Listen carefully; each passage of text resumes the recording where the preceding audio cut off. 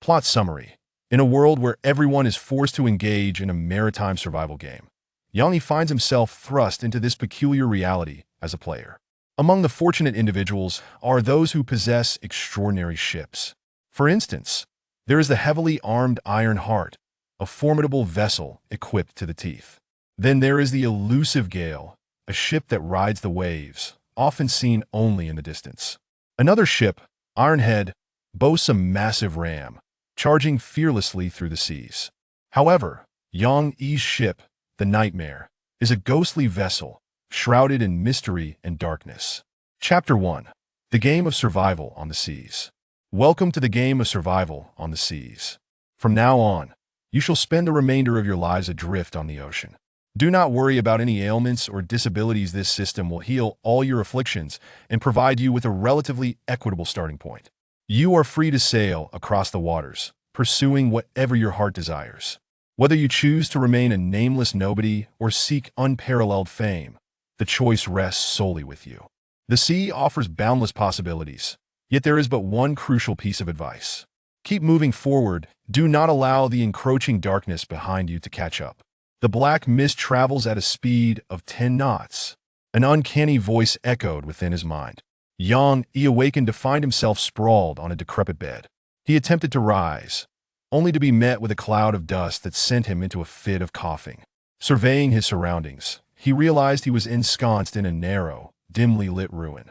Not far away, a table bore a desiccated skeleton, its left hand still clutching a rusted flintlock pistol, while a significant portion of the skull was missing, suggesting a tragic demise by suicide. What? Yang Yi concealed his fear and instead regarded his frail hands. He was standing truly a miracle. Just moments before, Yang Yi had been a bedridden patient now. In a miraculous turn of events, he had regained his health. Diagnosed with multiple sclerosis at the age of 12, he had become completely paralyzed by 20.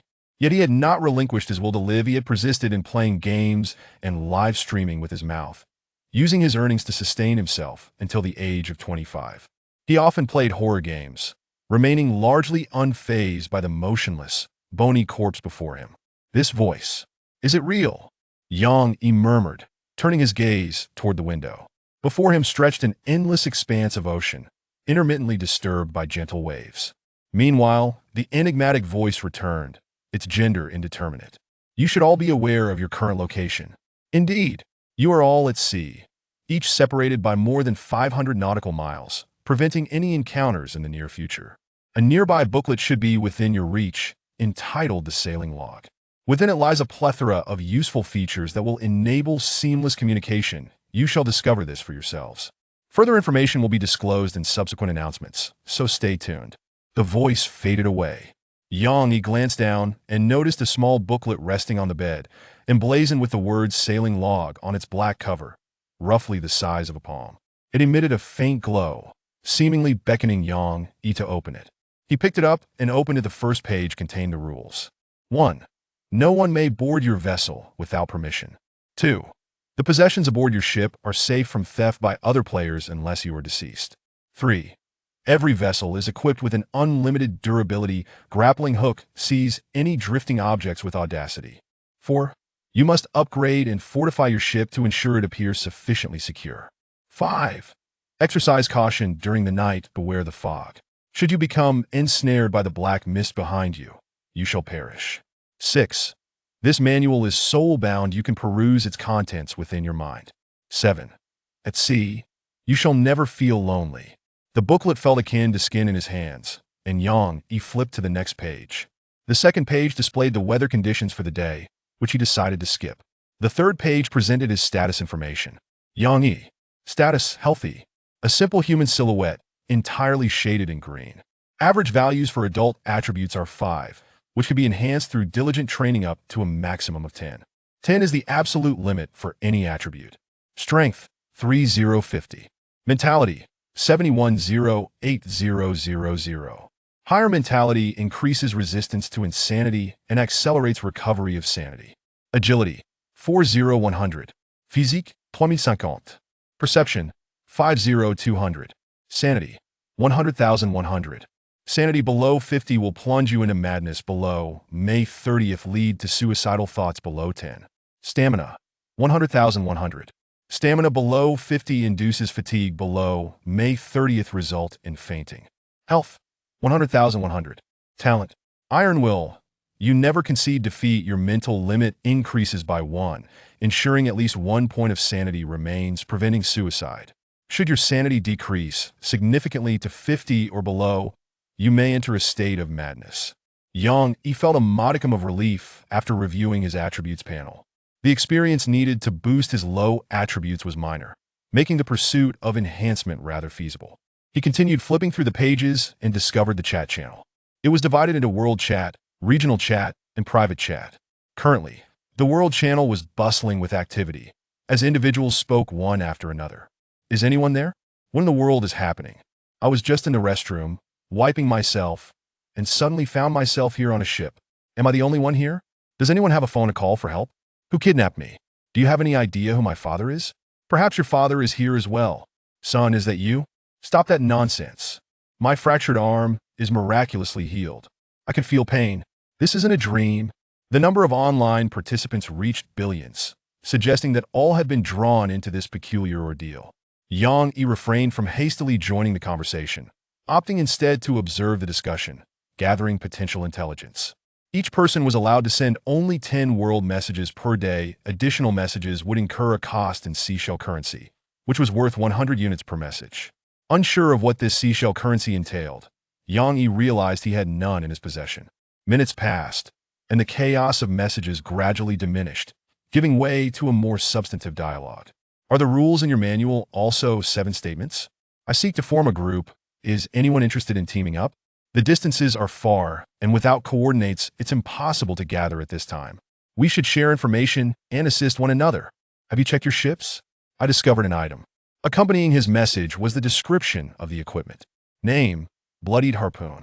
Type, relic. Quality good. Item grades. Ordinary, good, fine, rare, exceptional, heroic, masterful. Description.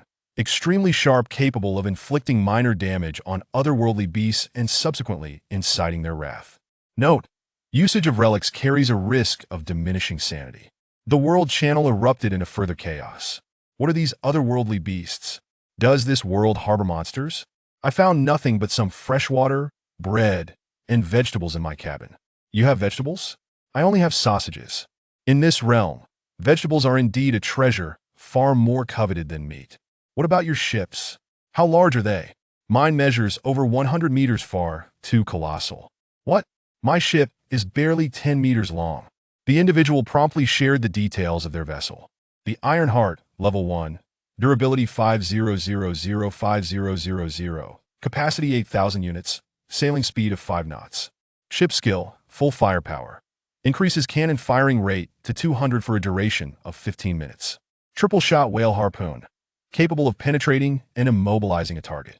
Description. Its speed may not be impressive, but your own speed must at least be swift. Curse it. This game is utterly unfair. His ship has cannons. Special ships possess skills. Mine is a blank slate.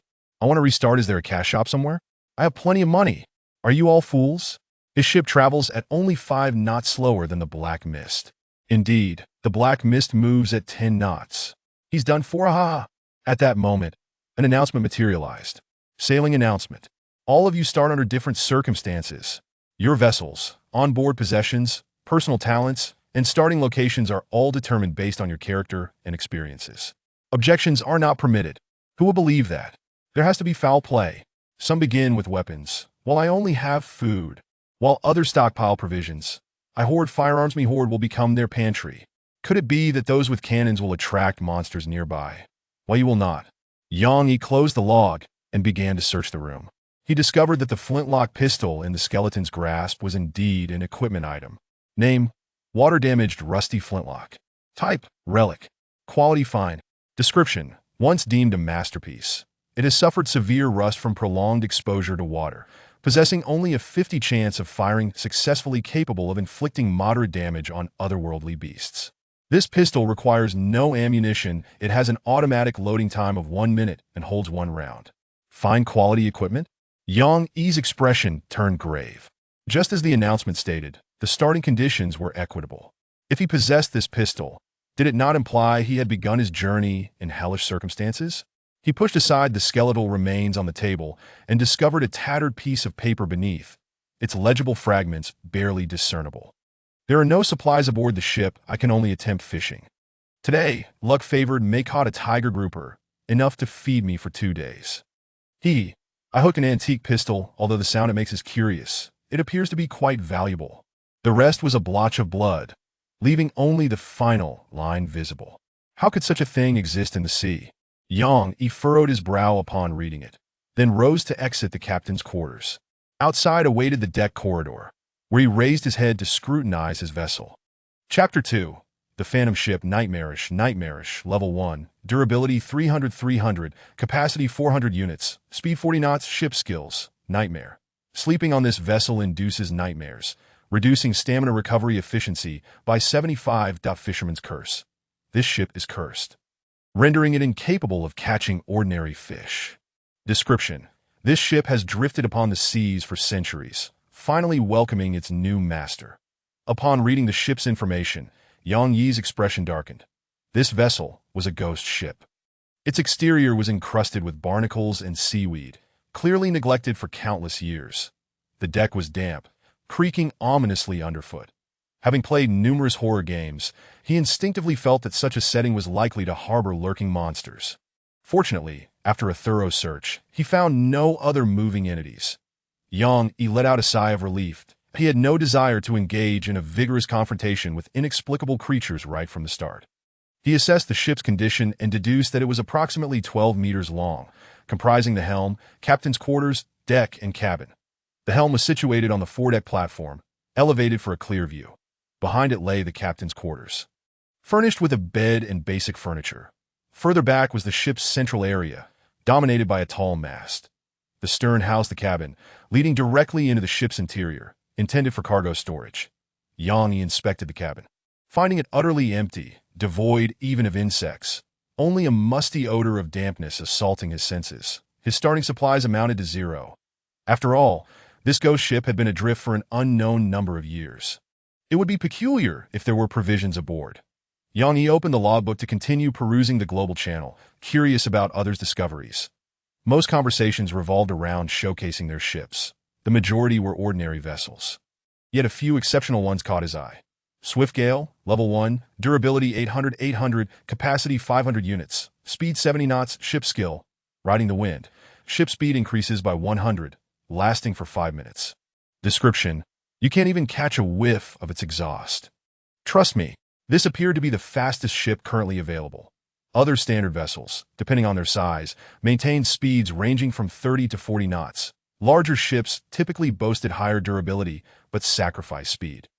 Yang Yi's Nightmarish was considered moderately fast. Sakura, Level 1, Durability 1000, Capacity 1000 units, Speed 35 knots, Glorious Bloom. The cherry blossom tree aboard emits an evolutionary radiance, occasionally altering crew attributes, potentially triggering evolution. Description: let's hope the crew retains their human form. This information momentarily silenced the global channel. My ship is impressive. I feel like I'm evolving. Are you sure there's not mutation? Sakura, I advise you to sail faster and avoid crossing paths with me, or I'll surely aim my cannon at your XX. The speaker was the Iron Resolve, who had revealed his ship's name. Accompanying his words was a screenshot from the logbook that depicted a formidable iron warship. Heavily armed with a staggering 20 cannons on either side, its firepower fully maximized. Yet the thought of its speed being a mere 5 knots elicited laughter from the crowd. Baka, you could talk about surviving until tomorrow. Damn it, just wait for me. A flurry of meaningless insults followed, with many words obscured. That seemed that different languages were automatically translated into one's native tongue by the system. Yang Yi silently typed, "Count me in," and scrolled up, finally uncovering intriguing information. Have you tried fishing? Stop chattering. I'm fishing. Now that I've discovered fishing, I suddenly have no desire to return. That I fish once a week, catching enough for a week. I just set up my fishing spot. Your ship is moving. How can you set a fishing spot? Are you stupid, damn? Why didn't you say so earlier? I was just getting used to it, my black bread. Guess what I caught? A bottle of Farmer's 3 Punches. Yang Yi's eyes brightened. If freshwater could be caught, that would be splendid. His ship also had a fishing rod resting on the deck. Name, barnacle-encrusted moldy fishing rod. Type, tool artifact. Quality, good. Description, reduces the chance of catching ordinary fish. Slightly increases the probability of catching unknown items. Trust me, you won't like what it catches. This unknown item surely included freshwater. Yanni deduced. However, before he could cast his line, he needed to adjust the ship's heading and speed. He currently lacked a destination, intending to proceed in the default direction, sailing full speed ahead. In the distance, he could see a faint black line, likely the boundary of the black mist. Thus, moving forward was undoubtedly the right choice. Controlling the ship was quite simple, requiring no technical skill, as it was entirely magical that he merely needed to hold the helm to effortlessly alter the ship's course and speed while utilizing equipment on board, such as the grappling hook. Overall, it felt akin to the sailing games he had played, even simpler than driving a car, bypassing learning, seamlessly integrating himself with the vessel. The helm was located at the bow, allowing players to steer while constantly monitoring the sea ahead. Without this setup, it would be impossible for one person to operate the ship. As for propulsion, Yanni glanced at the mast, which bore only a few tattered rags. He chose not to ponder this issue further, focusing instead on collecting floating debris. Rotten wood 1. Rotten wood 1. Tattered cloth 1. Rotten wood 1. The activity log of his maritime journal continuously displayed new messages. This gameplay resembled that of Golden Miner, with the objective being dynamic targets. Collected items would convert into resources, stored within the cabin and viewable in the logbook. Each piece of rotten wood had a chance of converting into 1 unit of timber, while tattered cloth would yield 1 unit of fabric. Yanni calculated that this probability was less than 10. Thus, for every 10 pieces of rotten wood collected, he could expect to acquire approximately 1 unit of timber. If he consciously sought out higher quality driftwood, the odds would improve. After gathering over 100 pieces of floating debris, he amassed 5 units of timber and 3 units of fabric after 3 hours. With efficiency not particularly high. However, this was a skill-based task, and as his proficiency increased, so would his efficiency. The timber and fabric could be utilized for upgrading the ship's structure to elevate his vessel to level 2. Yanni required the following materials. Timber 200, fabric 100, captain's remains. That he was already aware of what the remains were. The skeletal remains in the captain's quarters, therefore, he could not afford to discard those bones. Collecting such an abundance of timber and fabric would conservatively take over a week. And this was merely for a level 1 ship. That as levels increased, the difficulty of upgrades would likely escalate. Yet, the notion that upgrading a ship necessitated remains was quite startling. Yanni suddenly realized that the upgrade materials for special ships might differ, and he promptly opened the chat channel for inquiries and, as expected, discovered that the standard ships required fewer materials. They only needed timber 100, fabric 50, completely omitting the need for any remains at for the iron resolve. It required steel for upgrades. Damn. Where would I find steel in this vast ocean? What a pointless endeavor. As is well known, iron sinks in water, destined to rest at the ocean's bottom. Fishermen can catch anything. I just snagged a unit of steel. Huh. High-priced steel for sale. Whoever provides me with steel will be accepted as my subordinate. Baka, you want steel? You better survive until tomorrow. The black mist is closing in on you, Sakura. Is it? Don't hide anonymously. Just wait until I catch you. Yanni closed the logbook, realizing that special ships were not without their disadvantages. The difficulty of upgrades could lead to a lag in levels. Grasping his fishing rod, he prepared to cast his line. Chapter 3. Is this what you call fish? Today's whether the sky is clear. With nary a cloud in sight. A perfect day for fishing. Location. Sea of Origin's remaining sunshine duration. 5 hours temperature. 1220 wind force. Level 1 Yang. He took a deep breath and glanced at his status. Rationality. 100 stamina. 9100 He utilized the logbook's simple crafting function to create a makeshift spear from 5 units of timber, a precaution for unforeseen circumstances. That he also secured a flintlock pistol at his waist. Should he hook a colossal creature, he might need physical means to subdue as for bait. Yanni had confirmed in the logbook that fishing here did not require bait, presumably due to the system's power. However, attaching bait would enhance fishing efficiency. With preparations complete, it was time to fish. Yanni cast his line, the hook tracing an arc as it plunged into the sea. Though not particularly adept at fishing, he had ample time to learn. 15 minutes passed without a single movement of the bobber. Yang Yi opened the global channel to see what other fishermen had caught, hoping for some psychological preparedness. How do you know I hooked something? 100 cm, accompanied by a photo of a large bass. Who asked you that? I also caught a giant creature. How big? Super huge, but I couldn't reel it in. Then why say anything at all? Yang Yi scrolled up and finally spotted an interesting comment. When fishing, be wary of anything unusual.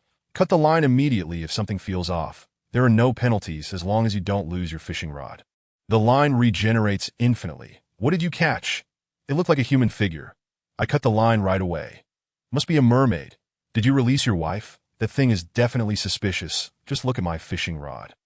Name: carbon fiber refined fishing rod. Category: tool. Grade: premium. Description: an exceptional fishing rod that can be passed down to your grandchildren. It enhances the success rate of fishing, reduces the effort expended, and slightly increases the probability of catching unidentified objects. What a marvelous item. Why is my fishing rod merely a plain white model? Count your blessings. As a seasoned angler, I don't even possess a proper rod and am still using a claw hook. A simple fishing rod requires 10 pieces of wood to craft. You are envious too soon. Take a look at my boat. Fisherman's vessel, level 1, durability 345-400, capacity 500 units, speed 25 knots, ship skill. None. Description: it is neither sturdy nor equipped with skills, but it makes you feel more like a fisherman. Upon seeing a small boat with a speed of 25 knots, the number of envious onlookers halved instantly. Why has your fishing vessel's durability decreased? I just pulled up a 3-meter great white shark that nearly swallowed me whole. Now, for larger catches, I simply cut them, lest I end up as the meal. Yang Yi continued to browse and discovered that fishing could yield not only fish, but also other peculiar items, including treasure chests and fresh water. I caught a treasure chest. A treasure chest? What does it contain? A secret. While you all catch fish, I have yet to even see a shadow of one. The only things I've caught are socks, a farmer's 3 punches, and even balloons that a farmer's 3 punches? Are those balloons legitimate? They can't be used, can they? By reviewing the chat history, it is evident that fishing here can yield many extraordinary items. Even monsters. Yang Yi was mentally prepared.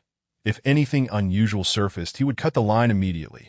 Minutes later, the bobber began to quiver, indicating something was nibbling at the bait. Yang Yi held his breath, focused, armed with a spear and a pistol. As long as it was a fish, there should be no problem. The bobber submerged. Now was the time to reel it in. Yang Yi yanked the rod with great force, fixating on the azure sea surface. He saw no massive shadow. With a simple tug, he pulled the object from the depths, encountering virtually no resistance. What emerged was a small fish about the thickness of a thumb, though it was not entirely a fish. Measuring approximately 3 centimeters in length, its streamlined body resembled that of a typical sardine. Yet this fish had 4 5-centimeter-long legs protruding from either side, standing upright on the deck of the boat. Yang Yi was stunned, locking eyes with the creature. Is this a fish? Yang Yi was taken aback. You have discovered a bizarre fish. Your sanity decreases by 2 points. In the next moment, the fish skillfully employed its long legs to flee back into the sea, only for Yang Yi to spear it, killing it on the spot. Name: long-legged sardine. Category: food. Description: a deep-sea fish species. It is said that frequent consumption may lead to the development of long legs. Edible, non-toxic, delicious in flavor, but requires courage to eat, as it may lower sanity. Yang Yi picked up the fish, which weighed less than 100 grams. Its 4 pale legs were already broken, the structure mimicking that of a human leg. With a bouncy, gelatinous texture. Can this be eaten? Yang Yi recalled the skill of his vessel. The fisherman's curse. Normal fish cannot be caught. He used his logbook to snap a photo of the fish and shared it in the World Channel. Has anyone here ever caught such a fish? This revelation triggered a wave of responses. What is that thing? Mental pollution. Sanity-8, that you call that a fish. Why must you assault my eyes? Sanity-10. Blocked. May we never meet again. Yang Yi was swiftly blocked by millions, all experiencing varying degrees of sanity loss. Yet one individual suddenly messaged him, "Is the water in your area black? You should leave quickly, or you may be attacked by some unidentified monsters." Yang Yi glanced at the azure sea beneath his boat, feeling somewhat speechless. Not at all. My boat is a ghost ship. Wow, you're impressive. Let us be friends. Captain Sudo of the Gale submitted a friend request. Yang Yi accepted. Adding a friend incurs no loss. You really shouldn't share such photos again. My sanity is down to 54, and if it drops further, I might go insane. Understood. He realized the gravity of the situation. But for the sake of food and fresh water, he had to continue fishing. You have caught a long-legged sardine. You have caught a long-legged sardine. You have caught a one-legged long-legged sardine. SHID. Your sanity decreases by 1.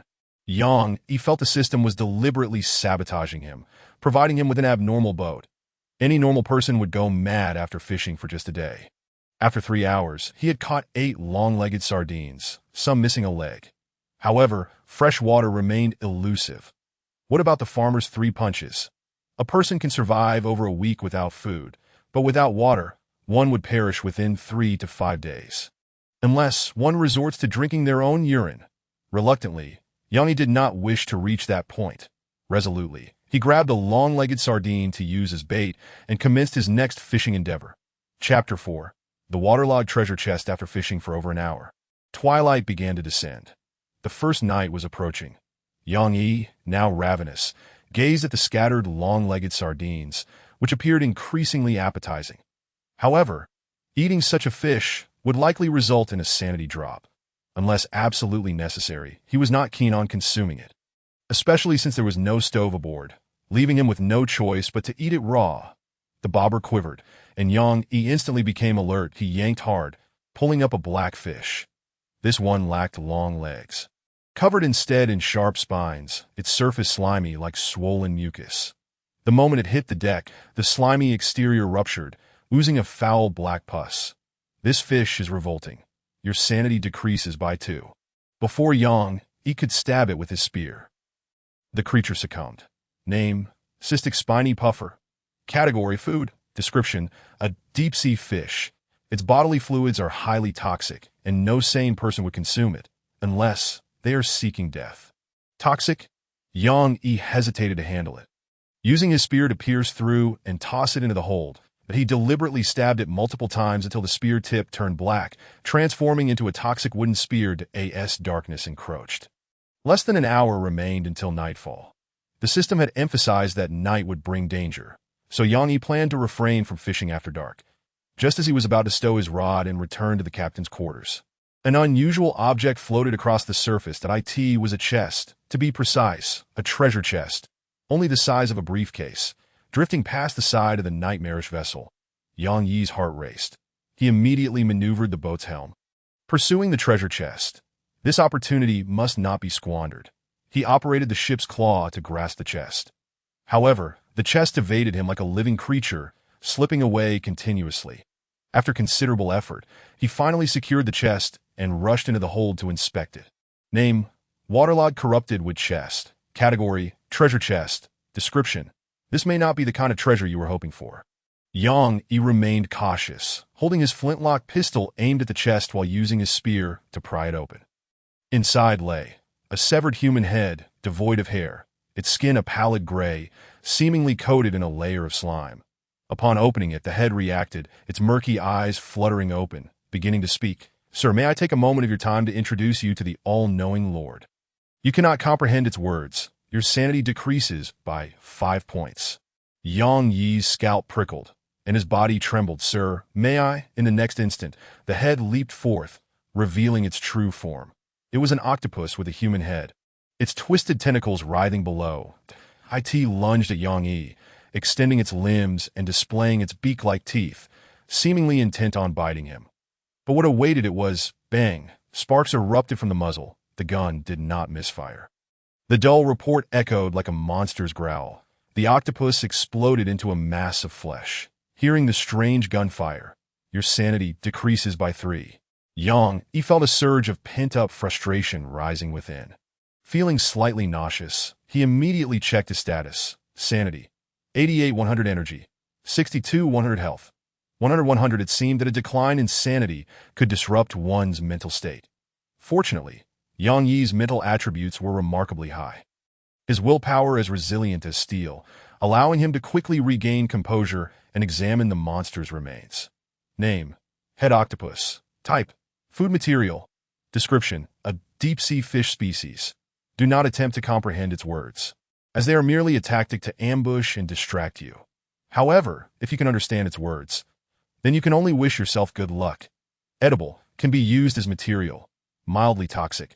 Consuming it grants temporary 1 strength, 1 constitution, -1 spirit, -20 sanity. Tip: you cannot exceed the maximum attributes of ordinary items. The maximum attributes for ordinary items are 10. This creature holds some value. Yanni gathered the remains and continued to inspect the chest's interior. Inside were some rusted coins that he retrieved, one adorned with a conch shell design, while the reverse featured a cartoonish octopus head. You have obtained 100 conch coins. Aside from this, the chest was completely empty. What about the promised fresh water? The conch coin is once again useless. The sky is darkening. Yanni disposed of the captain's skeletal remains into the cabin and returned to the captain's quarters. He had no intention of fishing or foraging during the night, as the system had warned him of impending dangers. He did not wish to take unnecessary risks from the outset. Fresh water could be pursued tomorrow. And as for food, he could always resort to consuming long-legged sardines. To survive, Yanni was unperturbed by the prospect of eating peculiar items, as long as they provided protein and energy that he was not one to easily surrender. He had been like this before, and he remained so now. He lay on the old bed, tossing and turning. The mattress was damp and carried a musty odor, making it quite uncomfortable. Yet he had no alternatives. Night had fully descended. Only a sliver of moonlight illuminated the surroundings, and apart from the sounds of crashing waves and the wind, there was naught else. Yanni found himself unable to sleep. So he opened the World Channel to check for updates. The grappling hook could seize treasure chest that he sent out a piece of information, though it held little value, as anyone who spotted a treasure chest would undoubtedly pursue it. However, sharing it could garner goodwill and further intelligence from others. Indeed, I once caught a wooden resource chest and opened it to find 1 unit of steel, 20 units of wood, and 20 units of cloth. Then you must be able to upgrade your ship quite rapidly. I envy you. I managed to snag a bronze equipment chest, and within it, I discovered a treasure. A blood-stained pearl necklace. Type: relic. Quality: good. Description: it once belonged to a bride's dowry. Its owner has been searching ever since. Wearing it grants 1 agility, -1 spirit, and -5 maximum sanity. I don't think this item qualifies as a treasure. You're just jealous of me. It's so dark. My ship lacks lights, and I fear an upgrade is necessary, that I don't even have a blanket. I'm freezing. I can't sleep. Have you all noticed that the waves on the sea seem to have grown larger? The stronger the winds, the more valuable the fish, my friends. Let's go fishing. Night fishing 1.2.10086. Have you heard the singing? It sounds rather lovely. No, don't scare me. On the open sea, where would singing come from? I see it. There's a beautiful woman singing, so enchanting, and she's waving at me. Dude, pay attention to your sanity. That SA siren, for heaven's sake, she is so beautiful. She is swimming toward me. Quick, hide in the captain's quarters and lock the door. It's over. He's already been enchanted. Buddy, are you still there? It's late, don't frighten me. Hello, there was no further response from that person. Yanni furrowed his brow. This system alert was certainly no mere coincidence. He listened intently and heard no song, then rose and pushed open the door to the captain's quarters. The door of the ghost ship was old and decayed. The lock had long since broken. Serving merely as decoration, that he opened it a crack and peered outside, surveying the surroundings by the moonlight. After several minutes of silence, he dashed out, making his way to the bow, where he adjusted the helm and reduced the speed to 10 knots. Slowing down could lessen the chances of encountering monsters. Should he encounter one while asleep, it would be a death without understanding how it came to pass. However, remaining stationary was not a wise choice either. Yanni believed that a speed of 10 knots was just right to maintain a safe distance from the encroaching darkness. After ensuring everything was in order, he returned to the captain's quarters. Placing his flintlock pistol atop the bedside table and leaning his spear against the wall, that he continued to monitor the chat channel until deep into the night before finally drifting into a slumber. Faint whispers echoing in his ears, his brow furrowed, and beads of sweat formed on his forehead, as if he were trapped in a nightmare. Chapter 5. The first nightmare. The first night at sea was destined to be sleepless. Yanni was unaware of how long he lay before finally succumbing to sleep, tossing and turning in a restless slumber, cold sweat perpetually beating on his forehead. He was caught in a nightmare. Meanwhile, within the cabin of the Nightmarish ship, the captain's skeletal remains suddenly stirred. The bones began to tremble, and a flame of soul ignited within the cracked skull. Creak, creak. The bones clashed and scraped against one another. And the skeleton stood upright. It exited the cabin and slowly made its way to the captain's quarters, gently pushing the door open. Inside, Yang Yi remained lost in slumber, occasionally shifting in his sleep. The corpse gazed at Yang Yi, staring for a long while before its attention was drawn to a fishing rod encrusted with barnacles nearby. It approached, seized the rod, and without hesitation, exited the room, heading to the relatively spacious center of the ship to begin fishing. After several minutes, something bit at a pale, swollen hand emerged from the depths, grasping the fishing line. Yang Yi was still trapped in his dream. And it was a nightmare, da-da. He suddenly awoke, instinctively reaching for his abdomen, and upon finding it intact, he let out a sigh of relief. Just moments before, he had dreamt of a bloated corpse silently pushing open the door and entering. The dream felt so lifelike, as if he had witnessed it firsthand. He recalled the sound of the corpse's movements. Slap, slap. It was as though a damp mop was being dragged across the floor. When Yang Yi awoke, the corpse was alarmingly close. Without a second thought, he grabbed the flintlock from the bedside and shot at the corpse. Click. The gun jammed. The next moment, he found himself pinned to the bed by the corpse, rendered as helpless as a fish on a cutting board, gutted and spilling his hot, crimson organs across the floor. You have experienced death, tortured and devoured. Sanity decreased by 15. Phew, thank goodness it was just a dream. Yang Yi breathed a sigh of relief. But suddenly, he noticed that the door to the captain's quarters was ajar, and he immediately grasped the flintlock tightly. Was it the wind? Impossible. There hadn't even been a breeze at sea today. Slap, slap. The familiar sound of footsteps approached, that a bloated corpse appeared at the door. It seemed to have been marinating in the sea for quite some time, now swollen and rancid, dressed in a tattered sailor's uniform. Adorned with seaweed, that moment, it fixed its pale eyes on Yang Yi. Fuck. Upon seeing an unidentified creature, your sanity decreases by 5. Yang Yi cursed angrily and immediately fired his gun. Click, the gun jammed. The corpse seemed to retain a shred of consciousness. Upon seeing the gun fail to fire, it grinned widely. With only a few teeth remaining, a crab crawled out from its mouth. This scene was eerily reminiscent of his nightmare. So Yang Yi was already prepared. The gun fell silent. He hurled the flintlock like a stone, striking the corpse's head.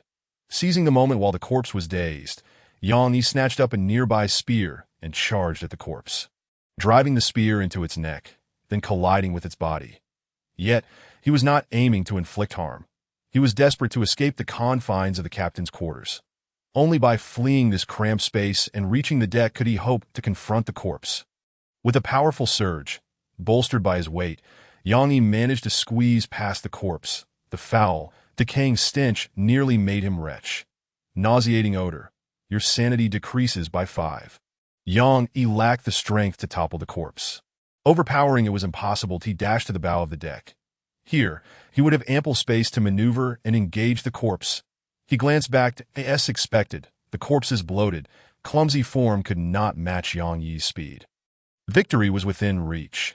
Yang Yi felt a surge of excitement as adrenaline coursed through him, his breathing quickening. Then on the bow deck stood a raised platform, atop which rested the ship's helm that he merely needed to emulate the ancient sages. Using the large helm as a shield, circling around to evade the corpse's pursuit.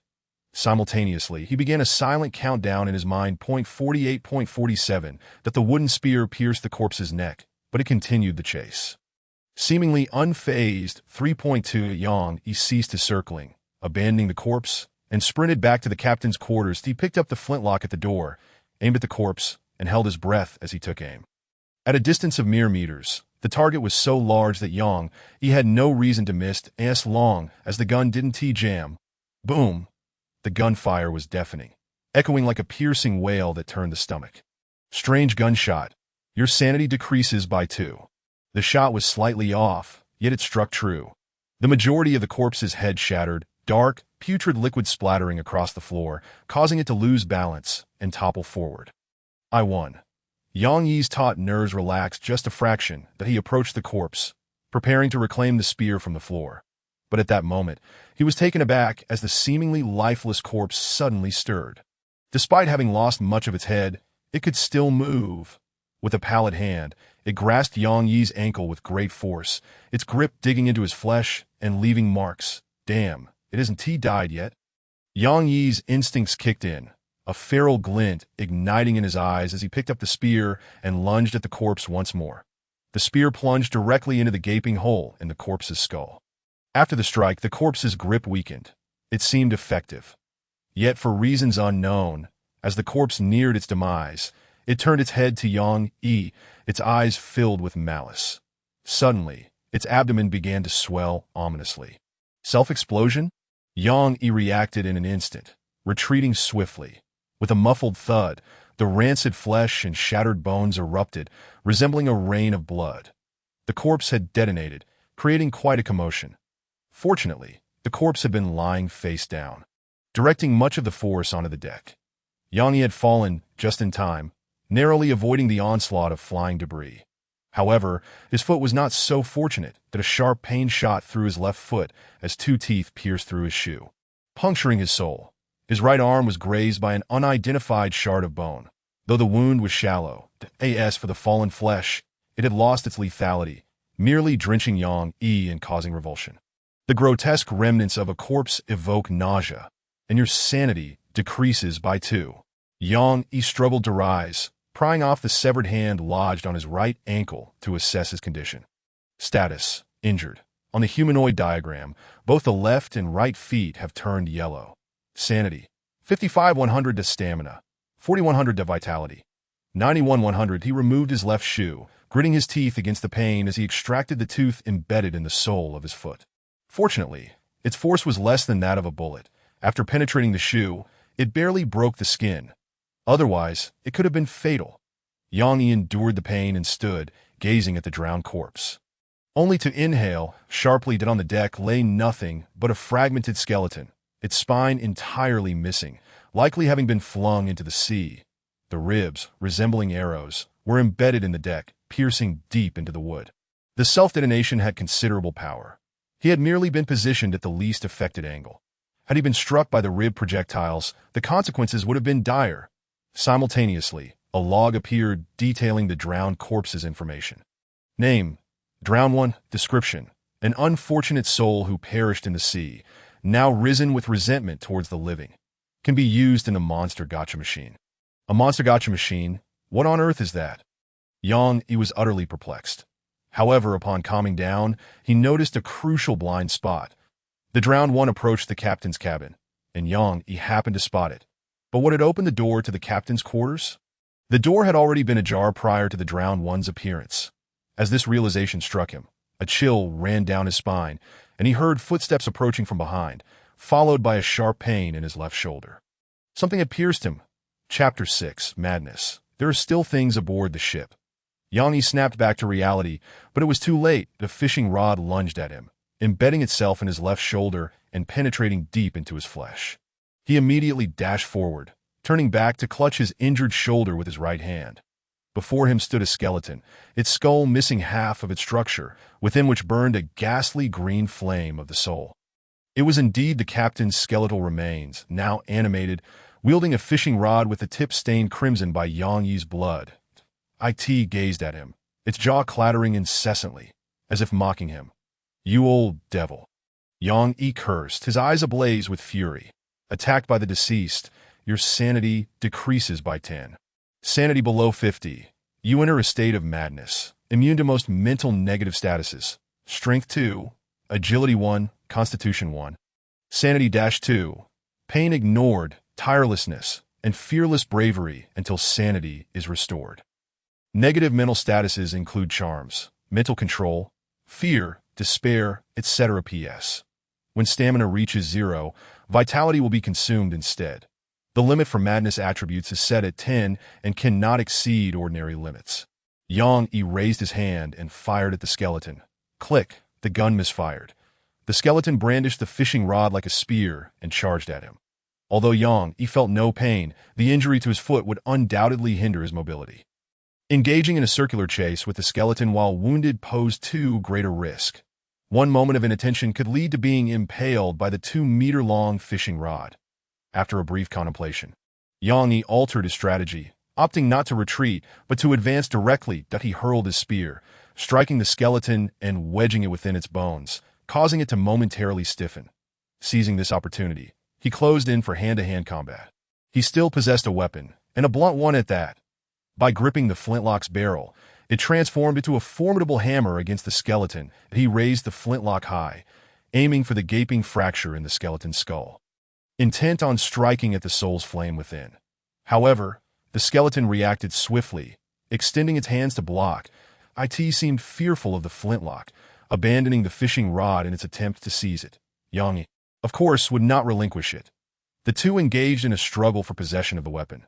The skeleton's strength was slightly inferior to that of the mad Yang Yi, likely around 40 yet in the tussle. Yang Yi found it challenging to launch an effective attack, that if the gun misfired and struck him, it would spell disaster. He needed to devise a countermeasure. Even in a state of madness, Yang Yi remained lucid and quickly formulated a plan. If it desired the flintlock, then he would give it to the skeleton. Timing his moves after a brief struggle, he seized the opportunity, pulling the trigger of the flintlock. Click! The gun misfired again, but he decisively discarded the weapon. True to his expectations, the skeleton's attention was primarily focused on the flintlock. Yang Yi successfully extricated himself from the grapple and dashed towards the cabin. By the time the skeleton arrived, it only glimpsed a shadowy figure in the dimness of the cabin. That was Yang Yi, who was frantically devouring a pool of unknown blood and flesh with both hands. The skeleton squeezed the trigger, but the gun remained unresponsive, still in cooldown. The distance from the bow to the stern was merely a few meters, and both had run, so the flintlock was still cooling down. That a non-firing handgun was no different from a hammer. Yang Yi charged forward, his mouth smeared with dark, viscous fluid, his eyes bloodshot. You consumed the head octopus. Strength 1, Constitution 1, Sanity-1, Sanity-20, duration 1 minute. Thus, Yang Yi's strength surged from 3 to 6, a complete doubling. Madness 2. Furthermore, Yang Yi discovered that the strength depicted in this data did not grow linearly, but exponentially. This meant that exceeding by just 2 points in strength could lead to effortless domination. Yang Yi lunged forward. That moment, the skeleton had yet to react, seemingly puzzled as to why the gun had not fired. In the next instant, he tackled it to the ground, forcefully ripping off its arm bones and throwing them aside. Seizing the advantage, Yang Yi thrust his hand through the fracture in the skeleton's skull. Reaching for the soul's flame within this point, the skeleton displayed signs of fear, its jaw clattering as if pleading for mercy. But it was already too late. It had no means of resistance. Yang Yi grasped that orb of fire, which was not hot to the touch but rather warm. The skeleton reacted violently, trembling all over before crumbling into a heap of unremarkable bones, the soul's flame extinguished entirely. But had the skeleton truly perished? Not necessarily. Having been ambushed by the drowned one previously, he was now far more cautious. Yang Yi clutched the skeleton's skull, retrieved the flintlock, and placed its skull atop the ship's railing. He harbored serious doubts about whether the skeleton was truly dead, despite being able to check its information now. Name, Captain's remains. Description, he was once a captain who adored fishing, until he hooked something. Can be deposited into the monster gotcha machine. 2 minutes later, just as he suspected, a ghastly green light reignited within the skull. Without hesitation, Yang Yi fired. Bang! Flames erupted, and the gunshot rang piercingly. The skull was obliterated into fragments by the flintlock. The gunfire is peculiar. Your sanity decreases by 1. It appeared that subduing or killing monsters could yield their information. Yang Yi concluded. However, what exactly was this monster gotcha machine? He had never encountered it before. And there was none aboard the ship. For safety's sake, it would be prudent to retain these monster corpses. Yang Yi tossed them into the cabin and took the skeleton's arm and thigh bones. After all, a headless skeleton soldier might very well exist. He had seen such a thing in games before. Better to err on the side of caution and take a portion of its remains. Having learned his lesson, Yang Yi seemed to have gained an abundance of caution. After roughly tending to his wounds with some fabric, he returned to the captain's quarters to check his status. Yang Yi's status, injured. On the humanoid diagram, both the left and right feet have turned yellow, and the left shoulder is yellow. Sanity. 24,100 at stamina. 21,100 at vitality. 82,100 with stamina so low, it was no wonder he felt utterly exhausted. Yang Yi opened the world chat channel and casually typed a message. Remember to lock your doors when you go to sleep at night. Responses flooded in almost immediately. Big shot. What did you encounter? A sea monster. Damn. You didn't actually take it down, did you? Was it difficult to fight? Any loot drops? Yang Yi retorted curtly, nope, just pure torment. He paid no heed to the ensuing replies, shutting off the world channel and lying down on the bed, placing the skeleton-esque thigh bone beneath the mattress as a makeshift pillow. Meanwhile, he kept the gun close at hand, ready to grasp it at a moment's notice. Tonight had been far too perilous. Any misstep could lead to his utter ruin. Tomorrow, he planned to set up some sound traps for early warnings that if he could detect threats in advance, many dangers could be averted. Yes, he pondered. He struggled to fall asleep. Yet he remained awake until dawn arrived. Chapter 7. The Monster Gotcha Machine. Young, he hardly slept through the latter half of the night. As daylight broke, he resolved to rise directly, discarding the few rotten bones from beneath his mattress into the space below. After so long, the captain's remains should be thoroughly dead. After a night had passed, Yang Yi seemed transformed. His complexion was pale, and he bore deep dark circles under his eyes, which were bloodshot. Upon stepping outside the captain's quarters, Yang Yi noticed a new addition to the front deck, a statue. It was a whimsical octopus creature, sporting wings, perched upon a rock. What in the world? Simultaneously, a log notification appeared. Last night, a total of 13,000 individuals successfully defeated the aberrant creature, with one person even achieving the remarkable feat of a double kill. The system will grant a special talent based on your performance. Additionally, the Monster Gotcha Machine is now open. You may deposit monster corpses into the Gotcha Machine to receive rewards, with the corpses being forcibly reclaimed. Please take care not to dispose of trash or living creatures into the Gotcha Machine, as this may provoke its ire. The world channel erupted with excitement. There are monsters in this world. What kinds? Has anyone seen them? Let me go back. I'll give you anything. A talent reward? What a loss. Last night, a skeleton monster knocked on my door, and I didn't open it. I should have taken the gamble. If you had opened it, you might have met your end. Monster Capsule Machine. Have you all discovered this peculiar contraption? I found it on the bow deck, and it's a big-faced cat. Quite adorable, really. Mine, however, is in the cabin, and it's a cartoonish robot. Damn, I got a clown. Utterly terrifying, and it's displayed in the captain's quarters. Is everyone as different? Yang Yi turned his head to gaze at his capsule machine, which housed a cartoonish octopus creature, its wide mouth agape, seemingly hungry, adorned with tentacles. Reward granted. Talent. Unlock conditions. Attempts 03. What is this? It requires unlocking. How frustrating. Yang Yi opened the chat channel. Others were inquiring as well about why the gifted talents needed unlocking. Each person's unlocking conditions varied. Some required tens of thousands or even millions of attempts, while others needed just a few dozen. He only needed 3 attempts, which is exceptionally low. Soon, someone discovered the talent unlocking conditions, which were mostly simple tasks. My condition is to walk, needing to take 100,000 steps. How ridiculous. Yours is manageable. Mine is to breathe 3 million times. Let us see how it goes. You all have specific goals, while mine is 0-100, leaving me utterly perplexed. Perhaps it's about surviving for 100 days. This system, if it doesn't want to grant talents, it doesn't have to.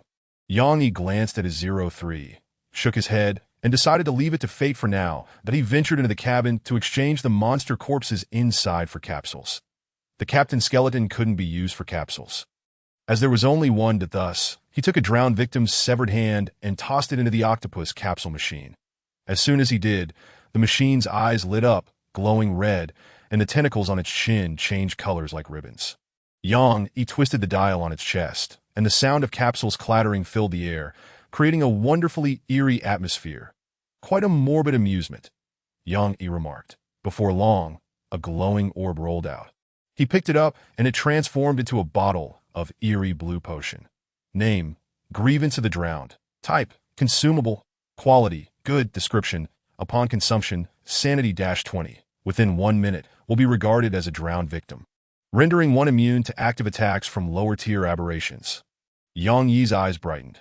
This item is indeed a valuable lifesaver. In survival games, such items hold significant worth. The world channel buzzed with excitement as many displayed their rewards. I drew a token. Name: Bone Token. Type: Relic. Quality: Fine. Description: can summon a skeleton to fight for you for 15 minutes. After time elapses, it will lose control and attack the summoner, disappearing upon death. Cooldown time: 24 hours. Using it is best ensured if you can defeat the skeleton. Impressive. Sell it to me for 1 billion. 1 billion is worthless here. We need conch coins. And there's no means of trading unless we meet face to face. How about my dagger? Name: serrated dagger. Type: treasure. Quality: fine. Description: a sharp dagger with a comfortable grip, capable of inflicting minor damage. Its sole drawback is its short length. Alright, we already know how short it is that I wouldn't even want to buy that weapon. I can't afford to lose face. Many showcased their capsule spoils, but fine items were scarce. Only these two were seen, while the rest were of good quality. Generally speaking, relics yield better effects than treasures, albeit with the risk of sanity loss and potential side effects. The rusty flintlock in Yang Yi's possession could inflict moderate damage, whereas most other fine weapons dealt merely minor damage. Quite impressive, but with considerable limitations. 1 shot per minute, and it can misfire, reducing sanity. It's a balancing act, I suppose. Yang Yi diverted his gaze and consumed half a long-legged sardine in one go. He was famished, and after last night's ordeal, his worries had significantly lessened. To survive. These matters were trivial. Consuming long-legged sardine raw, your sanity decreases by 2 points. This fish was somewhat off, but thankfully not rotten. It provided energy and a bit of moisture. After devouring the sardine, he felt a slight sense of satiety and then checked his status. After resting last night, both energy and sanity had recovered, but due to nightmares and insomnia, the recovery was quite poor. His wounds hadn't healed completely, and he worried about potential infection. Yang Yi's status: injured a large human silhouette with the wound area highlighted in yellow. Sanity: 74-100 energy, 52-100 health, 83-100. He entered the cabin. Today, the immediate priority was crafting sound traps. These aberrations lack high intelligence, so the traps need not be overly concealed. He merely needed to use the simple synthesis function to create some long ropes and pierce thin wooden planks. Stringing them together. The wood was easily obtained, directly harvested. In this game, what can be molded into any cubic shape, with one unit roughly equal to 1 cubic decimeter of wood. After stringing the wooden pieces together and tying them off, he hung them in the corridor before the captain's quarters and on the door. Yang Yi tested it.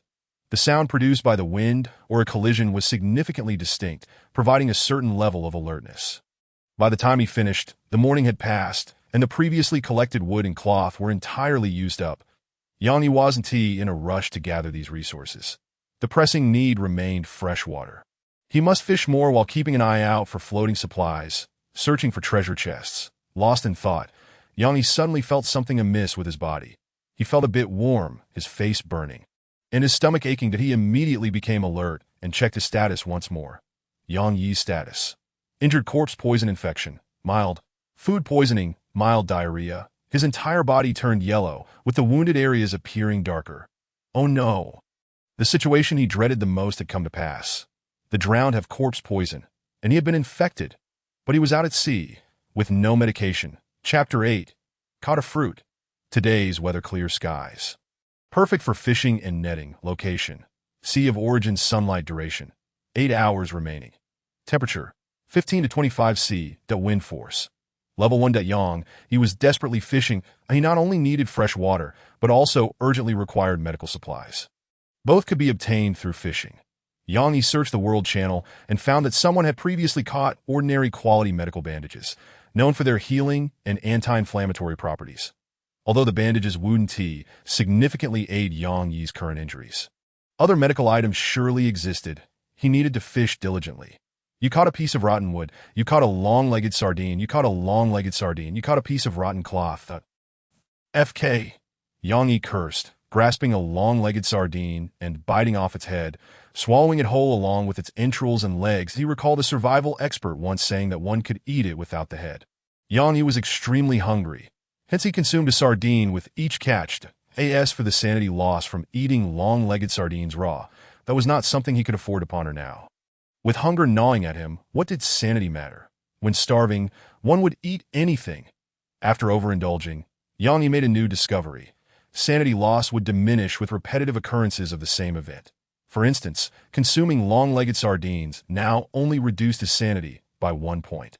Occasionally 2 points that if this continued, after enough consumption, he would likely become desensitized and experience no further sanity loss. Moreover, his mental experience points were rapidly increasing. The growth of his mental state must be related to the stimuli affecting his sanity. After fishing for another 2 hours, He felt his condition deteriorating.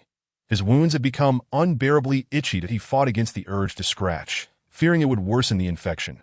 Meanwhile, due to diarrhea, he had lost a significant amount of water and salt.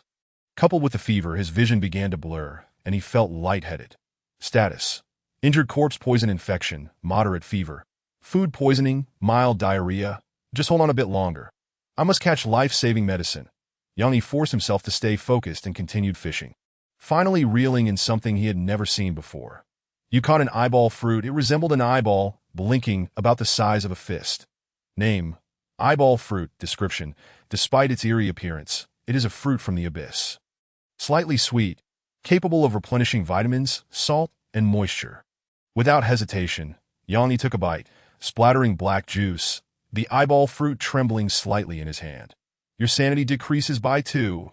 Though terrifying, the taste of this fruit was vastly superior to that of sardines. The flesh was grainy and mildly sweet, and He devoured it entirely. After finishing the eyeball fruit, he felt considerably better.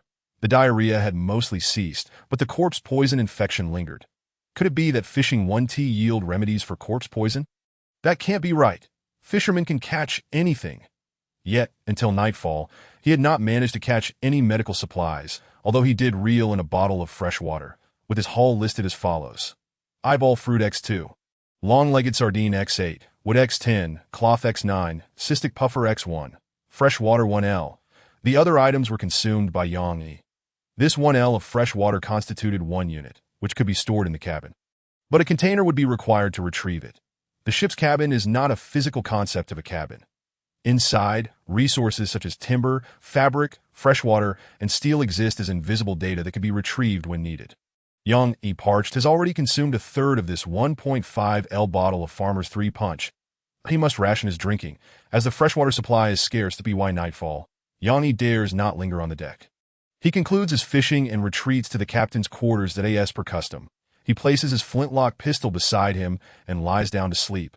Yet fever and the infection of his wounds incessantly torment him. This is destined to be a night of restless slumber, further cursed by nightmares. Unable to find rest, Yang opens the chat channel. IT remains lively, yet a keen observer would notice that the number of online participants is no longer displayed. The dead do not speak. Their disappearance is silent. I just crafted 2 spears. If the skeleton dares to come tonight, I shall make it burst with coins. Brother, have you never played a game? Do you not know that skeletons lack flesh and come with built-in piercing resistance? Using a spear is less effective than swinging your fists. I still need 982 units of steel. For specifics, message me privately. Steelheart, are you still alive? Damn it. You all are dead, and yet I shall not perish. With your ship speed of 5 knots, how can you outrun the black mist? Give me steel, and I'll tell you. Hold on. I don't want to know. Behind all the vessels, a steel warship races desperately. Not far behind, the black mist approaches at a speed of 10 knots. The seabed teems with fish, all equally terrified of this black mist, fleeing in madness that a portly middle-aged man stands on the bridge. Scruffy and smoking a cigarette, gripping the helm. Despite his brash demeanor and chat, he is in a state of extreme anxiety. The moment he relaxes even slightly, death awaits. Engaging in chat is one of the few ways he can relieve his stress. His ship has ample supplies, infinite ammunition, and remarkable durability. Its only flaw is its sluggish speed, making it vulnerable to the encroaching black mist. Moreover, his starting position is perilously close to the mist. Fortunately, he possesses a massive harpoon gun, a type of spear that, once embedded in a giant marine creature, is difficult to extract. He is currently seeking his next target, hoping to have this colossal fish tow him along to increase his ship's speed. Damn it, can't this foolish fish hold on a bit longer? Its endurance is so lacking. He retracts the harpoon, aiming for a target that swims swiftly and is large in size. Thus far, he has managed only 3 hours of sleep. The rest of the time has been spent searching for targets. After all, this giant fish can bleed, tire, and die. As for the foolish fish that dares to attack him, He will teach them what firepower suppression means, and what a civilized cannon is. The next day, Yang Yi awakens with great difficulty, his head pounding that he cannot recall when he fell asleep. He only knows he dreamed of something ominous, making him feel nauseous. The ship is worse than he imagined. Without other means to regain energy, his gaming efficiency will plummet. After a full night of rest, his energy has only recovered by 30, moreover, the infection from the corpse poison has worsened. His wounds no longer itch but only sting slightly, which is not a good sign. Furthermore, the wound emits a nauseating stench, reminiscent of a long-dead fish, akin to the scent of a drowned person. Humanity's immune system is no match for corpse poison. His attributes, including strength, agility, and constitution, have all decreased by 2, plunging him into a weakened state. Yet Yang Yi does not despair. He has experienced worse situations, being bedridden for 5 years. He exits the captain's quarters and heads to the cabin, consuming 2 eyeball fruits and a few long-legged sardines for breakfast before resuming his fishing. Luck is on his side today. He quickly reels in an eyeball fruit. You caught an eyeball fruit. You caught a long-legged sardine. You caught a piece of rotten wood. You caught. Suddenly, Yang Yi's vision darkens, and he collapses onto the deck, slipping into unconsciousness. Chapter 9. Unlocking Trade in Cold Arrows System Announcement. Congratulations to all players for surviving the 5th day. The trading system is now officially open. For details, please check the log. A strange voice echoes in Yang Yi's mind, rousing him from his stupor. The 5th day. Have I been unconscious for over 2 days? Yang Yi feels as though his limbs are leaden, his body cold, lips cracked, and throat ablaze that he immediately checks his status. Status: severe injury, corpse poison infection, serious. The entire body has turned red. Rationality: 100 energy, 23 100 health, 14 100. Below 100 indicates injury, below 50 indicates moderate injury, below 30 indicates severe injury, below 10 indicates near death. Being attacked in a near-death state may result in immediate death. Yang Yi's condition is perilously close to death. Struggling to rise, he thirsts desperately, intending to consume something to replenish his fluids before checking the trading channel for any life-saving medicines. However, just as he stands, he is startled to find another ship docked beside him. That IT is a pirate ship flying a skull flag, over 20 meters long, with 2 grappling hooks securing it to the Nightmare. Moreover, a plank has been laid between the 2 vessels, forming a narrow bridge for passage. This is bad. Yang Yi instantly becomes alert, but it is too late. That an arrow flies through the air, striking his left arm with great force, piercing through. This arrow reduces Yang Yi's health to 9 points, plunging him into a near-death state that he immediately collapses, hiding beneath the ship's edge. Soon, he hears movement on the plank connecting the 2 ships. Someone is crossing to verify Yang Yi's fate. The arrow is not fatal, having missed any vital points. However, Yang Yi's rapid descent may have gone unnoticed, prompting the assailant to approach for confirmation. Due to the rules, they cannot directly board the Nightmare. Thus, they must wait for the ship's owner, Yang Yi, to reveal himself before they can kill him and board. Yang Yi quickly understands the situation, his eyes flashing with a fierce light. If they wish to kill me, they must be prepared to be killed in return. He silently vows, having made up his mind to retaliate. Though his left arm is injured, it does not hurt. His right arm remains unharmed, allowing him to aim and pull the trigger. He grips the flintlock pistol and discreetly lifts the boarding restrictions that he is confident that the assailant likely lacks formidable firearms.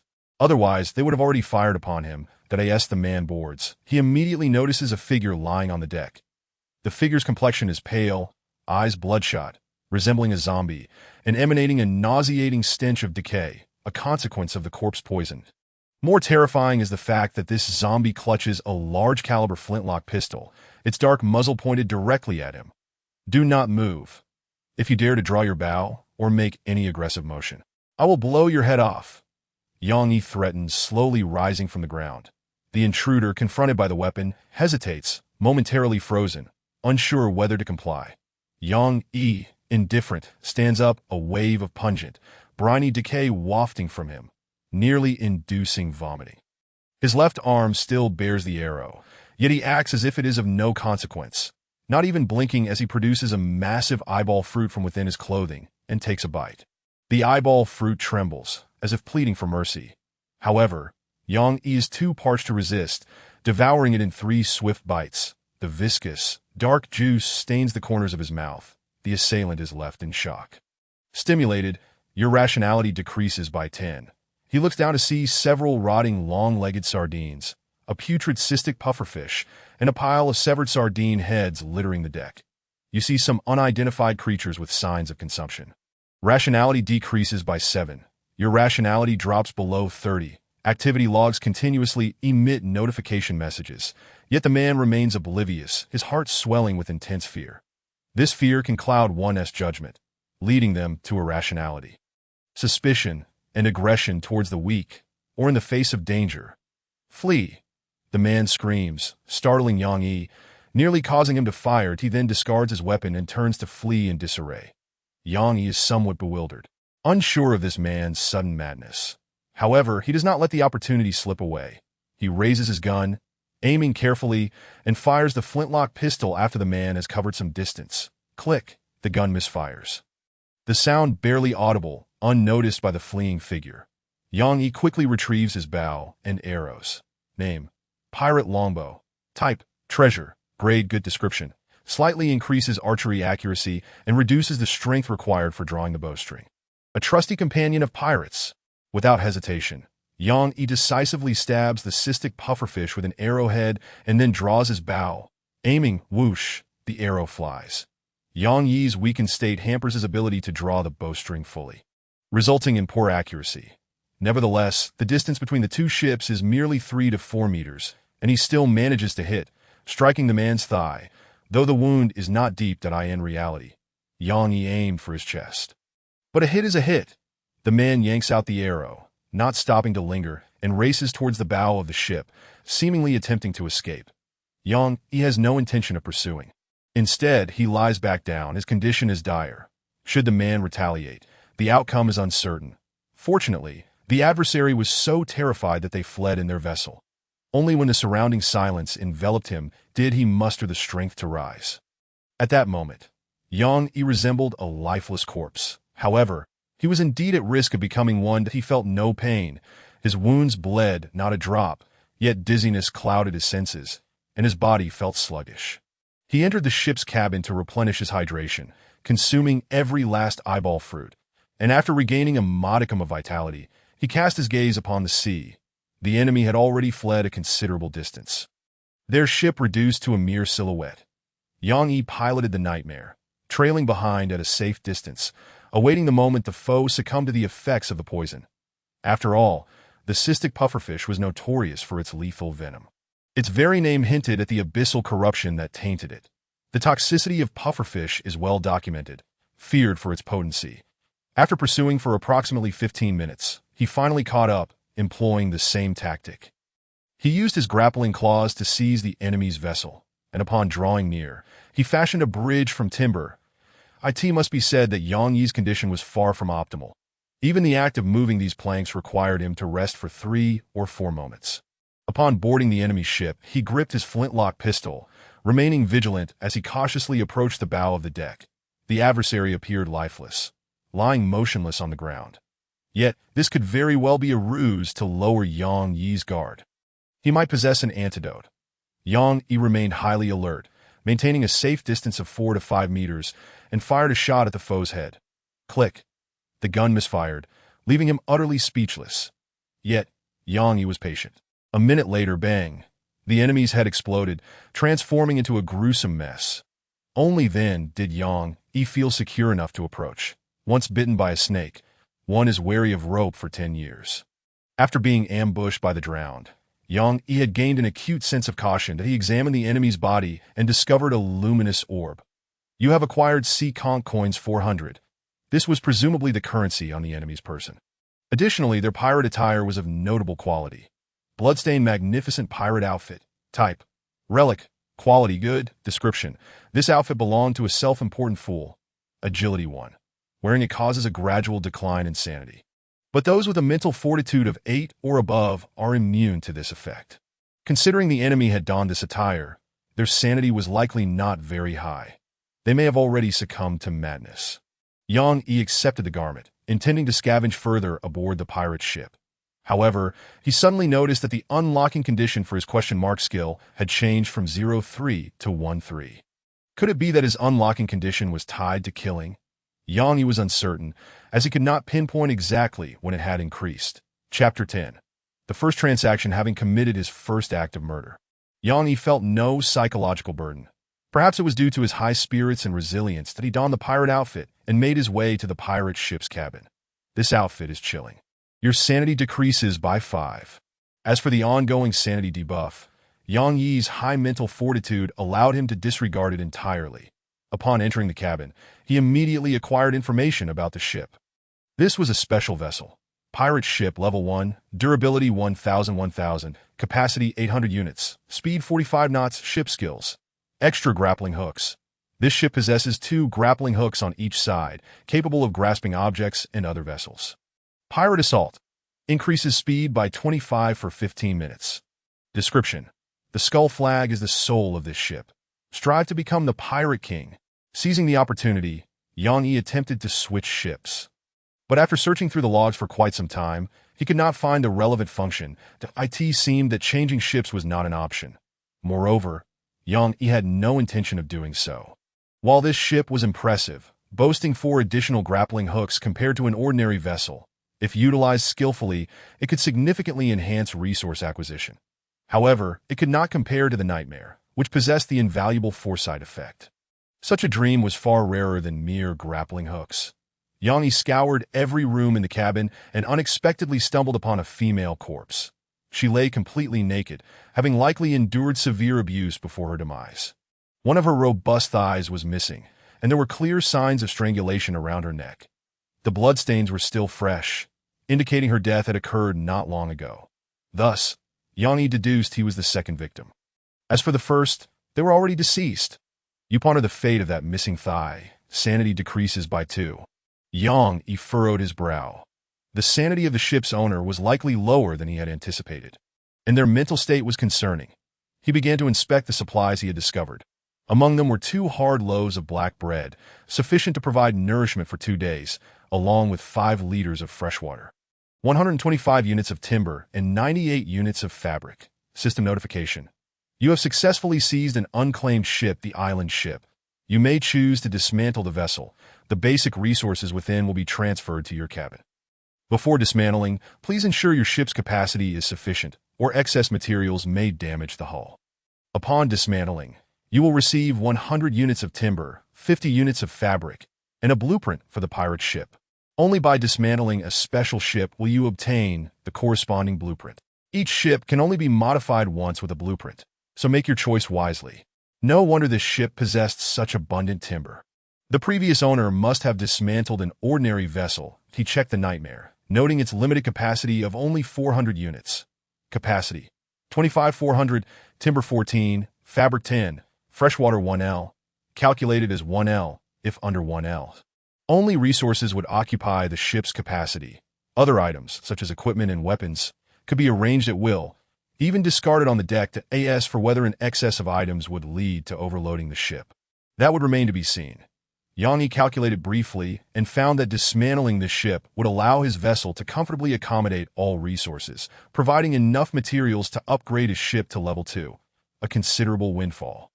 After searching once more and confirming there were no other valuable items, he returned to the Nightmare, now in possession of several simple arrows.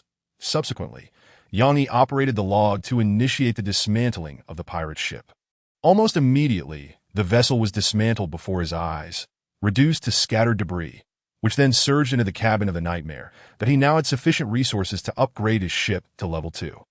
Yet before that, he had a more pressing matter to attend to: purchasing medical supplies through the trading system to save his life, that if upgrading his ship left him without enough resources to acquire medicine, it would spell disaster. Yang Yi kept a close watch on his condition.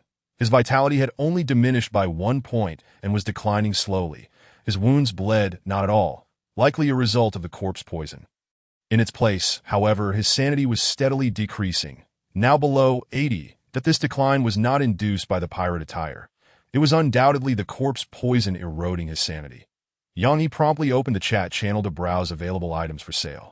First, he spotted a first aid bandage selling for 10 C conch coins, with only 5 remaining.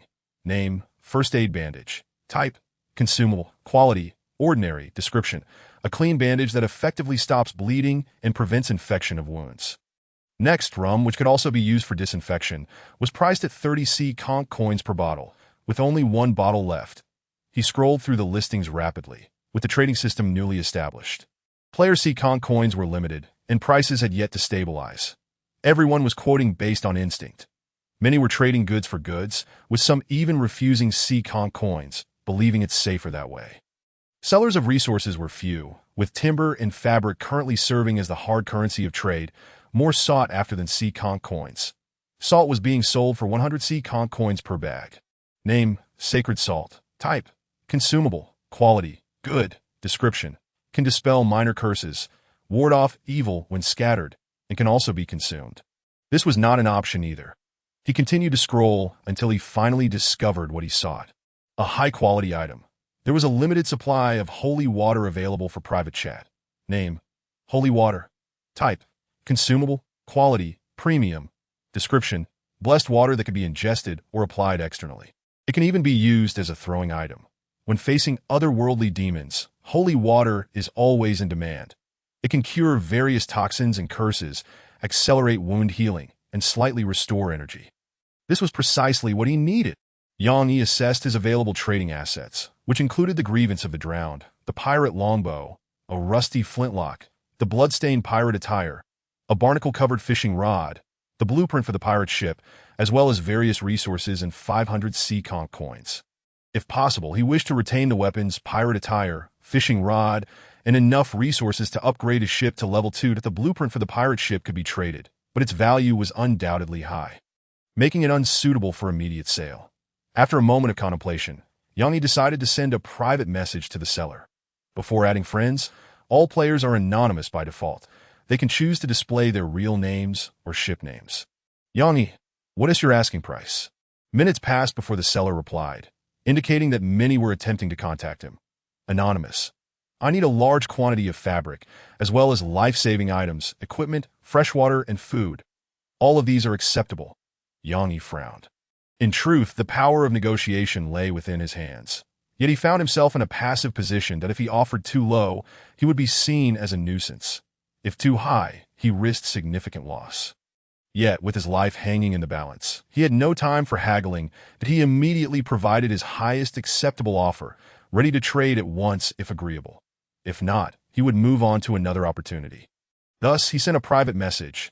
Grievance of the Drowned, attributes for your review. It's a good quality life-saving item, along with 400 conch coins, 30 timber, 58 fabric, 1 loaf of black bread, and 4 liters of fresh water. He attached the attributes of the Grievance of the Drowned and, without waiting for a response, continued browsing other items. However, this time the other party responded swiftly, returning a message in just over 10 seconds. Your offer is far more sincere than the others. At the same time, a friend request arrived. Captain Zhou Dai of the Glorious Goddess requests to add you as a friend. Yang Yi decisively accepted. And soon after, several messages flooded in. Compared to you, others are merely causing a ruckus. I have 4 vials of holy water on hand, but considering your condition, you seem gravely injured. 1 vial may not suffice.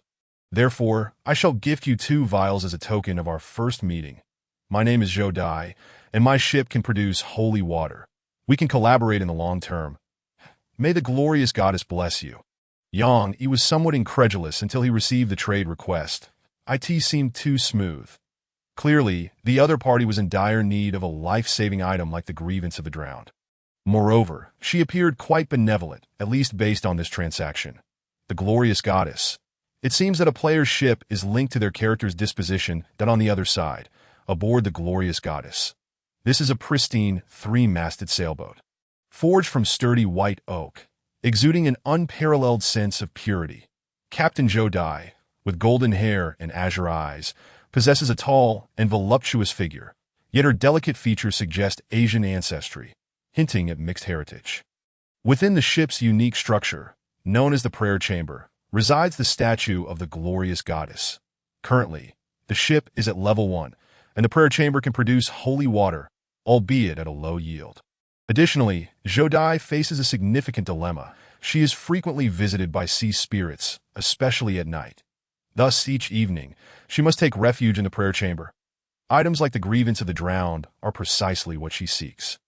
With life-saving means at her disposal, she would have ample time to retreat into the prayer chamber. Chapter 11. The Astrologer. The transaction was swiftly completed. All that was required was to confirm the transaction details in the log and lock them in. Next, the traded items would be fed into the monster gacha machine, which would then transport them to the other party's ship. There was no need to worry about the other party defaulting.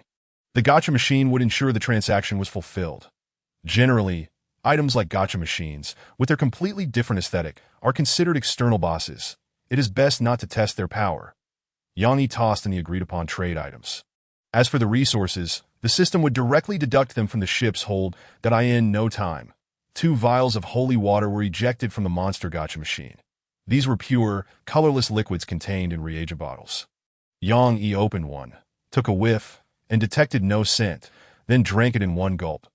Instantly, he felt as if his body were ablaze, a searing pain coursing through him, even emitting a burnt odor. Yet his mental state improved significantly, feeling invigorated, effective. Yang Yi was overjoyed and checked his status. The corpse poison infection had diminished to moderate, and his health began to gradually rise that he consumed another vial to reinforce the effect. Then spent 50 sea snail coins to purchase 5 emergency bandages. These items were likely made of fabric, but without the recipe, Yang Yi could only buy them that he extracted the arrow lodged in his left arm. The pain causing him to grimace. Yet, the pain was a good sign, indicating that the corpse poison had lessened. After cleansing the wound with a small amount of fresh water, Yang Yi bandaged himself before checking his panel once more. Yang Yi's status. Injured corpse poison infection, mild improving. A human silhouette, pale yellow in color, with slightly darker areas where there are wounds. Rationality. 93-100 energy. 35-100 health. 19-100 gradually recovering. He let out a long sigh of relief. At last, he had survived.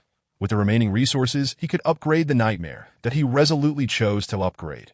Resources sufficient. Are you sure you want to upgrade? Yang Yi clicked confirm.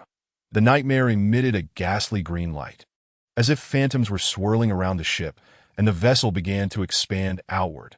Upgrade complete. The nightmare has been upgraded to a level 2 ship, and you may view the specific changes in the ship interface. Nautical announcement. The number of players with level 2 ships has exceeded 10,000, and the Origin Sea will undergo new changes that in 3 days. An unprecedented storm will descend upon this region. Players are advised to prepare. As soon as the announcement was made, the chat channel erupted with activity. 10,000 level 2 ships. Damn it. I'm still short 8 pieces of wood to anyone selling wood. Friends, does anyone understand? I've entered the game world, yet I'm still this competitive. High-priced wood and fabric buyback. Private message me. The channel surged with an upgrading frenzy, driving up the prices of wood and fabric. Yet the most disadvantaged were those with special ships requiring additional materials for upgrades. Steel will. Fish for steel trade. Private message for long-term large supply of fresh fish. Everyone, don't buy it. This fish smells of gunpowder, utterly inedible. Just state whether it's fresh or not. I guarantee it's fresh killed. Does anyone have low-tier wind essence? Price is negotiable. The speaker was Gale, and Yang Yi had him as a friend. Hence the channel was no longer anonymous, selling organic cucumbers, organic cabbages, organic apples, organic bananas, rich in vitamins and moisture. Those who understand, understand. Also high-priced buyback for seeds. Where did you get the vegetables and fruits? Can your ship farm? You clever one, you guessed right. He attached the ship information below. Farmer, level 1, durability 600, capacity 1,000 units, speed 25 knots, ship skill, efficient planting. The ship has land, with varying harvest times depending on the seeds used. Description, farmer? No, you now call me daddy. Yang Yi was somewhat taken aback that he never expected there would be ships capable of farming. This truly was an immense fortune. Each special ship possesses its unique advantages. Yang Yi glanced at the blueprint in his hand. This item must be a treasure. Name, pirate ship blueprint. Type, blueprint. Quality, special. Description, can transform your ship into a pirate ship, which will possess greater speed, more grappling hooks, and even cannons. Yang Yi did not see any cannons on the pirate ship. They were likely a feature unlocked after an upgrade. Moreover, as he suspected, using the blueprint does not consume materials. This means that high-tier blank ships using blueprints will reap enormous benefits. For instance, a level 3 blank ship using the blueprint will transform into a level 3 special ship, saving a considerable amount of upgrade required resources. The higher the level, the more one saves. Thus, this blueprint will not depreciate in value later on. He checked his ship interface once more. Nightmare, level 2, durability 600, capacity 1000 units, speed 50 knots, ship skill, Nightmare. The quality of sleep aboard is extremely poor, resulting in nightmares. Energy recovery efficiency -75. Curse of the angler. Normal fish are out of reach for this ship. The probability of encountering abnormal items increases. Description: this ship has grown larger, yet it cannot escape its dilapidated reality.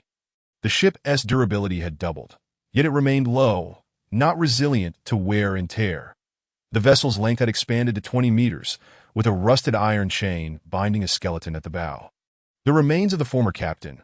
A new room for expansion had also appeared in the hold, and 3 branching routes were available for selection. 1. Additional cargo hold. Ship capacity increased by 100. Requires 300 units of wood. 2. Ancient battle room. Provides 2 submerged cannons for attack. Requires 200 units of wood, 10 units of steel, and 10 units of sulfur. 3. Great statue.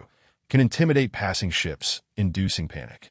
Requires 300 units of wood, 300 units of fabric, and a corpse of an aberrant creature. After a moment of contemplation, Yang set his sights on the ancient battle room. Nothing offers a greater sense of security than cannons.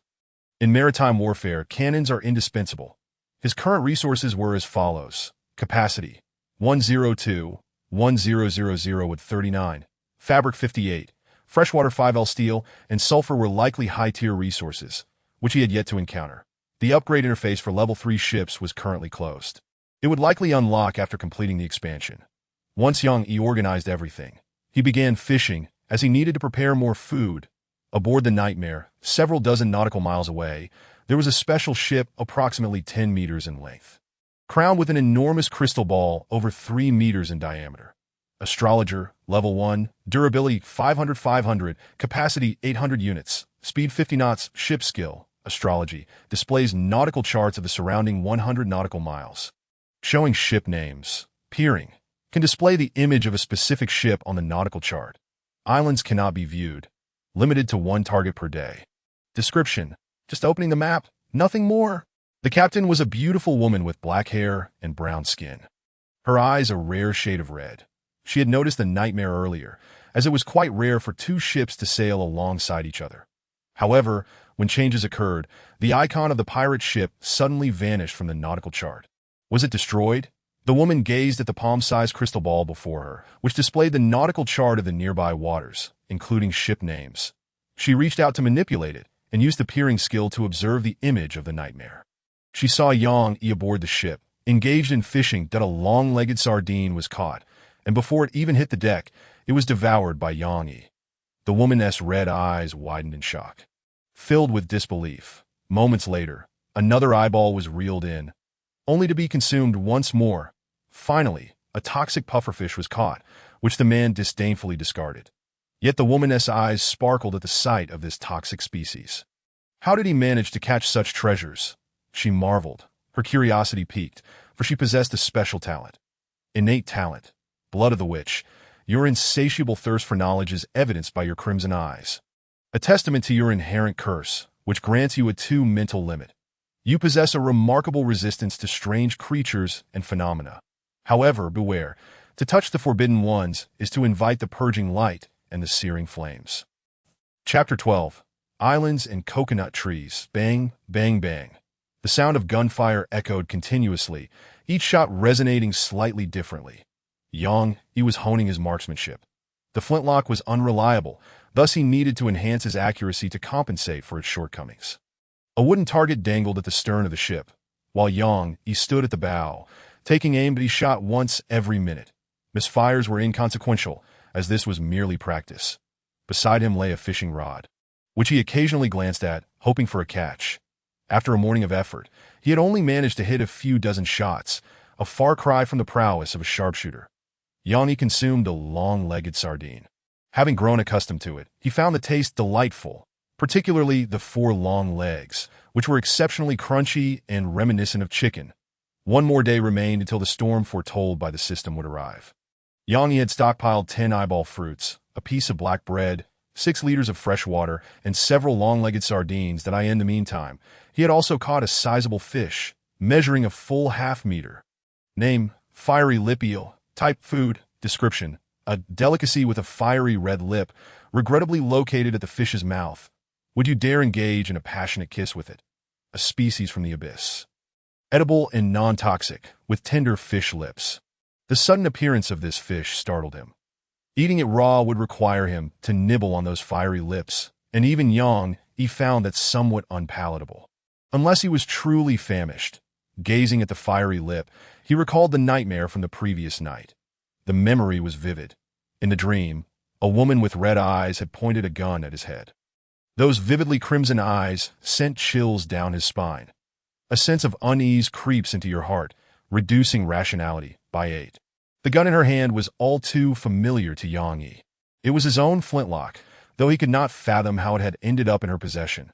Just thinking about it filled him with dread. As a result, Yang had another restless night, his eyes sporting deep dark circles. Fortunately, the poison in his body had been purged, and his wounds had healed significantly, with his vitality at 76, though his energy recovery remained painfully slow. After a night's rest, he recovered only around 30 energy, severely limiting his activities during the day. Continuing this way was simply unsustainable, but he needed to find a method to quickly replenish his energy to counteract this drawback. Holy water, for instance, had restorative properties, but it was exorbitantly priced and not particularly effective. Lost in thought, he suddenly received an anonymous communication. Looking to the upper right, he noticed an island. "Who are you?" Yang replied. But the other party did not respond. In this world, to initiate a private chat, one typically needed to know the name of the other's ship, and if it was not a special vessel, they would also need to know the person's name. Yet Yang had never disclosed his information. How did this person acquire such knowledge? Could they possess some sort of hack? After pondering for a while, he reached 2 conclusions. Point 1, that the other party might possess a special skill that allowed them to see him and learn his ship's name, and they were likely nearby. 2, that this could be a unique task assigned by the system. He circled the ship but saw no suspicious vessels. However, there was indeed an island in the upper right. The island was not large, displaying a hint of greenery, suggesting the presence of trees that could likely be felled for timber. There might also be other resources to gather. If he had discovered it on his own, he would have certainly explored it. But now that someone had alerted him, he felt uncertain. Ultimately, Yang decided to first circle the island to observe. If he found no signs of other ships or player activity, he would choose a suitable spot to investigate. The gun in his hand bolstered his confidence. At this stage, nearly no players possess firearms. At least none he had encountered in the chat channels. As the ship approached, Yang finally saw the island's full visage. That it was a tropical island, approximately 3 kilometers in diameter, not particularly large. The edges were lined with golden sand, where crabs and shellfish scuttled about, all of which appeared to him as a rich source of protein. Yet, what captivated Yang most were the coconut trees dotting the landscape. The tallest among them bore a bronze treasure chest. Moreover, there were no signs of players having set foot on the island. These coconuts had remained untouched. After a moment of hesitation, Yang resolved to land on the island. He selected a suitable location to anchor and disembarked.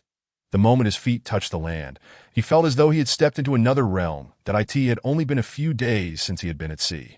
On the beach, he gathered some food, including blue crabs, clams, and scallops. Name, blue crab. Type, food. Description, a common crab completely natural and unpolluted, with succulent meat. Name, clam. Type, ingredient. Description, a common shellfish. Edible and can be made into a delicious clam soup. Name, scallop. Type, food. Description, if grilled with garlic and vermicelli, a few of these will leave you craving for more. Yang collected a sizable haul and tossed it into the ship's hold, planning to enjoy it later. The main attraction was yet to come, a cluster of lush coconut trees. These trees generally towered 7 to 8 meters high, with the tallest reaching over 10 meters, heavily laden with coconuts. This was a vital source of fresh water, durable for storage, and the coconut flesh provided dietary fiber. The flavor was decent, making them treasures that one simply could not afford to overlook. However, climbing trees was not Yang Yi's forte. A misstep could result in a broken leg or worse, a spinal injury. Without means to heal, he could not afford such risks. Shooting the coconuts down might be convenient, but it would create too much noise, potentially attracting unwanted monsters. As he walked along the base of the trees, some stones of various sizes caught his attention. Name, stone type, resource, description, can be collected as stone material for crafting. If large stones, it is advisable to have a pickaxe ready. He gathered a collection of stones of moderate size and arranged them along the shore. He then swam back to the Nightmare and repositioned it, using a grappling hook to hoist the stones aboard. After 2 trips, he had collected a total of 25 units of stone material. Crafting a simple stone axe required 5 units of stone and 5 units of wood. This was a feature of the logbook that allowed for the crafting of basic tools, including fishing rods, spears, bows, and arrows, albeit of very poor quality, as their attributes were not even displayed, rendering them inferior to standard equipment. He disembarked wielding a stone axe and made his way toward the tallest coconut tree, which bore over a dozen large coconuts and a bronze treasure chest. This was the first tree he intended to harvest. Chapter 13. Revitalizing Coconut Juice. The sailing logbook provided numerous convenient functions.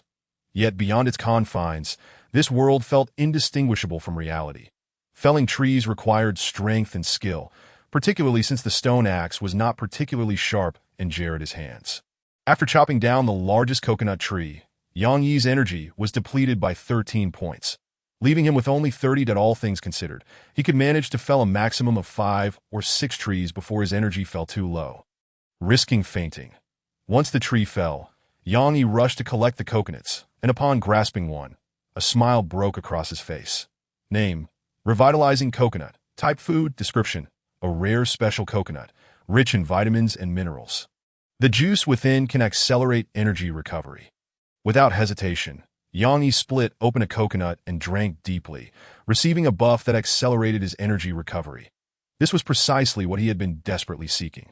This trip had proven exceedingly fruitful. He opened the bronze treasure chest, and a few spheres of light immediately emerged, transforming into 3 items upon contact. Name, revitalizing coconut juice recipe. Type, recipe. Quality, good. Description, grants the recipe for revitalizing coconut juice upon use. Requiring a reagent bottle, salt, and revitalizing coconut. Name, edible sea salt 500 g. Type, food. Description, a seasoning that enhances flavor and replenishes salt content.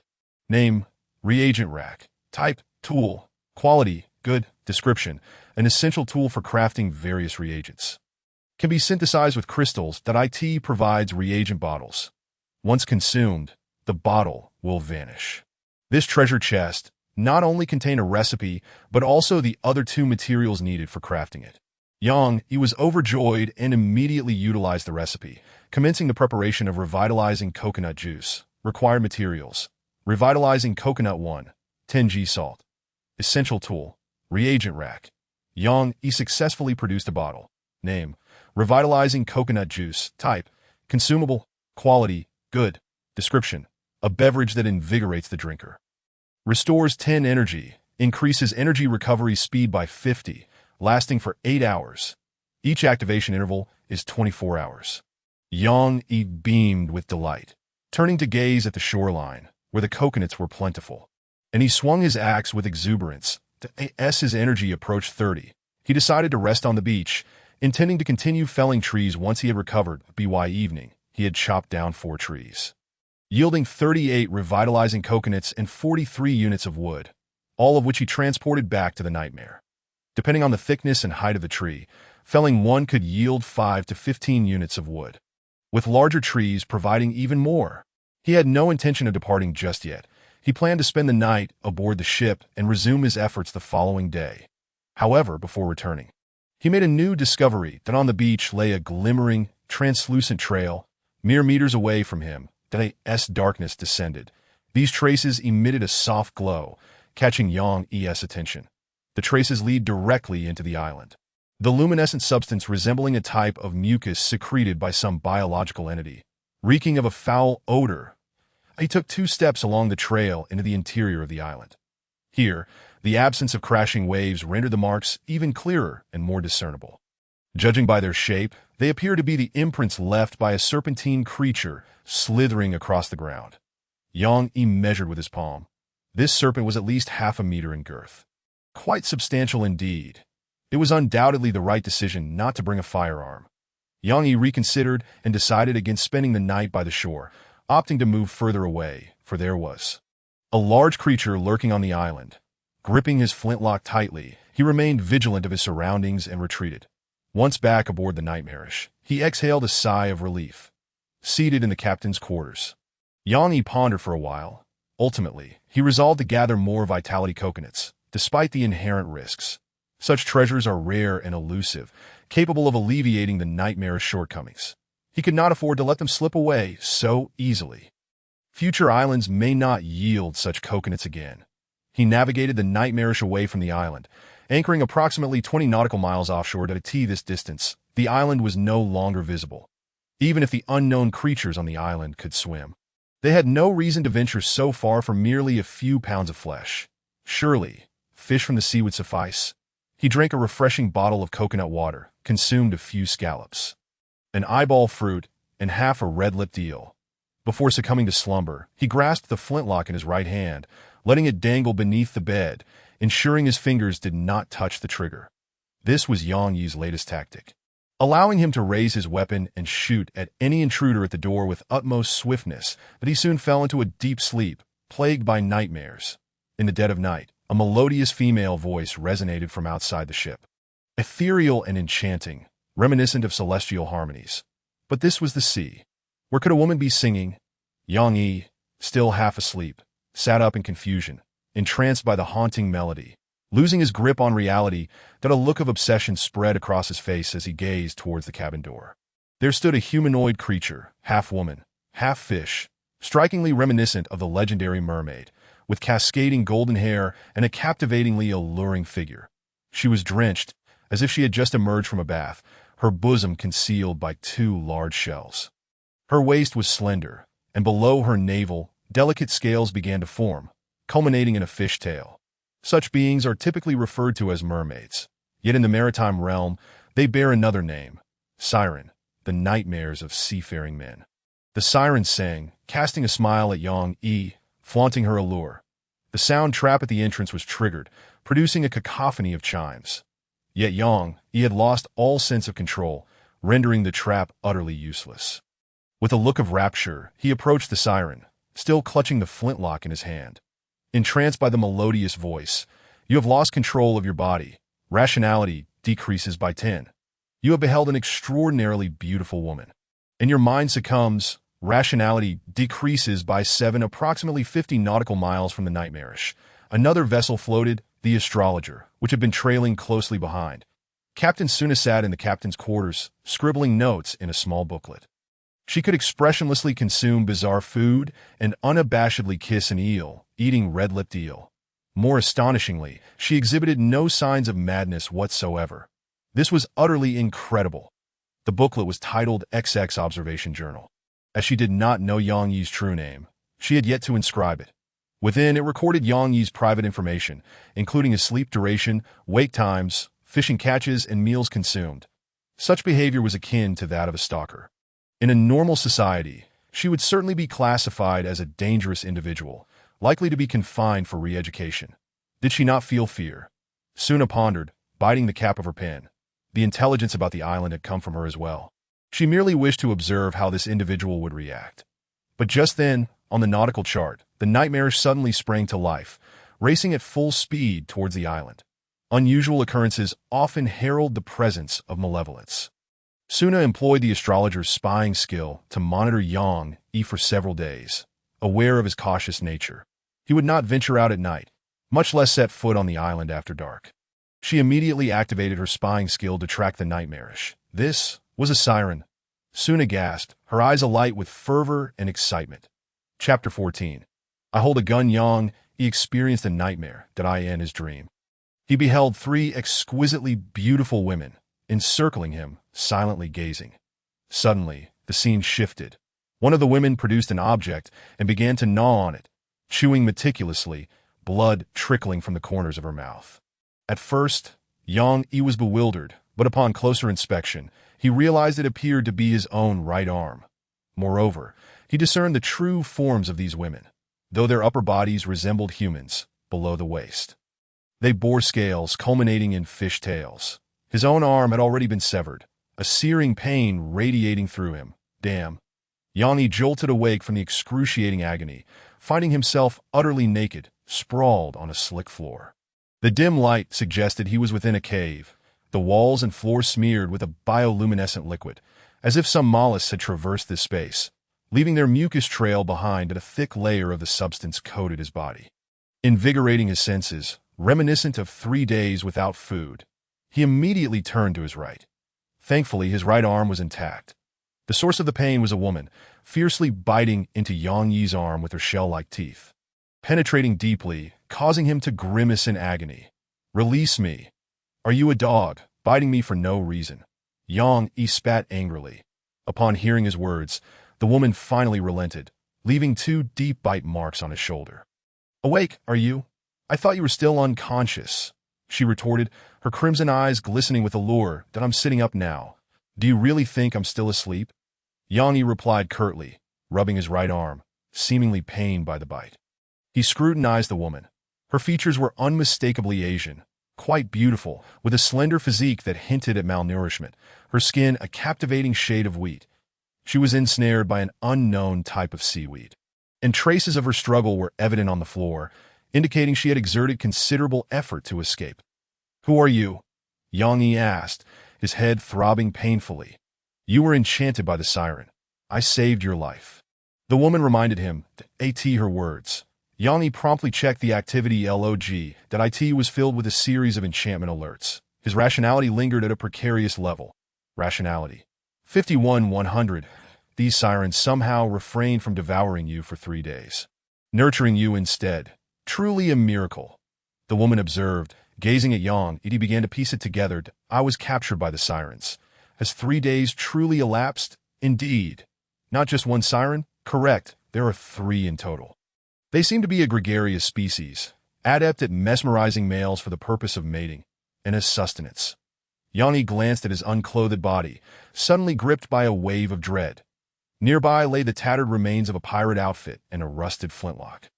They were the fantastical creatures of legend, yet they existed in this world, their habits mirroring the tales. The woman continued her explanation, appearing genuinely fascinated by the sirens. Yang Yi, however, was engulfed by trepidation.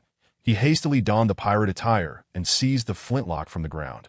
Donning the blood-stained pirate attire, an inexplicable chill envelopes you. Rationality decreases by 1 at that moment. His rationality was precariously balanced at 50. Any further decline would plunge him into madness. This mucus is revolting. Why do sirens secrete such filth? In the ocean, many soft-bodied or scaleless creatures excrete mucus for protection. Thus, it is only natural for sirens to do the same. Moreover, this mucus emits bioluminescence in the dark, illuminating and attracting prey, much like the anglerfish's lure, aiding in the display of their enticing forms and facilitating the entire hunting process. Noticing Yang Yi's confusion, the woman began elucidating the rationale behind it, interspersed with her personal views on sirens. "You must be a player. How did you end up here?" Yang Yi suddenly inquired. This woman was an enigma, radiating an unsettling aura, particularly her vivid red eyes, reminiscent of the ones from his nightmare. This sent his caution into overdrive. Despite her seemingly benign intentions, appearing to attempt to save him, "I am Suna, a passing player, unfortunately captured by the sirens, destined to become emergency rations." "You claim sirens target only males. How then did they capture you?" Yang Yi asked Atio this. Suna had a well-prepared response. She did not intend to reveal the truth, but instead gestured toward a corner. "I am not alone. My companions have already been devoured by the sirens. Yet for some reason, they did not consume you," Suna explained. Yang Yi followed her gaze. There lay the remains of a male corpse, partially consumed, already decaying. Its abdomen was opened, entrails missing, the face contorted in a grotesque grimace, limbs dismembered. Clearly, this man had suffered unspeakable torment in life. Surrounding the corpse were numerous human bones, stripped clean, attesting to the siren's ferocity. But did Suna truly know this man? Not at all. She merely utilized the corpse to fabricate a lie, making her own capture appear more plausible than in reality. Suna had come alone, trailing Yang Yi and the sirens. She had become entranced by the sirens and was ensnared by the two that had suddenly emerged behind her. Initially, she had thought there to be only one siren. As for the corpse, the man had been there before Yang Yi's arrival. Yet upon Yang Yi's arrival, the man's value seemed to diminish, leading to his consumption by the sirens. Thus, Suna had no knowledge of this unfortunate man's identity or origin. After hearing Suna's words, Yang Yi believed her to an extent, yet remained on guard. You mentioned it has been 3 days, yet I do not feel hungry at all, Yang Yi inquired, glancing at his status. Apart from a slight decrease in rationality, all his other metrics were nearly full. Suna gestured towards a distant corner where a large swordfish lay, an aggressive species of fish known for its sharp jaw, as pointed as a spear.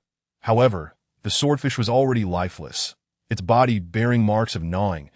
It seemed that Yang Yi had survived these days by consuming this fish. But what about water? Do I not need to drink? Yang Yi, lacking memories of the past 3 days, felt disoriented and found the situation surreal. Meanwhile, Suna was growing anxious. Could you assist me in unbinding myself? In half an hour, the sirens will return. I do not wish to miss this opportunity, she urged. Until now, she had remained in a bound state, able only to wriggle like a caterpillar. After observing the sirens for 3 days and understanding their habits, she had dared to crawl over and attempt to rouse Yang Yi. Yet, Yang Yi's gaze towards her was complex. This woman appeared intelligent and seemingly harmless, but the more he thought so, the more wary he became. Sensing that she was not to be underestimated, her calm demeanor was unsettling. Who could speak so fluently when their life hung in the balance? Furthermore, she had appeared in his nightmares. The nightmares had foretold that this woman would aim a gun at his head. Wishing to kill him, this left Yang Yi conflicted, unsure whether to save her. But to kill a woman who bore him no ill will and even showed a hint of kindness was a task he found impossible. After a moment of contemplation, Yang Yi finally reached a decision that he sensed that this woman was certainly hiding something from him and decided to test her, regardless of whether there was truth to her claims. Yang Yi's gaze turned icy as he focused on Suna, directing the dark muzzle of his gun towards her, threateningly stating, "Woman, give me a reason not to kill you," in 3 sentences. Suna's pupils dilated sharply, seemingly unable to grasp Yang Yi's thought process. "What are you saying? Has your brain been devoured by the sirens?" "I hold a gun," Yang Yi replied with a smile.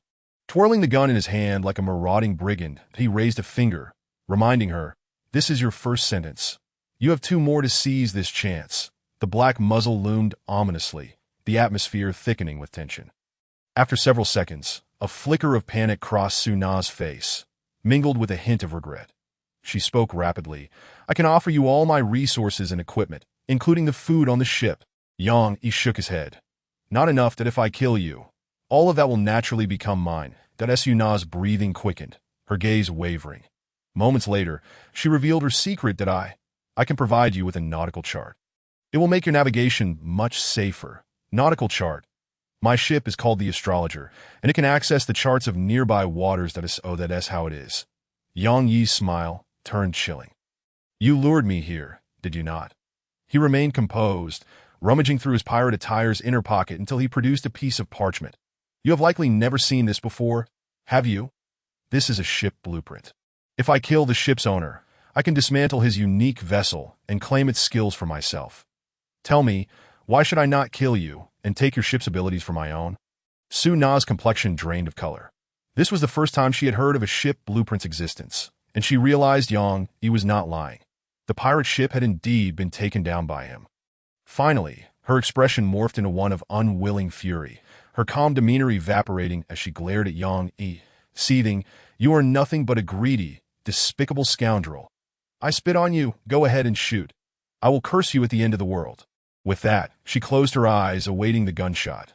There was a hint of defiance in her stance. "Then I shall grant your wish," Yang Yi replied coldly. Suna trembled slightly, waiting for what felt like an eternity. Yet no pain or sound of gunfire came. She opened her eyes to see Yang Yi approaching her with a sharp bone he had found among the remains. "Hand over half of your ship's supplies and provide a month's worth of nautical charts." And I will spare you. Yang Yi stated earnestly that Su Na's face first reflected surprise, then anger. She understood that Yang Yi was deliberately trying to deceive her. Enraged, she retorted, "What if I refuse? I have a gun. And you have no choice but to comply."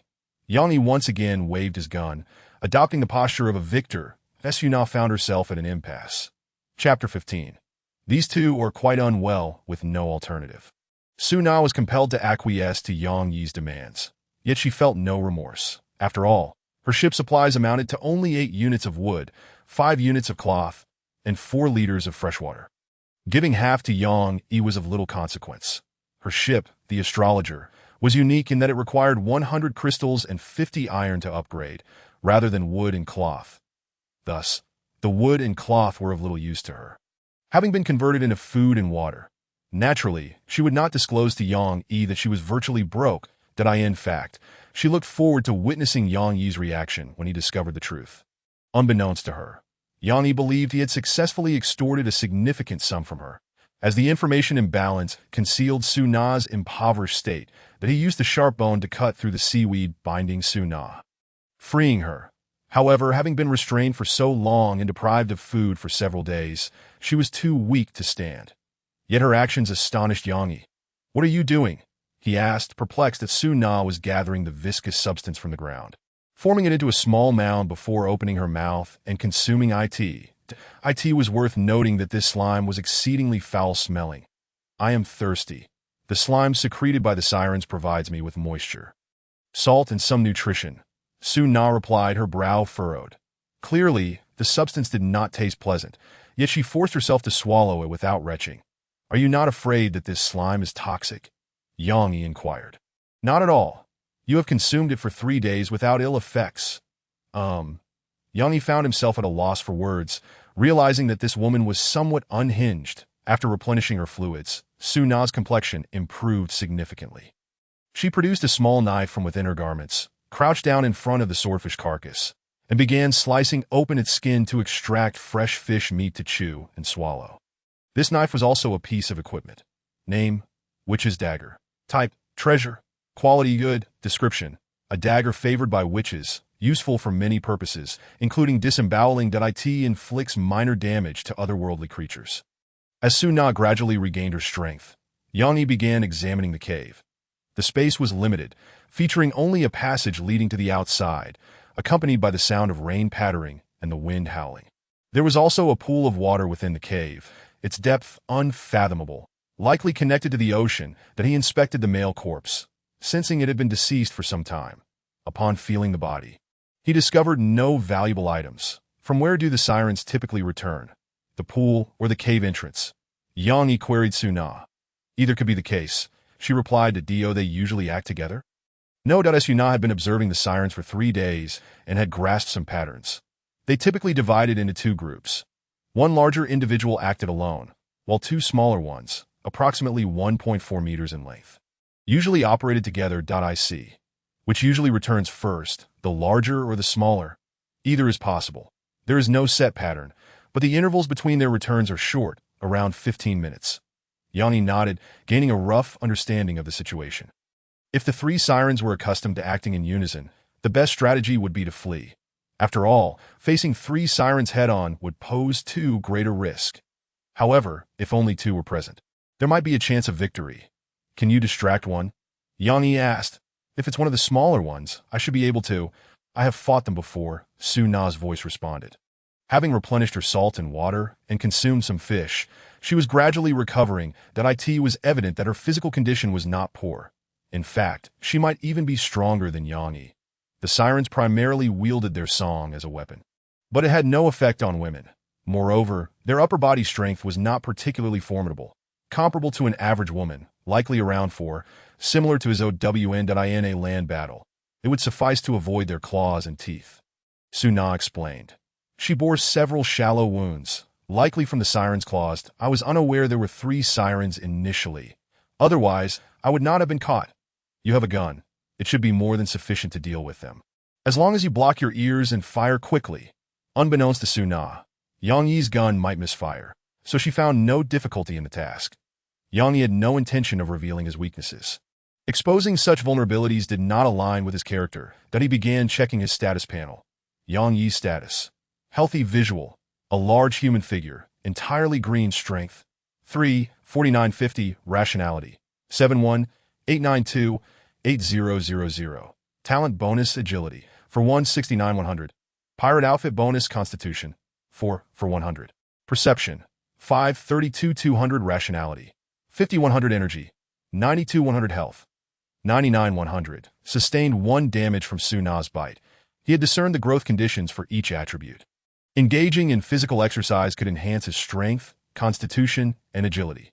Sustaining injuries and recovering would grant additional experience and constitution. Rationality may fluctuate, particularly in dramatic swings, and the restoration of sanity can significantly enhance one's mental experience. Activities such as fishing, shooting, and grappling can all contribute to an increase in perceptual experience. The methods of enhancement can be described as exceedingly realistic. Coupled with the intelligence gathered by Suna, it is evident that the sea witch possesses mediocre combat prowess on land. With a strength level of approximately 4, and does not operate in unison with her 2 companions. Therefore, if he can swiftly elevate his strength to 4, augmented by the frenzy power bonus, 2, he could effectively suppress the sea witch. After all, she is a creature of the sea, and her agility on land is undoubtedly limited. The only point of caution is her powerful tail, which could deliver a devastating blow if it strikes a vital area. Upon reaching this conclusion, Yang Yi immediately took action. Reasoning that a bit of experience should be easily gained, he surveyed the cave, searching for suitable weights to train with. However, at first glance, he saw nothing but the bare stone walls and the ethereal remains of bones. His agile mind was unfettered, and he quickly turned his attention to alternative objects. For instance, Suna could be lifted for strength training, or the lifeless marlin on the ground appeared to be of appropriate weight. Moreover, there was the male corpse on the floor. Weighing all factors, Yang Yi deemed the male corpse to be the most fitting choice. The marlin would lack a proper leverage point, and Suna would undoubtedly resist, possibly leading to a bite. Hence, the male corpse was ideal. It posed no resistance and would not bite. Although the arms were nearly severed, the weight was just right, and the head and neck remained, providing a firm grip. Thus, Yang Yi grasped the male corpse by the neck with both hands and lifted it, commencing his weightlifting training. "Are you out of your mind? Gone mad?" Suna gazed at Yang Yi, profoundly shocked by his bizarre behavior. "Pray tell, how much rationality do you have left?" "Fear not, my rationality stands at a commendable 50. 50. Suna looked at Yang Yi with disbelief in her eyes that a decline in rationality would affect one's mental state. Even if it had not fallen below 50, there would still be some ramifications. Yet Yang Yi seemed utterly unconcerned about his rationality level. Or perhaps he had been in a state of subtle madness all along. Suna's gaze toward Yang Yi grew increasingly fervent, as if she were observing some rare creature. Unbeknownst to him, Yang Yi continued his lifting exercises. Regrettably, just as he completed his 9th lift, a peculiar slithering sound emanated from beyond the cave entrance. "She's back! Quickly, stuff this into your ears." Suna handed Yang Yi 2 appropriately sized chunks of fish flesh, freshly severed from a tuna. Yet Yang Yi shook his head in refusal. "No need. I have my own methods." He turned to face the sea witch. Chapter 16. The storm approaches. Before him stood a sea witch, approximately 2 meters in length, with a substantial portion of her fish tail dragging along the ground to support her form. Upon returning, the sea witch was momentarily stunned at the sight of the two, particularly as Yang Yi was still clutching a corpse by the neck.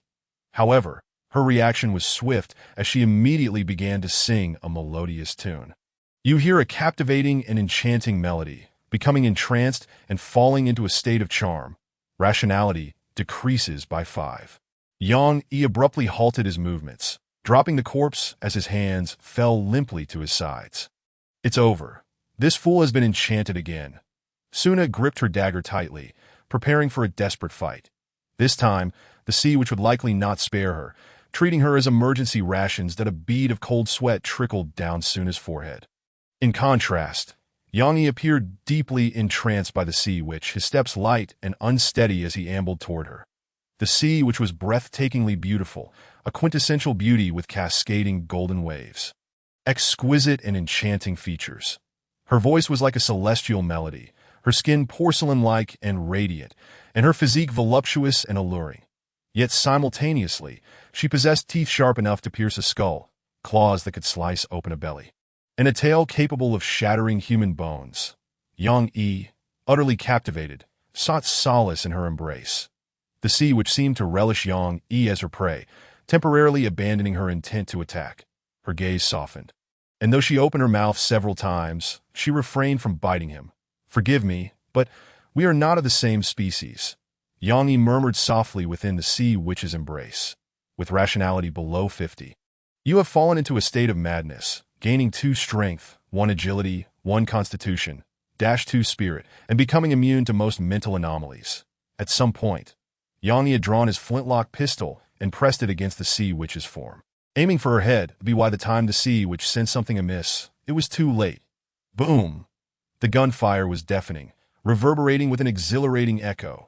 The flintlock pistol lived up to its reputation, firing true on the first shot. The sound echoing throughout the cave. The sharp fragment of broken bone, wedged in his waistband, would prove of no use. "Can you withstand the enchantment? Then why did you come over here on your own?"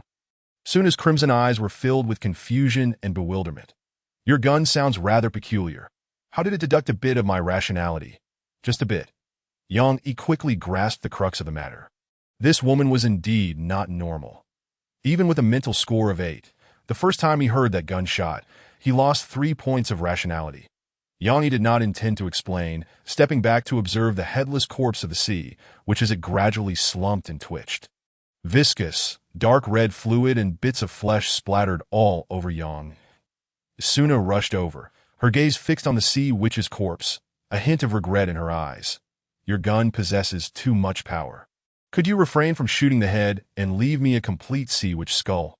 From somewhere, she produced a vial and began to collect the sea witch's blood, brain matter, and surface slime. "What are you doing?" "I killed this sea witch. The spoils belong to me." Yang Yi frowned, promptly pocketing a piece of flesh as a reminder to Suna. After all, the gacha only required a small amount of tissue.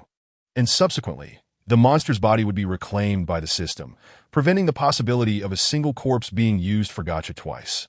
Upon hearing this, Suna ceased her actions, looking up at Yang Yi, deep in thought. "How about this? You keep the most intact corpse for me, and I will provide you with all the resources on the ship plus an additional month of navigational charts. How does that sound?" Yang Yi contemplated for a moment before agreeing. The sea witch's combat prowess paled in comparison to that of the drowned, and without her song, the vast majority of adult men armed with spears could easily slay her on land. Thus, the spoils were unlikely to be of great value, whereas the navigational charts would prove far more useful. "You mentioned earlier that the intervals between the 2 batches of sea witches returning to their lairs were around 15 minutes.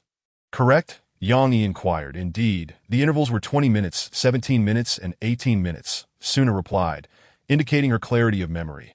"Then you must add a new datum. Less than 2 minutes." Yang Yi abruptly pulled Suna closer.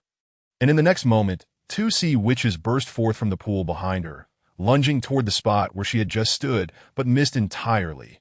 Just moments ago, Yang Yi had noticed ripples on the surface of the pool and had grown alert. As a head emerged from the water, he quickly yanked Suna to safety, helping her evade disaster.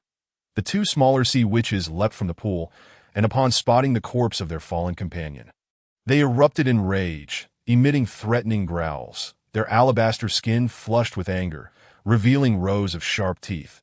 The enchanting melody resounded once more, this time as a duet, the sound sharp and echoing throughout the cave. Even Suna felt dizzy from the sound. The song is both piercing and melodious. Your rationality decreases by 5. While Yang Yi was immune to the enchantment, the sound still caused discomfort in his chest, his eardrums ringing, and he began to lose vitality that he swiftly aimed his gun. Click! The gun misfired. "Run! We need to get outside. This space is too confined, and their song reverberates within the cave, working against us." Yang Yi declared decisively. Suna was in a poor state as well, blood trickling from one ear, her mind slightly muddled. Yang Yi seized her hand, pulling her toward the cave exit. Fortunately, the sea witches were not particularly swift. As they lacked legs, their tails were ill-suited for movement on land, rendering them relatively slow. The 2 successfully burst out of the cave, at which point Suna regained her composure. no longer needing Yang Yi's assistance. Your handgun may not require reloading, but it tends to misfire from time to time, correct? She inquired. Yang Yi frowned, somewhat displeased. This woman had an affinity for fixating on inconsequential matters, which served her no benefit. The two continued their flight.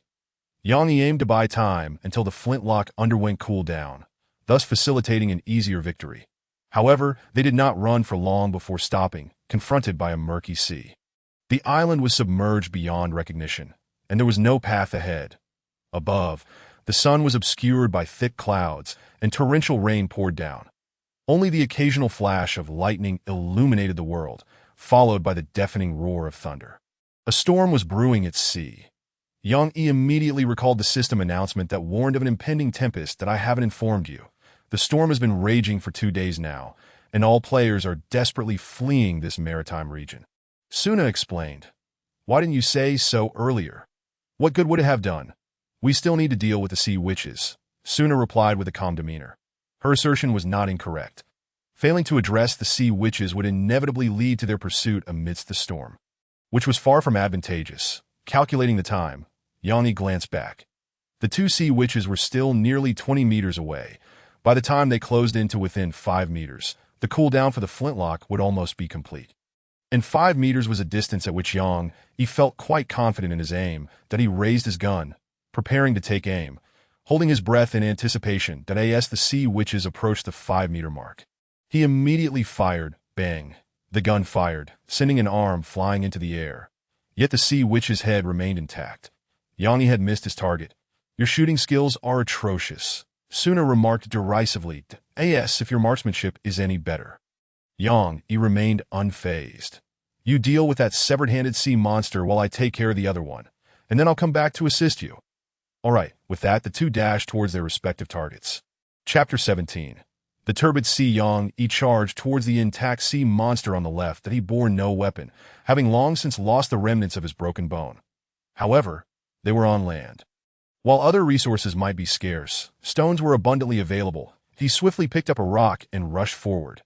Midway, his strength surged, his base power reaching 4 points, enhanced to an impressive 6 points. The sea monster let out a menacing growl. Her scales erupting in defiance, she displayed a keen intellect, seemingly realizing that the man before her was impervious to her charms. Thus, she abandoned her futile attempts at song and prepared to shred him with her sharp claws and teeth. Yet, she was oblivious to a crucial truth. Without magic, humanity stood as the unrivaled sovereign of the land. Even in the absence of firearms, their supremacy remained unshaken, for humans wielded an array of weapons in combat, often denying their foes the chance for close-quarters engagement. Yang Yi exemplified this ruthlessness. He adhered to no code of chivalry. Seeing their proximity, he hurled the stone directly at the sea monster's face. With a strength of 6 points, exceeding the average of 5, the blow struck her squarely, causing her to stagger, blood spilling from her wounded head. Seizing the opportunity, he mounted her, brandishing a newly acquired large pebble, and began to rain blows upon her face, devoid of any compassion. This creature, masquerading as a beautiful siren, was fundamentally a man-eating beast. A reasonable individual would show no mercy, let alone a frenzied Yang Yi. 1 blow, 2 blows, 3. It was not until he felt something shatter beneath him, and the sea monster ceased her resistance, that he finally relented. He was not unscathed. His back bore several dark bruises from the slaps of her fishtail, and he had sustained a few scratches, his skin broken and bleeding.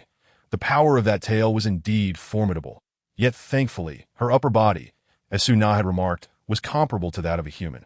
As long as combat took place on land, humanity retained the upper hand. The reverse would hold true in the water. After dispatching this sea monster, Yang Yi casually pocketed a piece of flesh and proceeded towards the last remaining foe. The combat here was in a state of intense struggle that Suna grappled with the sea monster, rolling like a tumbleweed, both covered in muck and grime. The sea monster, having suffered injury and lost an arm, faced the weakened Suna in a stalemate, neither able to gain the upper hand. It was only when Yang Yi intervened that the balance was disrupted. In a 2-on-1 scenario, Yang Yi pinned the sea monster down with his foot, drawing his flintlock pistol, poised to deliver a fatal shot. Do not fire. I require her intact, especially her head. Yang Yi recalled Suna's earlier request. halting to inquire, "What do you need me to do?" I've observed. Her chest rises and falls, indicating she likely breathes through lungs. "You should try to strangle her." Su-na, using her full weight to keep the sea monster subdued, gestured for Yang Yi to act. Nodding in understanding, he wasted no time in gripping the sea monster's throat with both hands. Before long, her struggles began to wane. Minutes passed, and she lay completely still, her eyes rolling back as if she had succumbed to death. To prevent any possibility of her feigning death, Yang Yi maintained his grip for an additional 5 minutes, until Su-na finally tapped him, prompting him to release her. With that, all 3 sea monsters were definitively vanquished. Who would have thought that sea monsters also breathe through their mouths? I had assumed they possessed gills. Yang Yi jested, scrutinizing the slain creature. At first glance, it resembled a grotesque amalgamation of human and fish. Meanwhile, Su-na began to explore the area behind the sea monster's ears. She does have gills, positioned behind her ears. The specifics of their function remain to be understood through dissection, as Su-na continued to investigate the sea monster's body. Reminiscent of a child with a coveted toy, endlessly fiddling with it. Yang Yi, however, found little interest. He merely needed to ascertain the creature's weaknesses and how to kill it, without the necessity of understanding its intricate anatomy. He opened his log to examine the specific information regarding the sea monster. Name: low-tier sea monster. Description: sea monsters are otherworldly beings that ensnare men with their song and beauty. Half human and half fish, typically living in groups. They revel in tormenting their prey before consuming them piece by piece. This one is a low-tier individual, possessing limited intelligence and moderate strength. The thought of higher-tier sea monsters filled Yang Yi with trepidation. Had he encountered one before triggering his frenzy, he might have already met his demise in a gentle embrace. Even in a frenzied state, the odds of victory would likely have been slim. Truly a terrifying species. He hoped that when next they crossed paths, he would possess the fortitude to resist their allure. Meanwhile, Su-na commenced dismembering the sea monster's corpse, the scene rather gruesome. Yang Yi averted his gaze. Opting to check the weather forecast, he needed to swiftly gather intelligence on the events of the past 3 days, that today's weather a storm is approaching. Hurry to escape the ominous clouds above. Location: the Sea of Origin, Storm Sea Region, Sunlight Duration, Unknown Temperature, 1220 Wind Force. Level 8 Yang Yi began to review announcements from the previous days that an unprecedented storm has swept through the Sea of Origin. You must quickly evacuate from this soon-to-be uncontrollable storm region. Friendly reminder: the black mist speed will increase to 15 knots. If you lag behind, you may meet your demise. After reading, Yang Yi furrowed his brow. They had wasted 2 days. It was imperative to set out promptly, that he began searching for the Nightmarish ship's whereabouts. Now the island was largely submerged, with less than a kilometer of land remaining. What had once been the island's perimeter was now merely a few treetops poking above the water. With an estimated depth of around 10 meters to his left, he spotted the shadow of the Nightmare ship, fortunately not swept away by the winds, perhaps due to the tattered state of the sails. The distance to the nearest land was roughly a few hundred meters, certainly under a kilometer, in the water. This was a considerable distance, particularly for terrestrial beings. Yang Yi was not a proficient swimmer. He had only learned the basics as a child. While he could manage to swim a few dozen meters, traversing several hundred was a daunting challenge. Moreover, the waters were turbulent, potentially concealing hidden currents. At that moment of despair, he noticed Su-na stuff a piece of the sea monster's corpse in her abdomen. Yang Yi squinted for a better look, that he soon realized that beneath her clothing, she possessed a black pouch affixed to her belly. A spatial pouch. Yang Yi was taken aback by the revelation that she possessed such a rare item. Name: Witch's personal treasure pouch. Type: artifact. Quality: exquisite. Description: it can be affixed to any part of your body. Impervious to theft, and offers 1 cubic meter of storage space. Though it cannot contain living beings, that a competent witch must first possess her own treasure pouch. An idea sparked in Yang Yi's mind as he approached Su-na. Chapter 18. The fighting style of the frantic: how to fold a low-tier sea monster into a 1 cubic meter space. Su-na, disinterested in pondering this dilemma, opted for a more pragmatic approach and decided to divide it into several pieces. One piece for the tail, another for the torso, and the limbs and head could be detached as well. This way, they could be neatly arranged without occupying excessive space. Su-na was currently engaged in this task. Yang Yi approached her and inquired, "Do you have any simple rope?" "I possess 15 units, Su Na replied. 1 unit equals 1 meter. "Splendid," Yang Yi exclaimed with delight. "Hand over the rope, and I will construct a raft. This way, we can traverse the sea safely. Swimming across would be far too perilous." Su Na paused her actions, glancing at the water. Her astrologer ship was anchored beside the Nightmarish ship and was approximately a kilometer away from land, making swimming indeed a daunting prospect. "Very well." After a moment's contemplation, she acquiesced to Yang Yi's proposal and handed him the rope. Given the circumstances, collaboration was the most prudent choice. Moreover, their recent battle had fostered a basic level of trust between them. Yang Yi accepted the rope and promptly returned to the cave, transforming the clothing from the male corpse into fabric. But he rummaged through the pile of bones and acquired a total of 5 units of fabric, which he then combined to create 5 units of simple rope. Thus, he had 20 units of rope at his disposal. Next, he turned his attention to the timber, armed with his flintlock pistol, which possessed tremendous power.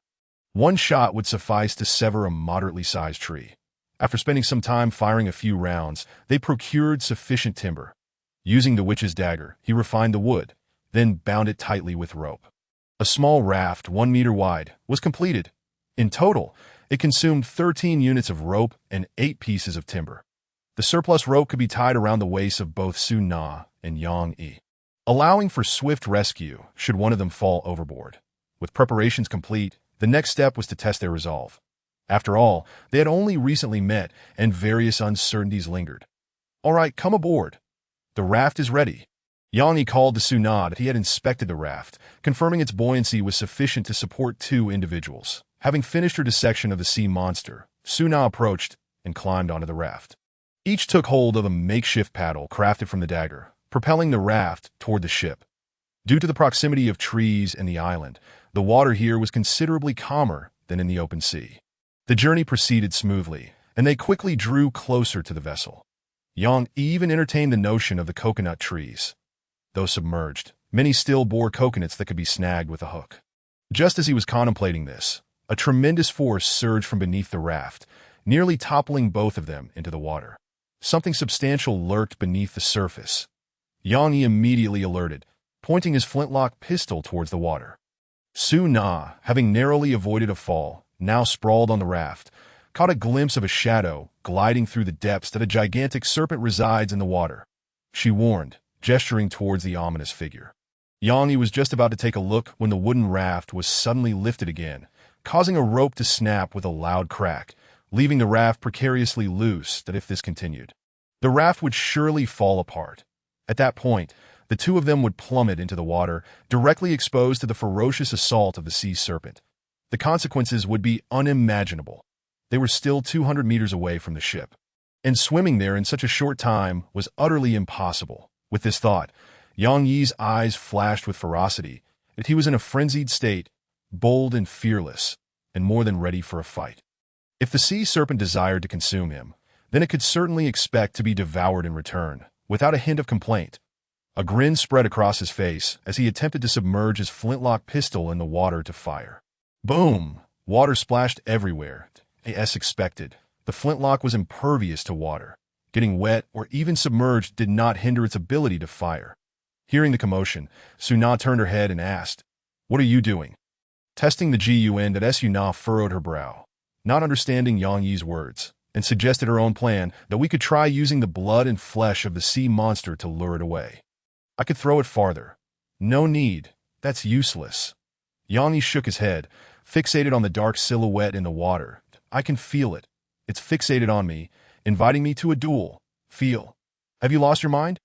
What's your rationality level?" Yang Yi did not respond to her, instead leaping directly into the water, leaving behind only the words, "If there's a big commotion underwater, just pull me up." You plan to fight it in the water? That's sheer suicide. Yet in reality, Yang Yi had a good chance of winning, and it was quite high. He remained composed, meticulously calculating the time that in another 15 seconds, he would be able to fire again. With the power of this flintlock, if he hit it just once, he could take the serpent's life. Meanwhile, the serpent would need several minutes to kill him, as it lacked the sharp teeth to shred its prey and typically relied on constriction to suffocate its victims. During that time, Yang, he could at least fire 3 or even 4 shots. As long as he hit once, the serpent would be severed in 2 on the spot. The prey would come to him, and the sea serpent would eagerly entangle itself. This serpent was as thick as an adult's thigh, agile as a fish, and possessed excellent swimming ability that on land, Yang might have been able to contend with it. But in the water, without the right weapons, his chances of victory were virtually zero. That the serpent coiled around him tightly, only allowing his right hand to break free for a shooting opportunity. What did it matter for the rest of his body? Soon, Yang squeezed the trigger for the first time. Click, the gun misfired. But it was of no consequence. He still had chances. The sea serpent tightened its grip, and Yang felt his ribs grinding against each other. Unable to resist, that he counted the seconds and fired his second shot. Click, another misfire. The air in his lungs was being squeezed out, with the risk of fractured ribs, his entire body tingling. Yet he remained calm, waiting for the next opportunity to fire. The sea serpent sensed something was off. Yang was unlike any prey it had encountered before. It aimed to deliver a lethal blow, sinking its fangs into Yang's left shoulder. You dare bite me? Huh. Then I shall bite you back. Yang retaliated, sinking his teeth into the serpent's body with such force that he penetrated its scales. Simultaneously, his third shot was fired, targeting the serpent's head on his left shoulder. Boom! Thunder roared from beneath the water. This shot blew off half of the serpent's head. Yet it did not die immediately, emitting a piercing wail before releasing its troublesome prey. However, its demise was assured. There was no chance of survival. Victory! Yang had triumphed, feeling a sense of relief and relaxation. Despite the arduous ordeal, he had emerged victorious. His body began to sink slowly. Oh no! I need to swim up. Yang attempted to control his body, but unexpectedly found himself unable to exert any strength. Above the water, a tremendous splash erupted, sending water soaring into the air. Following that, a torrent of black blood surfaced. Suna had been attentively monitoring the underwater activity, and upon hearing the gunshot, she immediately tugged at the rope around her waist. However, the other end of the rope was severed at some point during the struggle between Yang and the sea serpent. The rope had snapped. Suna glanced at the water's surface, hesitating for a few seconds before ultimately jumping in. Minutes later, Yang expelled a large mouthful of water, along with a piece of serpent skin that had been bitten off. Once he regained his breath, his vitality rapidly returned, and his consciousness cleared that it was Suna who had saved him, performing CR. Thank you. I owe you my life. Yang expressed his gratitude. He had noticed the severed rope before losing consciousness. Initially thinking he was doomed, but to his surprise, this woman had jumped in to rescue him. Simultaneously, he noted that the condition for unlocking his question mark skill had changed to 2-3. By this point, Yang had roughly deduced what that condition might be, presumably having come close to death 3 times. That on the other hand, Suna was experiencing a whirlwind of emotions. The way she looked at Yang, it was somewhat peculiar. As if she were observing a rare creature. To gamble one's life in combat, without a moment's hesitation, was a blatant deviation from biological instinct. How strange. I must remember to document this in my observation diary. After contemplating, she noticed the wound on Yang's shoulder. That you've been bitten. That serpent likely possesses venom. Suna approached, attempting to suck out the poisoned blood with her mouth, only stopping when the blood she expelled turned bright red. Yang watched her, feeling a twinge of gratitude. After all, this action carried risks. Although serpent venom is primarily composed of proteins that can be digested by gastric juices, if there are any mucosal breaches in the mouth or digestive tract, it could lead to serious poisoning. Once the procedure was complete, Yang also began to recover. The two of them successfully approached the ship and boarded their respective vessels. Yang's observation diary. His frenzied state is so captivating. He would never retreat, possessing clear awareness, and capable of formulating battle plans.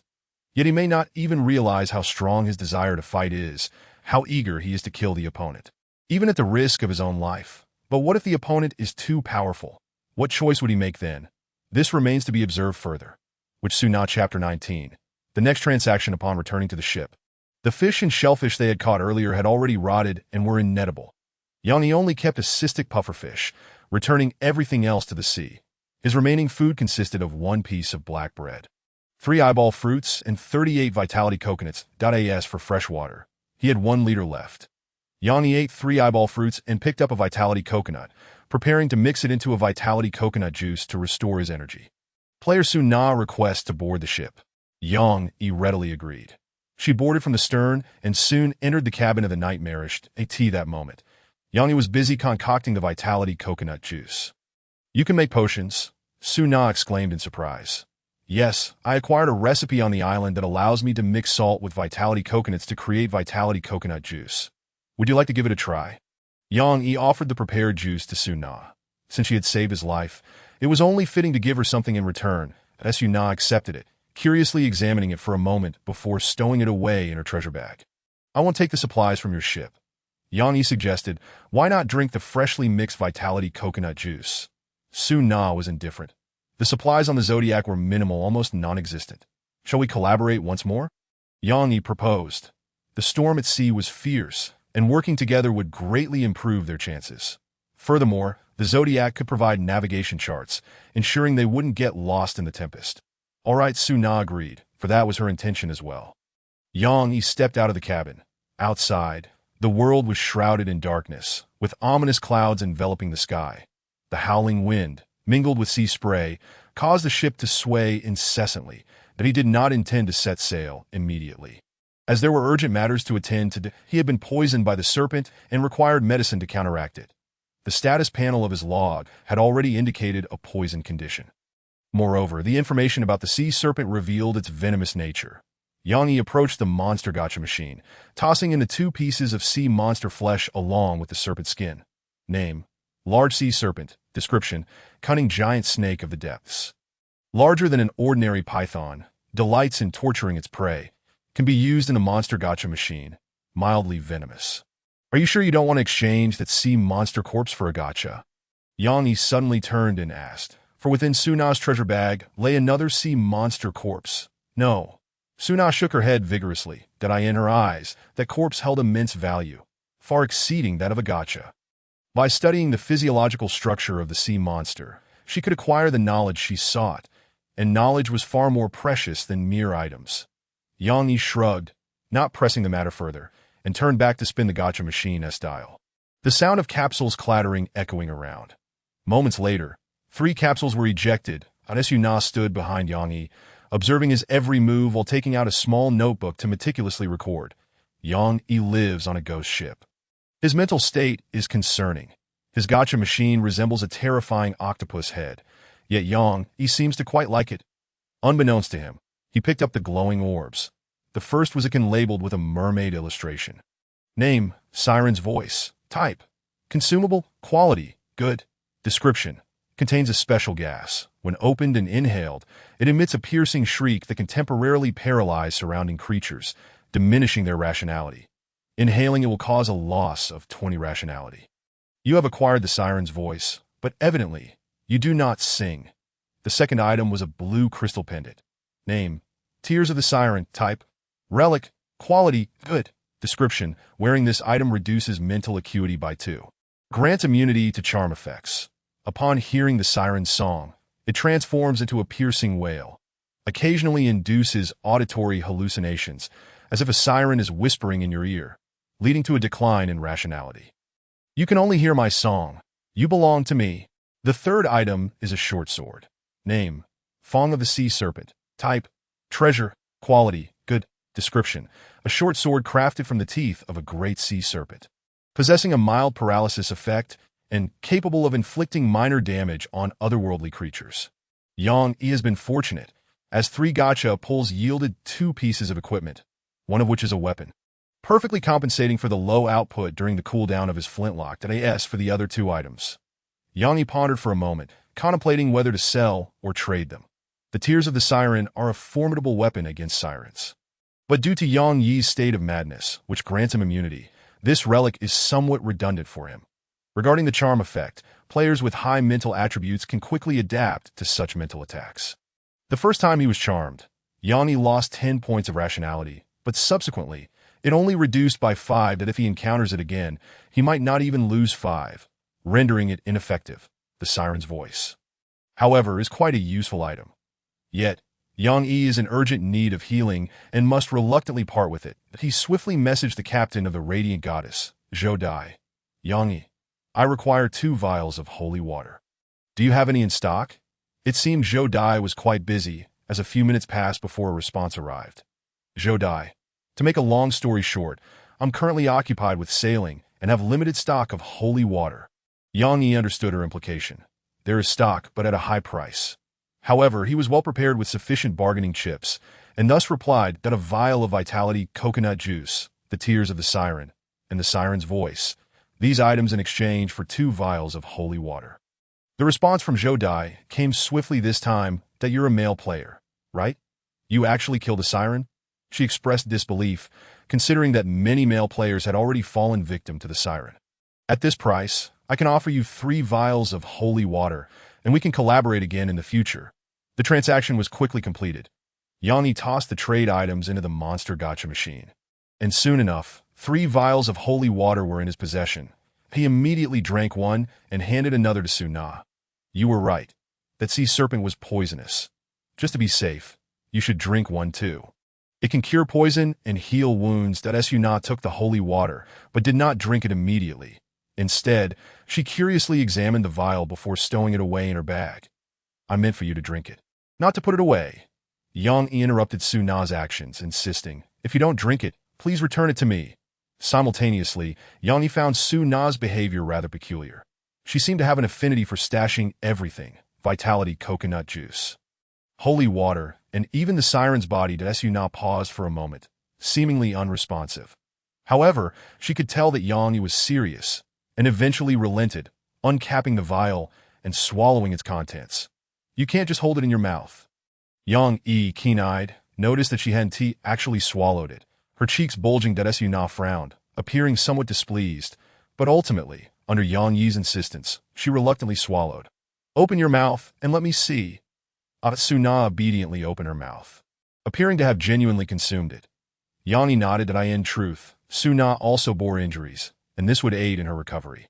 Yet secretly, Su Na produced a small notebook and began jotting down notes. Yang Yi is quite fierce and enjoys pressuring others. What are you writing? Yang Yi inquired as he approached. Nothing. Su Na replied nonchalantly, concealing her notebook.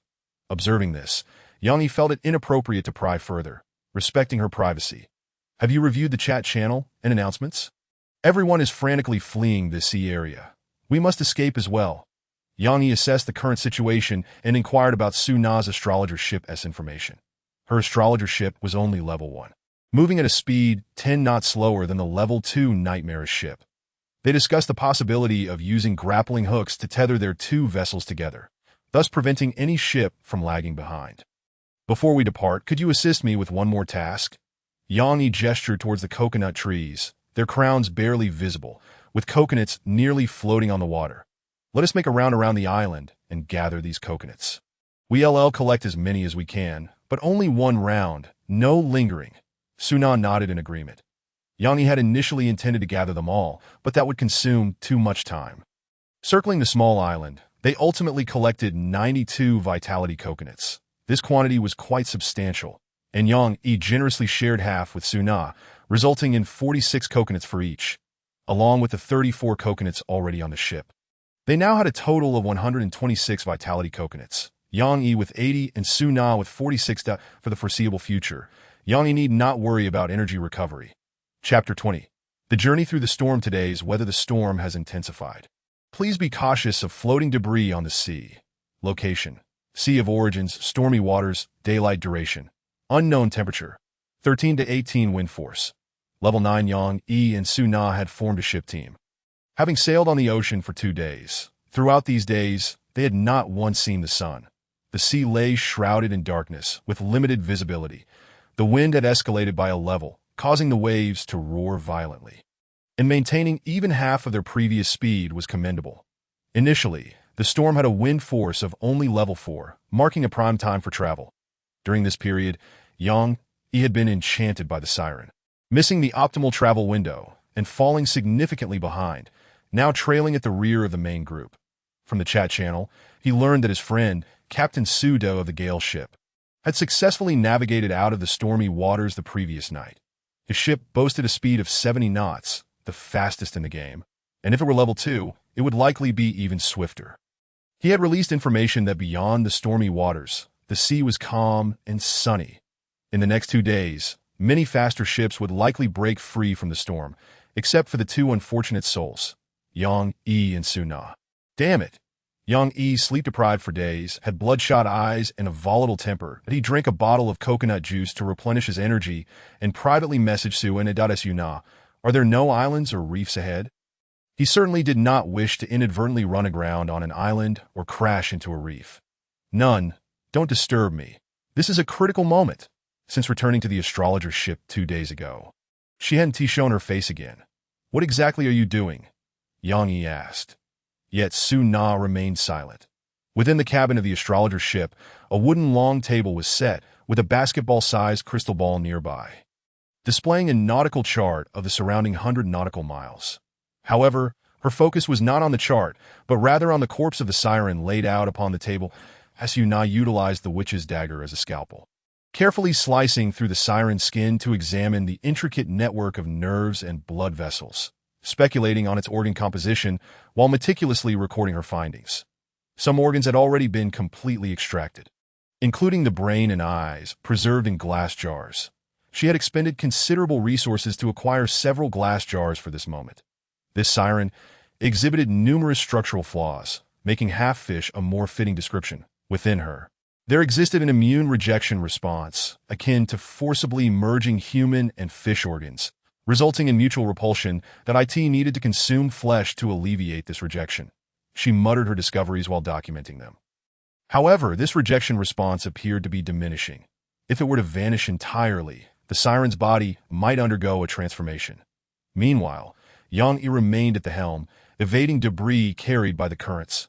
Were it not for the storm, many would gladly use grappling hooks to gather such floating debris. But now, everyone avoided them like the plague. These pieces of debris were sizable and swift, some even fragments of ships, remnants of unfortunate players. Consequently, Yang Yi remained vigilant, his nerves taut as he maneuvered to avoid the floating detritus. His Nightmarish ship was quite frail, with a durability of only 600, constructed from rotten wood, far from sturdy. After just 3 collisions, its durability had plummeted by over 100, a few more impacts, and his ship would disassemble. In this dire situation, Yang Yi had contemplated using the pirate ship blueprints. However, the system indicated that the current environment was unsafe, prohibiting any modifications. With no other options, he pressed on. Concurrently, Yang Yi kept an eye on the world channel, monitoring changes and movements within the sea. The updates were predominantly grim news and player complaints. "It's over. The wind was so strong that I think I've gone the wrong way. Can someone tell me the direction? How much farther is it? I'm in a hurry, collecting wood, high prices for wood. I have millions in my bank account, just need 10 units of wood. I'll give you all of it. Idiot, damn it, my ship is taking on water. Who's selling wood? 30 sea snail coins per unit. ILL by infinitely. Wood is essential for ship repairs. Its value is skyrocketing, and it's hard to come by. Sometimes a single unit of wood can fetch a price as high as 50 sea snail coins. Something from the depths is attacking my ship." Suddenly, a message caught Yang Yi's attention. This could signal a new development within the sea, monsters approaching. His predicament drew the attention of numerous players, who began to inquire. "Brother, did you hear clearly? Did you hit something?" "No, I'm already in the cabin. The hull is making noise. Something is definitely ramming into my ship. My goodness. Ha, it's begun. The monster spawn. You may take your time, for I have already glimpsed the border. Farewell. Save me, for this is a merman." The message abruptly ceased. This individual is likely deceased, and the system has relayed his unfinished last words. Yang Yi also grew anxious. A spray of waves splashed against his face, sending a chill through his bones. He immediately contacted Su and Su Na. "There may be monsters in the sea. We must prepare ourselves. What is happening on your end?" Yang Yi inquired that Su Na had completed the dissection. Her face flushed with excitement, a rosy hue gracing her cheeks. Her eyes glowed crimson, breath fragrant as orchids, as she gazed at the information popping up on the log. "Condition met. Dissection research on aberrant entities 2-2. Your talent has been unlocked. Forbidden Scholar. Forbidden Scholar. Permanent reduction of rationality limit by 20. Mysticism system unlocked. You can now construct special chambers, develop your own unique formulas, and create distinctive items. In the end, You could not resist your curiosity. Little did you know, this could be a road of no return. Suna, I'm asking you something. What are you doing? Respond. Yang Yi's irritation was palpable at that moment. Suna took a deep breath, calming herself before replying. What is it? How is the durability of your ship? Yang Yi asked that it has suffered little damage. Good, come to the Nightmarish ship. I will grant you permission. Help me repair the vessel and restore its durability to full. All right. Suna agreed. She stored her precious organ fragments in her bag of holding, grasped a crystal ball, and made her way towards the Nightmare ship. The two vessels were tethered closely together by ropes and grapples. Typically, one could easily traverse between them with a plank. However, now both ships were swaying, making it prudent to crawl for stability. Suna crawled over the plank and stepped onto the Nightmare ship. Yang Yi beckoned her into the cabin. That I have granted you access.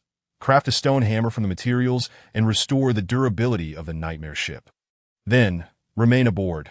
We may encounter monsters, and it would be perilous to separate. Chapter 21. The greater the storm, the more fish. The World Chat channel was inundated with messages of players under attack.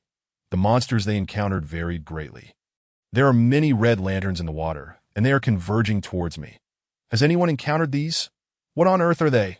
Just fireflies, no need to fear them. A dozen little mermen have trapped me in the captain's cabin. It's like a one-on-one challenge. Why is there a person standing on the sea, blocking my path? An aberrant entity triggered my trap. It seems to be called the Drowned One, and I've turned it into a beehive. Yang Yi silently mourned for him for a second. He was likely blown up by the Drowned One, that every minute someone was attacked and perished. Yet simultaneously, many others managed to escape the tempestuous waters unscathed. As for Yang Yi's side, it seemed that the delay of the Nightmare ship's departure had left them somewhat distant from the main group, and they had not encountered any monsters. Instead, another issue plagued Yang. They were running out of supplies. Water was not a concern, as there were plenty of vitality coconuts, but protein and energy were essential. Suna, do you have any food on your ship? Yang Yi sent her a private message. Only 1 ell of water, came Suna's voice from beside him. She had just finished repairing the ship and was now on the deck with a crystal ball in hand. This crystal ball served as a dynamic nautical chart, synchronizing the conditions of the surrounding sea within 100 nautical miles. Currently, it displayed only 2 vessels, the Astrologer and the Nightmare ship, their markers closely aligned. Can your ship's map be disassembled? Yang Yi asked in astonishment. This crystal ball is a receiver. As long as it's not too far, it's fine, Suna explained. The nautical chart was quite rudimentary. Aside from the ships, it only showed large obstacles in the water, such as gigantic floating debris represented by small black dots. While islands appeared as large shadows, that be why avoiding these black points, they could effectively steer clear of the chaotic currents created by massive floating objects. Moreover, the chart's existence ensured they would not lose their sense of direction. Another day passed. Even someone as resilient as Yang Yi needed to rest. Their navigation had turned into a shift system, with one taking over while the other rested in the captain's cabin. The Nightmare ship's nightmare seemed to only haunt the captain. Suna had not mentioned experiencing any nightmares herself. Throughout this time, Yang Yi kept an eye on the chat channel, hoping to procure some food. But disappointment awaited him. Due to the storm, most players had depleted their food supplies and were unwilling to sell. Those who had food were the fortunate few who had escaped the storm's grasp. Even if the prices were exorbitant, they were still out of reach. Yang Yi sent private messages, but replies took ages, often amounting to a mere 3 words, sold out. Some even went unanswered. This was the epitome of hunger marketing. If one couldn't buy, they would starve. This could not continue. Yang Yi rose from the captain's cabin, his stomach growling incessantly. Now it was Suna at the helm, and the wind had escalated to level 11. One had to crouch slightly on the deck to maintain their balance. Their clothes remained perpetually damp, exuding a salty, fishy odor. They had to find something to eat. Otherwise, once their strength waned, it would be the end. Yang Yi thought to himself, consuming a vitality coconut, draining its water, and devouring the flesh completely. With no food, coconuts would have to suffice. However, they were not filling. A base of high-energy food was still necessary. After much contemplation, the only method Yang Yi could devise to obtain food was fishing. Conveniently, he had a fishing rod in hand at Suna. If this continues, we will surely starve. I will attempt to fish. You keep steering the ship. Yang Yi sent her a private message. All right, Su Na replied promptly. Yang Yi hoisted the fishing rod and made his way to the ship's courtyard, selecting a suitable spot to cast his line. That as the saying goes, the greater the storm, the more valuable the fish. In this case, perhaps the chaos of the storm would yield stranger fish, or possibly larger ones. Yet he underestimated the difficulty of fishing amidst the tempest. The ship swayed erratically, the waves roiling, making it nearly impossible to see the bobber, let alone any signs of a catch. That an hour passed, and aside from nearly unlocking the human bait achievement, he caught nothing. 2 hours elapsed, and still, he had no luck. Frustration began to mount. He opened the world chat channel and sent out a message. Has anyone tried fishing? And attached a photo of himself fishing in the storm. Are you kidding? You still have time to fish while dodging the floating debris? Indeed, only Yang Yi has the leisure to fish. Everyone else has to avoid the debris. If you catch a mermaid, she'll just eat you. In reality, if one truly caught a siren, it was uncertain who would end up consuming whom. After a flurry of excited replies, a single reliable message emerged, likely from an experienced angler. The waves are high. The fish are deep. Your bobber is useless. If you insist on fishing, remove the bobber, let the line out longer, and attach a weight to sink it deep. Yang Yi was struck with enlightenment, quickly adjusting the length of his fishing line, removing the bobber, and affixing a small stone to the hook. That in this world, bait was optional. Half an hour later, a reaction finally came. The fishing rod's reel spun wildly. Yang Yi tugged, and a tremendous force nearly yanked him overboard. He barely managed to brace himself against the ship's edge, but he continued to pull, but the other end had ceased to struggle. What was going on? Did the line snap? Yang Yi leaned over to take a look. That a glimmer of red light emerged from the depths, growing closer, resembling a red lantern, about the size of his fist. What is this? He immediately grew alert and drew his flintlock pistol. In the next moment, a shark burst forth from the sea, lunging directly at Yang Yi. It was a bull shark, over a meter long. Its entire body of vivid red, streamlined and smooth. Its head was peculiar, flat like a shovel, with 2 eyes dangling to the sides, emitting a crimson glow in the darkness. Yet what was even stranger was that it possessed 2 robust hind legs, knobbly like a frog's powerful thighs. This fish is not right. Your rationality decreases by 5. The shark broke the surface, its gaping maw aimed to bite Yang Yi. Fortunately, he was prepared and swiftly crouched down to evade, simultaneously pulling the trigger on his flintlock. Bang! A flash of fire erupted. This shot was immensely powerful, cleaving the bull shark in half. Its body as thick as an adult's waist. Yet it was not dead. The upper half continued to thrash about, attempting to bite Yang Yi. Seizing the moment, Yang Yi grabbed the tooth of the sea serpent and mounted the shark. With 2 swift thrusts, the creature finally lay still. Name: bull demon shark. Type: food. Description: a bull shark tainted by abyssal corruption, cruel and bloodthirsty. Its flesh is consumable and can also be used for gacha. If consumed, it can no longer be used for gacha. Choose one. Please note, this is a social species. Discovering one means there are likely many more behind it. Upon reading the description, Yang Yi's pupils constricted, and he immediately glanced towards the surface of the water. Lanterns of red light began to illuminate, multiplying and converging upon the Nightmare ship. They showed no remorse for their fallen brethren, surfacing with fins, seemingly intent on leaping aboard the Nightmare. The number appeared to approach 100. Su Na, we are in trouble. Yang Yi hastily ran to the ship's bow. Su Na had also sensed something amiss, abandoning the helm to join Yang Yi. Another bull demon shark leaped onto the deck. These sharks possess some mobility on land, using their hind legs to leap like frogs, albeit clumsily, only able to jump 1 or 2 meters at a time. However, in such numbers, they were an overwhelming force. Yang Yi observed the sharks and suddenly conceived an idea. Chapter 22. Refusing death. Su Na, we must climb the mast. It is our only chance. Yang Yi concluded that he had observed the movements of the devil shark and discovered that they could only leap on the deck, and solely with their hind limbs. This indicates that the devil shark lacks the ability to climb. They merely need to hide behind the mast to remain invulnerable. When action is required, one must act.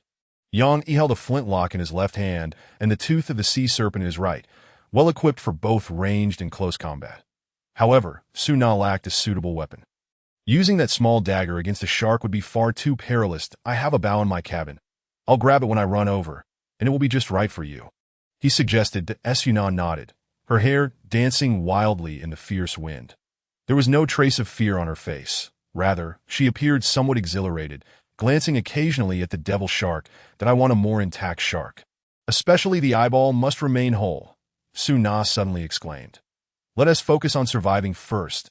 The two promptly set off towards the starboard side. The sharks were congregated on the port side, making the starboard side relatively safer. They crouched low, swiftly advancing against the howling wind. The captain's cabin on the starboard side had no door, but he could create a temporary entrance with his flintlock. The cool-down period should be just about right.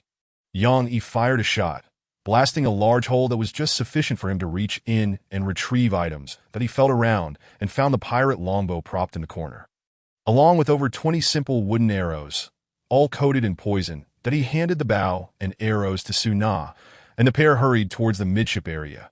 The wind was considerably milder there. Positioned between the captain's cabin and the quarters, with much of the gust blocked, thus having minimal impact on archery, they entered the midship area. A devil shark pounced from the side shadows. Had it not been for Yi's timely awareness, he might have been knocked to the ground. He drew the tooth of the sea serpent, readying for an attack, but just then, an arrow shot from behind him, striking the devil shark's eyeball. This eyeball appeared to be the Achilles heel of the double-headed devil shark. Once pierced, it fell into utter chaos, rolling frantically on the ground, stripped of combat capability. Yi glanced back at Suna. Astonished, your archery skills are remarkable. They continued to dash towards the mast. By this point, there were 7 or 8 devil sharks on the deck. They congregated on the left side, leaping towards the two like frogs upon spotting them. Suna displayed her prowess, repeatedly drawing her bow and shooting arrows, striking the eyeballs of each shark with uncanny precision.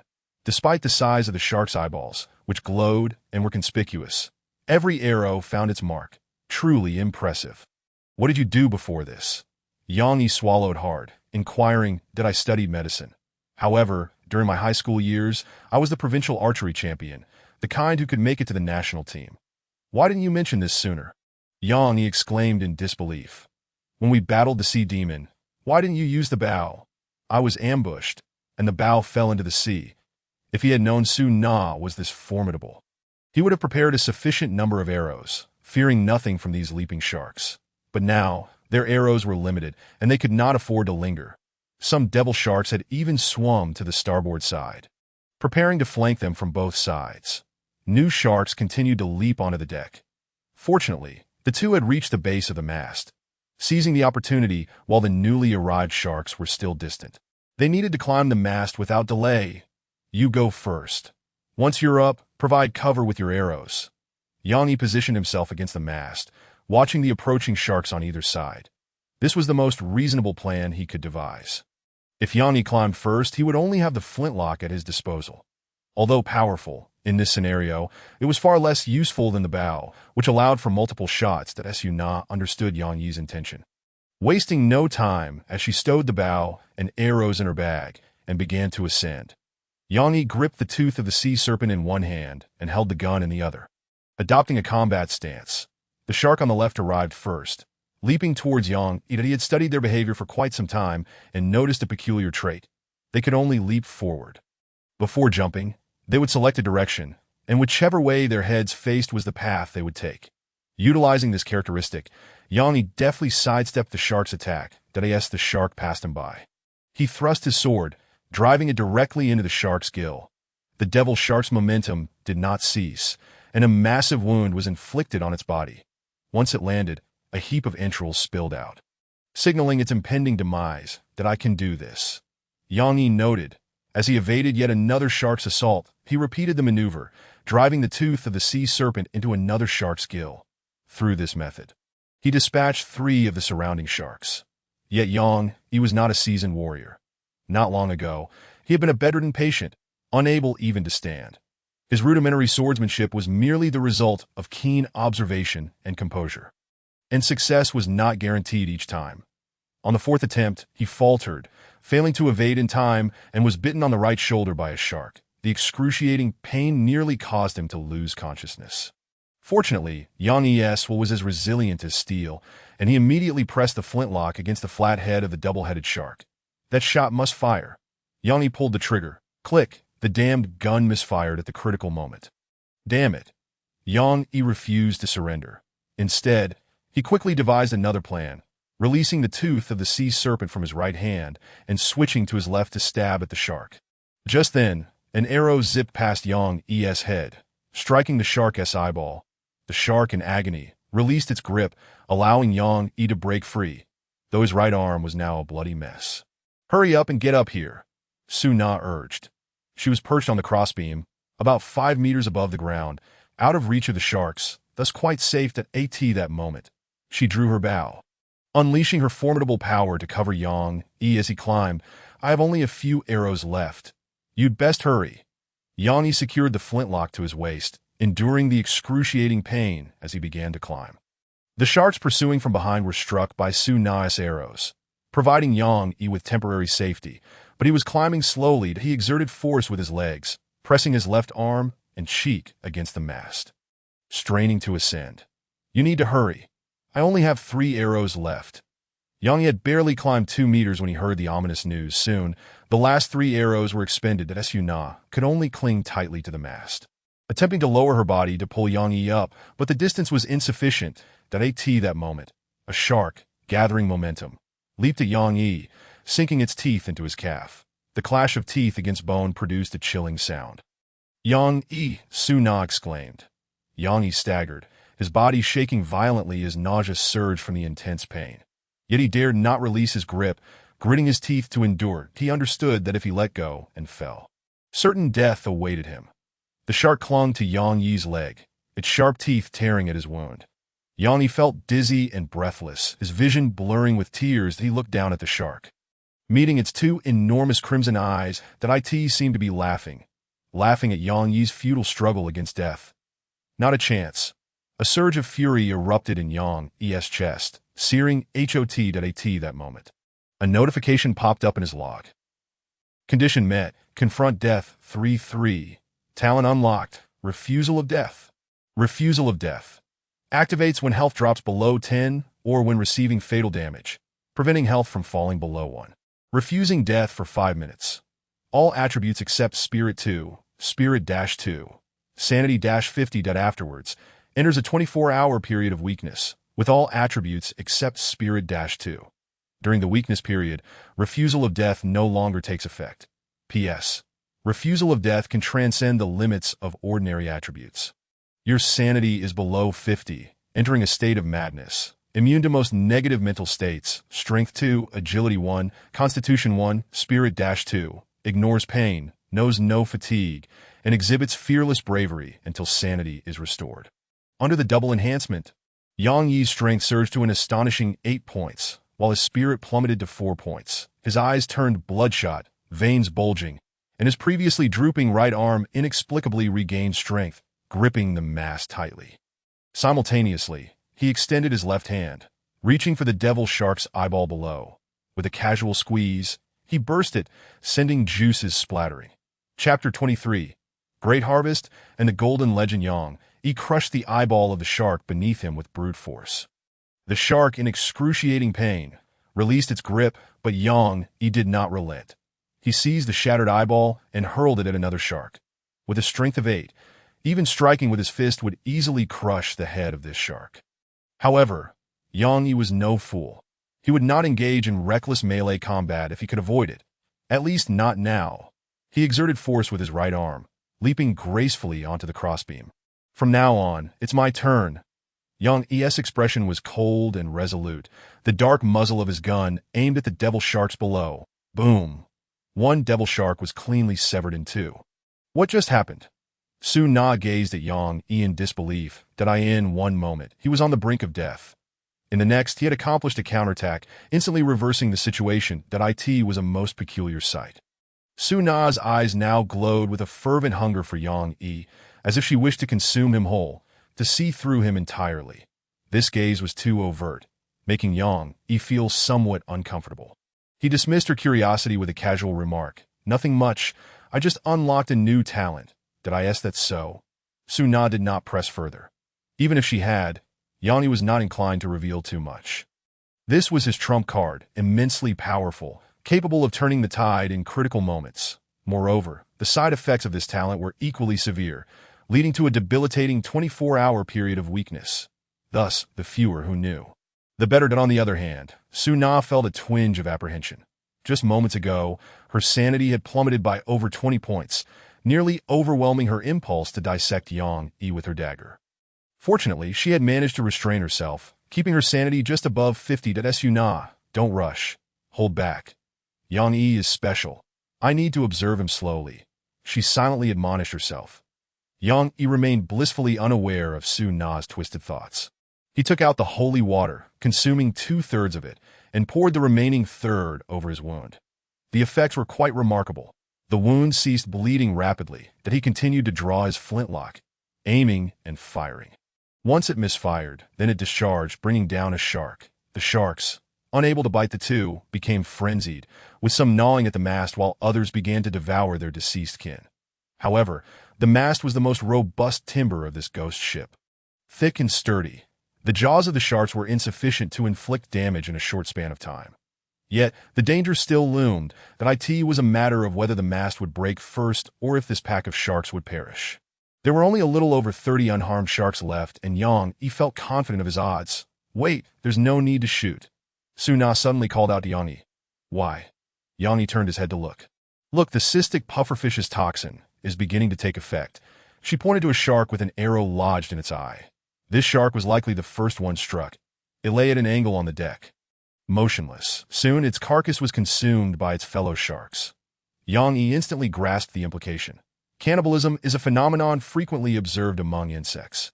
Hence, certain insecticides are designed to delay death, allowing the insects to crawl back to their nests before succumbing, effectively exterminating an entire colony. That Su-na explained. That I see now. Yang-yi nodded, pulling the trigger to kill another shark. But wouldn't my shots hasten their demise? After all, bullets cost nothing. Suit yourself, just leave me one intact. Su-na replied. After a little over 10 minutes, all the sharks had finally perished, not a single one remaining. The deck was strewn with shark carcasses, saturated with the stench of blood. Yang-yi, in a weakened state, took quite some time to climb the mast. His health was down to 15. He needed to be cautious, for a single misstep could lead to a near-death state, followed by his demise as Su-na had already descended. She had chosen the largest, most intact shark carcass, preparing to cut it into pieces for her treasure chest. This is a windfall. It could yield around 70 gacha pulls. Yang-yi's eyes sparkled in the past. When he played mobile games, the card drawing segment was his favorite. Many games he would delete after completing the draws. Shall we split it? Half for each? Yang-yi glanced at Su-na. You go ahead and draw. I only need one. Su-na replied indifferently, seemingly uninterested in the gacha. What a pity. Then I shall reluctantly take on the task of drawing for you. Yang-yi eagerly began to slice the corpse of the devil shark on the ground. A batch for drawing, another batch to cut, and the carcasses gradually disappeared. In total, he completed 72 gacha pulls. There were 74 devil sharks in total.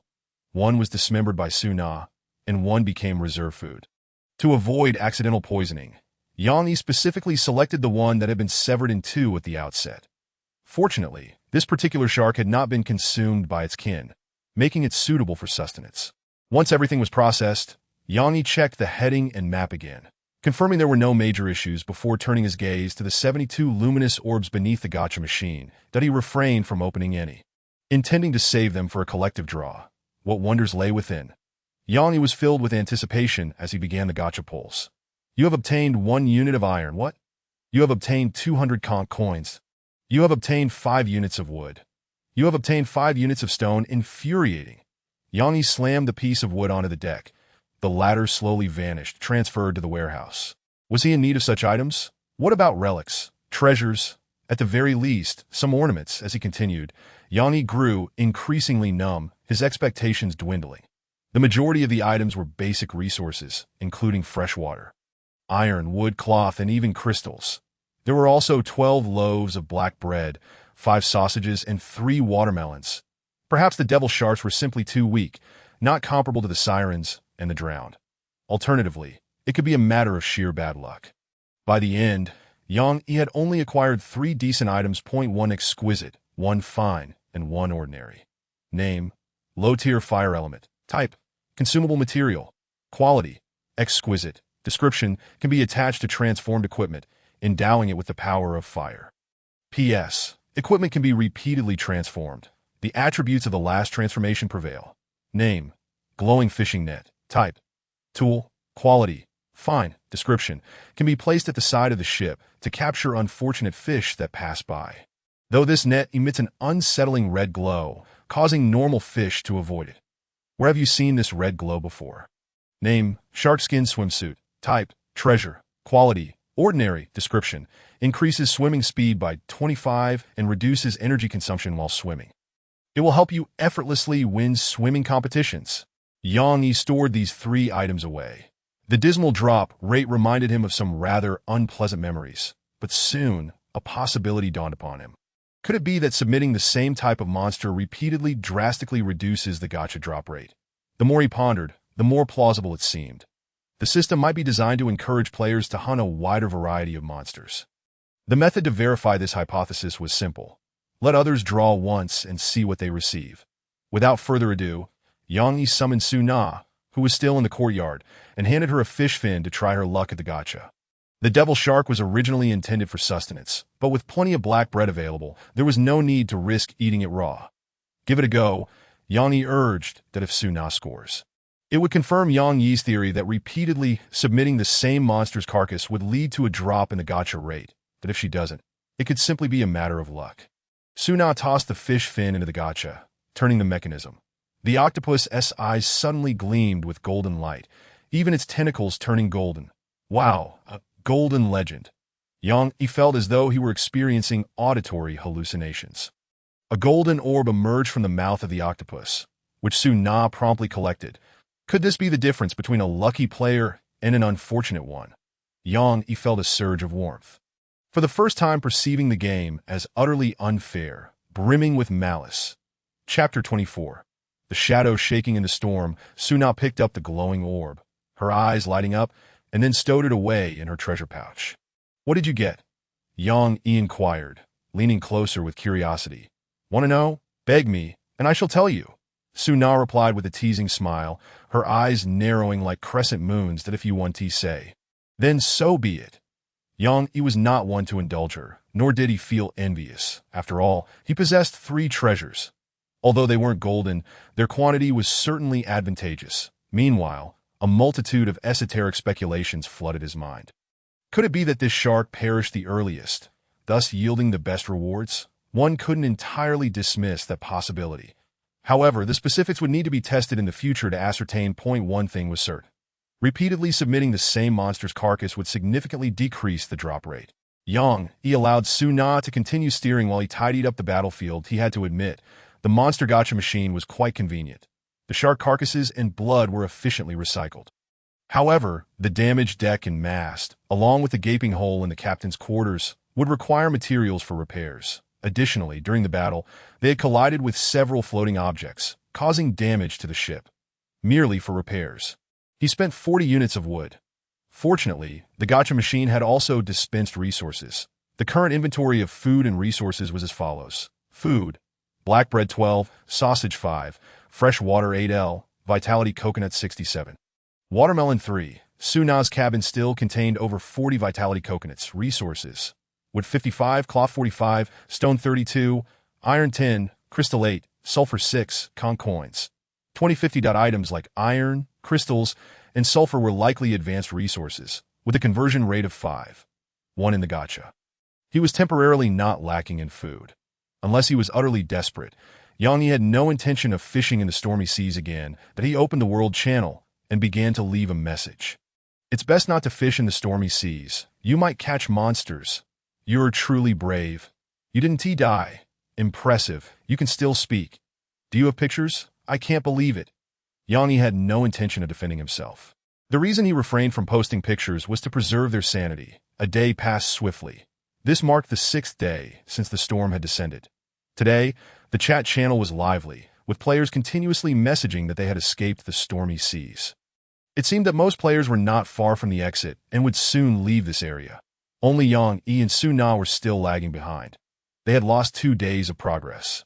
At the onset of the storm, the winds were not severe, and everyone's ships were swift. At it was only as the storm intensified, coupled with the emergence of debris and monsters, that their speed had diminished.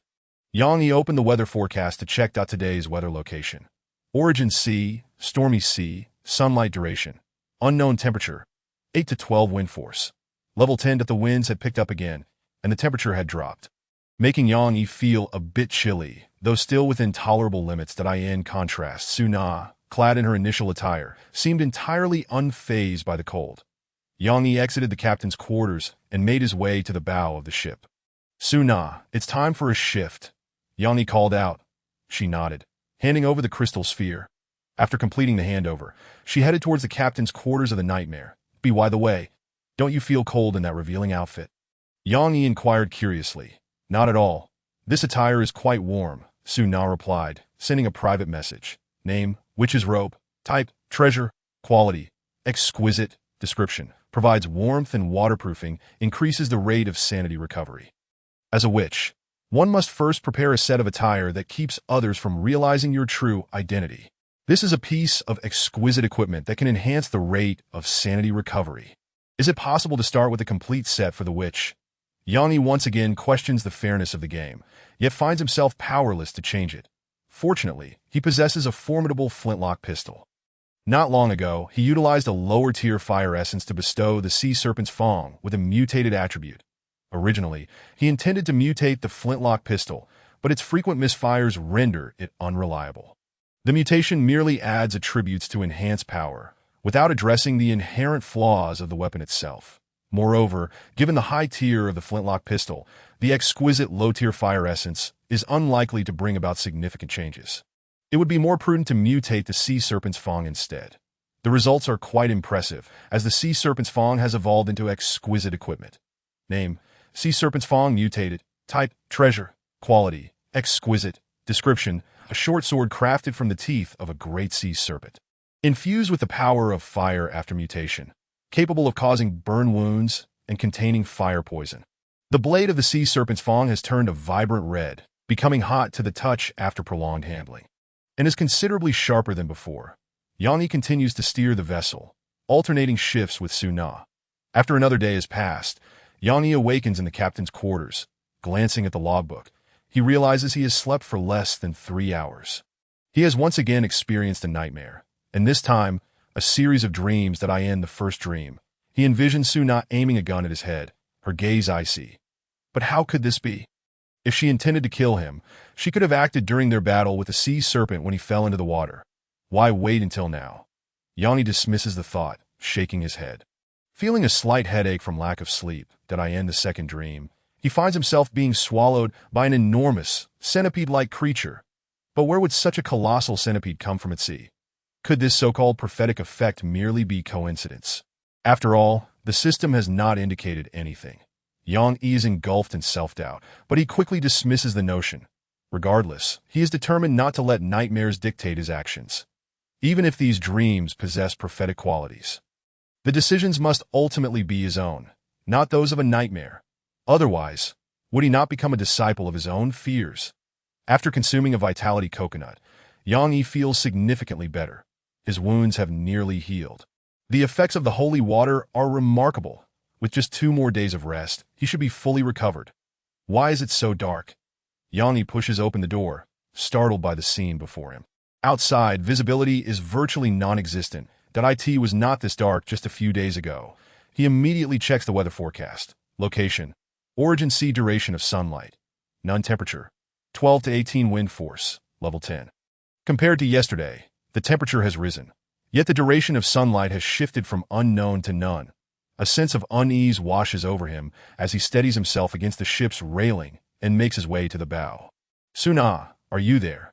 Yang Yi calls out loudly, but receives no response. He retrieves the nautical log, a small booklet that emits light, allowing him to see before him. Then he realizes that the Nightmarish ship has ceased its voyage, stationary due to the tumultuous waves which he had failed to notice. Yang Yi's heart races as he rushes to the ship's deck, discovering that the helm is unoccupied. Where is Su Na? His pupils dilate. Heart racing, As he scans the surroundings for any sign of her, in the left foreground, a faint light flickers, seemingly obscured by shadows. Yang Yi hastens towards it, discovering Su Na standing there, cradling a crystal ball. Motionless, her expression blank as she gazes at the tumultuous sea, as if entranced by something. Yang Yi, seeing this, remarks irritably, "I've been calling you. Why don't you respond?" The latter shows little reaction, merely extending a finger to point ahead, murmuring, "It seems we are surrounded." Yang Yi immediately follows Su Na's and looks in that direction. There lies a vast darkness, which seems to be the case. But whether it is Su Na's words that have instigated this feeling, Yang Yi begins to sense that there appears to be something writhing on the surface of the sea ahead. What is that? Yang Yi squints, attempting to discern the shape. Suddenly, a bolt of lightning illuminates the scene, and Yang Yi finally comprehends the true nature of the creature. They are colossal, elongated worms, resembling centipedes. Segmented bodies, with four blade-like mandibles at the head, opening wide, capable of slicing through their prey like a guillotine. These creatures bear a striking resemblance to the bobbit worms found in the sea, only vastly larger, with their diameter difficult to estimate from afar. It is equally challenging to gauge their length, as much of their bodies are concealed beneath the waves. There are numerous of them, even visible in the far distance, with the closest being approximately a kilometer from the Nightmarish ship. These giant worms sway in the storm, bobbing their heads as if participating in some sort of ritual, or perhaps reveling in chaos. Observed unknown giant creatures, sanity decreased by 20. Yang Yi is struck with shock, immediately glancing at the crystal ball. The nautical chart reveals that they are surrounded by these giant, elongated worms, numbering no less than 100 on the chart. These monsters appear as tiny black dots scattered around the Nightmarish ship. They are encircled by these giant worms. Chapter 25, Desperate Straits, surrounded by giant worms. Yang Yi pulls Su Na into the captain's quarters of the Nightmarish ship. What on earth has happened? He inquires seriously, demanding to know where these worms emerged from. About a quarter of an hour ago. The sky suddenly darkened. At that time, I was still steering the ship, and noticed many black dots appearing in the crystal ball's image, so I stopped the ship and moved to the bow, wanting to see clearly. Su Na recalls. And as for what happened next, you already know. Upon hearing this, Yang Yi immediately takes the crystal ball and examines it closely. Meanwhile, Su Na begins to share her speculations regarding these giant worms. These creatures probably lack eyes or visual organs. Otherwise, they would have noticed the Nightmarish ship long ago. They must be beings that have lived in darkness for an extended period, relying on hearing, smell, or other sensory modalities to hunt their prey. Due to the storm's interference, their perceptive range is greatly diminished, rendering them unable to see the Nightmarish ship before them. Su Na articulates her reasoning. Yang Yi, meanwhile, studies the nautical chart, his brow furrowed. Concurrently, he opens the world channel to check on the situation of other players. Upon entering, he discovers a cacophony of voices. Why is it so dark? I'm utterly lost. Can someone tell me where the exit is? There are so many giant worms at sea. The nearest one is less than 200 meters from me. Oh my God, have you abandoned me? New dangers have emerged in the stormy sea, and those who have escaped are reveling in the misfortune of the trapped players, mocking them. Are they spawning monsters again? How delightful. Serves you right for running so slowly. Have you ever played a battle royale? If you run slowly, the poison circle will close in. Who can you blame? Idiots, just wait here to die. You must not die. If you do, who will I sell the fish I just caught to?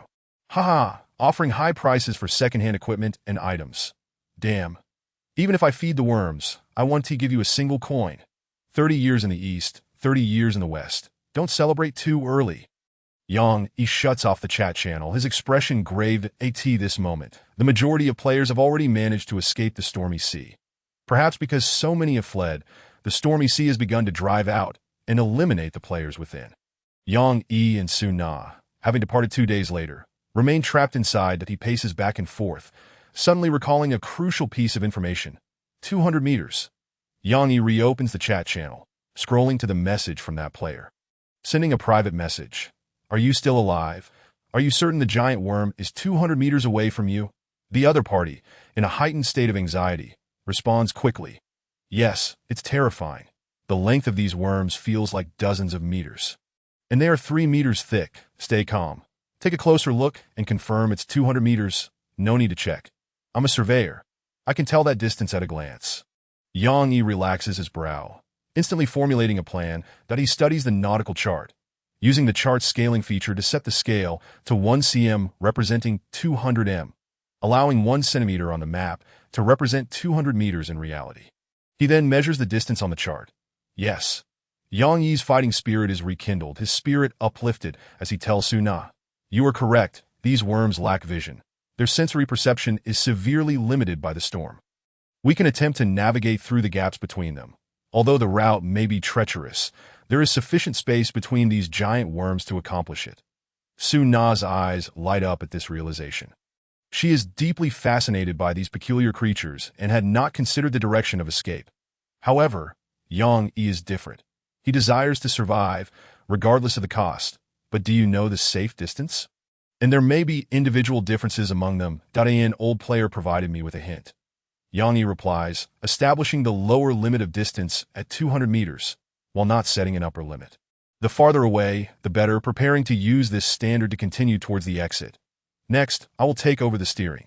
Just to be safe, you should not remain inside. It's best to stand on deck.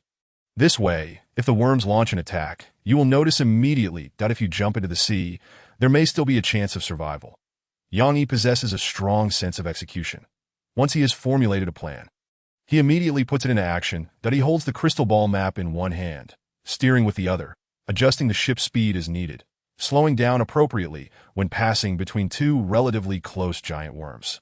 As he approaches, aided by the occasional flashes of lightning, he truly realizes just how massive these worms are. Their diameters range from 2 to 5 meters, with exposed lengths above the surface spanning dozens to even hundreds of meters. If one were to bite into the ship, the Nightmarish ship would likely be torn apart on the spot.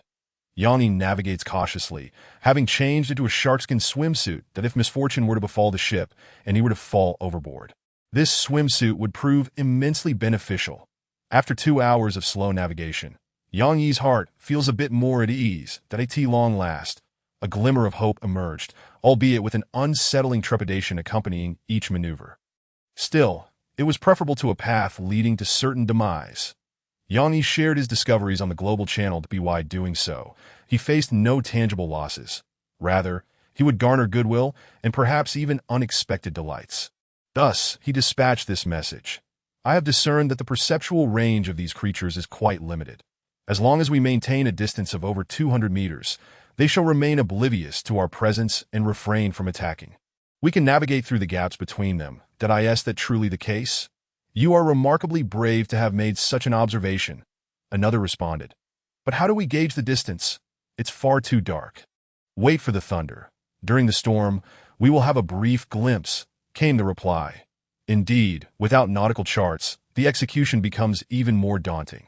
Yet remaining stationary is undoubtedly a path to doom. Faced with the prospect of survival, humanity is never lacking in courage. Thank you, my friend. I successfully navigated through, and this method proves reliable. You are indeed my savior.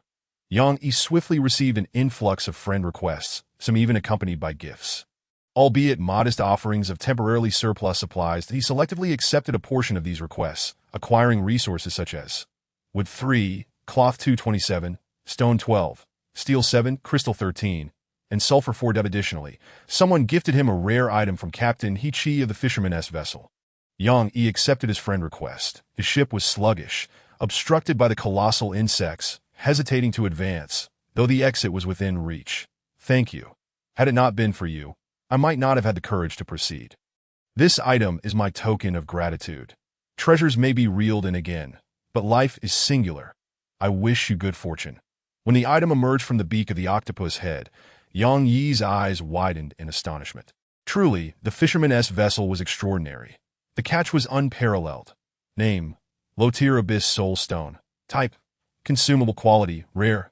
Description: can enhance the quality of relics, elevating the quality of exquisite relics and those of lesser value by 1 tier. Hold this stone to your ear, and you shall hear the whispers from the depths of the ocean. This was a remarkable stone, encased in a semi-transparent black crystal with a luminescent liquid flowing within. To his surprise, the first rare item he acquired was a gift from another. Yang Yi chuckled. He immediately utilized the soul stone to enhance his rusted flintlock. The soul stone shattered. The luminous liquid surged into the flintlock, altering its properties. Name, glimmering rusted flintlock. Type, relic. Quality, rare. Description, once a masterwork, it is gradually regaining its former brilliance. Unlocks dual modes. Cannon mode, fires a powerful shot, inflicting substantial damage with significant recoil. Aim carefully, as it will enter a 12-hour cooldown during which it will misfire 100 of the time.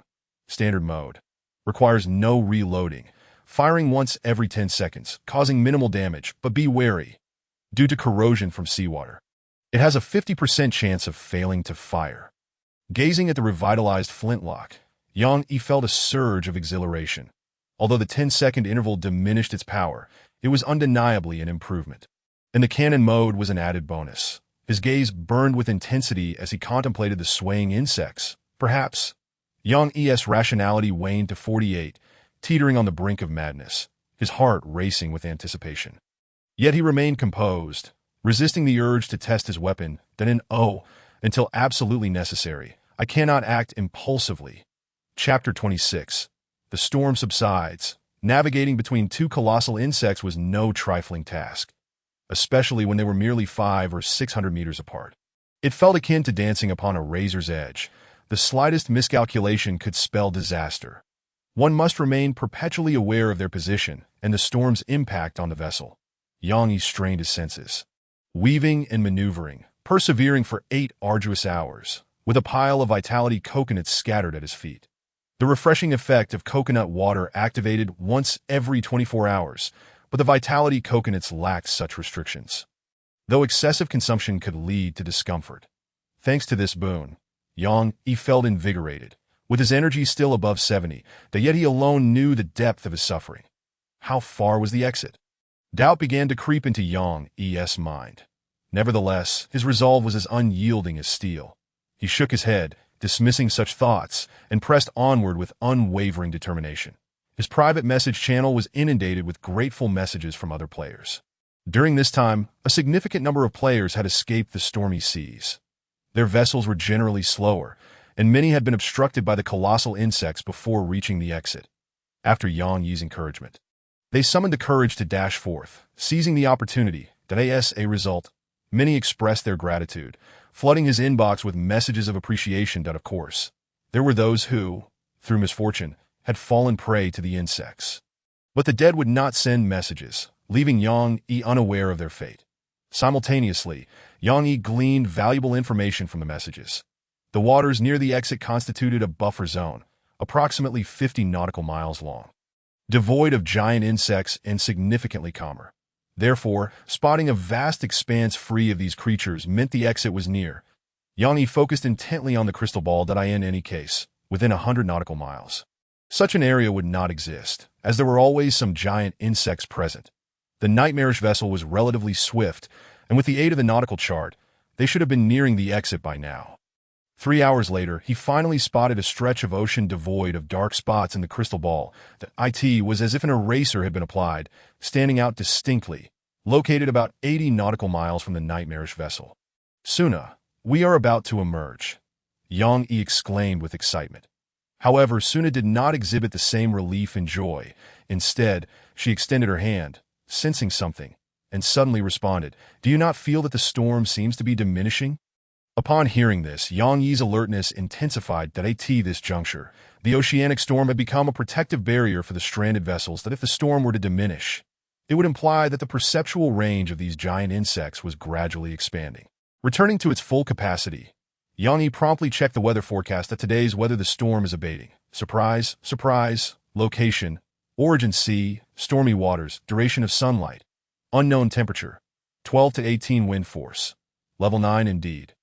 The storm was shrinking. Yang Yi recalled that when he had awakened, the wind force was at level 10. Moreover, the sky was no longer as dark as before. A faint light was beginning to emerge. Having been focused on navigating, Yang Yi had been oblivious to these subtle changes. Now, it struck him like a wake-up call, and a cold sweat broke out. If this continued, the wind force would soon drop to level 8, or even 4, or 1. At that point, the giant insects would reveal their sharp fangs, tearing apart every vessel in their path. Full speed ahead, Yang Yi practically shouted, immediately altering his previously cautious course that he was now only about 80 nautical miles from the buffer zone. Rather than proceeding cautiously, he chose the shortest route possible, even if it entailed risks, for no one could predict when the storm would cease. Yet Yang Yi felt this speed was undeniably swift, exceeding expectations, inevitably drawing the attention of the giant insects. Thus, he needed to hasten his pace. After more than an hour of navigation, the Nightmarish vessel finally reached the edge of the buffer zone, with less than 40 nautical miles remaining. Here, the density of giant insects had significantly decreased. However, the wind force had already dropped to level 4, almost negating the insect's perception. The world channel was filled with curses, although it was but a small group of players. Their outbursts were fervent and vitriolic. Damn the system. I can't believe it. The insects have spotted me. Yang Yi found himself in a similar predicament. Two giant insects were trailing closely behind him, their distance gradually diminishing. He was baffled as to how these elongated creatures could swim so swiftly through the sea. Suna also took note of the impending danger, immediately rushing towards the rear of the ship. "What are you doing?" Yang Yi called out. "That I'm going to detach the astrologer's grappling hook. This will buy us some time." Yang Yi was somewhat taken aback, but he made no attempt to deter her.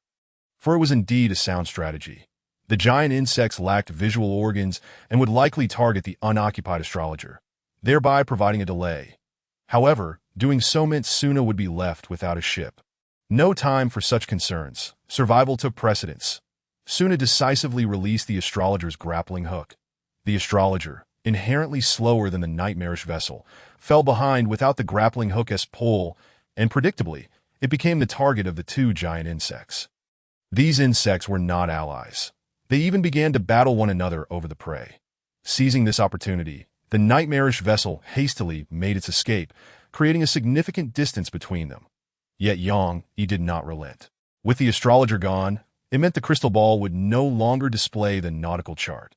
Yang Yi could only navigate by memory, but he recalled that a giant insect lay ahead, which he must confront directly. This route was indeed his optimal choice.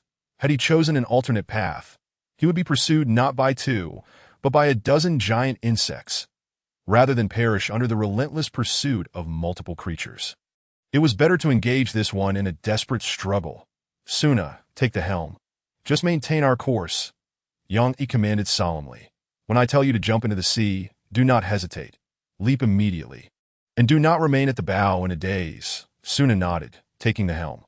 Yang Yi stepped forward, positioning himself at the very front of the ship. The Nightmarish vessel was devoid of weaponry, rendering it utterly defenseless before the colossal worm, merely a fish on a chopping board. Yang Yi, too, harbored no illusions of evading the creature's assault by mere chance. Thus, he resolved to take a gamble, to see whether the worm possessed an iron will or if the prized flintlock in his hand would prove more formidable. Clad in a sharkskin swimsuit, he positioned himself at the bow of the ship, bracing for the impending encounter. Soon, a dark silhouette emerged ahead. Once past the shadow, a relatively secure buffer zone awaited. Yang Yi switched the flintlock to cannon mode, a cold smirk gracing his lips. "Let us wager." Without the tempest interference, the worm's sensory range was astonishingly vast, quickly locking onto the Nightmarish vessel as it advanced. Yang Yi's mind was taut with tension, his grip on the firearm so strained that his fingertips turned pale. He was far from a sharpshooter. Hence, he needed to close the distance to ensure a decisive hit. The opportunity was singular. Failure would spell death. As the monstrous creature approached within 300 meters, Yang Yi assessed its size. With a diameter of approximately 3 meters, it was not particularly large among its kind. Stretching about 40 meters in length across the ocean's surface, it lowered its body and charged forward. Jaws agape like blades, glistening with lethal intent, as if it were a guillotine poised to sever the Nightmarish vessel in one swift strike. "Suna, jump into the sea at once," Yang Yi commanded, aiming his firearm at the creature's head. He scrutinized the worm's mandibles, which bore 2 rows of bristles resembling the appendages of an arthropod, circular in shape, akin to a coiled spider. These appendages were designed to deliver prey into its maw, where densely packed razor-sharp teeth would crush it. And the prey this time was none other than the Nightmarish vessel itself. Faced with the specter of death, Yang Yi found an unexpected calm. Taking deep breaths to steady himself, he gazed at the worm with such clarity that he could almost perceive the briny scent emanating from its surface. Simultaneously, this indicated that the distance between Yang Yi and the worm had diminished to a mere 10 meters. Now was the moment. Yang Yi pulled the trigger. Boom! The tremendous recoil sent him hurtling backward, his right arm numb and aching, crashing into the captain's cabin behind him. The gunfire echoed like a roar of civilization, challenging the forces of nature. Its power was nothing short of terrifying, rivaling that of a cannon. The shot struck the worm's head with a devastating impact, shattering it and sending mandibles and cranial fragments scattering across the sea. Yet, the worm's momentum was unrelenting, crashing into the Nightmarish vessel.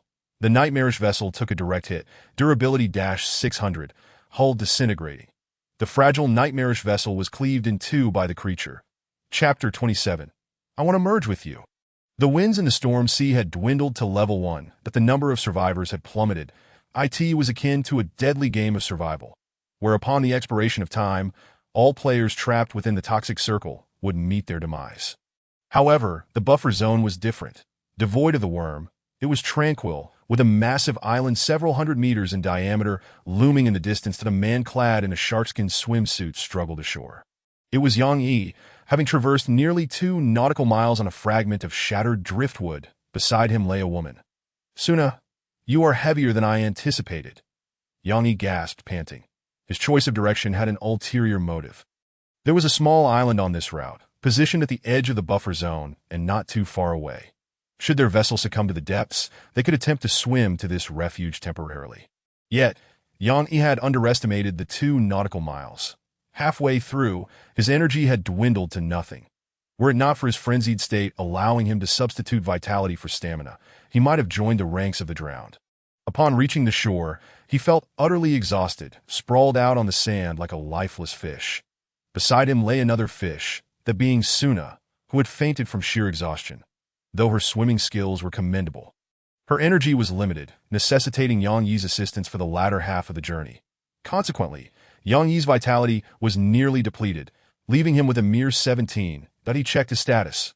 Rationality: 42-100 stamina, 0-100 vitality, 17-100 indeed. It was a matter of life and death. Despite the Nightmarish vessel's demise, Yang Yi was not despondent. Long before the astrologer sank, Suna had shared with him information regarding shipwrecks, that a destroyed vessel could be reconstructed. Opening the ship interface, he noted at the top, materials required for ship reconstruction. With 500, fabric 250, materials from the ship's hold may be utilized. Each reconstruction requires an interval of over a month, and items aboard will be frozen. Surveying his available resources, he found the fabric nearly sufficient, as he had previously received a large quantity. However, the wood was lacking, but he could always chop down trees. Lost in thought, he succumbed to slumber, this time devoid of nightmares, enjoying an unprecedented comfort in sleep. Uncertain how much time had elapsed, Yang Yi was roused by the system's announcement. Remaining players in the Storm Sea 3.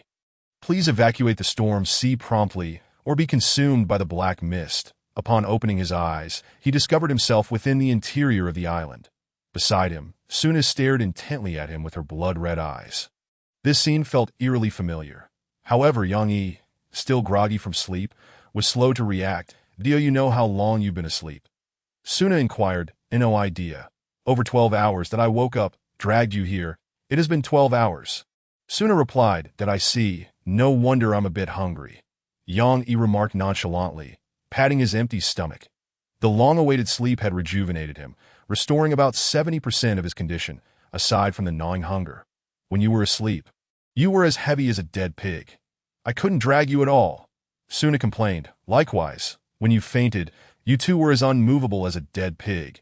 Yang Yi retorted immediately. Is that so? Suna, unfazed, revealed a faint smile. But it's good that you're awake. Now you can respond to me. Suddenly, her demeanor shifted, and she raised her hand, aiming the flintlock directly at Yang Yi's forehead. This was a firearm Yang Yi knew all too well. His prized possession, the glimmering flintlock. But how had it ended up in Suna's grasp? Before he could ponder further, Suna began her interrogation, her tone eerily reminiscent. Man, give me one reason not to kill you in 3 sentences. Her crimson eyes appeared perilous. coupled with a half-smile that sent chills down his spine. Simultaneously, Yang Yi recalled the nightmares of yore, where a red-eyed woman had aimed a gun at his head. Was this not the same scenario? He promptly adopted a serious demeanor. Suna, you've taken this joke too far. Do I look like I'm joking? Suna countered, the gun unwaveringly pointed at Yang. Why by the way, that's your first sentence. You have two more to seize your opportunity. Yang Yi fell into silence, the ominous black muzzle exerting immense pressure on him. He scanned the surroundings and noted that the tide had risen, leaving the island with a mere 50 meters in diameter. All accessible trees had been felled, evidently by the flintlock's devastating power, now piled together as lumber. Judging by the quantity, there were fewer than 300 pieces, far too scant to reconstruct two vessels. Thus, Suna seemed intent on monopolizing the wood, aiming solely to rebuild the astrologer. Yang Yi pieced together the situation, narrowing his eyes that in times of peril, self-preservation is a natural instinct. His voice turned cold as he replied, I can relinquish all my equipment to you. The wood on the island is yours. Just spare my life. No, not enough. Suna shook her head vehemently. Have you considered that if I were to kill you, all these things would naturally belong to me? You. Yang Yi immediately fell silent, realizing he could not afford a third sentence, that he had never anticipated Suna would be so ruthless. He felt a surge of anger, but, after long contemplation, could not devise any other leverage. Finally, he could only retort, then go ahead and shoot. Yang Yi stood up, preparing to fight back. The talent to refuse death would allow him to evade being killed for a short time. His last trump card. Ha! Indeed. Even with a gun trained on you, you feel the panic. Suna suddenly erupted into laughter, her body shaking, tears streaming down her face. You. Yang Yi's expression hardened, his displeasure evident. Suna continued, let us do this. I want half of everything you possess. And in return, I shall grant you a path to survival. What? Yang Yi furrowed his brow. That don't you understand? What I mean is, I want to merge with you. What? Merge? Yang Yi exclaimed, his expression one of utter surprise. Yes, precisely. That is what I mean, Suna affirmed. Yang Yi, rendered speechless, sighed with relief. Suna did not genuinely wish to kill him. It was merely an act of retribution. After all, he had done something similar not long ago. He reseated himself, a mix of amusement and exasperation washing over him. What if I refuse? The gun is in my hand. You have no choice but to agree. Suna waved the firearm, exuding the demeanor of a victor, and began rummaging through her bag. Yang Yi completely relaxed, musing, this woman has undoubtedly lost her mind. Out in the wilderness, suddenly proposing a merger. I'm not a transforming mech, capable of forming into a head. What on earth could we merge? Yet, observing her earnestness as she dug through her pockets, he wondered. Surely she was not pulling out balloons. As his mind wandered, he turned to Suna, upon seeing the array of items she produced. His hopes were dashed. Among them were the tongue of a sea monster, eyeballs, brain matter, glands, trachea, heart, and other such grotesque specimens, all contained within jars that a plethora of peculiar instruments lay within, tainted by internal filth, causing a decline in your sanity by 5 points. Apologies, there is an overwhelming number of items, making it somewhat challenging to locate. At long last, Suna discovered what she had been searching for. It was not a balloon, but rather a golden card. Yang Yi took it and, upon inspection, felt a darkness envelop his vision. Name, Ship Fusion Card. Type, Consumable. Quality, Special. Description, with mutual consent, 2 vessels can be fused. The resultant ship will be larger, with increased capacity, inheriting the skills of both original ships, that a ship can possess skills from a maximum of 2 vessels. Subsequently, the materials required for upgrades will increase or transform accordingly. Is this what you meant by fusion? Yang Yi awkwardly inquired, turning his head. What else would it be? Suna chuckled, her laughter like a flurry of blossoms. That Yang Yi was rendered speechless. This girl was undoubtedly doing it on purpose. This item must be the golden legend she had drawn earlier. Chapter 28, Fusion, the Nightmare Star. Captain Suna, the astrologer ship, utilizes the rare item, Ship Fusion Card, requesting to fuse with your vessel. The resources within both ship cabins will be combined. Agree, decline, agree. Please vote for the new captain. In the event of a tie, the fusion will fail, and the fusion card will be returned. Note: the captain possesses absolute authority, and a new election will only occur upon the captain's demise. Yang Yi cast his vote for himself, naturally, and Su Na would do the same for him. This had been prearranged before the fusion. The captain must be Yang Yi. Having Su Na as captain would leave him feeling insecure. Given her nature, it was highly probable she would steer the ship into some abyss, feeding it to the sea monsters lurking within, merely to ascertain if their appetites were sufficiently vast. Once the fusion was completed, both their ship interfaces aligned, yet the primary authority remained with Yang Yi, that he could allocate certain privileges to Su Na, such as resource distribution rights, ship expansion rights, steering, and restricting access to specific rooms. The ship also had a chance for renaming. The default name, a combination of the two special ship names, was Dream Nightmare Astrologer. Finding the name excessively lengthy, Yang Yi promptly eliminated two characters, renaming it Nightmare Star. Barring unforeseen circumstances, the Nightmare Star should be the first fused ship among players. Typically, fusion necessitates a payment of resources to modify the vessel, but now, this requirement is factored into the reconstruction to recreate the Nightmare Star. A total of 700 wood, 300 cloth, 100 stone, 20 crystal, and 10 steel are needed. Observing the steel and stone, Yang Yi felt a sense of satisfaction. This ship should prove sturdier. However, there remained a significant shortage of wood, and both stone and cloth were lacking. Yang Yi had initially hoped that Su Na would provide some assistance with resources post-fusion, but to his dismay, her cabin was nearly empty. Wood, 1, cloth, 2. She was poorer than a beggar. Had she even been serious about survival? Currently, the cabin's wood count stood at 59, leaving a staggering deficit of 641. That the stone count was 44, lacking 56, and the cloth count was 274. Falling short by 26. That on the island, stone was relatively plentiful. Coastal areas and islands invariably yielded abundant rocks. Cloth, on the other hand, could only be acquired through fishing and luck. Fortunately, the deficit was minimal, but wood. It remained uncertain whether the island's trees would suffice for felling. Su Na, how much would have you gathered? Yang Yi inquired. Before he had awoken, Su Na had used a flintlock to sever numerous trees. The commotion had undoubtedly been substantial, yet he had remained oblivious, and oh wonder, Su Na claimed she slept like a dead pig. I have collected a total of 292 wood, if I dig out the roots. I could likely gather more, she replied. Accounting for the stock in the cabin, the total would amounted to 351, still significantly lacking. Yang Yi furrowed his brow. Trading was not an option now. They had to rely on gathering. He surveyed the surroundings. Even the nearby trees submerged in the sea had been felled by Su Na. Only in the distance, tree crowns emerged above the water, belonging to trees that had been submerged before they could be cut down. Situated over 100 meters away, to acquire the wood, he would have to attempt swimming over, severing them with his gun, and then transporting them back. Fortunately, the storm had subsided and the sea was calm, ensuring the water level would not rise further. Return my gun.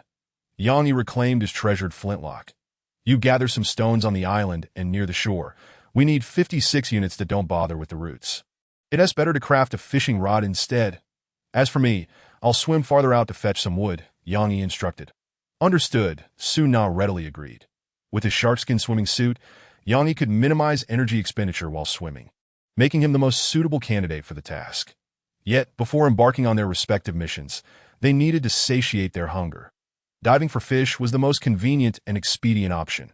Yang Yi possessed a gun designed for underwater shooting, making the task effortless. Within 15 minutes, he had caught 2 plump grouper fish. However, as they had been shot, the fish were in pieces, and the 2 made do with their meal. Following this, Yang Yi set off towards the distance while Su Na began collecting stones and fishing. Perhaps due to the buffer zone, there were no monsters in the water. The entire process proceeded smoothly, and after swimming over 100 meters, he began to encounter trees. Bang! Sparks and gunfire erupted underwater, startling the surrounding fish. After another shot, a log with a diameter exceeding 30 centimeters surfaced. This was the thickest tree in the vicinity. Yang Yi could carry a maximum of 2 logs at a time, so he selected the thicker ones to maximize his wood yield. Half an hour later, Yang Yi returned with 2 considerably thick logs, recognized by the system as 18 wood. However, the swimming, diving, and pushing the logs ashore felt akin to an Ironman triathlon, depleting over 30 points of his energy in a single trip. Each time, he could manage only 2 trips before needing to rest on the island to recover. Without the refreshing coconut juice, his energy recovery was sluggish, and by the end of the day, he had completed only 5 trips, amassing a total of 93 wood done on Suna's end. The stone count was more than sufficient, totaling 74 stones. Collecting stone on the island was arguably the simplest and most relaxing task, provided one could locate an island that is for fishing. Suna had extraordinary luck, perhaps due to being under the new player protection period. She had caught 2 bottles of Farmer's 3 Punch, each a 2L size. The fish they caught were consumed by the 2 of them at this rate. In 4 to 5 days, they would be able to reconstruct their vessel. That evening, for safety's sake, neither ventured out for fishing or lumbering. Instead, they sheltered in the heart of the island, awaiting the dawn. They also arranged for a watch. Suna would guard the first half of the night, while Yang Yi would take the second half. Although they lacked a bed, Yang Yi slept soundly. That was far more comfortable than resting aboard the Nightmare, devoid of nightmares. In the chat channel, speculation ran rampant about the 3 remaining players in the stormy sea. Wondering why they had yet to emerge, I suspect those 3 are trapped in the belly of the giant worm, not yet fully digested. It may be for the best. Their absence ensures the game will not progress to the next stage, allowing us to take this opportunity to upgrade our ships and gather resources. They wouldn't happen to have discovered a hidden dungeon at sea and are engaged in a secret mission, would they? In any case, the conjectures were varied. Yet, they could never guess that Yang Yi and Suna's ship had sunk, and they were currently gathering resources to build a new DAS for the 3rd individual. Yang Yi was equally in the dark regarding their situation. They too may be repairing their ship. Several players who had added Yang Yi as a friend were inquiring whether he was safe and had emerged yet, some of those who had gifted him during the stormy sea. In response, Yang Yi sent a unified reply before sleeping, comprising merely 7 words. The ship exploded. I am building a new one. Goodness, the big shot is indeed a big shot. The ship exploded, yet he remains unharmed. Incredible! Do you need any leg accessories? Chapter 29. The black mist approaches on the deserted island, a solitary man and woman. The man was responsible for swimming and collecting wood, while the woman focused on fishing, gathering cloth, fresh water, and food. Though somewhat exhausting, it was a far cry from the trepidation experienced during their maritime voyage. If it were feasible, settling on an island, cultivating crops would not be a poor choice. However, Yang Yi understood that such a notion was impossible. He gazed towards the rear, in the direction he had sailed from the horizon of the sea. A deep, ominous black loomed, the black mist. Today, the hue of that darkness had intensified. This foretold the nearness of the black mist. It would be prudent to escape this maritime region swiftly. 3 days had elapsed since Yang Yi's awakening, and in total, he and Suna had spent nearly 4 days on this island. Today should mark the 5th day. Currently, they were still short by 72 units of wood, while the cloth and stone were sufficient. Yang Yi had instructed Suna to gather a bit more stone, intending to take it aboard the ship for any unforeseen needs. Although stone was easy to collect, it was far more difficult to acquire at sea. Fishing was their only option, which was notably inefficient. After all, stones, much like steel, do not float upon the water unless one fortuitously encounters a resource treasure chest that, if all goes well, by the end of the day, they would gather the materials needed to reconstruct the Nightmare Star. After finishing breakfast, Yang Yi set off early, commencing today's lumbering endeavors. Through these days of exertion, he could not claim to be a swimming champion, but he could certainly be regarded as an adept swimmer.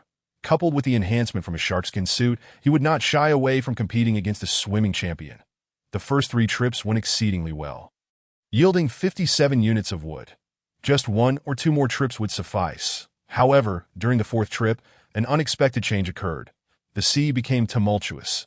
Yang Yi was preparing to sever the 2nd tree with his gun when suddenly a massive swarm of fish surged past him, a dark mass of scales. These fish varied in size, and many were unfamiliar to Yang Yi, their names unknown to him. Yet they all share a commonality, desperately swimming forward as if pursued by malevolent apparitions, as if fleeing for their very lives. Even the ferocious carnivorous sharks, at this moment, are devoid of any predatory thoughts, rushing past Yang Yi like a gust of wind. The currents they create strike him like a shockwave, disorienting him underwater. After much effort, he finally breaks the surface. Yang Yi is unharmed, merely coughing up a few mouthfuls of seawater. The fish merely brush past him, seemingly intent on avoiding him, unwilling to pause even for a second. This phenomenon is something Yang Yi has never witnessed before. Consequently, the prepared logs have long since been swept away to an unknown location. Even Yang Yi himself is being pushed forward by the currents generated by the school of fish. Yang Yi, are you all right? Something seems amiss in the sea. Su Na sends a private message. She is fishing on the shore and has also noticed the anomaly. However, Yang Yi had detected it earlier and has already experienced it firsthand. Fortunately, it was just a few mouthfuls of seawater. The fish have gone mad, all swimming forward heedlessly. The black mist must be approaching. I'm swimming towards the shore. Lend me a hand. Yang Yi replies. His energy is limited, and he lacks the confidence to swim back alone. So he hopes Su Na will assist him.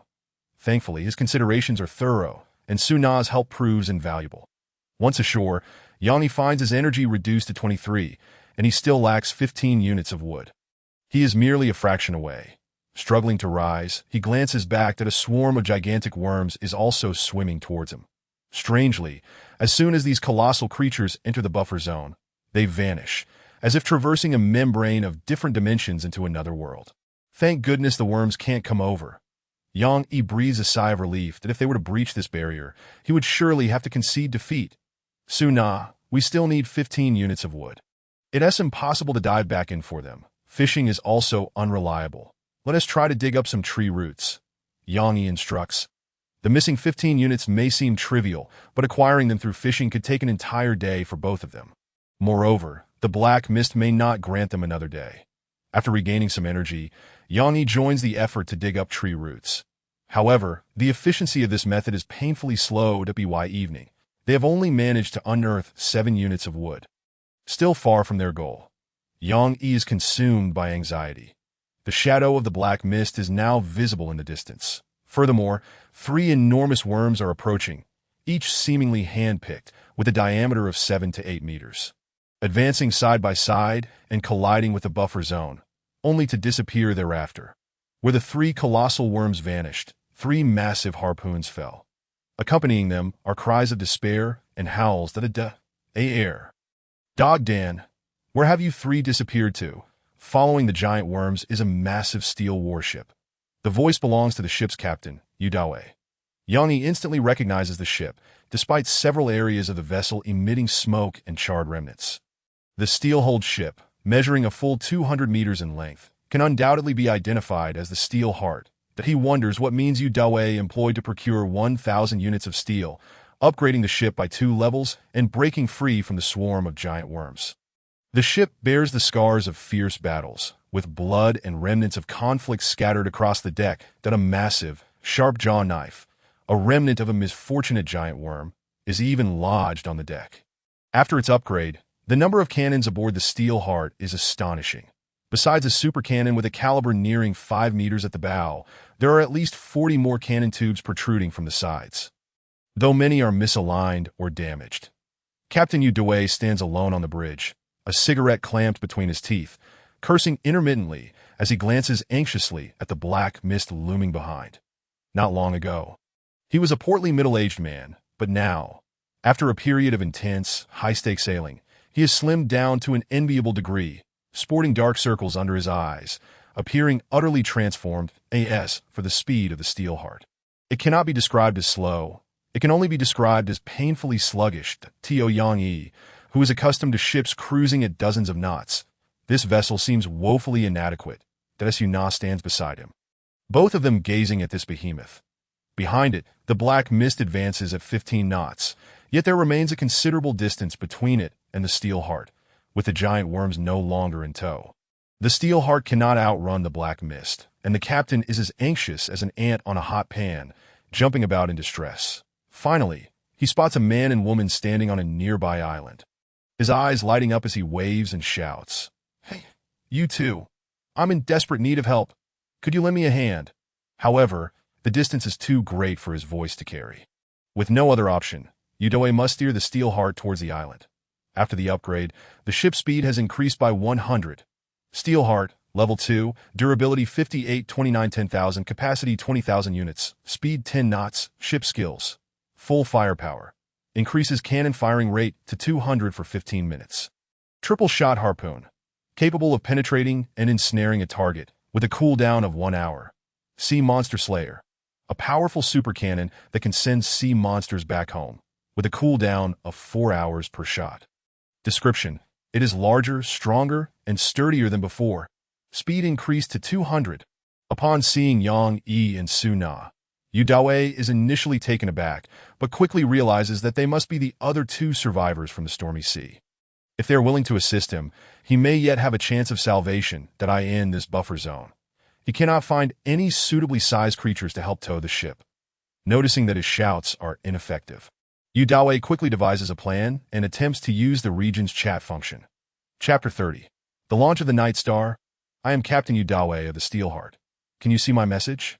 Yu Dawei sends a message in the regional channel. At this point, only 3 players remain in the buffer zone, so he is not concerned about contacting the wrong person. Hello? I am Captain Yang Yi of the Night Star. Yang Yi responds, Captain Yang, where's your ship? I don't see it, it's sank. Yu Dawei is momentarily dumbfounded. He does not know that a ship can be rebuilt after sinking. He thinks his fate is sealed. It is only after Yang Yi explains the situation that he begins to understand. Missing 7 units of wood? No problem. I'll send you 100 units. Yu Dawei replies immediately, but once your ship is repaired. Can you give me a tow? Yang Yi contemplates briefly before agreeing. Time is of the essence, and with the black mist closing in, they can only escape together through cooperation, relieved by Yang Yi's agreement. Yu Dawei's anxiety subsides, and he responds, I'm coming over now. Please don't attack me. I have a handgun in my waist. Yang Yi is somewhat surprised. The Steelheart is still several thousand meters away. How can Yu Dawei discern such details? Does he possess binoculars? In reality, this is a result of Yu Dawei's innate abilities that he has 2 talents. Eagle Eye, Perception 2, Excellent Vision, adept at tracking and aiming. The second talent was unlocked after he defeated numerous giant sea beasts. Firepower above all. As long as there is sufficient firepower, you will face any enemy head-on. Your sanity will not drop below 50. The truth lies within the cannon's range. The Steelheart gradually approaches the island. While the black mist has already shrouded half the sky, only 15 nautical miles away from the Steelheart. At this distance, the group no longer needs to communicate through the log. They can shout and be heard. While Yu Dawei calls out, I'll use the whale harpoon to send the wood over. Don't be afraid. With that, the whale harpoon from the Steelheart is launched, carrying a large bundle of wood that lands just a few meters from Yang Yi. This bundle of wood is precisely 100 units, no more, no less.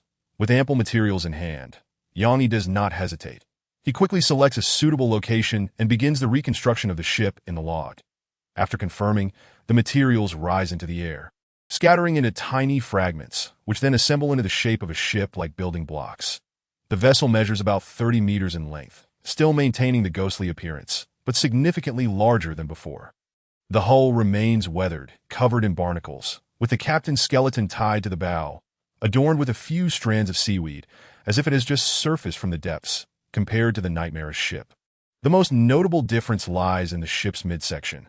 Here, a colossal crystal ball has been added, situated just before the mast that a small portion of the hull surface is coated with rusted metal, appearing considerably sturdier than before.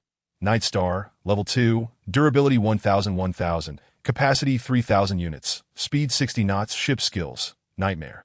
The quality of sleep aboard is extremely poor, leading to nightmares, with energy recovery efficiency reduced by 75. Affecting only the captain. Fisherman's Curse. Increases the likelihood of catching abnormal objects instead of normal fish. Astrolabe. Displays the surrounding sea chart within a radius of 150 nautical miles, viewable in the crystal ball. Can set up warnings that alert other players to their presence via vibrations. Peeping. Can retrieve ship names, player names, obtain the coordinates of that ship, and view its image. Limited to 1 target per day. Description. A fusion with the ghost ship. May you not regret your choice. After perusing the ship's information, Yang Yi feels largely satisfied. The fusion has made the ship sturdier, and its speed has notably increased. Additionally, the skills of the astrolabe have evolved, expanding the range of the sea chart, while the peeping skill has been extended to encompass the entire map. Let us board the ship. Yang Yi calls to Su Na. Upon entering the Night Star, Yang Yi notices the interior has also undergone changes. Next to the captain's quarters, a new bedroom has been added, designated for Su Na. The cabin is larger than before, with 2 additional expansion spaces available for constructing extra buildings. effectively merging the potential of two ships into one. The items aboard the ship are all accounted for, including pirate attire, fishing nets, fishing rods, coconuts, as well as some provisions and fresh water. Even a portion of the colossal worm's corpse, which was previously decapitated by Yang Yi, remains, serving as an unexpected boon. Meanwhile, Yudue feels somewhat anxious. He fears that Yang Yi might abandon him and set sail alone. Although Yudue is confident in retaining the Nightmare Star, should it come to that, he would be utterly doomed. Fortunately, Yang Yi is not a fool. Captain Yang Yi of the Nightmare Star requests to add you as a friend. Yudue promptly accepts. Soon after, Yang Yi sends a private message. I am at the stern of the ship now. Please toss over the grappling hook. Upon seeing the message, Yudue breathes a sigh of relief and steps out of the bridge, making his way to the bow deck where he and Yang Yi lock eyes. However, the iron will is larger than the Nightmare Star, so Yang Yi can only see half of Yudawe's figure. Although the latter remains somewhat cautious, he approaches nonetheless. Captain Yu, your ship is quite massive. I must inform you beforehand that if my vessel cannot maintain a speed of 15 knots while towing your iron will, do not blame me for abandoning you, and refrain from attacking me. Understood? After a moment of contemplation, Yudawe's expression fluctuates between uncertainty and resolve. Finally, he replies, in that case, may I come aboard your ship for a while? No problem. Yang Yi readily agrees. After all, a ship can be rebuilt, but skilled personnel are invaluable. If one loses their life, it is truly over. Yudue throws the grappling hook from the iron will. Yang Yi catches it and secures it in multiple locations to distribute the strain, ensuring that no single point bears too much weight. As for the strength of the grappling rope, there is no need for concern. The log states that it possesses infinite durability. Once secured, Yang Yi messages Suna, instructing her to proceed at full speed. The iron will ramps up its power as well. Both captains feel their hearts racing as they observe the ship's speed gradually increase. 11 knots, 12 knots. Only when the speed surpasses 15 knots and reaches 16 knots do the two men begin to relax. That if it were to dip below 15 knots, that would pose quite a dilemma. Fortunately, the Nightmare Star's power is not to be underestimated. Ultimately, the speed reaches 17 knots, exceeding the black mist behind them by 2 nautical miles. Chapter 31. The ocean map and the approaching extreme cold. The Nightmare Star tows the iron will away from the buffer zone. Just as they break through the boundary of the stormy sea, the sky suddenly brightens, and the three see the long-lost sunlight. Immediately, the system announces, you have exited the stormy sea. Nautical announcement. Currently, all players have exited the stormy sea, and the speed of the black mist has decreased to 10 knots. The ocean map is now open, allowing you to view your coordinates. The number of level 3 ships exceeds 10,000, and the extreme winter sea is beginning to spread, so please take care to keep warm. Yang Yi promptly checks the log and discovers an additional page. It is a rudimentary sea map, recording the paths traversed by players and the conditions of the surrounding waters. Areas that have not been visited are shrouded in a yellow-brown war fog. The Nightmare Star, equipped with a small sea map, records a broader area, encompassing a radius of 150 nautical miles. The ocean map primarily serves 3 functions. First, players can now ascertain their positional coordinates, facilitating meetings by simply agreeing on a coordinate. However, what transpires during the meeting remains uncertain and must be navigated carefully. Yang Yi feels that it is best to minimize encounters. On the open sea, there are no legal constraints, making it difficult to discern another's intentions. Second, players can see the names of sea regions and their boundaries. Although the ocean map is obscured by war fog, the names of major sea areas are still visible. For instance, the region behind is the stormy sea, while the one ahead is the extreme winter sea. The boundaries of these regions are not linear. They are uneven, resembling tectonic plates. The extreme winter sea is advancing downward. Third, the boundary of the black mist is also displayed on the ocean map, allowing players to keep track of their distance from it. This feature eliminates the risk of being caught off guard and submerged by the black mist. Yang Yi immediately opens the chat channel to gauge player reactions and gather first-hand information. Oh, that explains why it's so cold. I must be nearing the extreme winter sea. The speaker is the Gale, and Yang Yi can see the name because he is a friend. Big shot. What is your ship speed? How cold is it? Please let me know so I can prepare myself. My speed is 100 knots, currently on the outskirts of the extreme winter sea, temperatures between 0 to 2 degrees. It's bound to be below 0 ahead. 100 knots? That's double my speed. You must have a special ship, right? We need to gather sufficient supplies to fend off the cold. Gather food that can be preserved long-term. DM me if you have any for sale. Anyone want winter coats? 100 pieces of fabric each. Color options available. Just trying to make a little profit. Name, winter coat type, treasure, quality, ordinary, description, offers excellent insulation and warmth. But be careful not to get it wet. 100 pieces of fabric? Why don't you just go rob someone? 80 pieces of fabric, can't go any lower. Get lost, it's not like you're the only one selling them. Selling down jackets, better than winter coats. Good quality gear, 120 pieces of fabric. Name, insulated down jacket. Type treasure, quality, good quality, description. Who can resist the warmth of a down jacket in winter? Young E, having browsed through the conversation, agrees that winter clothing is essential. When temperatures plummet to the teens, or even below 0, the pirate attire offers no protection. Only by donning a winter coat or down jacket can one ensure they do not perish from the cold. Sunaz, which attire possesses some insulation, but it appears somewhat flimsy, likely akin to thermal underwear. Thus, Yanni resolves that once the market stabilizes, he must acquire several winter coats or down jackets, at least 4 pieces. With one spare set for emergencies that he heads to the stern. The Iron Will is right behind him.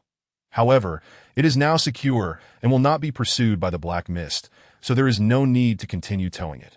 Captain Yu Due shares this sentiment, and they happen upon each other. Brother Yu, I have high hopes for you. Would you like to join my Iron Brotherhood? Iron Brotherhood? Yang Yi repeats, puzzled. I've already gathered several followers and am preparing to meet up with them. Yang Yi suddenly comprehends. The Iron Brotherhood is an organization that Yu Due intends to establish. Although the log system lacks a guild feature, players can certainly gather and form organizations spontaneously. They can now converge using coordinates. However, Yang Yi has no intention of joining any factions and politely declines Yu Due's offer. Sorry, I'm accustomed to my freedom and do not wish to join an organization at this time. That's fine. If you ever need my assistance, feel free to reach out. I've got your back. Yu Due responds generously. After escaping from peril, he feels an unprecedented sense of relief. Moreover, Yu Due's words are not mere boasts. The Iron Will beneath him possesses such strength. It is no wonder many players seek his protection. Yet the speed of the Iron Will is somewhat lacking. Yang Yi envisions a scenario where countless small ships tow this massive iron beast across the seas. It cannot be said to be strange. It is simply peculiar. Next, Yu Due tosses over a small piece of meat. What is this? Yang Yi inquires as he catches it, his spirits lifting upon reading the information. Name, giant bobbit worm. Description, a mutated bobbit worm, contaminated by the abyss, with a massive size exceeding 100 meters in length, capable of rapid movement in the sea, possessing highly developed hearing. Pleasure working together. This is a gift for you. This creature holds little significance for me. The more I extract, the worse the items I receive. Yu Due chuckles that if all goes as expected, his 1,000 iron likely comes from slaying monsters and acquiring them through gacha rolls. If he relied solely on fishing, even with followers providing him iron, he would never amass such a quantity. Thank you. Yang Yi gratefully accepts without hesitation. The two share a knowing smile and part ways. The Nightmare Star, significantly faster than the Iron Will, reaches a speed of 60 knots and soon leaves the Iron Will far behind. The Yu Due stands at the bow, watching the Nightmare Star vanish into the horizon. The Nightmare Star, has it fused with the Dream Eater? Yu Due murmurs that he has come to know Yang Yi's identity, realizing that it was he who found a way out at the first sign of the giant worm's emergence.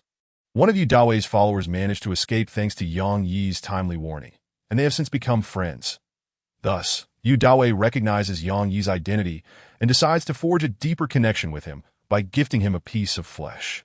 Meanwhile, Yang Yi stands before the monster gacha machine, feeling a flutter of excitement. He possesses 2 pieces of giant bobbit worm flesh, one from the Iron Will and one left on the deck of the Nightmare Star. This grants him 2 chances at the gacha. He washes his face with fresh water to ensure a fair complexion, then tosses in the flesh and begins the gacha. The octopus tentacles flash incessantly. Yet no golden light bursts forth. Before long, 2 unremarkable gacha items are spat out by the octopus head. Yang Yi feels a twinge of disappointment for not drawing a golden legendary item. However, upon picking up one of the items, his perspective shifts instantly. Yes, a stroke of luck. In his hand is a prized item, specifically a piece of ship equipment. Name: Head of the Giant Bobbit Worm. Type: Ship Equipment Relic.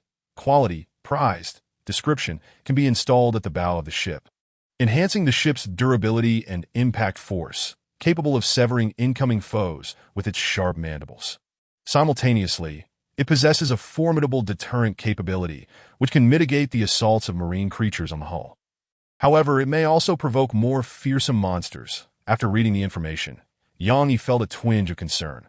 The ship is equipped with powerful functions, yet it comes with side effects that could attract terrifying beasts. Nonetheless, he did not hesitate for long and resolved to proceed with the installation, that if he refrained from utilizing this, then he would be even more reluctant to employ the equipment acquired subsequently. Ultimately, the benefits surely outweigh the drawbacks. Otherwise, the relics would serve no purpose. He reached out, his hand moving toward another capsule toy.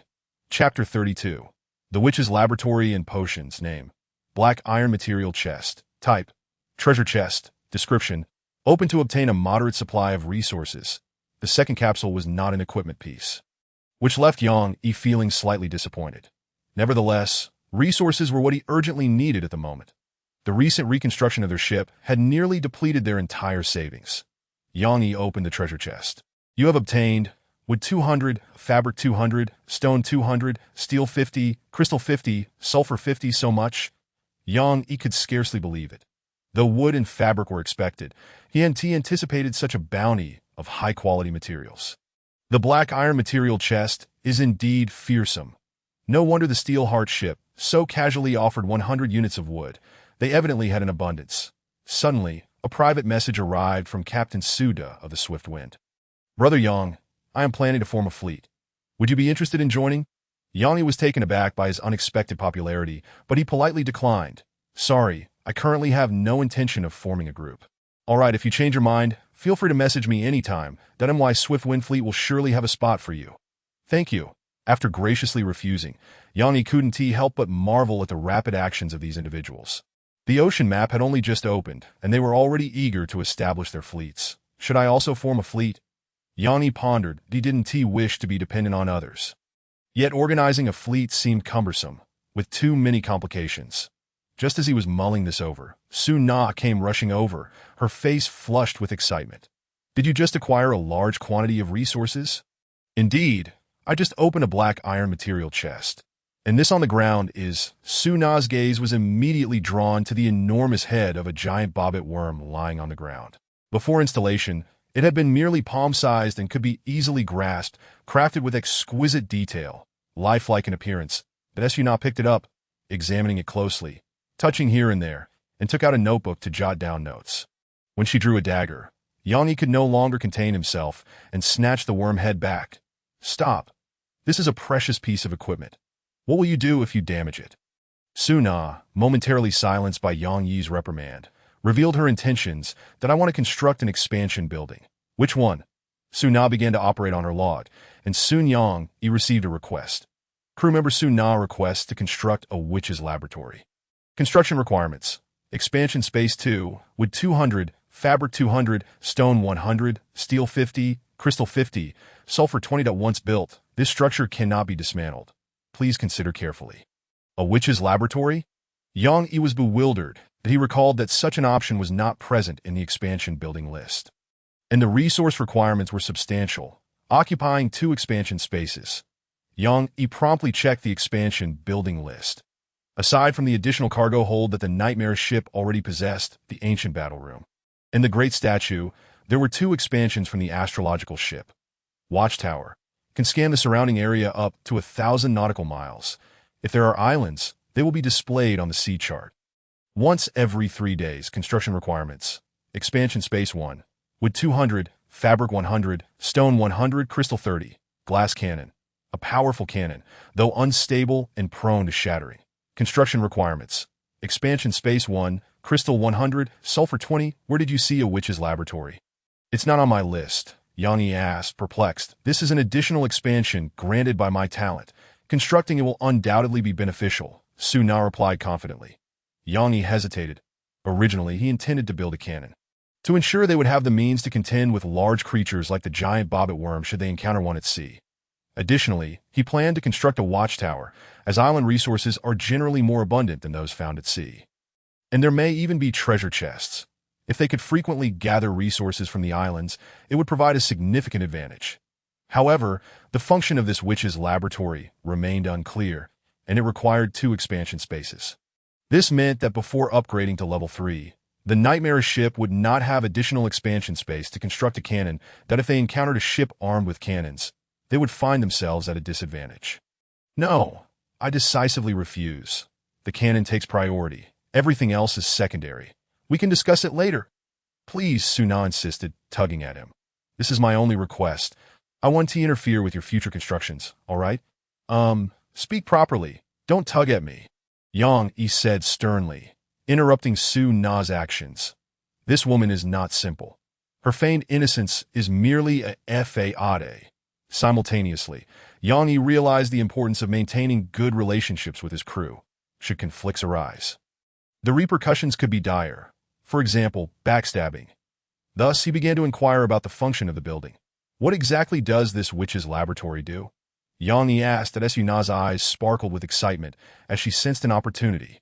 She had nearly given up, but now she elaborated enthusiastically. This laboratory can provide various research tools, facilitating my study of the anatomy of the otherworldly beasts and the development of new formulas. You can develop formulas.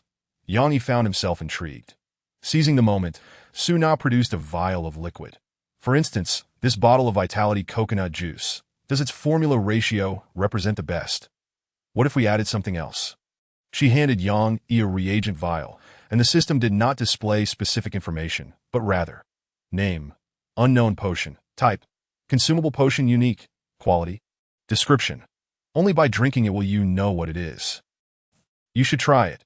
If we have a laboratory, I can create even better ones that Suna urged. Are you sure there is no poison in it? This bottle is definitely non-toxic. Then does that mean the others are toxic? Every potion carries some risk. You just drink it. Suna pouted, becoming displeased as she snatched the potion back and consumed half of it on the spot. Having witnessed her boldness, Yang Yi felt compelled to act. With trepidation, he downed the potion that it was smooth and viscous, with a familiar, pungent odor that rushed to his senses. Yang Yi was about to curse but paused. The potion now bore a name. Energy Recovery 10. Energy recovery speed increased by 50, having consumed only half. Name, Vitality Sea Nymph Juice. Type, consumable potion unique. Quality, premium. Description, a unique potion created by the witch Suna. Made from the slime secreted by sea nymphs, salt, and Vitality coconuts. Consuming it restores 15 energy, increases energy recovery speed by 75, and lasts for 8 hours. Overconsumption may lead to poisoning. You made this? Yang Yi exclaimed in astonishment. Yes, if I have a laboratory, I can produce even better potions. Yang Yi was stunned. The ability to independently develop formulas is remarkable. He could easily comprehend that Suna is a veritable treasure trove. With her, he need not worry about how to recover energy once the Vitality coconuts ran out. He could simply request her to develop an entirely new potion. As the captain, it is only natural to set expectations for his crew. They must obey. Then let us construct this laboratory. Yang Yi agreed, subsequently approving Suna's request in the log. Little did he know, he might come to regret this decision in the future, regret having initially consumed the bewitching concoction she provided. Chapter 33. The birth of a new world. The Nightmarish ship welcomed its first expansion building, the Witch's Laboratory. Upon confirming the construction, a blue light emanated from the ship's body, followed shortly by a system notification indicating completion. The Witch's Laboratory has been constructed. Please proceed inside the ship to inspect it. The two entered the ship's cabin from the stern and discovered an additional room. This room was spacious, occupying nearly half of the hull, with a clean floor. Not the decaying, moldy wooden type, but rather dark, smooth stone, solid underfoot. The room appeared rather empty, furnished only with 2 large metal tables that seemed to possess their own illumination. Though Yang Yi could not identify the source of the light. The walls were lined with metal racks, cold to the touch, adorned with numerous empty glass containers that there's nothing inside. Yang Yi felt that the materials spent were not worth it. However, Su Na was brimming with excitement, as only she knew the functions of this room and how to utilize it. Her log contained an additional page compared to ordinary players, a mysticism interface. In this interface, experimental equipment could be purchased with conch coins to conduct mystical research. The details of the Witch's Laboratory were as follows. Witch's Laboratory, a special building that can only be constructed by witches coveting forbidden knowledge. In the laboratory, energy consumption is reduced by 50, sanity loss is diminished by 25, and samples of otherworldly creatures will not decay. Displayed samples of otherworldly beings will enhance the witch's inspiration. Currently, sample count is 0. Inspiration emergence rate is 0. Note: mystical research carries inherent risks, including but not limited to sanity decline. After reviewing the information, Su Na immediately retrieved the otherworldly creature remnants from her bag and placed them in the glass containers on the shelves. The cadaverous remnants were destined for decay, yet upon being placed into these vessels, they gradually regained vitality, as if freshly harvested. The scene was somewhat unsettling.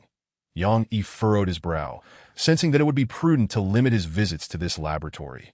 At that moment, the corpse of the double-horned devil shark, which should have remained covered, was extracted and divided into 3 substantial sections, awaiting dissection. Alongside, it was a desiccated specimen of a diminutive fishman, merely 30 centimeters in length.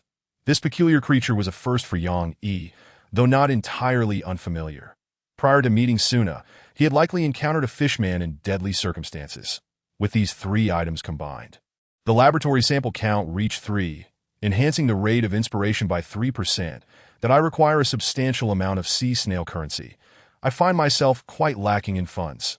Suna extended her hand towards Yang Yi, resembling a researcher soliciting financial support. Yang Yi, the unwitting benefactor, inquired, "What do you need such a large quantity of sea snail currency for?" The laboratory's equipment necessitates the use of sea snail currency for procurement. Suna elucidated. Yang Yi was taken aback, realizing that this laboratory could potentially be an insatiable abyss.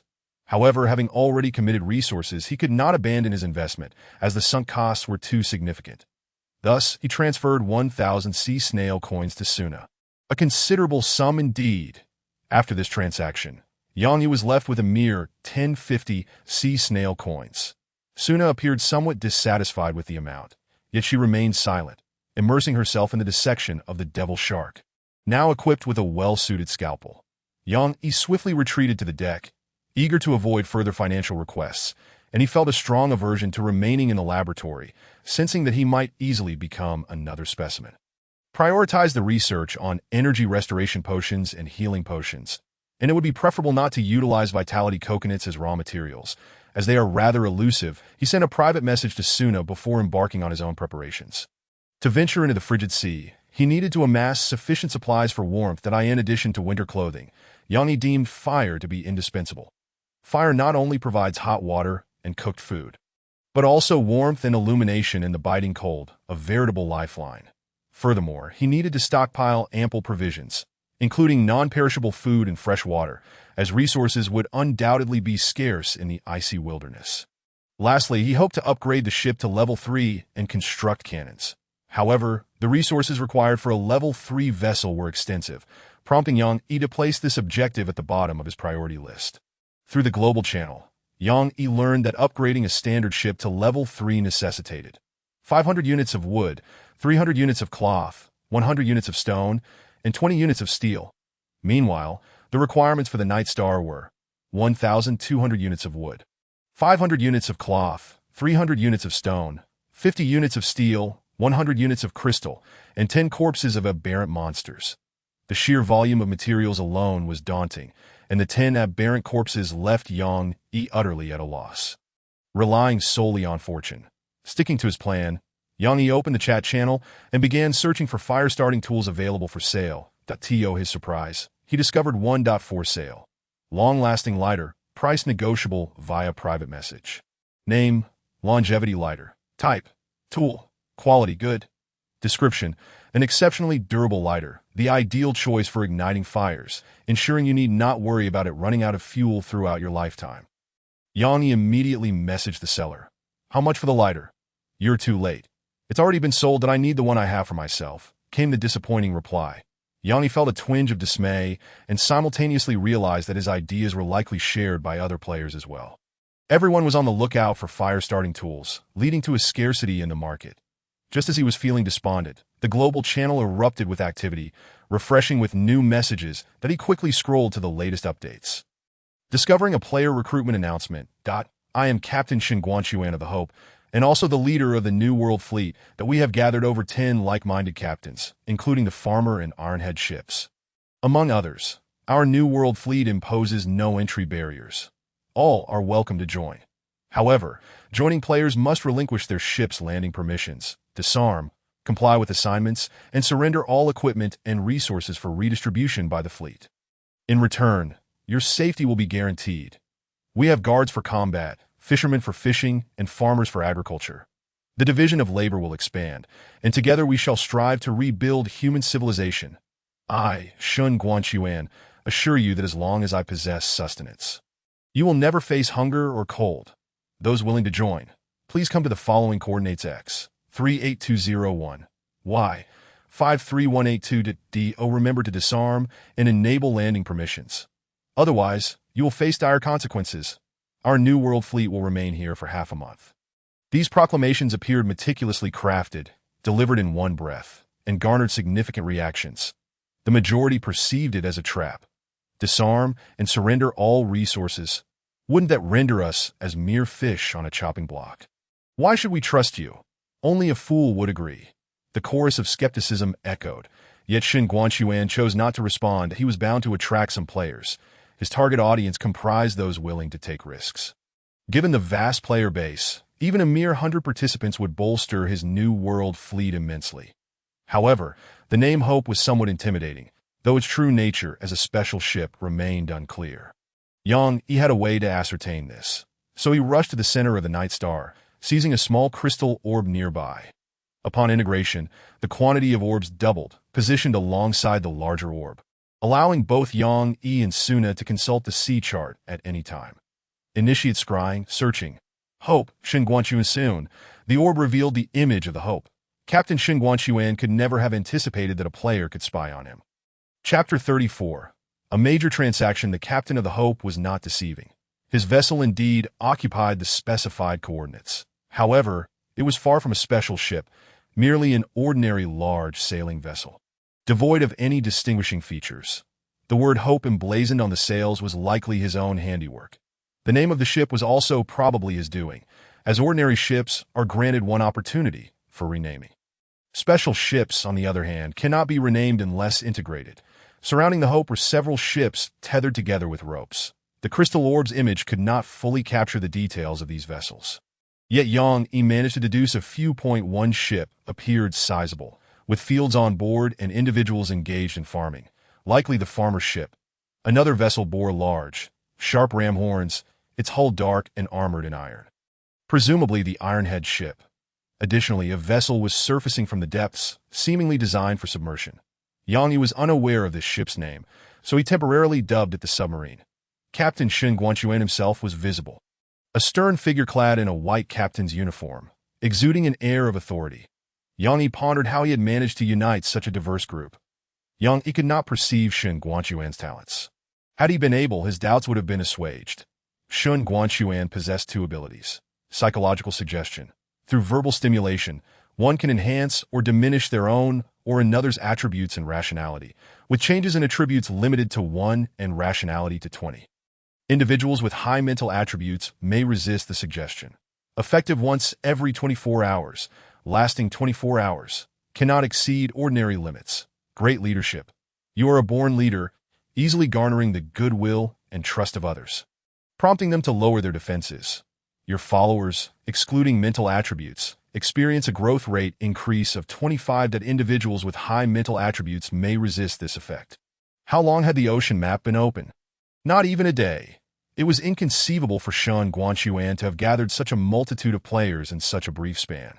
The only plausible explanation was that even before the ocean map was unveiled, these individuals had already banded together. Perhaps they had encountered one another or were inadvertently drawn into a certain event. Yang Yi could not ascertain the details. Currently, He had no interest in forming alliances. Without cannons, he was reluctant to engage with other players, as such interactions would place him in a passive position. To relinquish his equipment and resources felt akin to placing his very life in another's hands. Yang Yi possessed a detailed sea chart, which would allow him to effectively avoid encounters with other players, a significant factor in his decision to prioritize the construction of the witch's laboratory. Yet various organizations were emerging in the global channel, all seeking to recruit members. This development imposed considerable survival pressure on Yang Yi. For the moment, all was well. However, as organizations expanded, the space and resources available to lone wolves would inevitably dwindle. He needed to grow sufficiently powerful, or perhaps join a fleet, yet he must retain absolute freedom. Yang Yi was accustomed to seizing control of his own destiny, that he found Shun Guanchuan's message and sent a private reply. He likely possessed a wealth of resources, making him an attractive trading partner. In Yang, he had a special ship blueprint that he could offer. Your ship is a standard vessel, correct? I happen to have a special ship blueprint for sale. Are you interested? Yang Yi included the details of the pirate ship blueprint. Who are you, and how do you know so much? That is of no concern to you. I merely wish to conduct a transaction. Yang Yi replied anonymously. After a few minutes of silence, a response came. Since you possess a blueprint, you must understand that the upgrade efficiency of standard ships surpasses that of special ships, that I am not in a hurry to utilize the blueprint. And furthermore, the pirate ship blueprint is not what I seek, that a succinct reply, laden with multiple implications. Firstly, it indicated that this was not Shun Guanchuan's first encounter with ship blueprints, suggesting he had taken lives, and that his opponents possessed special vessels. That a chill ran down Yang Yi's spine. The special ships surrounding the Hope might not necessarily belong to their original owners. Secondly, the blueprints for the pirate ship are not what he desires, and the offered price is unlikely to be substantial. Such documents have yet to be publicly sold in the global marketplace, leaving their value uncertain. After pondering for a moment, Yang Yi tentatively quoted an exorbitant price. The other party possesses a farmer account, so they likely have considerable resources at their disposal. I require 2 months' worth of food that can be preserved long-term, along with 200 liters of fresh water, 1,200 units of wood, 800 units of cloth, 400 units of stone, 100 crystals, and 100 steel, as well as 5,000 conch coins and fire-starting tools for the ship, such as a lighter. That a minute later, Shun Guanchuan finally replied. You really are asking for a king's ransom. I'll pass. These blueprints aren't worth what you think. Very well, farewell. Yang Yi decisively responded. Not worth anything. You must be joking. Special ships are limited, and the higher the tier of the special ship, the greater the disparity with ordinary vessels. As time goes on, the value of these blueprints will only increase. There will be no shortage of buyers.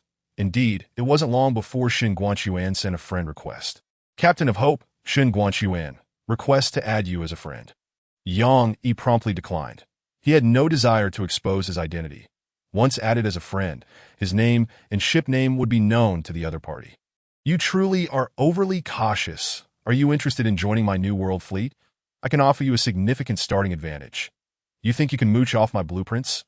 Not a chance, with a chuckle. Shun Guanchuan sent a smiley emoji. Your price is too steep. I can't afford that much at the moment. How about this? I have some non-perishable rations stockpiled. I can only offer you enough for 1 month. And the other month's worth will be fresh food, such as vegetables, fruits, and fish. As for materials, I can provide at most half of what you requested. I have a pressing need to upgrade my own ships.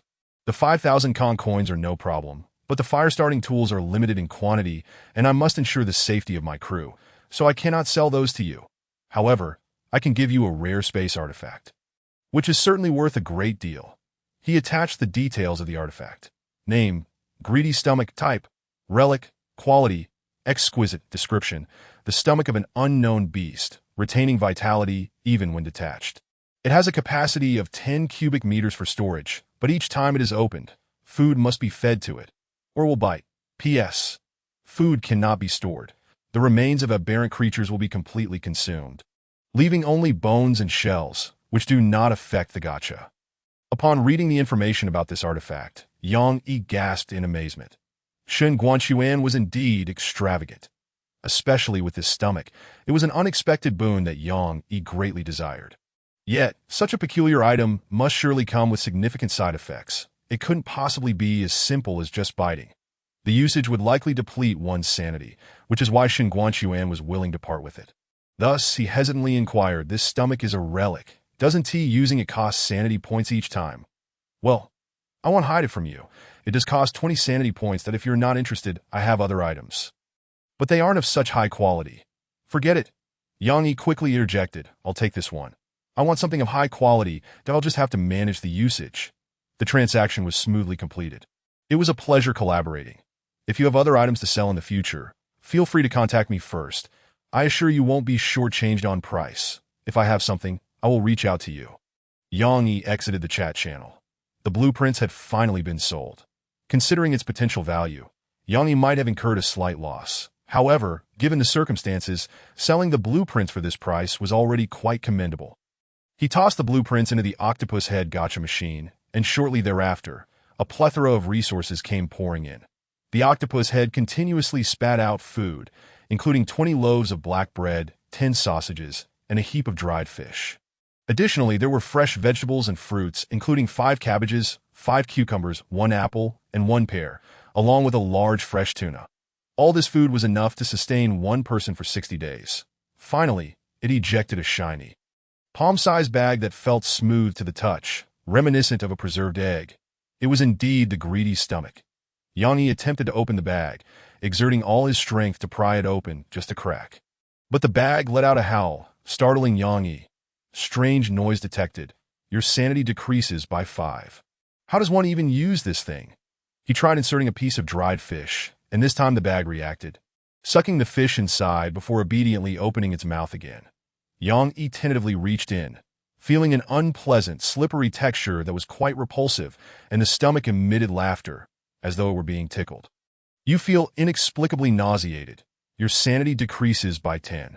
Yang Yi frowned. The side effects of this item were indeed severe, and it was likely that few would dare to use it. The interior space was vast, alleviating his concerns about storage, and this stomach was also suitable for hanging at the waist. He opened his logbook to check the ship's inventory and found that the supplies were in order. As for the conch coins, they had all been credited to Yang Yi's account. "Did you sell something? Could you send me some conch coins?" Su Na messaged him, practically sensing the resources. The drawback of sharing the ship interface is that one cannot hide their goods. Yang Yi could only respond helplessly, "I can give you at most another 1,000 conch coins. I can't offer any more." He transferred another 1,000 and hopefully, Su Na would produce results quickly. Otherwise, he could hardly afford to sustain her. Yang Yi moved all the food into the ship's cabin and installed the head of the bobbit worm. As soon as it was attached, the head enlarged, its jaw blade extending to a width of 10 meters. Lifelike and manipulable while steering. The jaw blade was incredibly sharp, but unfortunately, there was nothing to test it on at the moment. He then cast the red light fishing net into the sea. That he had possessed this fishing net for quite some time, but it was unsuitable for use during storms, which is why he had only now deployed it. The effect was that after a certain interval, a specific quantity of items would be caught. Once everything was settled, Yang Yi picked up his fishing rod and began fishing.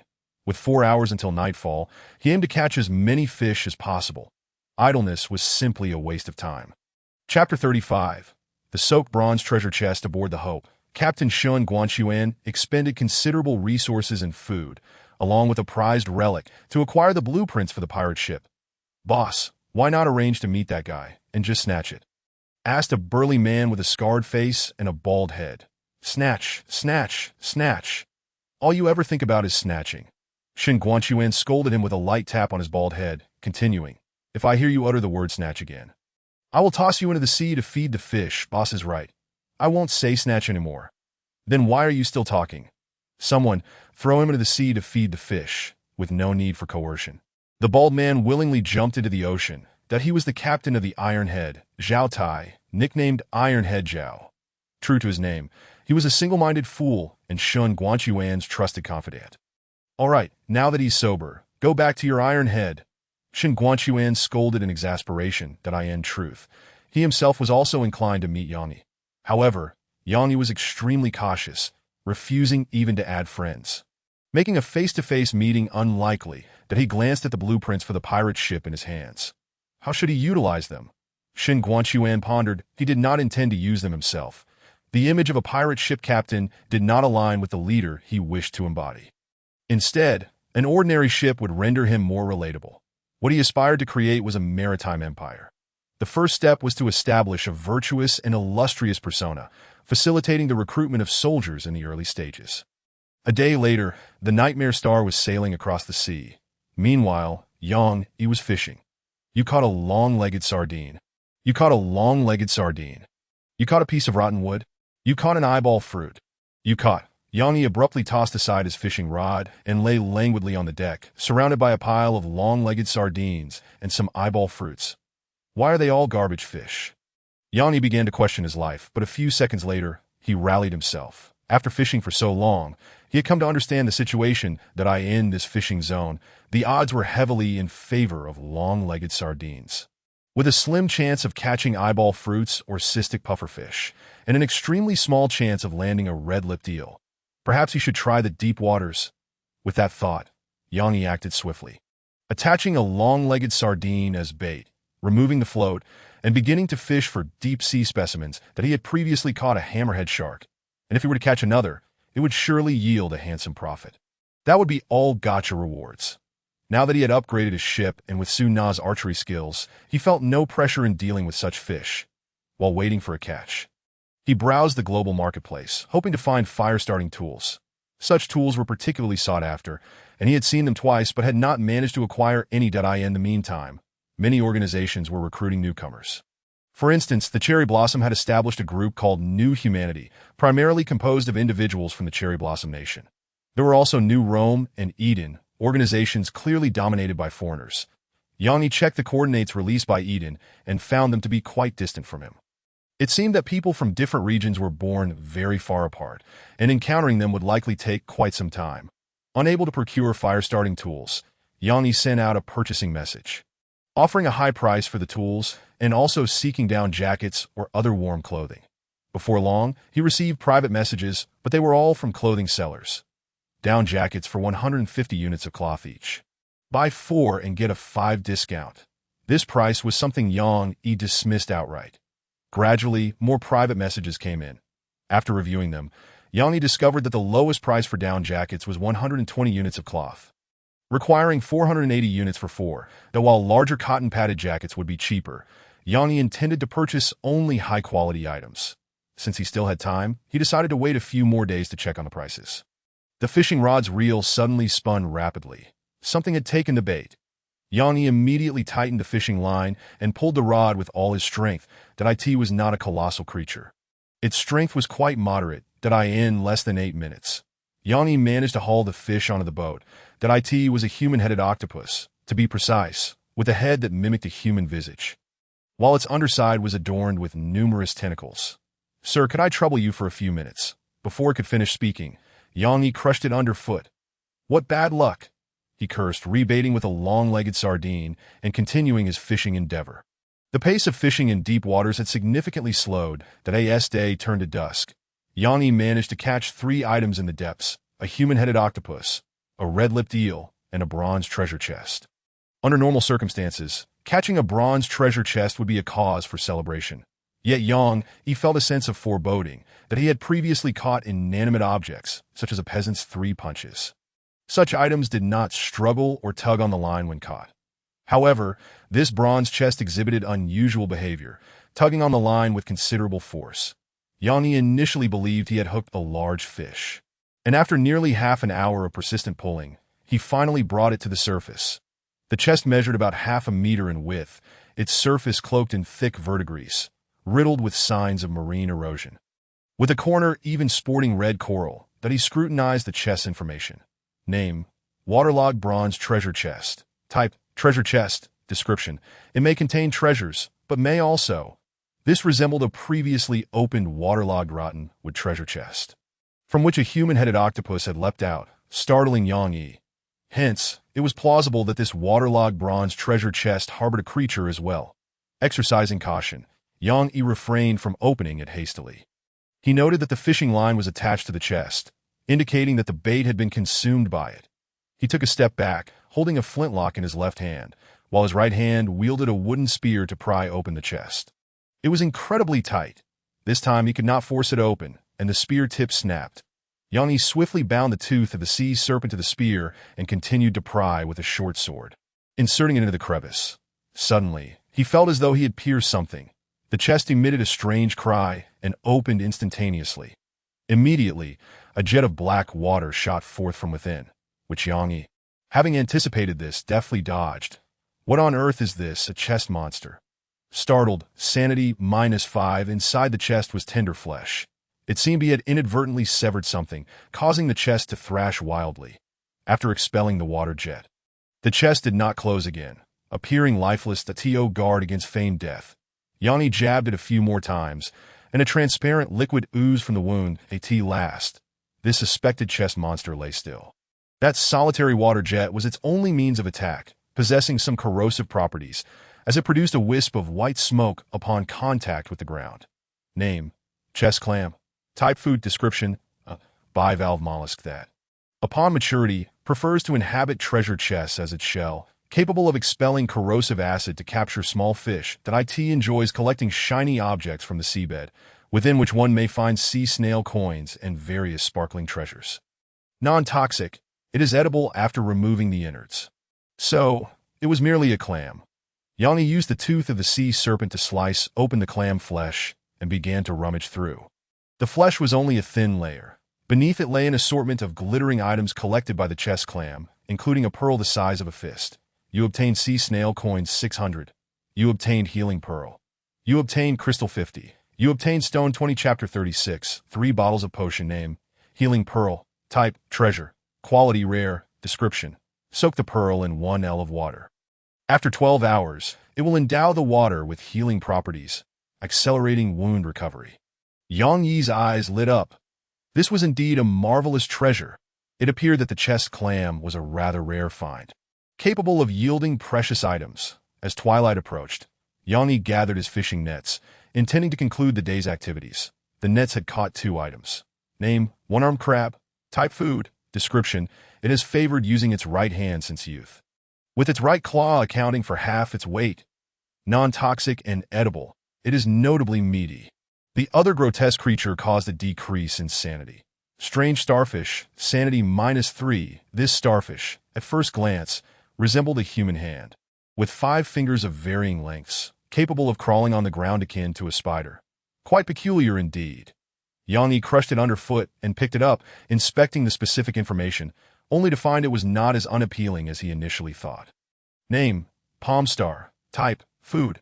Description: a starfish distorted by abyssal pollution, mildly toxic. Ingestion increases agility by 1 while decreasing sanity by 20 for 1 minute. This creature bore similarities to the human-headed octopus. Consuming it could enhance attributes, and it might even be concocted into a potion.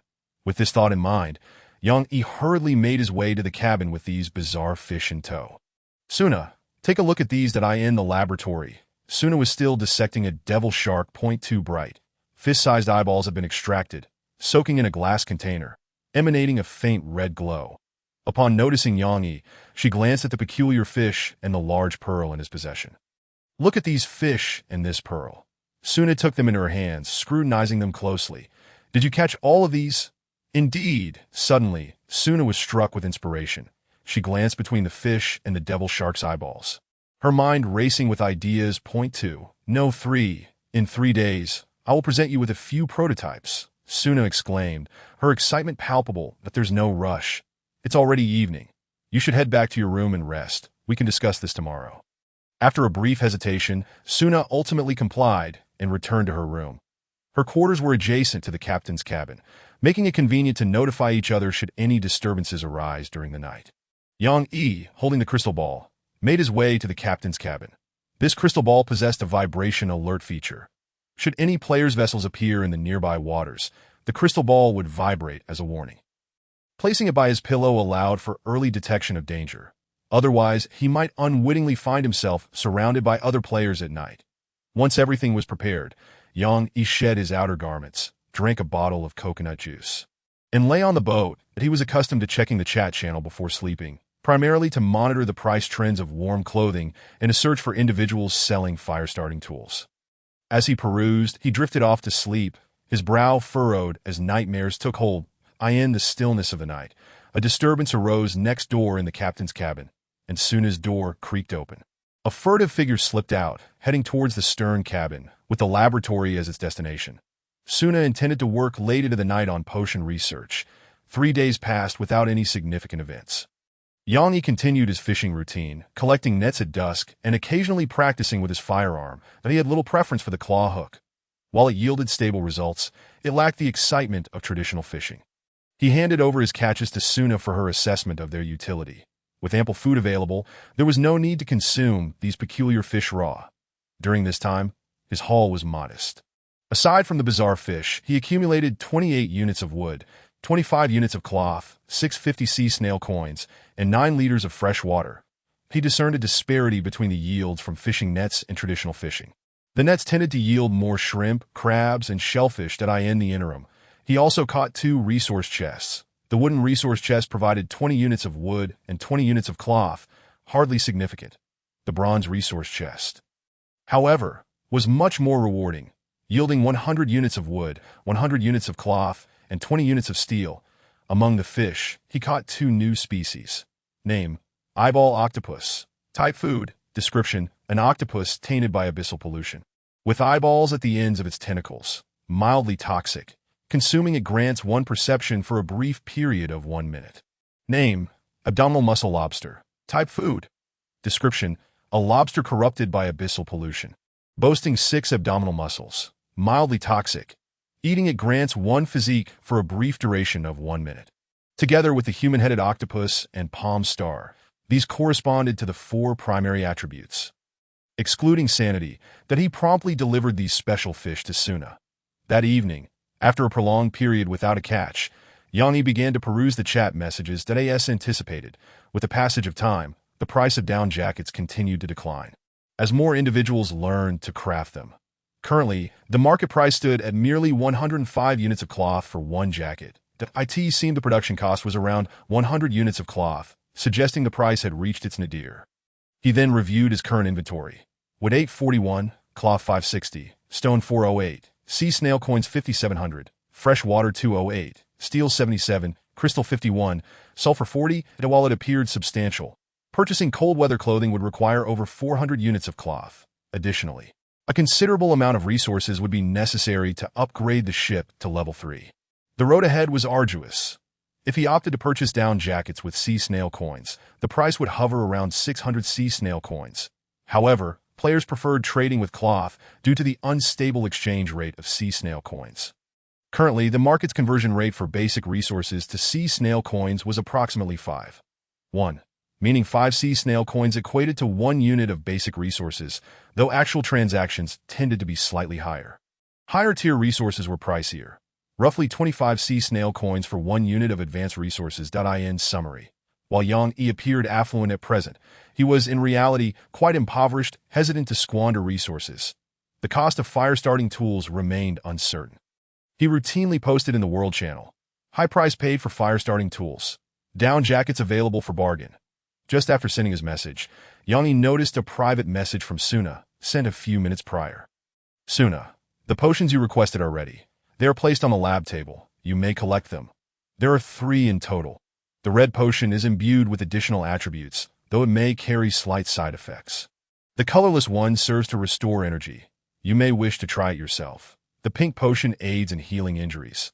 Upon reading this information, Yang immediately dashed into the witch's laboratory. Such a substantial investment has finally yielded results. Inside the laboratory, Suna lay sprawled over the table, seemingly resting. The table was cluttered with various instruments, including a microscope, a rack of test tubes, a flask, and even an alcohol lamp. Can this contraption even ignite? Yang lifted the alcohol lamp, only to discover it was surprisingly light. Upon closer inspection, it was empty. Laboratory-specific instruments will vanish if taken outside. Fuel must be provided by oneself. Yang mused. I truly wonder what Suna intended to do with this instrument. Could it be that she was unaware of its emptiness until after purchase? He set the alcohol lamp down, his gaze drawn to 3 vials of potions of different hues on the table. Although they were all labeled as unknown potions, Yang had enough experience to know that drinking them would reveal their specific effects and information. Chapter 37. Yang's observation diary. The red and pink potions were manageable, as they were both pure liquids. However, the colorless potion contained several long legs of sardines. It was quite thick and sticky, requiring both drinking and chewing. Suna, what on earth did you use to concoct these potions? Yang Yi inquired, yet Suna offered no response. Suna. Yang Yi called out again, but she remained unresponsive.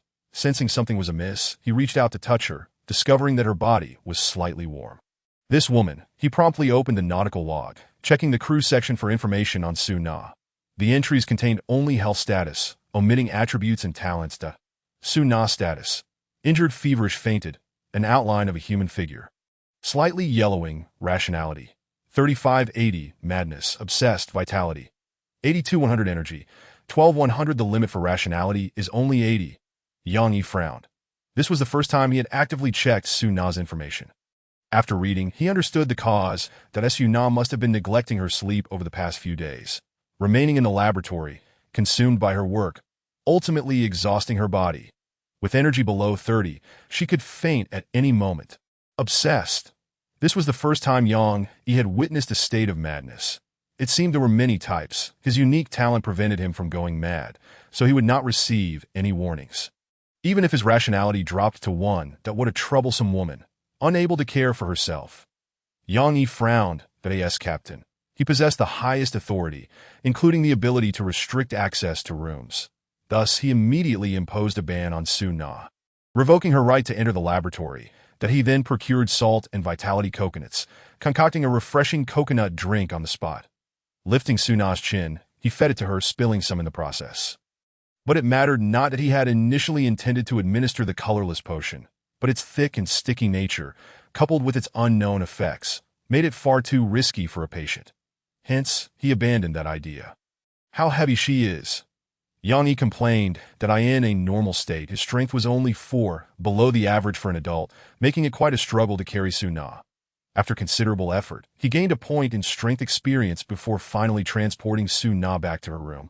Panting heavily, this woman must be made of cement.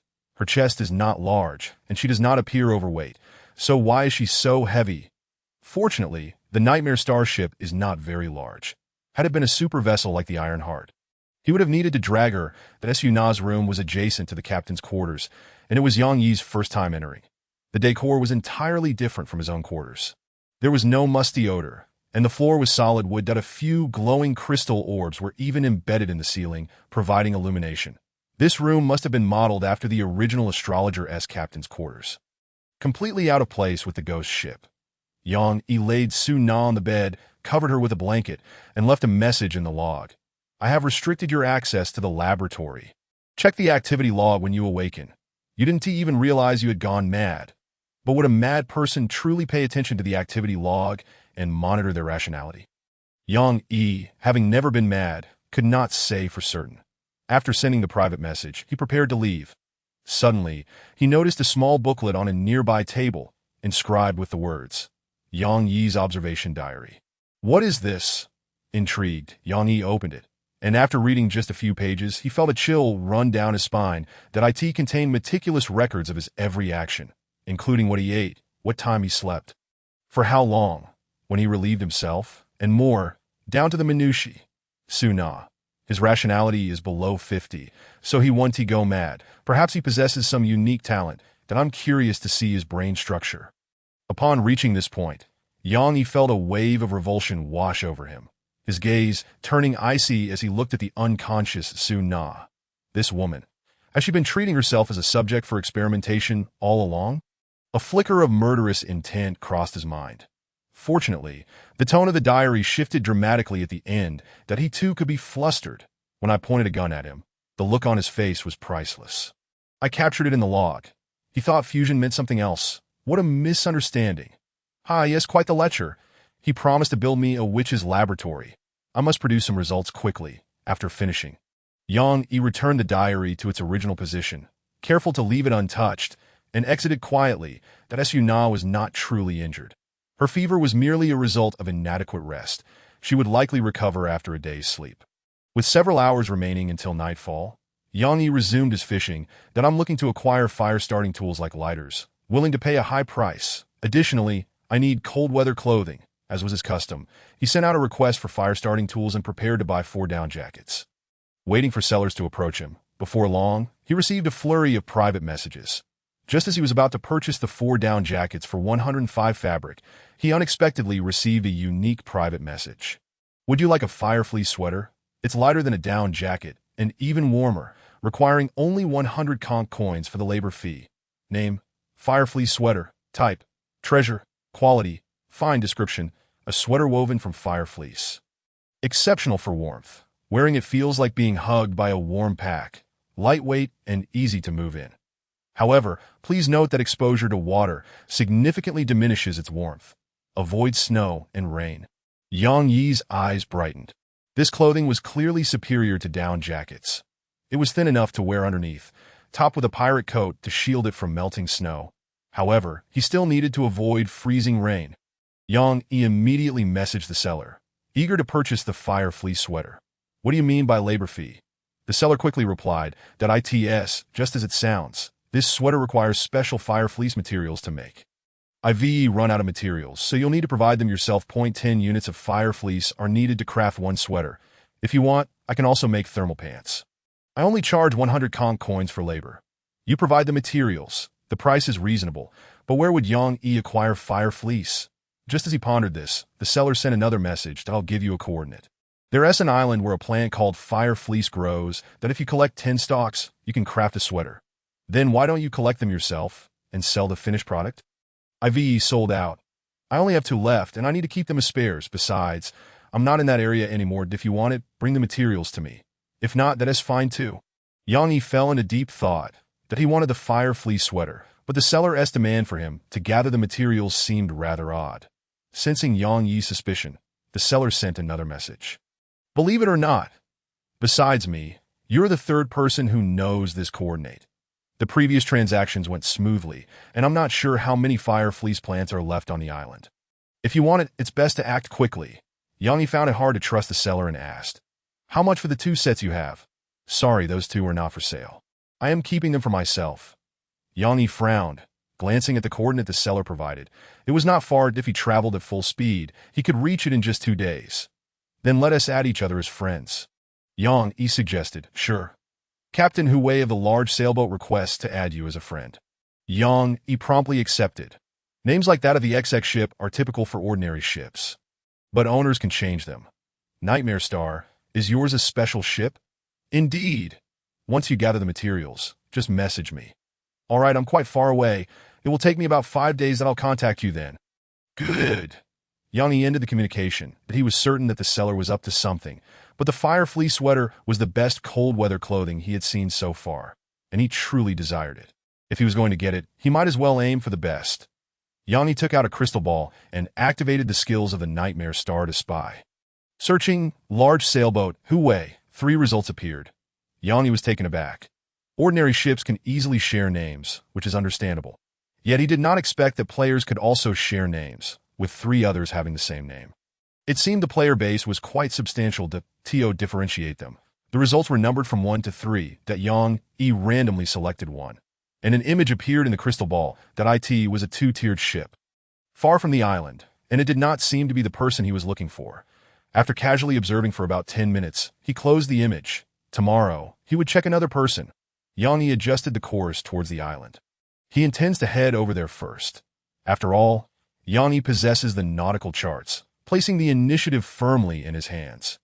Even if there are ambushes, he is capable of evading them in advance. Chapter 38. The Euphoric Elixir. That evening, Yang Yi reclined on his bed. As was his custom, he would drink a bottle of vital coconut juice before retiring for the night. However, today he had an additional option, the colorless elixir. This potion purportedly restores energy, and Su-Na should not deceive him. So, should he drink it or not? Yang Yi scrutinized the vial of elixir. It was clear and viscous, with several long legs floating within. In a dark environment, it would emit a faint glow. After a few moments of contemplation, Yang Yi resolved to take a small sip. Having invested so much, he felt compelled to give it a try. He could start with half. Pinching his nose, he attempted to ignore the viscous liquid's composition, unscrewing the cap and trying to draw out a small amount. But to his surprise, the liquid was so thick that he couldn't even bite through it. Moreover, it emitted a foul odor reminiscent of a blob of slime dwelling in the sewer. Yang Yi stifled the urge to retch, chewing through the long legs inside before swallowing. You have consumed an unknown elixir. As the potion slid down Yang Yi's esophagus, a wave of warmth radiated from his stomach, banishing fatigue. The effect was remarkable. Shortly thereafter, a notification appeared. Energy restored, 30, energy recovery rate increased by 125. Lasting for 8 hours. Impressive, but suddenly, he sensed something amiss. Congestion began to manifest in various parts of his body, such as his eyes, and you have entered an euphoric state. Duration, 1 hour. Damn it! I knew this substance would pose a problem. Yang Yi's eyes reddened as he sat up abruptly, and the potion's information was displayed. Name, euphoric elixir. Type, consumable potion unique. Quality, premium. Description, a potion created by the witch Su Na. Composed of ingredients including the secretion of a siren's pituitary gland, siren saliva, siren gland mucus, and the legs of long-legged sardines. Upon consumption, energy 30, sanity-20, energy recovery rate 125, lasting for 8 hours, with a cooldown of 24 hours.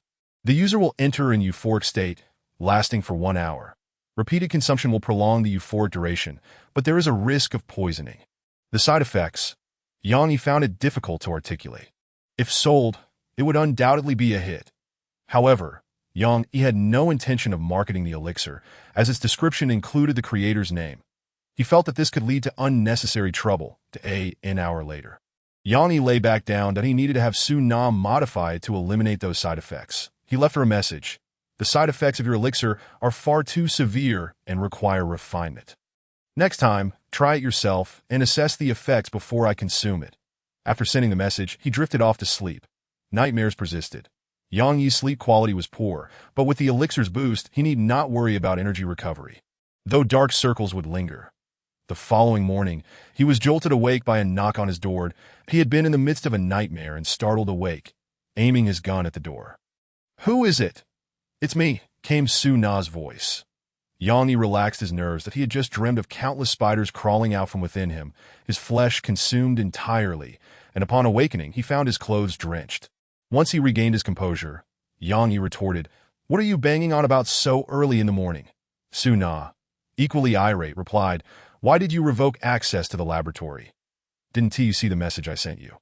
At that moment, Su Na checked the messages on the log. Yang Yi seized the opportunity to glance at her sanity level. Fortunately, it had nearly fully recovered.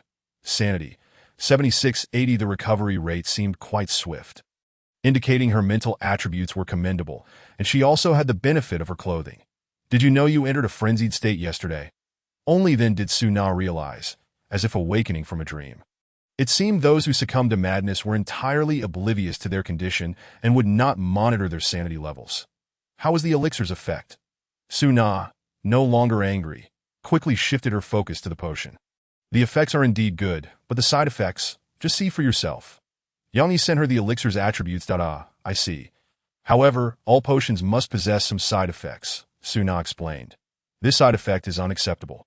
You need to modify it." "I can't guarantee the effects then. Not an issue. What about the other 2 vials? Did you drink them?" At this point, Yang Yi felt a twinge of dissatisfaction. "Why must you insist on me being the test subject? Why not try it yourself? I'm not a guinea pig. The elixirs might affect sanity.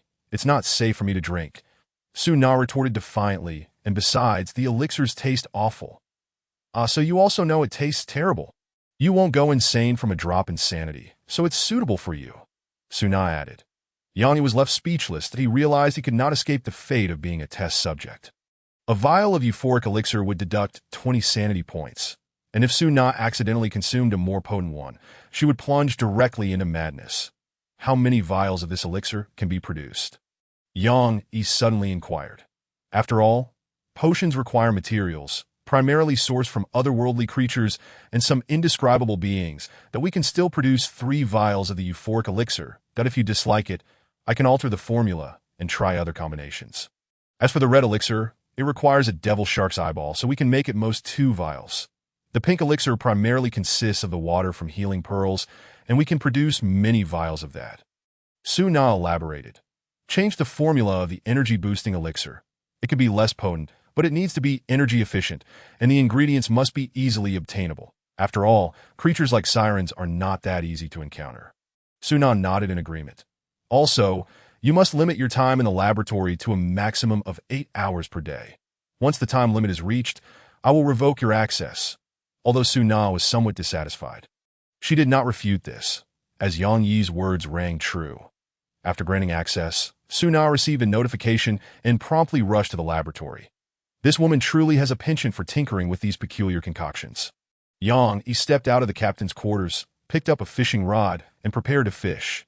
Just as he was about to cast his line, he suddenly remembered something: the fire fleece sweater. He had forgotten to mention it to Suna. He intended to approach the potentially existing island to investigate. Yang Yi immediately activated the Shadow Star scrying skill to locate Hu Wei's true form. Searching tall ship, Hu Wei. This time he selected a different individual. Soon, the crystal ball displayed an image that it was a large sailing vessel, appearing to have reached level 3, with 2 cannon ports on either side. Equipped with cannons, the captain was a fair-skinned young man, peering through a telescope at something. His location was very close to the coordinates of the island, less than 10 nautical miles away. Thus, the identity of this individual was all but confirmed. It was indeed the Hu Wei he was seeking. What is he observing? Yang Yi compared it on the map, feeling that Hu Wei was gazing in the direction of the island. To be sure, he sent a private message that if I want a complete set of sweater and pants. How many fire fleece grass do I need? The person in the image immediately reacted. It was indeed him. Just like the sweater, you'll need 10 plants for the pants, so prepare 20 for a complete set. And the labor fee is 200 conch coins. All right. Yang Yi chuckled, continuing to observe the image. This individual was strange. He stood along the ship's edge for a while before sailing away. However, he did not drift far, maintaining a distance of 100 nautical miles from the island. Then every 3 to 4 hours he would return to check again. This is... Yang Yi's eyes narrowed. Chapter 39. Ambush. Yang Yi shared the details about the fire fleece sweater and the island with Suna. She also agreed that they should investigate. After all, the island's resources were more abundant, and if they encountered any, they should not miss the opportunity unless it proved excessively perilous that if there are any peculiar life forms on the island. I want several samples, Suna declared. This was likely the fundamental reason for her support in visiting the island. 2 days later, Yang Yi arrived near the island. Indeed, there was an island here approximately 5 kilometers in diameter, viewable on the nautical charts. Yang Yi could visit at any time, but before doing so, he needed to address the potential dangers. Through 2 days of observation, he had come to understand what Hu Wei was doing. He was fishing, using bait to lure other players onto the island. However, it appeared there was some extremely dangerous creature or trap on the island that could lead to the swift demise of any player who ventured there. After players met their end, Hu Wei would come to seize and deconstruct their abandoned vessels, reaping a substantial bounty. This was a nefarious, yet highly profitable act, but it was not without its risks. No one knew who the incoming players were, that if he encountered a formidable opponent, such as Yang Yi, who possessed scrying skills, he could easily find himself in a precarious predicament, even losing his life. Hu Wei would never dream that there existed a pair of eyes capable of piercing through distance and the fog of war, scrutinizing his every move. Through observation, Yang Yi gathered a wealth of intelligence. Before approaching players' vessels, Hu Wei would use his telescope to survey the area, ensuring the ship was unoccupied before gradually drawing near, firing a symbolic cannon shot to further confirm the absence of crew. Only then would he attempt to board. He refrained from firing directly at the opposing vessel's hull, as a damaged hull could diminish his decomposition profits. Over the course of 3 days, Hu Wei had utilized this method to deconstruct 2 ships. Yang Yi had witnessed the entire process and shared his plans with Suna. I believe there is definitely some dangerous creature on that island. Suna asserted. Did I ask this what I was saying? Were you even listening to me? Yang Yi scratched his head. What I mean is to turn the tables and set a trap for him. He certainly won't expect someone to be lying in wait for him. When we lift the boarding restrictions and he discovers he can board the ship, he will think we are dead. At that moment, we will hide in the cabin, and as soon as he enters, we'll take his life. But what if he doesn't come in? That's impossible. If I were in his shoes, I would definitely enter. Besides, once he's on board, can he really outrun a bullet? Yang Yi was filled with confidence. He had dissected the ship and understood the process of seizing it. Not only did the ship's owner need to be dead, but the ship also had to be occupied for a period. Approximately 10 minutes. Only then would a system notification appear. allowing for the decomposition of the vessel. However, decomposing the ship would not fully recover the items aboard. Equipment and tools would need to be scavenged personally. Yang Yi deduced that Hu Wei would not overlook any corner of the ship, including the cabin. If it were Yang Yi himself, he would scour it thoroughly and do so with remarkable speed. Su Na nodded, indicating her agreement. Thus, the plan was set. For safety, Yang Yi instructed Su Na to create 3 additional bottles of restorative pink potions, ensuring each would have 2 bottles, better to be prepared. The following morning, he planned to head to the island, then feign death in the cabin to surprise Hu Wei. The next day, Yang Yi took the helm and set course for the island. The journey was smooth, without encountering any danger. That it was Yang Yi's first time observing the island with his own eyes. It appeared rather ordinary, with a coastline of sturdy dark brown rocks smoothed by the waves. Barnacles clung to the rock surfaces, and numerous crabs made their homes in the crevices. The island was covered in dense forest, concealing unknown secrets within.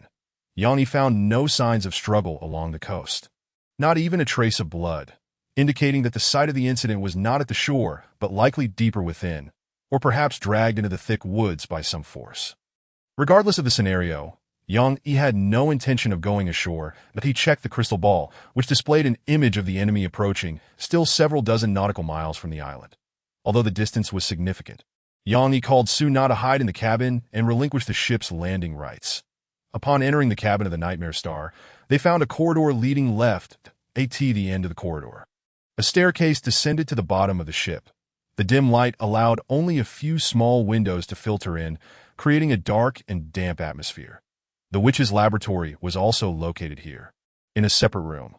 The two took their positions as planned, but Su Na concealed herself in the shadows at the bottom of the cabin, armed with a pirate longbow, her gaze fixed on the door.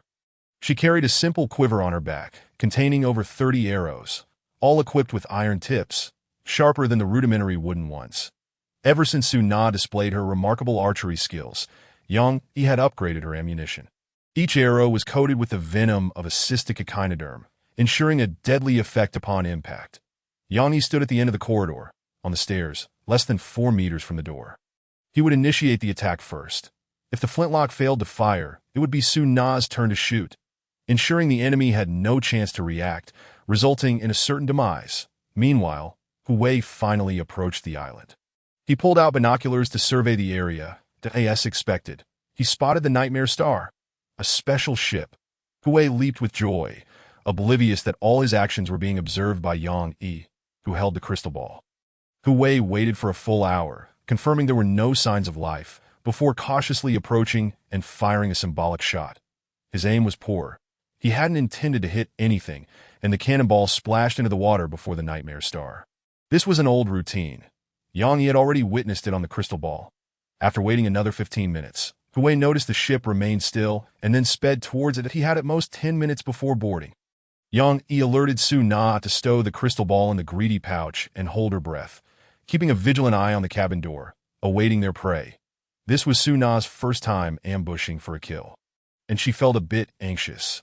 However, her psychological resilience was exceptional, and she was not afraid.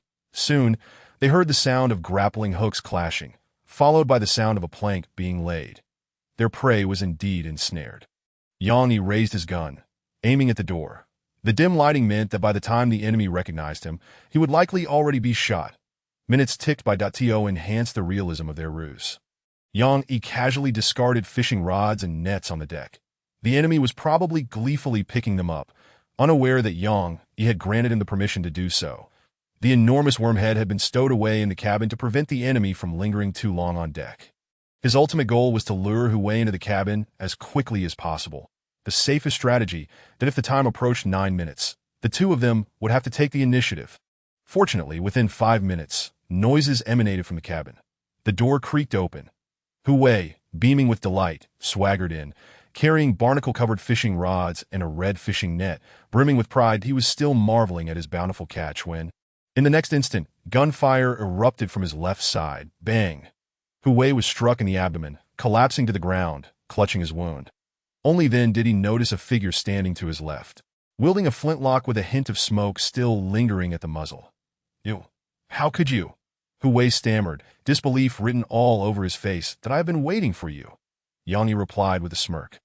He intentionally avoided aiming for Hu Wei's head, fearing a misfire, and he still had questions he wished to pose. Chapter 40. The Kiss of the Spider. What lies upon this island?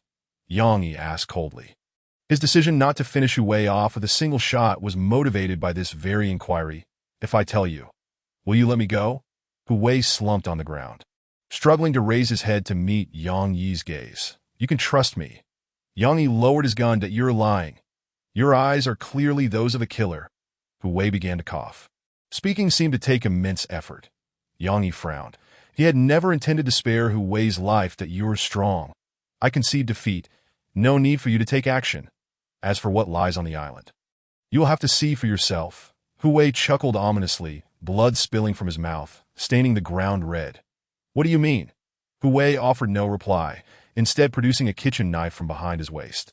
Yang Yi immediately grew alert, raising his gun to aim, but refrained from firing. For Hu Wei had already taken his own life. With resolute determination, he plunged the knife into his own throat without a hint of hesitation. This man was indeed ruthless. Although unseen, Hu Wei's journal updated with new information. You have died. Pre-quest of the Oath failed. Completion 610. 2 glowing orbs fell beside him, likely the loot from a player's death. Just as Yang Yi prepared to collect them, he sensed something amiss. That he heard a rustling sound, akin to many things crawling. The source of the sound was none other than Hu Wei's corpse. In the next moment, Hu Wei's body convulsed, shaking violently. Simultaneously, countless spiders the size of fingernails emerged from his wounds and orifices. What the hell? You are frightened? Your sanity decreases by 5. Yang Yi pulled the trigger as a precaution, utilizing the powerful cannon mode. Boom! The shot was incredibly forceful. Hu Wei's corpse and the cabin door were blasted apart, creating a large hole in the ship, allowing sunlight to pour in. The recoil sent Yang Yi flying, crashing against the wall. What are you doing? He's already dead. Su Na rushed over, her expression showing a hint of displeasure. If he had aimed just a bit lower, he could have blown a hole in her precious witch's laboratory. He had spiders inside him, a multitude of them. Yang Yi explained, recalling the horrifying scene. Still shaken in his nightmare, his fate mirrored Hu Wei's. But how could spiders emerge from a human body? Su Na looked towards the wreckage. Spiders? Where are the spiders? I see none. She scanned the area. There they were. Yang Yi pointed towards the debris nearby, only to suddenly freeze. That he could swear that just moments ago there had indeed been spiders on the ground, though they were quite small and noticeable. Yet now, all that remained were chunks of flesh, shattered wood, and splattered blood. I definitely saw spiders. Yang Yi asserted. Enough. Did you dislocate your arm? Yang Yi's left arm hung limply at his side, his shoulder dislocated. Luckily, Su Na was a medical student. Although her focus was not orthopedics, she was a rare polymath, quickly putting Yang Yi's dislocated arm back in place. Meanwhile, he continued to search for traces of the spiders. This can't be. I absolutely saw them. Suddenly, he felt an itch in his nose, and a trickle of blood flowed out, likely from the recoil of the flintlock. However, the itch persisted, as if something was crawling inside. Unable to resist, Yang Yi scratched at his nose, and to his shock, he pulled out a black spider the size of a grain of rice. A spider has crawled out of your body. Your sanity decreases by 10. Yang Yi was startled and immediately crushed the spider, continuing to poke at his nose, relieved that no second spider emerged. There really was a spider. When did you get sucked into your nose? Su Na bent down, picking up the corpse of the spider from the ground. Sucked in? Yang Yi felt that things were far from simple. The spider must have crawled out from within him. He immediately checked his status. Injured, large human figure. Back and left arm showing a light yellow hue. Sanity. 85, 100 energy. 94, 100 vitality. 93, 100 all appeared normal until he reached the talents section, where a new status appeared. Kiss of the Spider. A gift from the spider mother god. Spiders may occasionally crawl out of your wounds, but you will soon become accustomed to it. Unlocks pre-quest of the Oath. Hostility of spider-like aberrations towards you minus 100. When did this status appear? He immediately checked the activity log. You have received the spider's kiss. From the timing, it must have occurred at the very moment of Hu Wei's death. Upon his demise, did this status transfer to me? Yang Yi narrowed his eyes to Su Na, unafraid of spiders, prepared to step into the sunlight for a closer inspection. However, to her surprise, the spider vaporized and vanished upon exposure to the light. Yang Yi also noticed this scene and promptly approached her, grasping her hand. That it actually disappeared. He said incredulously, "Let go, you're hurting me." Su Na retorted, pulling her hand away. Yet Yang Yi paid her no mind. His mind racing. This status was undoubtedly linked to Hu Wei's death. After he died, the next heir must appear. Su Na, check your status bar for any negative status named Spider's Kiss, Yang Yi urged. She immediately checked and shook her head. I don't have it here. It seems this curse targets only one individual. Considering Hu Wei's recent actions, the answer becomes evident. This Spider's Kiss is related to this island. We must leave at once. My flintlock has a cannon mode with a 12-hour cooldown. Moreover, the Night Star has a significant hole that needs repairing. Yang Yi instructed that Su Na nodded, and together they began to gather their spoils. The matter of the spider would have to wait. They needed to address the battlefield first. The 2 luminous orbs dropped by Hu Wei were collected, one of which plummeted into the sea. They were worth 1250 Kong coins and the recipe for the Firewool Sweater. Firewool Sweater requires 100 units of firewool from the firewool spider. An adult firewool spider can yield 8 to 12 units of wool. What firewool grass? It was clearly a fabrication by Hu Wei. There must be firewool spiders on that island. Even more surprising to Yang Yi was that players drop recipes upon death. At this thought, he turned to Su Na. This woman possesses a unique talent for creating exclusive recipes that if she were to perish, would those recipes also be lost? That would be perilous, making her a target. Yang Yi promptly advised, Su Na, do not sell or give away the potions you create. You mean I should just drink them all myself? Su Na replied, let's discuss that later. Yang Yi recalled that bottle of unending excitement potion and suddenly felt a wave of nausea. After cleaning up the battlefield, they found 3 pieces of equipment. Name, webbed gloves. Type, treasure. Quality, good. Description, enhances grip, allowing you to climb walls without being ensnared by webs. Indeed, with this, you can scale walls with ease. Name, delicious chef's knife. Type, relic. Quality, fine. Description, a sharp kitchen knife. Items sliced with it become extraordinarily delicious, easily addictive, a favorite for those with anorexia. The delicious effect lasts for 5 days. But for objects exceeding 3 cubic meters, only local effects apply. Name, healing spray. Type, consumable. Quality, fine. Description, spraying it on wounds accelerates healing, with 3 uses remaining out of 10. Yang Yi picked up the 30-centimeter-long chef's knife. It renders food delectable. His expression grew peculiar as he caught a hint of sweetness in the air. Chapter 41. Tiny Spiders. Hu Wei's ship was a Grade 3 vessel. Both expansion spaces on board were utilized for cannons. Name, ordinary cannon. Type, ship equipment. Quality, ordinary. Description, a common cannon with a range of 200 meters. The combat room is fixed with a cannon and cannot be disassembled.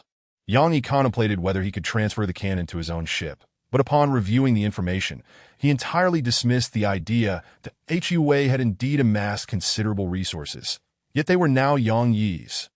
The ship's inventory included 912 units of wood, 808 units of fabric, 995 units of stone, 83 units of steel, 63 units of crystal, 35 units of sulfur, 50 liters of fresh water, and various food items like sausage bread.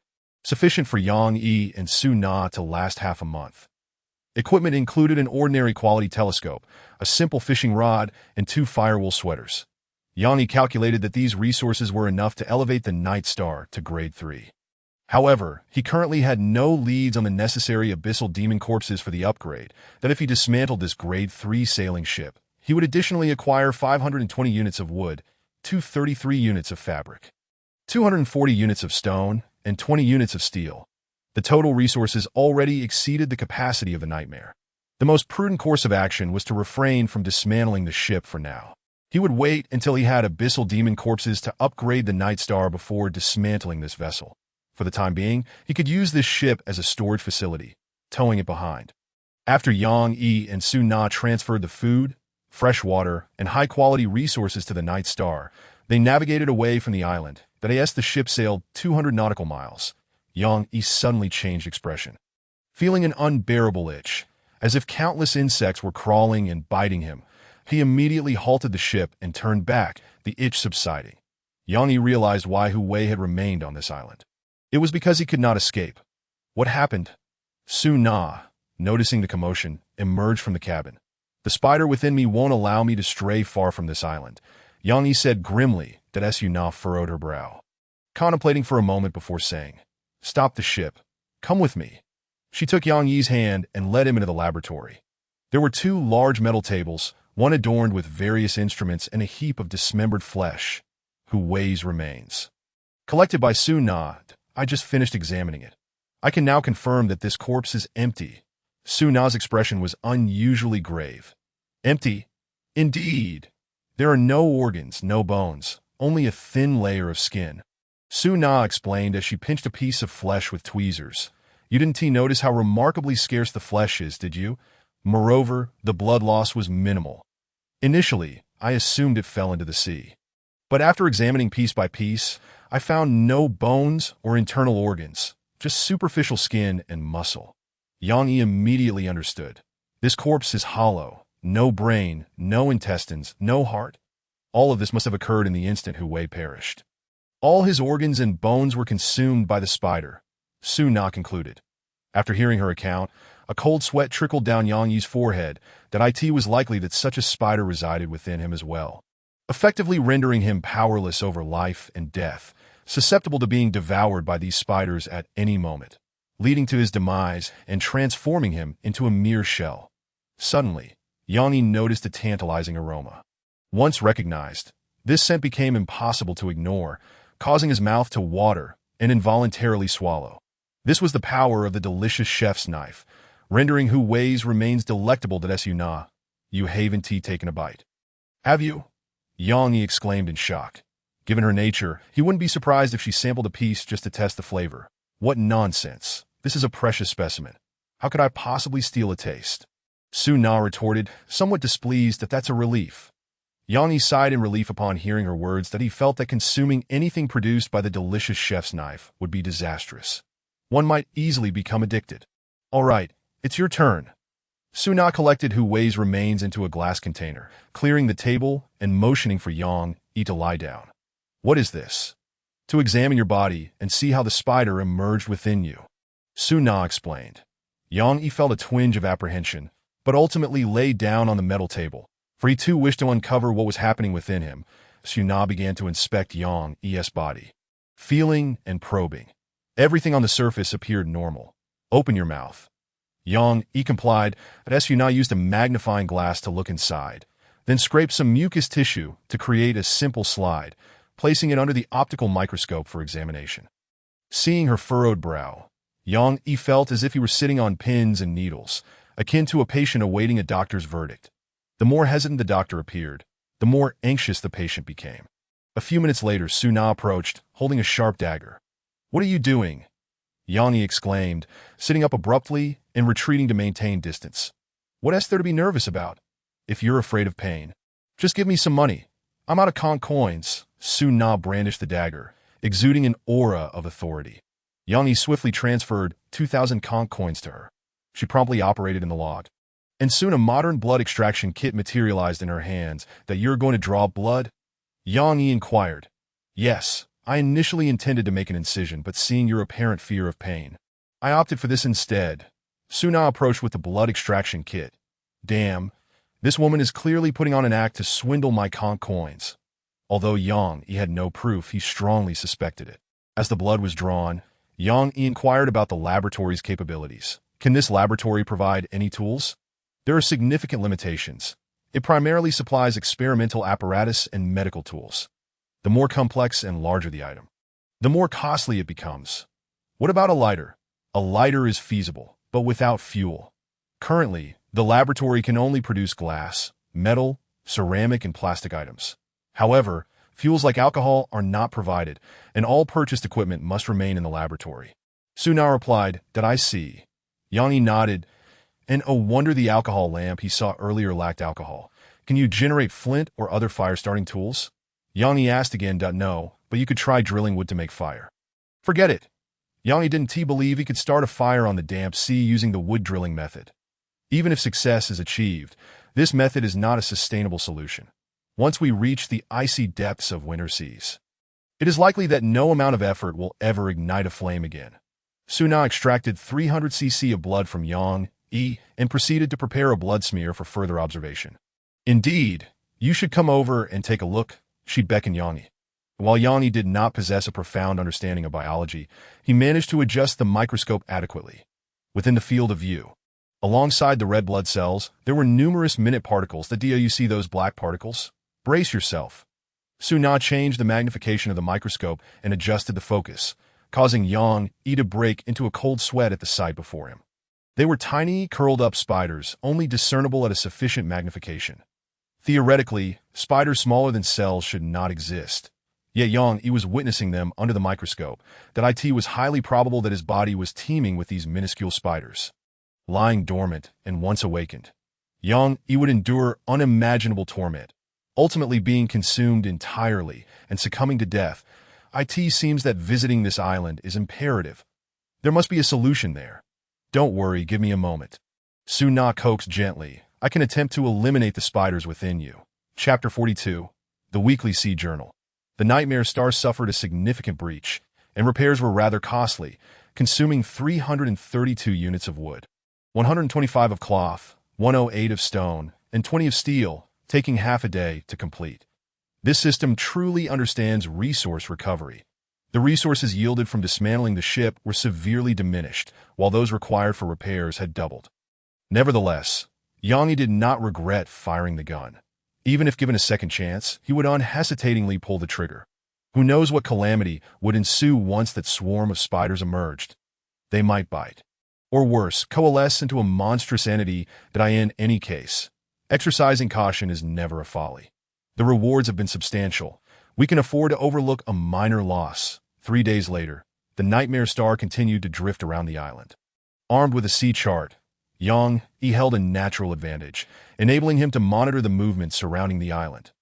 Yet, for 3 consecutive days, not a single ship was sighted nearby. Perhaps Hu Wei had perished. And the other deceived players, upon discovering his absence in private chats, grew wary and stayed clear of this coordinate. Of course, it is also possible that Hu Wei had deceived only a handful, leaving Yang Yi as the last one left.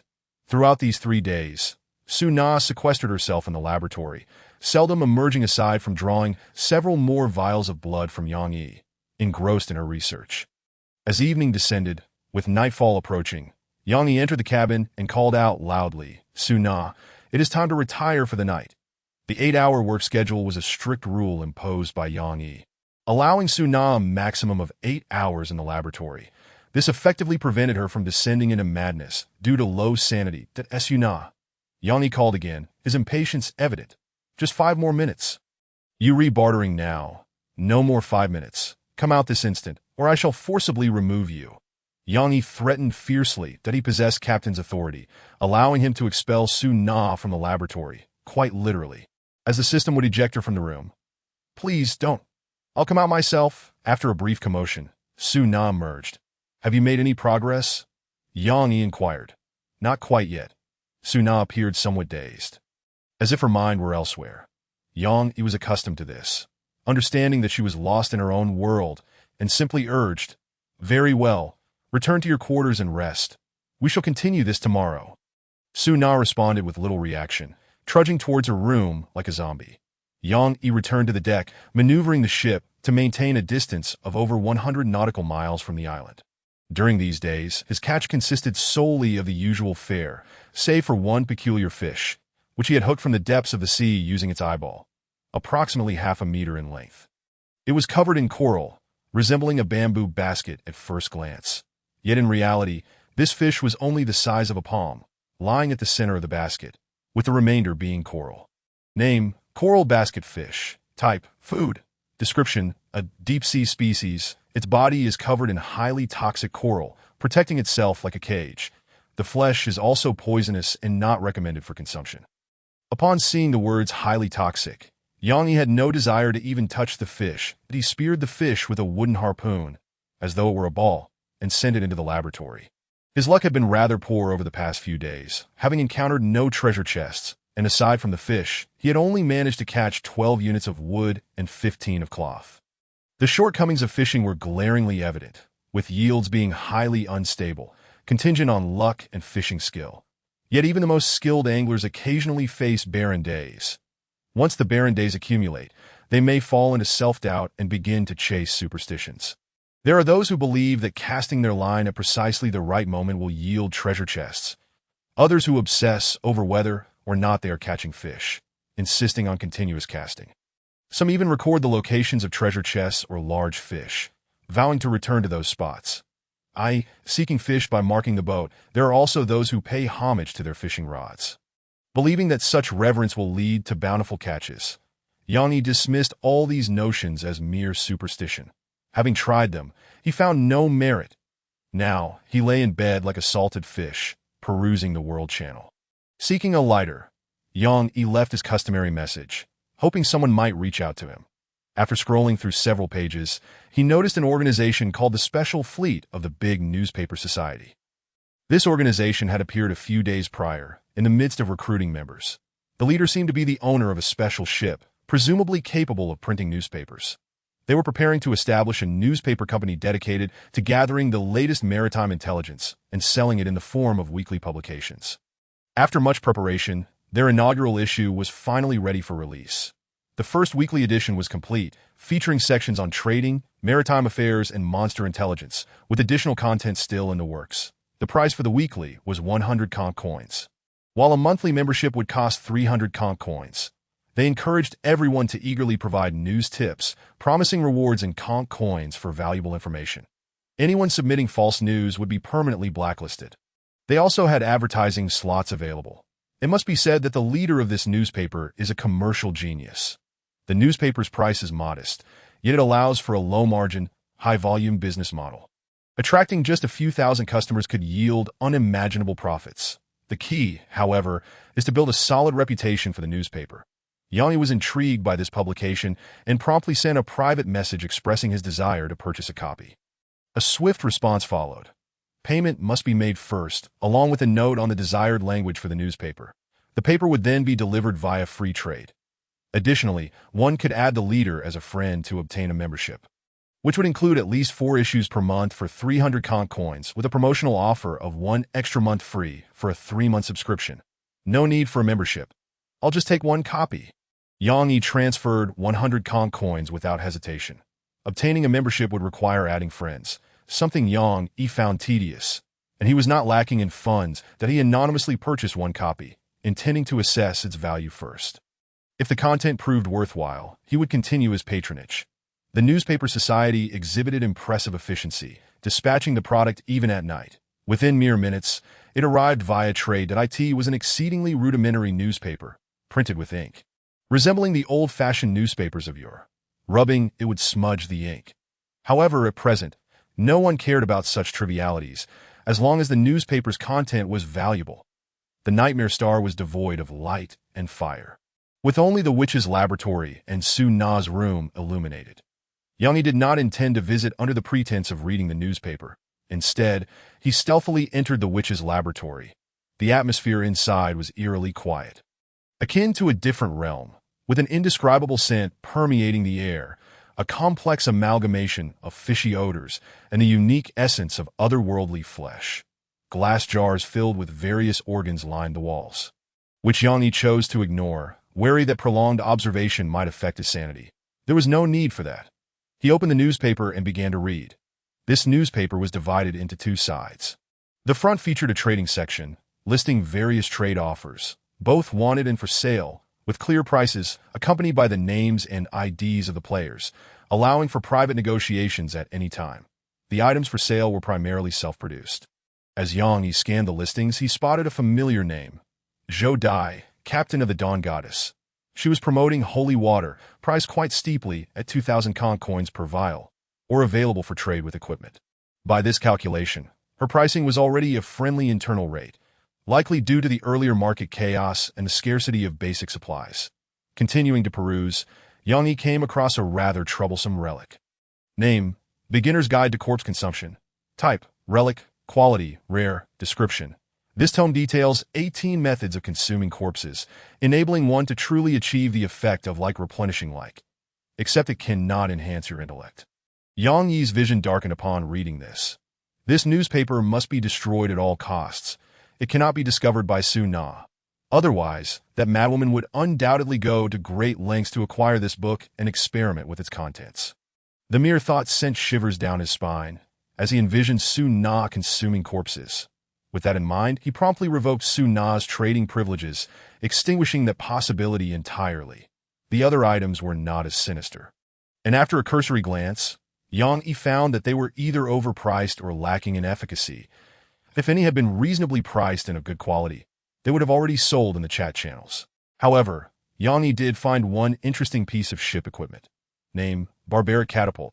Type, ship equipment. Quality, good. Description, capable of launching items for long-range strikes. Effective range, 0, 500 meters if it cannot be fired due to excessive weight. It is effectively 0. Before installation, it is necessary to confirm that there is a square meter of space on the deck. The Nightmare Star is currently most efficient in long-range attack capabilities. This catapult could be procured as an emergency measure, provided the price is reasonable. Upon seeing the price tag of 2,000 conch coins, Yang Yi felt it would be better to resort to theft. Upgrading the ship would allow for the construction of cannons, which would be far more practical than this difficult-to-aim catapult. The firepower of the cannon also surpasses that of the catapult. The only advantage of the catapult is its slightly greater range compared to most conventional cannons. But the speed of the stones it launches is inferior to that of cannonballs, making them easy to evade. Thus, Yang Yi concluded that such a contraption is hardly worth 2,000 conch coins. A price of 500 would be more acceptable. That he sent a private message to the seller. A catapult for 500, interested in private chat. No response came. Perhaps the seller was asleep. He would check again tomorrow.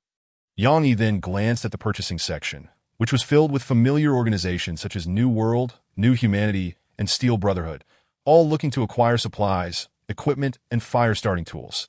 The prices were generally slightly below market value. Emphasizing quick turnover for cash, that it was no wonder that he struggled to acquire anything. Yang Yi clicked his tongue in frustration. Currently, he was unable to compete financially with these fleets, given the limited space in his storage.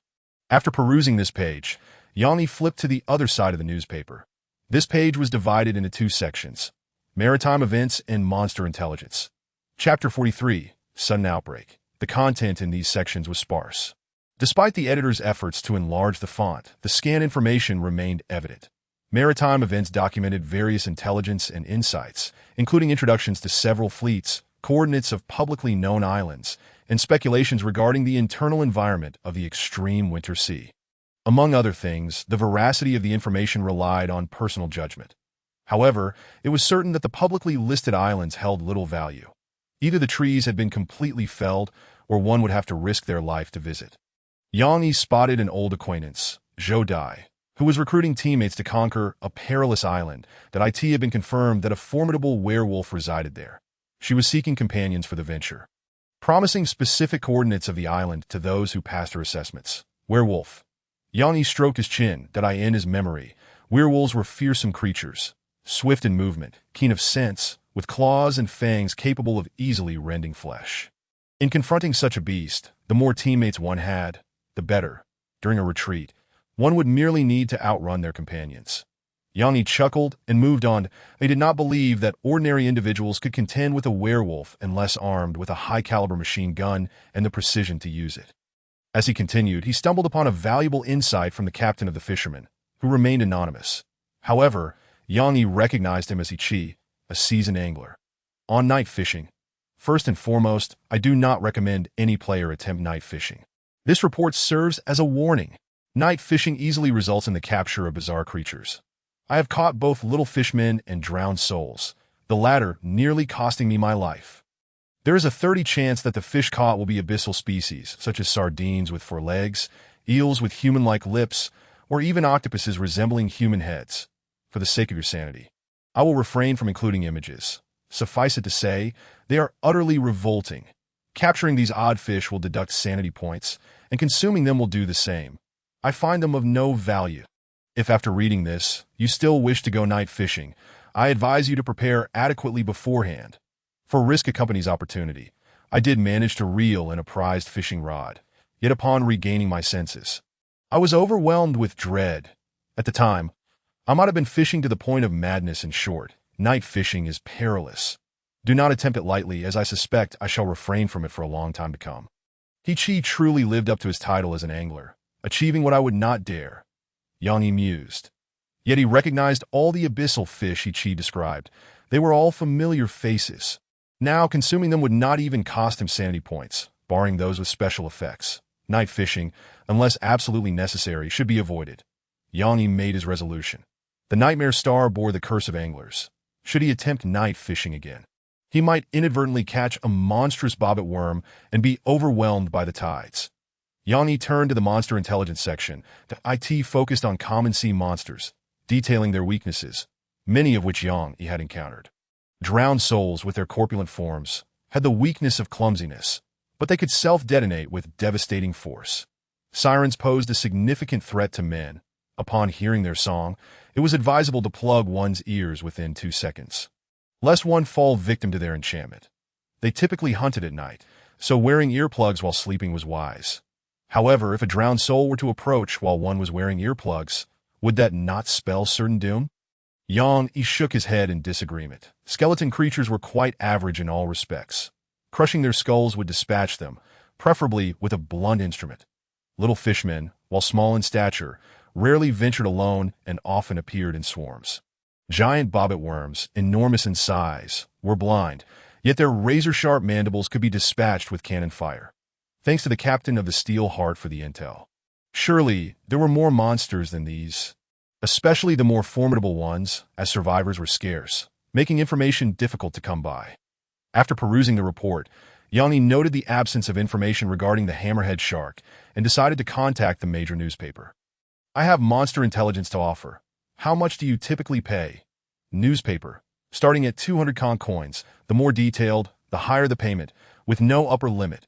Must provide relevant trophies or corpse information for verification. This posed no issue. The laboratory happened to have a specimen of the hammerhead shark.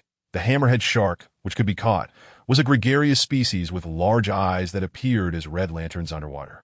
They possessed 2 powerful hind limbs and an exceptional jumping ability, with their weakness lying in their eyes, yet they lacked climbing ability.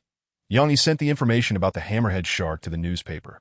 And about half an hour later, he received a payment of 800 coins. This shark had undoubtedly been encountered by others, yet those who survived the encounter were likely few and far between.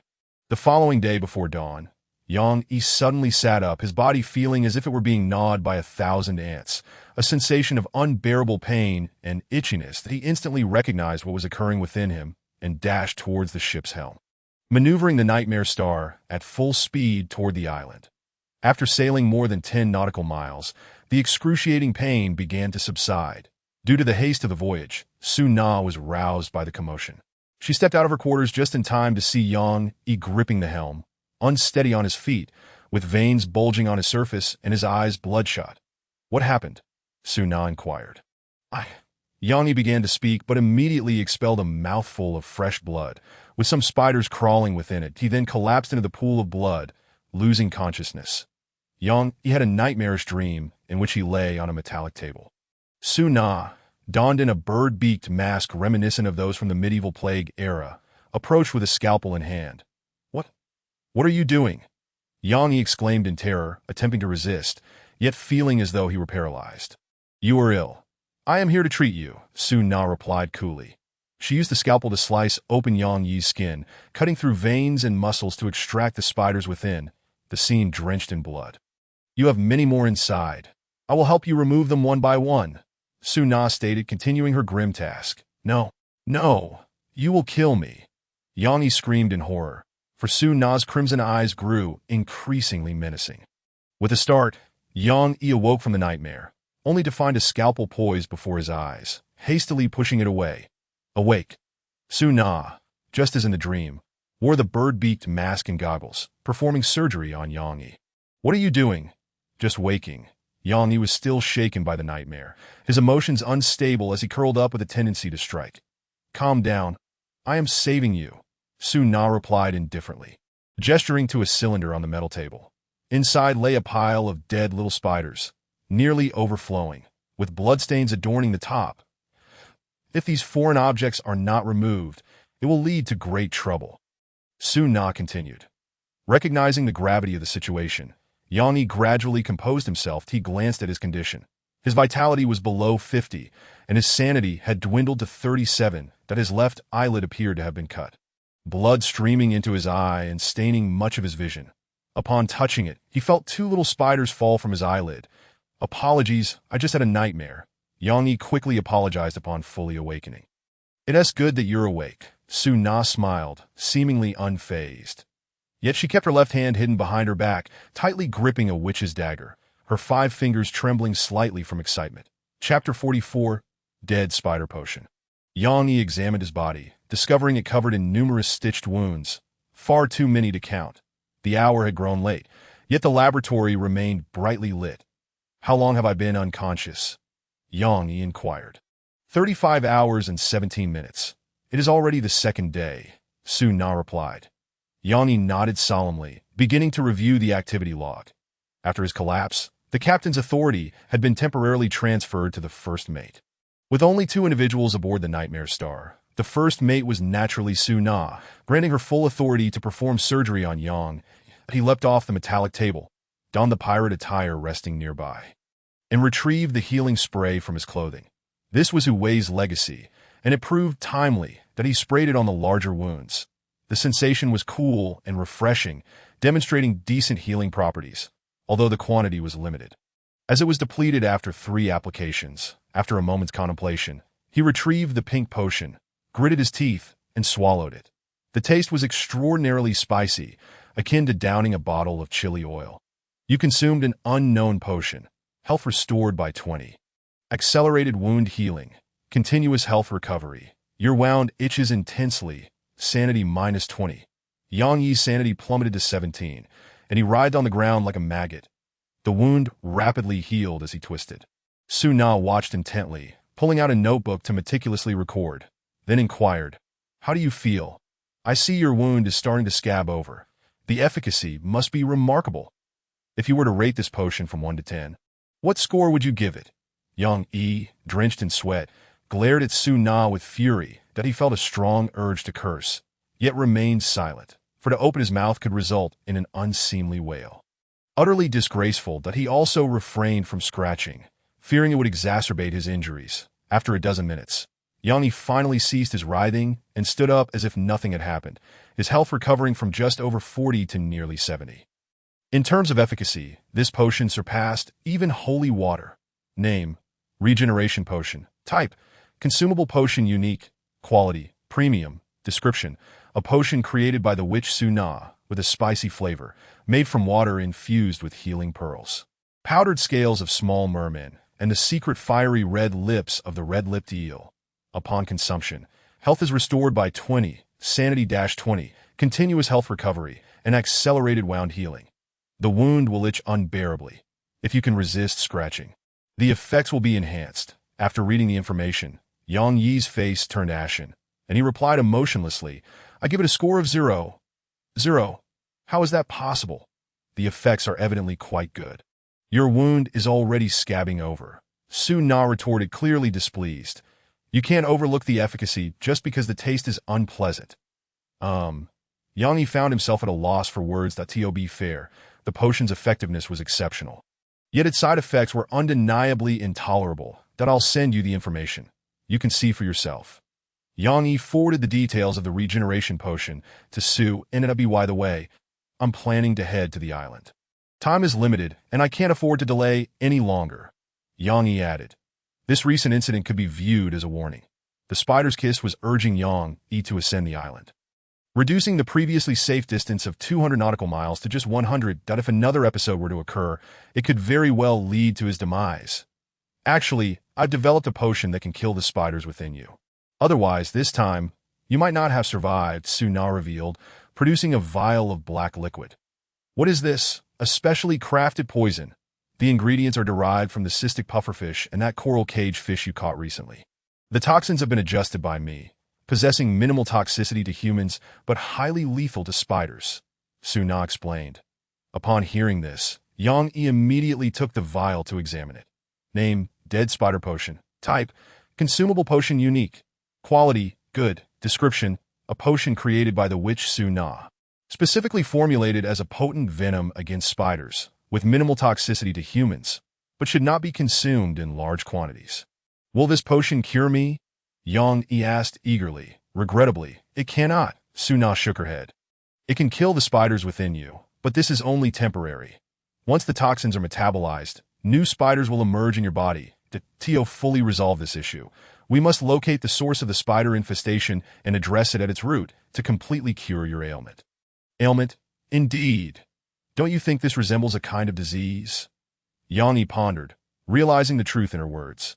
Indeed, this affliction bore a hint of the fantastical, but he stepped out of the laboratory, took a black loaf of bread paired with sausage, and opened a Vitality coconut to rehydrate. It had been nearly 2 days since he last ate. The food settled in his stomach. Yang Yi felt a resurgence of life within him. While eating, a thought struck him, and he rushed back to the laboratory. Suna, you said this poison is very effective against spiders? Yang Yi quickly inquired. That is indeed correct. How many of these poisons can you produce? Can it kill those giant spiders that appear in urban legends? Yes, as long as their physiological structure is classified as a spider, this potion will be effective. The primary ingredients are sourced from the cystic pufferfish and the coral cagefish. The former is quite abundant, but the latter is limited to just one. Therefore, I can create a maximum of 10 vials, totaling around 1 liter, so, as long as we have the coral cagefish, we can produce this potion in large quantities, correct? Yang Yi's mind began to race with ideas. He planned to eliminate the spiders on the island before ascending. Information from the fire fluff sweater indicated that a creature known as the fire fluff spider surely existed on the island. The next day, Yang Yi awoke, fully re-energized, his health soaring to 90. He checked the weather forecast. Today's weather: bright sunshine, gentle sea breeze, a splendid day for fishing. Location: origin sea, remaining sunlight. 9 hours temperature, 15 to 25 sea wind speed. Level 3, without a moment's hesitation. He grabbed his fishing rod and ventured out, first preparing his fishing net, then retrieving dozens of eyeball fruits from the ship's cabin, a stockpile from previous catches that had yet to be consumed. These fruits had a poor texture and taste. However, with plenty of food at hand, they were perfect bait for catching the coral cage fish. Employing deep-sea fishing techniques, he used the eyeball fruits as bait. You caught a red-lipped eel. You caught a human-headed octopus. You caught a long-legged sardine. Holy smokes, how could I catch a long-legged sardine in the deep waters? Fortunately, on the 4th attempt, he finally had a successful catch. You caught a coral cage fish. Yang Yi's eyes brightened as he swiftly speared the fresh coral cage fish with a wooden spear and transported it to the laboratory. At this rate, he would soon catch 10 coral cage fish, allowing him to produce 100 vials of dead spider potion. While fishing, he suddenly received a private message from the previous seller of the catapult. The first line read, "Do you really want to buy it? Of course. I won't hide it from you. I have the recipe to craft this catapult. However, selling it to you at 500 sea snail coins offers me no profit. 600 sea snail coins each, and you must buy 4 at once. If you want to sell, then trade. If not, let's not waste time." Yang Yi replied instantly that he had previously suggested 500 sea snail coins per unit, and the seller responded. This indicated that the price of 500 was not excessively low, likely resting at the break-even point. Thus, Yang Yi added another 100, hoping for a profit margin. Furthermore, catapults likely wouldn't attract many players, as they were far less effective than cannons. Before long, the seller replied, 700 sea snail coins. That's the lowest I can offer. It takes time for me to craft these 650 sea snail coins. Not a single coin more. You know that in 2 weeks, this contraption won't even fetch 200 sea snail coins. After a few minutes of hesitation, the seller ultimately agreed to the transaction. Chapter 45, a delicious offensive. A whole morning passed, and Yang Yi had caught 4 coral cage fish. With a bit more effort in the afternoon, he could reach his goal of 10. Today's target was indeed 10, enabling the production of 100 vials of dead spider potion, equivalent to 10 liters. Shortly thereafter, he received another private message. The second catapult had been completed and was ready for trade. The seller crafted and sold each one as it was completed, messaging Yang Yi for each sale at a price of 650 sea snail coins per unit. In total, he would need to spend 2,600 sea snail coins for 4 units. Yang Yi's previously amassed fortune had dwindled to 1,600, but thankfully, food and water were plentiful, ensuring he had no worries regarding sustenance. In the afternoon, he successfully caught 5 more coral cage fish today as the eyeball fruits ran out. He initially thought he might not complete his task. However, upon retrieving his fishing net, he was pleasantly surprised to find an unexpected catch. 1 more coral cage fish. He handed over all the coral cage fish to Suna, then made his way to the courtyard of the Nightmare Star, seeking a suitable spot to install the catapult, when not installed. The catapult resembled a miniature figurine, only a few centimeters in size, making it easy to move. Presumably, all ship equipment was designed this way. Otherwise, it would be impossible to transport. After surveying the area, Yanni decided to install the catapults symmetrically on both sides of the Nightmare Star's courtyard. Finally, the Nightmare Star possessed the capability for long-range strikes. Yet, Yanni had further plans for this catapult. He opened the chat channel and casually posted, offering exorbitant prices for fire-starting tools, such as lighters. Following that, he added, "I will buy foul fish, rotten shrimp, spoiled meat, decayed vegetable leaves, bad fruit, and moldy bread. Only the stinky ones are needed. Interested parties, please message me." "Dude, do you want moldy fish?" "Yes, I absolutely do, brother. Your taste is quite peculiar." "Huh. Are you planning to compost and grow crops on the ship?" Yanni couldn't be bothered to explain, merely purchasing as he found prices shockingly low. Those selling the decayed food items didn't care about the price. They intended to toss them into the sea as waste, and even a single sea snail coin would likely secure a trade. Ultimately, Yanni acquired several hundred pounds of stinky fish and rotten shrimp, as well as a half-eaten, spoiled sheep and a heap of decayed vegetable leaves for just 100 sea snail coins. Suddenly, a private message arrived from the captain of the Iron Will. "You got idea you want some stinky whale meat? I'll send it to you directly." "Yes, but don't send too much. My ship is small. These 3 pieces I didn't manage to throw away. I'll send them to you." Before long, 3 pieces of whale meat, each about a meter long, were delivered by the gotcha machine. That it was hard to fathom how the octopus, with its fist-sized tentacles, managed to regurgitate such massive items. Yet, the gotcha machine's design was peculiar.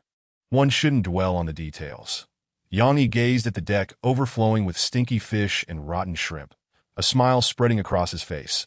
This should be more than enough. He prepared to utilize his exquisite chef's knife to transform these spoiled edibles into delectable morsels, subsequently coating them with the venom of the dead spider and launching them onto the island via a catapult. This cunning strategy was dubbed the delectable poison. What an awful stench. What are you doing?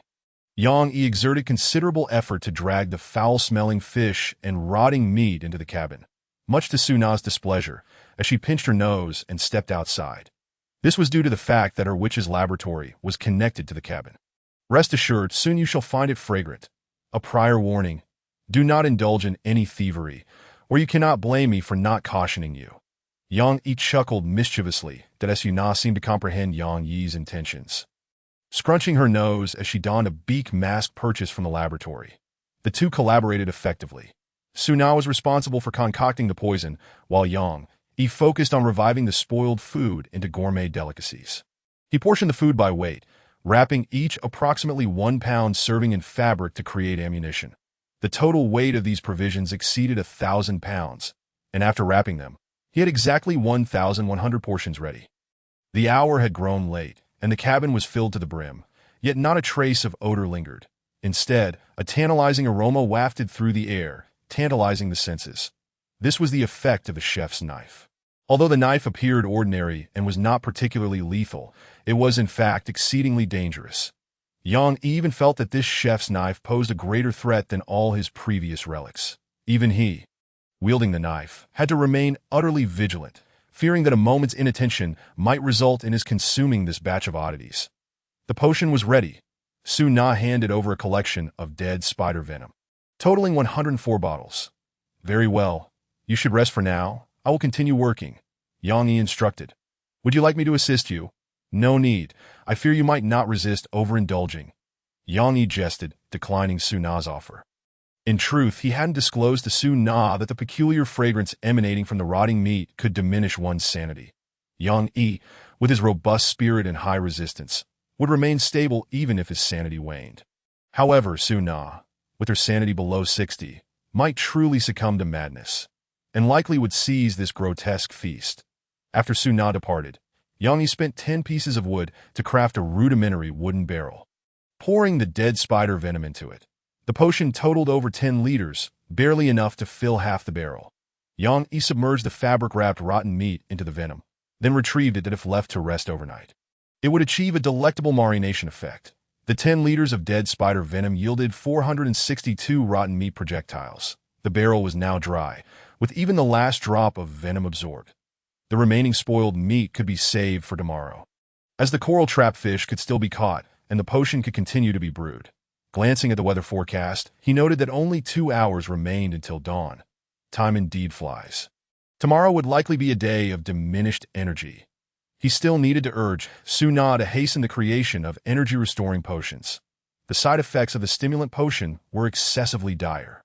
Yang Yi awoke at dawn. In the brief span of 2 hours, he had a deeply unsettling nightmare. Yet, despite the vividness of the dream, he could scarcely recall its details, only noting its pronounced presence. It seemed to involve an enormous spider, one whose size was difficult to measure. Whenever he attempted to remember, a splitting headache ensued, accompanied by nausea. Such formidable creatures inhabit this island. A wave of dread washed over Yang Yi. Solidifying his resolve to eliminate these spiders, he checked his energy levels, which stood below 70. However, as he did not plan to venture onto the island today, this was sufficient. Presently, he was quite close to the island, less than 50 nautical miles away. The Nightmare Star, towing an unassembled sailboat, would reach the island in under 2 hours. Along the way, Yang Yi did not neglect fishing, that he delivered the 3 newly caught coral trap fish to the laboratory. Then, using a large cloth, he began transporting the 462 rotten meat projectiles to the courtyard in batches. "Allow me to treat you to a meal." Yang Yi grinned wickedly, tossing a package of delicacies into the dense forest. The catapult performed adequately, capable of launching a pound of rotten meat a distance of 400 meters. Though this was still on the outskirts of the 5-kilometer island, Yang Yi believed these spiders would follow the scent to find him. The fabric used to wrap the food was not sturdy. Upon landing, it would surely burst, scattering a mess of shredded meat and rotten vegetables, easily shareable among multiple spiders. After launching a dozen packages, Yang Yi sensed movement in the forest, indicating the approach of some large creature. The plan was working. Yang Yi maneuvered the Nightmare Star, changing angles to launch again. The more than 400 packages of gourmet food quickly dwindled, and soon only a few bags remained. Yang Yi had now reached the opposite side of the island. Strangely, the spiders had spotted the Nightmare Star, rushing out from the forest en masse. They varied in size, some as small as a palm, while others reached a meter in length, their long limbs sending shivers down Yang Yi's spine. Among them was a particularly unusual specimen, measuring 3 meters, with a desiccated human torso atop its head. Lacking limbs and a skull, merely a trunk. Upon encountering an abnormal creature, your sanity decreases by 5. What on earth is this spider? Chapter 46. Uninvited guest before the fiery silk spiders could approach. Yang Yi had already sprinted to the bow of the ship, preparing to navigate the Nightmare Star away, that if all these spiders were to leap aboard, the consequences would be unimaginable. Fortunately, these spiders feared water, halting at the shoreline without taking further action. More astonishingly, these spiders could speak. Spider A, how fragrant. Spider B, the unusual specimen, there's something delicious here. Spider C, it smells incredible. Yang Yi stood dumbfounded for several seconds, hardly believing his ears. That am I going insane? Hearing things, he promptly notified Su and Su Na. Come to the deck quickly. These spiders seem to be speaking. Upon receiving the private message, Su Na dashed out. Her gaze was soon captivated by the unusual specimen adorned with a human torso. Did you hear that? These spiders are speaking human language, and in perfect Mandarin. Yang Yi queried Su Na. Furrowing her brow, she regarded Yang Yi with a hint of skepticism, claiming she heard nothing that a wave of alarm washed over Yang Yi. And he immediately realized the issue lay with him. Upon checking his sanity, he found it to be over 80, and he was not on the verge of madness. The only remaining possibility was the spider's kiss. It possesses hidden effects that enable the player to comprehend the spider's speech, and perhaps even converse with them. Yang Yi promptly attempted this, a radiant smile blossoming on his face as he called out. Come, come, come, I have plenty of delectable treats here. When you eat, don't forget to share with everyone. As he spoke, he tossed the remaining spoiled food to the spiders. Spider A, wonderful. Spider B, I'll bring some back for Mom to try too. Spider C, Thank you. Yang Yi grinned, tossing a few more packages of treats towards Spider B. He would not feel sympathy for these creatures simply because he could communicate with them. After all, these spiders were merciless killers, especially with that one sporting a human torso. They had already taken the lives of several players prior to Yang Yi's arrival. Yang Yi threw the remaining delicacies. Receiving a plethora of grateful expressions in return, he waved warmly, bidding farewell to the gigantic spider with the human torso as it departed, its rear dragging a substantial bundle of food. Eat well. I shall return tomorrow, Yang Yi shouted, regardless of whether the spiders understood him. After launching this batch of delicacies, Yang Yi steered the ship away from the island, with time still on his side. Yang Yi caught 3 more coral trap fish and enlisted Su Na to concoct over 60 bottles of dead spider venom. 1 round of poisoning surely would not eradicate all the spiders. Yang Yi planned to launch several more assaults before setting foot on the island, ensuring greater safety. For the next 3 days, Yang Yi repeated the poisoning. Due to the overwhelming quantity of rotting food procured, he earned a new nickname in the chat channel, the Scavenger. Fortunately, Yang Yi preferred to conduct transactions anonymously. Only a select few friends were privy to his true identity. What exactly are you up to? The captain of the Dawn Goddess, Zhou Dai, sent him a private message. She was an old acquaintance, and Yang Yi had no intention of hiding anything. I am attempting to poison the creatures, to see if I can eliminate them. Yang Yi replied, It seems you are quite adept at dealing with monsters. I suppose. These monsters can indeed be slain. On the 4th day, Yang Yi continued the poisoning, and not a single spider approached in search of food. This indicated that the spiders on the island were likely nearing extinction, and he could venture onto the island the following day. Today, the Nightmare Star could anchor closer to the shore, preparing for tomorrow's excursion.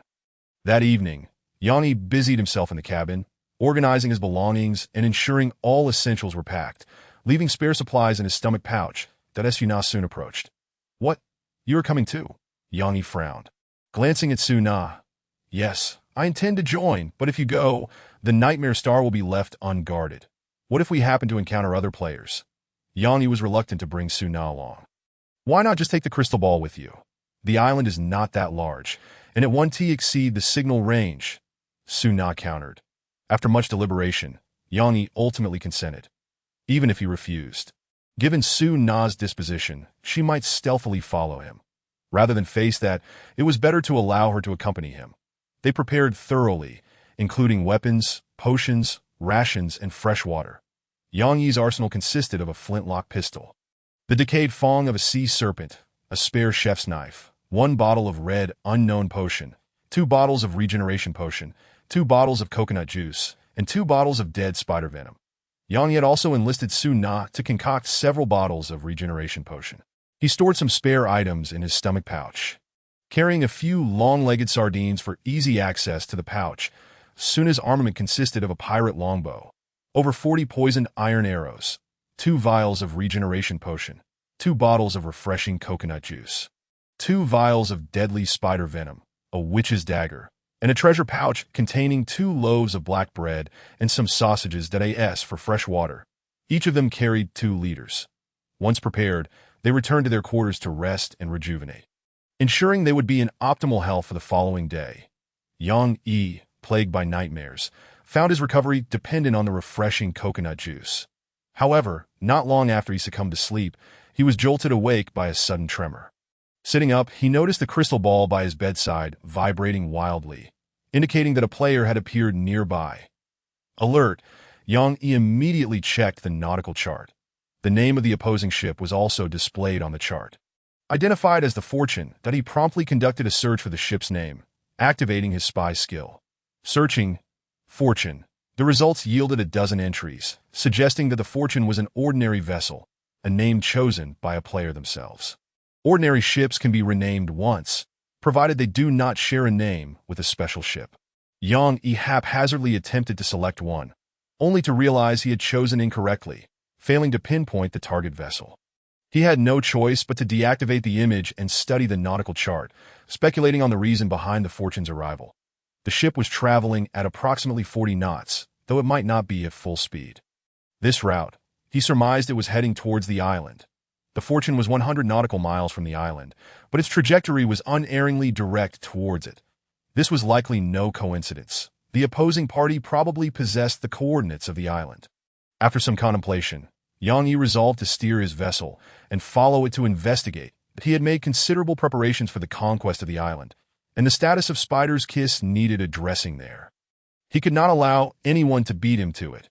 With dawn expected in 5 hours, he surmised the opposing party would not dare to land on the island at night. Yang Yi maneuvered the Night Star, approaching the Fortune from the side while maintaining a considerable safe distance, that he decided to wait until the following day to ascertain the situation before proceeding with further actions, that if this vessel was armed with cannons. Yang Yi planned to find a discreet landing spot and engage in conversation with the player on shore. If it lacked cannons, the approach would be straightforward. He could simply board it. Let us not forget, Yang Yi's ship was equipped with a catapult. Moreover, the Night Star boasted a rare ship enhancement, the head of a giant bobbit worm. It would surely create a sizable breach. Were there other players? Suna had also awakened. Noticing Yang Yi at the helm, his gaze fixed on the crystal ball. Indeed, we shall follow it once dawn breaks. She affirmed that I suspect that no matter how audacious he is, he will not dare to land on the island at night. There is no rush. Several hours later, the sky brightened swiftly. Leaning against the helm, Yang Yi had kept vigil over the crystal ball throughout the night. The Fortune had remained stationary after nearing the island, rendering his watch somewhat futile, but he roused Suna from her slumber and instructed her to take the helm as they approached the Fortune, that he then retrieved a telescope and climbed the mast. Name: ordinary telescope. Type: treasure. Quality: ordinary. Description: a standard telescope capable of clearly viewing ships up to 10 nautical miles away under good lighting conditions. As they drew nearer, Yang Yi discerned the opposing vessel. To his astonishment, it bore no cannons. Was it merely a second-tier ordinary ship? Yang Yi was taken aback, realizing he had been overly cautious. This ship was akin to Huwei's sailing vessel, albeit smaller. Undoubtedly only second-tier, that he instructed Suna to push the engines to their limits as they prepared to ascertain the identity of the crew aboard. Chapter 47. The Gourmet the Night Star towed the sailing ship gradually closer. Halting approximately 300 meters from the Fortune, to AT this distance, typical bows would be unable to reach them. Yang Yi leapt from the mast, brow furrowed in confusion. How peculiar! Why was there not a single sound? Had the crew already landed? Or perhaps they were hiding, attempting to ambush him. Yang Yi scrutinized the Fortune, that it was a sailboat less than 20 meters in length, appearing utterly ordinary at first glance, and even more so upon closer inspection. Suna, take the helm.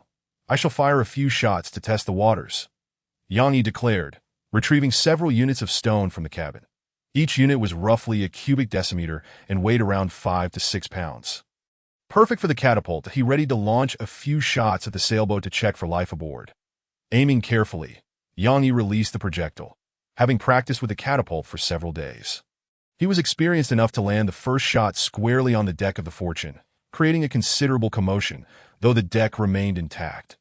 Remarkably sturdy, Yang Yi fired another 6 or 7 shots, one of which created a hole in the deck, yet still there was no response. Suna, draw closer and breach the hull. Let me see if there are any stowaways in the hold, Yang Yi commanded. He had previously employed similar tactics to catch others off guard, so he was particularly cautious, refusing to fall prey to such tricks himself. However, he had overthought the situation. The bobbit worm's head, equipped with 4 razor-sharp jaws, effortlessly severed a section from the rear of the Fortune, exposing the hold within. Yet it was utterly empty. Yang Yi stood there, momentarily dumbfounded, a hint of embarrassment flashing across his face. Such a commotion, only to find himself engaging in a battle of wits with thin air. Without further hesitation, he directed Suna to draw closer, bridge the gap with a plank, and, armed with a flintlock pistol, prepared to board the Fortune. Thus, he ascended the ship without any resistance. 10 minutes later, Yang Yi received a notification indicating he could dismantle the Fortune. This signified that the ship's owner was entirely out of the picture. But how had he managed such a swift demise? Why had he perished so quickly? I arrived here just at dawn, and it has been less than an hour since. Even if I sent a pig ashore, it wouldn't have met its end this rapidly. Yang Yi lamented to Suna. How am I to know? Would you like to toss in some more poison? No, I believe it is certainly not a spider issue. Just be cautious when the time comes. Ultimately, Yang Yi dismantled the fortune and resolved to seek vengeance on the island. The resources recovered included black bread 2, fresh water 2L, wood 23, cloth 15, and a fishing rod. Dismantling the fortune, you receive wood 143, cloth 95. The ship's destruction indeed reduced the spoils of dismantling. Time rewinds several hours. When the sky had yet to brighten, and the fortune had just made landfall, Captain Li Rong discarded his fishing rod and waded ashore. Yang Yi could never have anticipated Li Rong's audacity, daring to land on the island under the cover of night. Sneaking ashore in the dark, catching everyone off guard. There will be no ambush, Li Rong thought to himself, feeling rather pleased, his eyes glistening. If he had glanced at his own condition, he would have discovered Li Rong energy, 67-100 sanity, 42-100 madness, arrogance, vitality, 100-100. Upon reaching the shore, Li Rong drew forth his machete and swaggered confidently onto the island. He intended to search for fire grass in the darkness, while also keeping an eye out for any potential treasure chests. Should he uncover the recipe for a fire grass sweater, he would strike it rich. However, Li Rong had scarcely taken 2 steps before he halted that a delectable aroma wafted through the air, utterly irresistible, that it was intoxicating. You catch a whiff of a sweet aroma, sanity -10. Following the scent, Li Rong discovered a puddle of chocolate smeared on the ground, crawling with numerous maggots. Yet he paid them no mind. Perhaps it was the dim lighting or some other reason that he scooped the chocolate into his palms and inhaled deeply. How delightful! The aroma is overwhelming. Your sanity -10. Sanity below 30. You fall into an abnormal craving. Li Rong devoured the chocolate in one go, a look of unprecedented satisfaction spreading across his face. It was simply scrumptious. He ravenously consumed all the chocolate on the ground, even scraping away a layer of dirt, his abdomen bulging and his fingernails curling outward. That as for the machete, he had long since discarded it. Grateful for nature's bounty, Li Rong's expression contorted with delight as he savored the flavor. His nose twitched. Could there be more? Li Rong dashed to the next location, scooping up a pile of decaying leaves to eat, a blissful expression gracing his features. Having consumed an unprecedented delicacy, your body and mind find satisfaction. Sanity -20. Sanity below 10. Before setting foot on the island, Yang Yi checked his own status. Status: healthy, a large character representation of the human figure, entirely in green.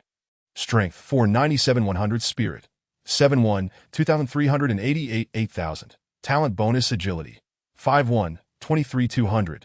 Pirate outfit bonus: constitution, 499-100. Perception, 5, 172-200. Sanity, 100-100. Energy, 72-100. Vitality, 100-100. Talent: iron will.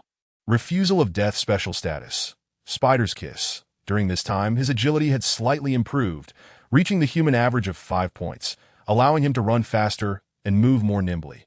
His strength and constitution were also nearing advancement, with perception not lagging far behind.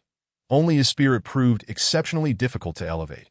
High attributes grew far more challenging than low ones. Once prepared, Yang Yi exchanged a knowing glance with Suna. They nodded in mutual understanding, signaling that they were ready. Together, they disembarked and ventured into the woods.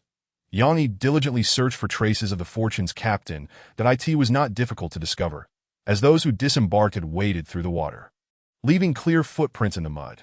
The individual had landed on the island and, shortly thereafter, had met their demise. Vigilance was paramount.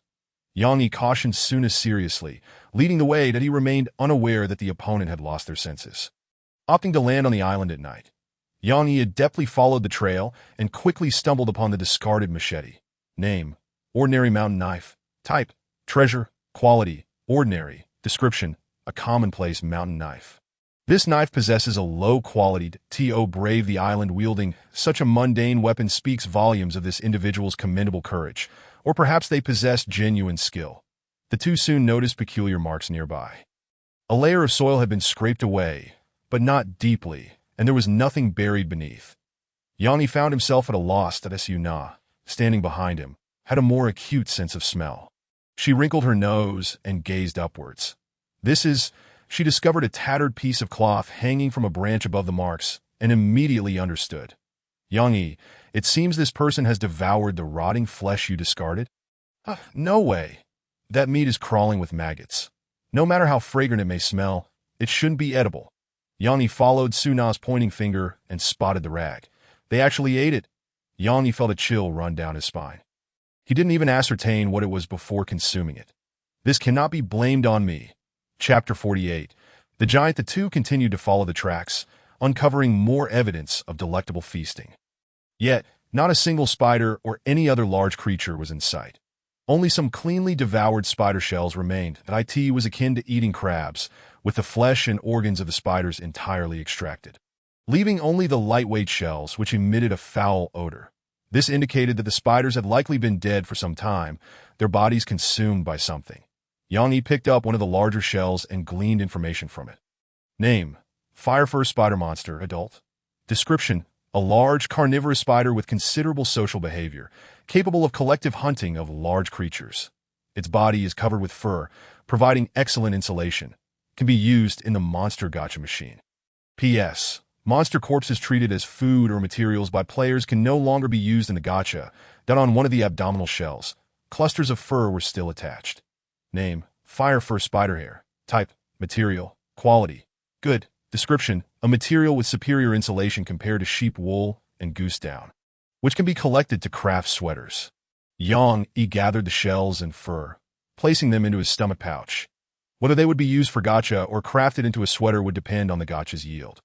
Suna, however, was not focused on the shells but was instead fixated on a footprint on the ground. Gesturing with her hand, "What's the matter?"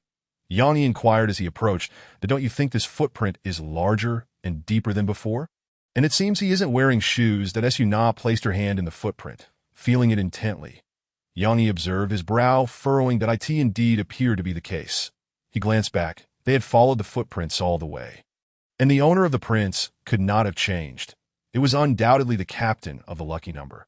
However, his body seemed to have undergone some extraordinary transformation that a normal human cannot experience such drastic changes in such a short time. This is a trait exclusive to metamorphosing insects like caterpillars transforming into butterflies. But even that doesn't happen this quickly. So, can this footprint's owner still be referred to as human?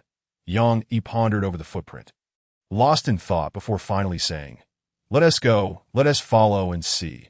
He too wished to discover what this player had encountered, to gain insight for future preparedness. After all, he had no path of retreat left. The two pressed forward, with Yang leading the way and Suna closely following. Her gaze remained fixed on the chef's knife at Yang waist. Lost in contemplation, they ventured deeper. They approached the island's center. Here the density of spiders was greater, shells scattered everywhere, all completely devoured. The footprint of the player had reached an exaggerated state, swollen and irregularly round, nearly as thick as an elephant's leg. Its weight must have reached an astonishing level, given the amount it had consumed. Moreover, there was not a single trace of excrement along the way.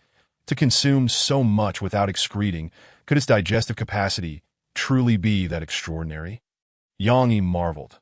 After advancing several hundred meters, Yang suddenly halted and raised his hand to signal Suna to stop.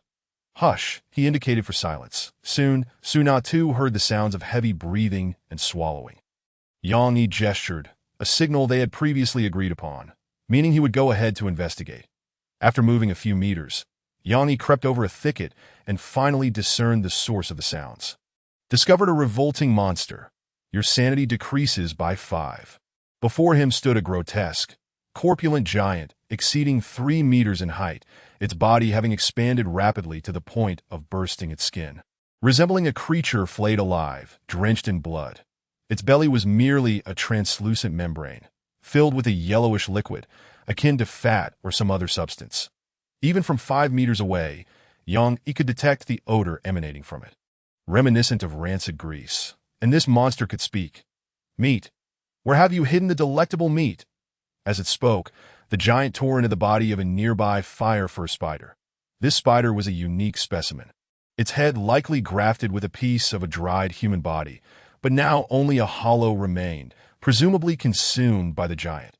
After some effort, the giant located the intestines within the spider's abdomen, squeezing out the undigested remnants of food and pouring them into its mouth.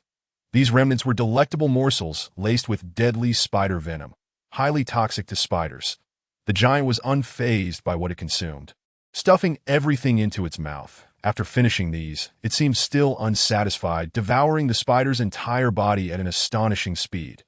This person is transformed. Suna sent a private message. Noticing Yang Yi's silence, she cautiously crept closer, squatting behind him at a slight distance. How could he have become such a monster? Yang Yi replied in the log. Both were using the log to communicate silently, without making a sound, uncertain dissection would reveal the truth. But I suspect it relates to the rotten flesh you discarded, so it's my fault, is it? Yang Yi scoffed. Simultaneously, he realized something crucial that in this world, player deaths could potentially be categorized into two types. One is physical death, like being killed outright. The other is mental death, where a player transforms into a monster for some reason. At this stage, they would also be deemed dead by the system. This giant is massive. It would likely be difficult to kill. Let me give it a powerful shot. I should be able to shatter it. Yang Yi prepared to strike. No, try to leave it intact for me. I want to understand the reasons behind its transformation. Yang Yi pondered for a moment and agreed to Suna's request, for he too wished to uncover the cause of the transformation. Only through understanding could one overcome fear of the unknown. The giant finished devouring the spider and suddenly raised its head, sniffing the air. Oh no. It may have detected us. Suna sent a private message. Yang Yi did not respond, opting to take the initiative. With a distance of over 5 meters, he would not miss the opportunity to shoot the giant's pig-like head. Bang! The gunshot rang out, flames erupting. The bullet struck the giant's cheek, obliterating half of its face. However, the giant's head was as large as a pig's, and its skull was quite tough. The shot did not penetrate its brain, merely disfiguring it, sending 2 eyeballs flying and tearing the cheek open to reveal the jawbone. That a single shot in standard mode was insufficient to slay this monster. Moreover, the positions of Yang Yi and Suna had been compromised. Fresh meat. The giant bellowed with its gaping maw, then lumbered toward the two with heavy steps. Losing its eyeballs seemed to have little effect on it. The two immediately retreated, using the trees for cover. Maintaining their distance from the giant, 2 poisonous iron arrows struck the giant's belly, but had little effect. The giant rampaged wildly, crashing through the trees along its path that if it collided with a person, the consequences would be dire. Bang! Another gunshot rang out as Yang Yi hit its knee, causing the giant to collapse. It seemed enraged, spitting a mouthful of pus at Yang Yi, who had already anticipated the attack and dodged. However, the tree behind him suffered, corroded as if splashed with strong acid, emitting steam and shedding its bark. Be cautious of the yellow liquid within it. Suna warned, it might be its digestive fluid. The arrows may have been digested. Yang Yi raised an eyebrow, realizing that the arrow which had previously lodged in the giant's belly had vanished, now lying on the ground. The arrowhead had completely disappeared. With smoke rising from the severed edge, fresh meat. The giant charged again. The IT seemed to possess regenerative abilities, as the wounds on its face gradually healed. Yang Yi dared not linger, taking flight while contemplating a strategy. But as he ran, he suddenly noticed a lack of noise behind him. Turning around, he saw the giant gobbling up the soil from the ground. That was the delicious poison Yang Yi had previously tossed onto the island. This giant seemed to have gone mad over the flavor. It was indiscriminate in its eating. Even dirt was fair game. Yang Yi's eyes brightened. He immediately devised a plan, pulling out the exquisite chef's knife and slicing at a tree nearby. The tree instantly exuded a sweet aroma. Upon catching wind of this scent, the giant charged towards the tree, frantically gnawing at it. Chapter 49. The gluttonous guessed this giant seemed capable of accelerating its regeneration through consumption. After devouring a tree, new flesh buds began to sprout on its face, seemingly reconstructing its features, though now in a form entirely different from before. Yang Yi once again sliced at the ground. The giant immediately rushed over to eat the soil, digging a large hole. Can it eat anything? Yang Yi, skeptical, sliced at a large stone protruding from the surface, applying some force to leave a white mark. The giant immediately lunged forward, embracing the stone and gnashing its teeth upon it, heedless of the several that shattered in the process. Strangely, this seemingly impenetrable rock began to soften under the influence of its saliva, gradually yielding to its relentless chewing. Yang Yi furrowed his brow. This giant appeared capable of digesting anything, including wood, soil, and stone, possessing an astonishing digestive ability. Yet it seemed to lack discernment. Anything exuding a sweet aroma was eagerly consumed, regardless of its true nature. Thus, what would happen if the giant were to realize that it itself was the most delectable of all? Yang Yi's eyes narrowed, a glint of cold light flashing as he hurled his chef's knife, embedding it into the giant's flesh.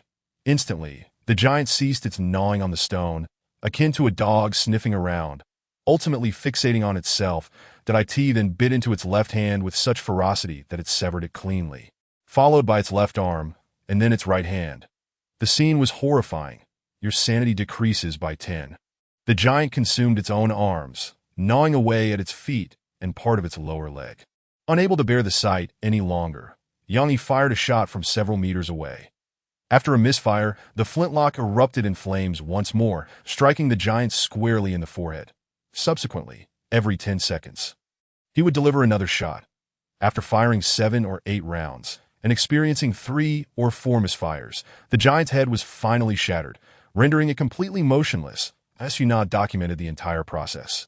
Even when Yang Yi was engaged with the giant using the chef's knife, she knew it no longer posed a threat. She had initially intended to prevent Yang Yi from destroying the giant's head, as a complete head would be more advantageous for dissection. Yet, without a means to kill the giant without damaging its head, she remained silent, watching quietly. After the giant's demise, a copious amount of corrosive fluid seeped from its body, causing the ground to emit white smoke. This fluid seemed akin to its gastric juices, prompting Suna to speculate as she collected some in a glass vial. However, it appeared that the gastric fluid could not digest glass, at least not at present. The two of them lingered nearby until the liquid had nearly drained away, after which Yang Yi used a stick he found by the roadside to pry the chef's knife free. After rinsing it with some fresh water, the knife's properties had altered, seemingly having been severely corroded. Name: corroded delicious chef's knife, damaged. Type: relic. Quality: ordinary. Description: having been soaked in acidic fluid for too long. This knife is now severely corroded, no longer sharp, but has a certain probability of rendering objects it cuts more delectable. This weapon was effectively ruined. Yang Yi felt a pang of regret. Although the chef's knife was hazardous, it was also a remarkably powerful tool when wielded correctly. It had withstood the impact of Yang Yi's flintlock, yet could not endure the corrosive fluid. Of course, it might also be that weapons and equipment do not sustain damage during player-versus-player combat. To transport the giant's corpse, Yang Yi and Suna began to dig, covering the giant's body to mitigate the corrosive effects. They then bound it with makeshift ropes, preparing to drag it back to the ship together. During this process, Yang Yi also obtained information about the giant. Name: gluttonous guest Li Rong. Description: a human whose sanity has plummeted, distorted by abyssal corruption, possessing unparalleled digestive abilities while ensnared in an unending hunger, can be deposited into the monster gacha machine. Yang Yi noted the keyword, sanity too low. This indicated that a low sanity level could lead to bodily distortion, transforming a person into a non-human entity. How terrifying. Yang Yi often overlooked his sanity value, thinking that a slight decrease was inconsequential, especially since it could enhance attributes. However, the potential for distortion changed everything. He had no desire to relinquish his humanity. Fortunately, thus far, Yang Yi's sanity had not dipped below 10. A sanity level of 10 seemed to be a dividing line, the boundary between humanity and monstrosity. A sanity lower than 50 indicated madness, below 30 suggested suicidal tendencies, and below 10 surely meant distortion. Those who chose to end their lives at a sanity below 30, perhaps they were not entirely mistaken. At least they would die retaining their human identity, rather than transforming into a monster. Yet unbeknownst to Yang Yi, lowering one's sanity and accelerating distortion was, in fact, another form of suicide. Yang Yi shared his thoughts with Suna, who concurred. Regardless, one's sanity should never fall below 10. After considerable time and the loss of 3 makeshift ropes, the two finally dragged the gluttonous guest's corpse to the shore. Once on the ship, a simple hook would allow the body to be retrieved into the hold. Yang Yi checked the time. Less than 5 hours of daylight remained, but he decided to postpone further exploration, opting instead to collect the remains of the deceased fire silk spiders on the island. Suna, on the other hand, retreated to the laboratory, eagerly anticipating the opportunity to dissect the corpse. Yang Yi suspected she wouldn't follow him even if he called. He had no choice but to return to the island alone. focusing on gathering the spider remains. The bodies could be categorized into three types: juvenile, adult, and giant. Juveniles could not be used for the gacha machine, while adults could. The special giant fire silk spider could also be utilized. Name: Giant Fire Silk Spider Monster, evolving. Description: rare individual of the fire silk spider monster with potential for evolution, capable of achieving a leap in life forms through human grafting. Yanni found only one giant fire silk spider monster and 20 adult fire silk spider monsters. The rest were a considerable number of juvenile spider monsters, which were plentiful, and fortunately, they all possessed some fire silk, making them valuable for sweater crafting. In total, he acquired 327 units of fire silk spider fur, excluding the adult spider monsters. Having completed these tasks, nightfall approached. Yang Yi returned to the Nightmare Star. He first attempted to upgrade the ship using the adult spider monster corpses, but was met with failure. This is a beast and cannot be used for upgrades. It appeared that monsters in this world were categorized. Only those of a more sinister nature were deemed aberrant demons. Such large spiders were classified simply as beasts. Only the giant fire silk spider monster was categorized as an aberrant demon, as it could be grafted onto humans. With that, he would have to settle for the gacha machine. Yang Yi rubbed his hands together, preparing to use the corpses of the 20 adult fire silk spiders for gacha pulls. And he privately messaged Su and at Suna, "Are you sure you don't want to try the gacha? Your luck seems better than mine. Don't bother me." Su now was engrossed in dissecting the gluttonous guest. Unwilling to be disturbed, Yang Yi shrugged. Her loss if she chose not to participate. Nevertheless, he reserved two chances for her, primarily to verify the gacha machine's output rules. It seemed that the first two pulls from the same monster were almost guaranteed to yield a result. However, Yang Yi was uncertain whether their individual counts were independent, necessitating verification. Yang Yi fed the flesh into the machine and began his pulls. This time, he did not hoard materials, opening one at a time. You have obtained insect shell, heart mirror. You have obtained silk sack. You have obtained wood X3. The subsequent pulls yielded only basic materials and a small amount of concurrency, with one additional bronze material chest. Altogether, he acquired wood X138, cloth X112, stone X10, steel X1, sulfur X21, crystal X1, and concurrency X100. That had it not been for the treasure chest, the last several gacha pulls would have been quite disappointing. He might as well have crafted sweaters from the adult fire silk spiders instead. Nevertheless, the rules of the gacha machine were now thoroughly understood.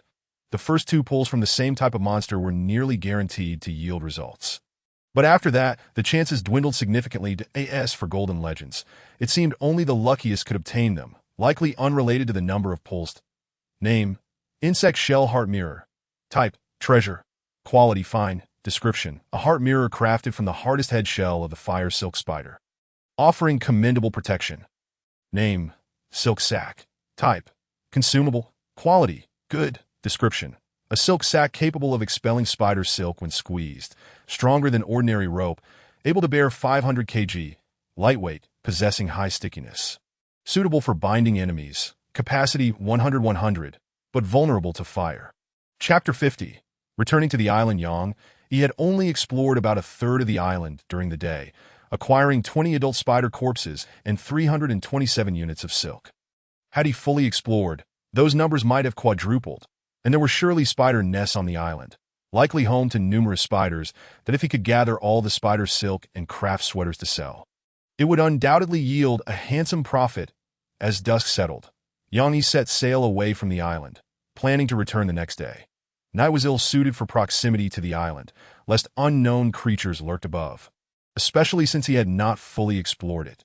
Tomorrow, he resolved to rise early, arriving before dawn to ensure ample time for exploration during the day. Suna, go rest in your room, Yang Yi called as he entered the cabin. This woman lacked self-restraint, easily losing herself in research. He glanced at her. Her sanity was only 53. After several prompts, Suna finally emerged from the laboratory, her face a mixture of disbelief, muttering something to herself. She discovered that the giant's insides contained only one organ, a massive stomach, while other organs appeared to have been digested. The fluids were all gastric acid, and even the brain was directly connected to the stomach.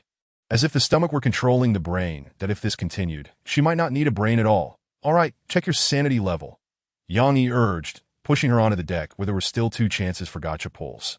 She should give it a try. Suna displayed no enthusiasm for the gacha, her motions lacking any spirit. She casually tossed in a piece of flesh, spun the gacha machine a few times, and then left, too indifferent to even pick up the gacha rewards on the ground. Yang, he reluctantly picked it up. You have obtained wood 5. You have obtained crystal 1. These are all basic materials. This indicates that the gacha pulls of the crew aboard the same ship are shared. After the first 2 pulls, the quality of the items received deteriorated. After completing all this, Yang returned to the cabin. He had one more task to accomplish: to craft a sweater from over 300 strands of fluff he had gathered. Although Yang was not well versed in knitting, the system would compel him to learn. In a span of 15 minutes, he skillfully fashioned a pair of woolen trousers with his bare hands. The entire process felt almost magical, and Yang himself could not fathom how he managed it. It simply happened. After 45 minutes of diligent effort, expending 9 points of energy, he produced 2 pairs of trousers and a sweater, but he arranged these 3 garments alongside the 2 sweaters left by Hu Wei, intending to keep them for himself. Subsequently, he returned to the captain's quarters and, as per routine, opened the world chat channel. The demand for fire-starting tools remained as high as ever. Currently, no one had discovered a method to produce such tools. Yang attempted to leave a message: exorbitant prices for fire-starting tools. Almost immediately, someone echoed his words like a parrot. It seemed quite difficult to secure one. Yang remained unperturbed. After all, there was still some time before the encroaching extreme winter seas. He drank a bottle of invigorating coconut juice, locked the door, and lay down to sleep. The next day, before dawn, Yang rose from his slumber, but he checked his status. Aside from his energy being insufficient at 93, all other statuses were full. After having breakfast, he gathered the items he intended to take, including 2 liters of fresh water, several long-legged sardines, to open his stomach pouch, 2 sausages, a crystal ball, potions, a bottle of coconut juice, weapons, and the newly acquired heart-protecting mirror. Some spare items were placed in the stomach pouch, such as silk pouches and additional regenerative potions. Once organized, Yang rechecked his attributes, discovering that both strength and constitution had risen to 5. Achieving the average value for an adult human, that he navigated the Nightmare star towards the island. This time, Suna would not accompany him, as she was fully engrossed in studying the corpse of the gluttonous guest. 10 minutes before dawn, Yang arrived at the island. His objective this time was to locate the spider nest on the island, to eradicate the potential hazards it posed, thereby creating a safer environment for future endeavors. Moreover, the state of Spider's Kiss should also yield answers within the spider nest.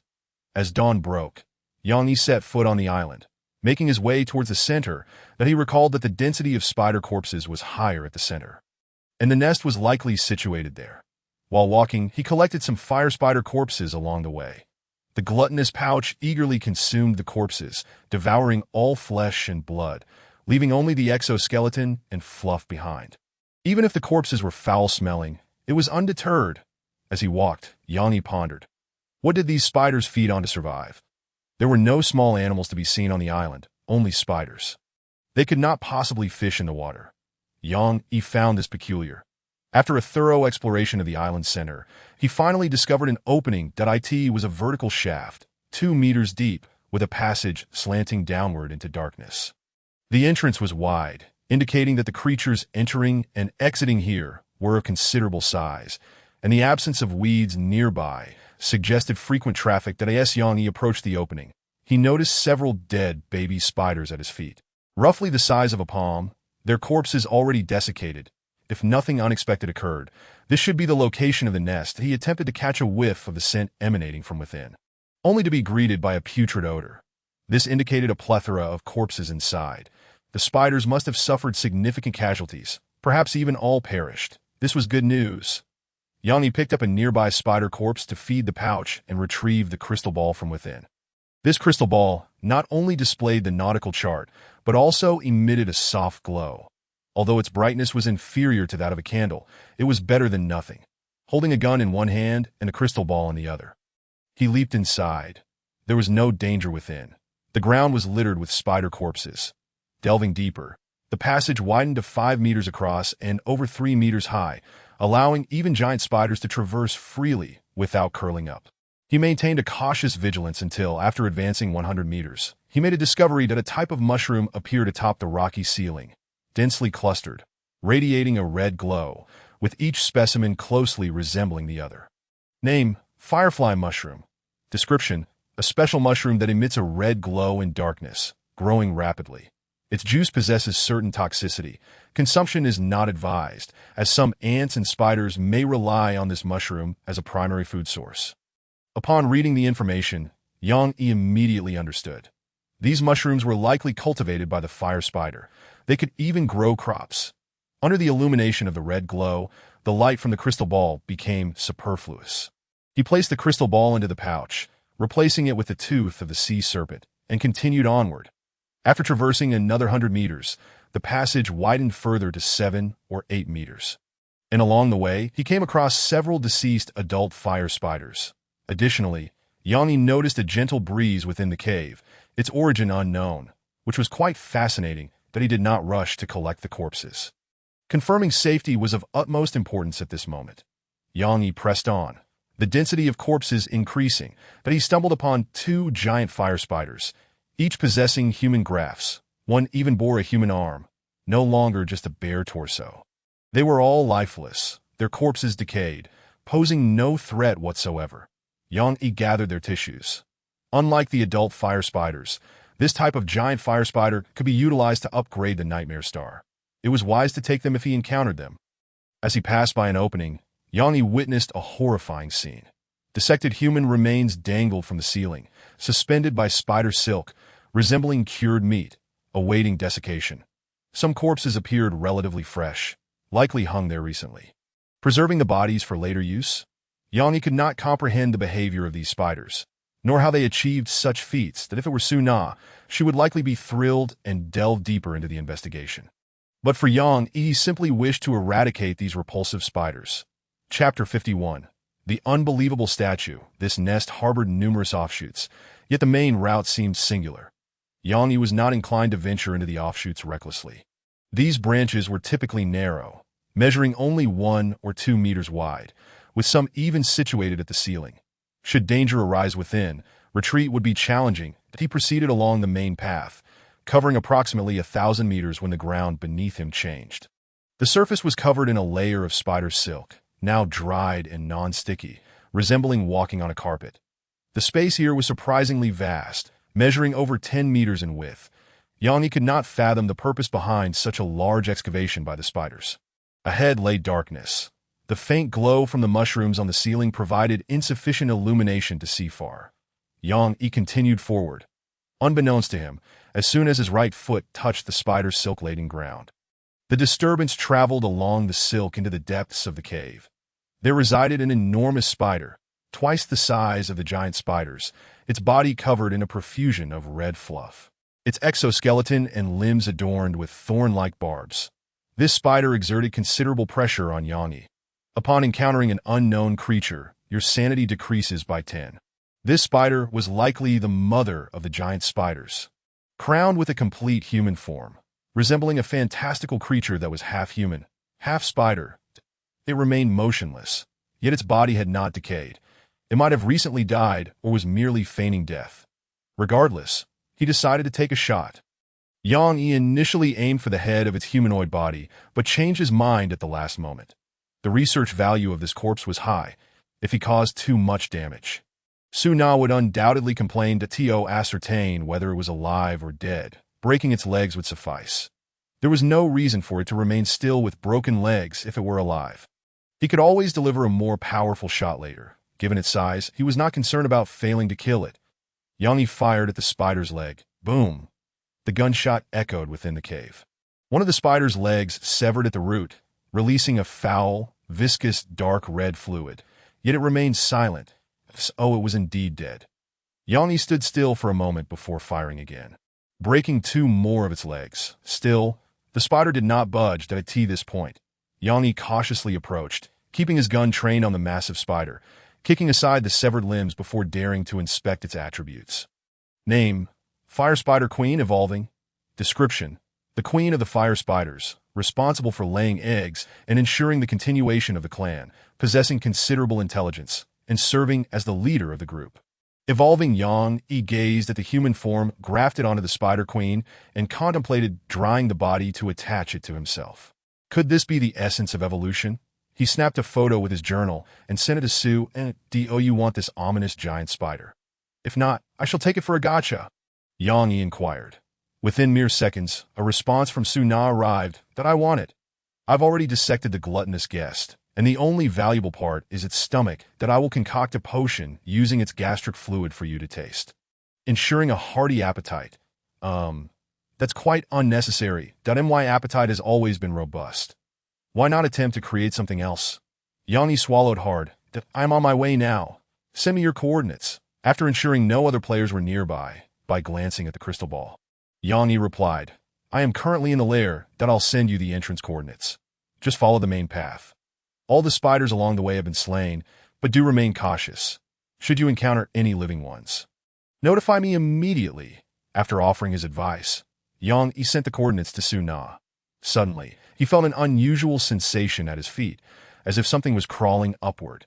Instantly alert, he looked down to see a fist-sized fire silk spider, still slick with mucus, seemingly just having hatched. Yang Yi flung it away and crushed it underfoot without mercy. That he had always detested spiders crawling on him, with their multitude of eyes and legs. In any case, he found them utterly unappealing. More small spiders, each only the size of a fist, began to scuttle toward him. Over a dozen in total, all of which met the same fate under Yang Yi's feet. The eyelids of the Spider Queen twitched again, but in the dim light and with minimal sound, Yang Yi remained oblivious. He continued onward. After traversing a few more meters, he emerged from a crevice into a vast, illuminated space. Rows of eggs radiating a crimson glow brightened the entire area.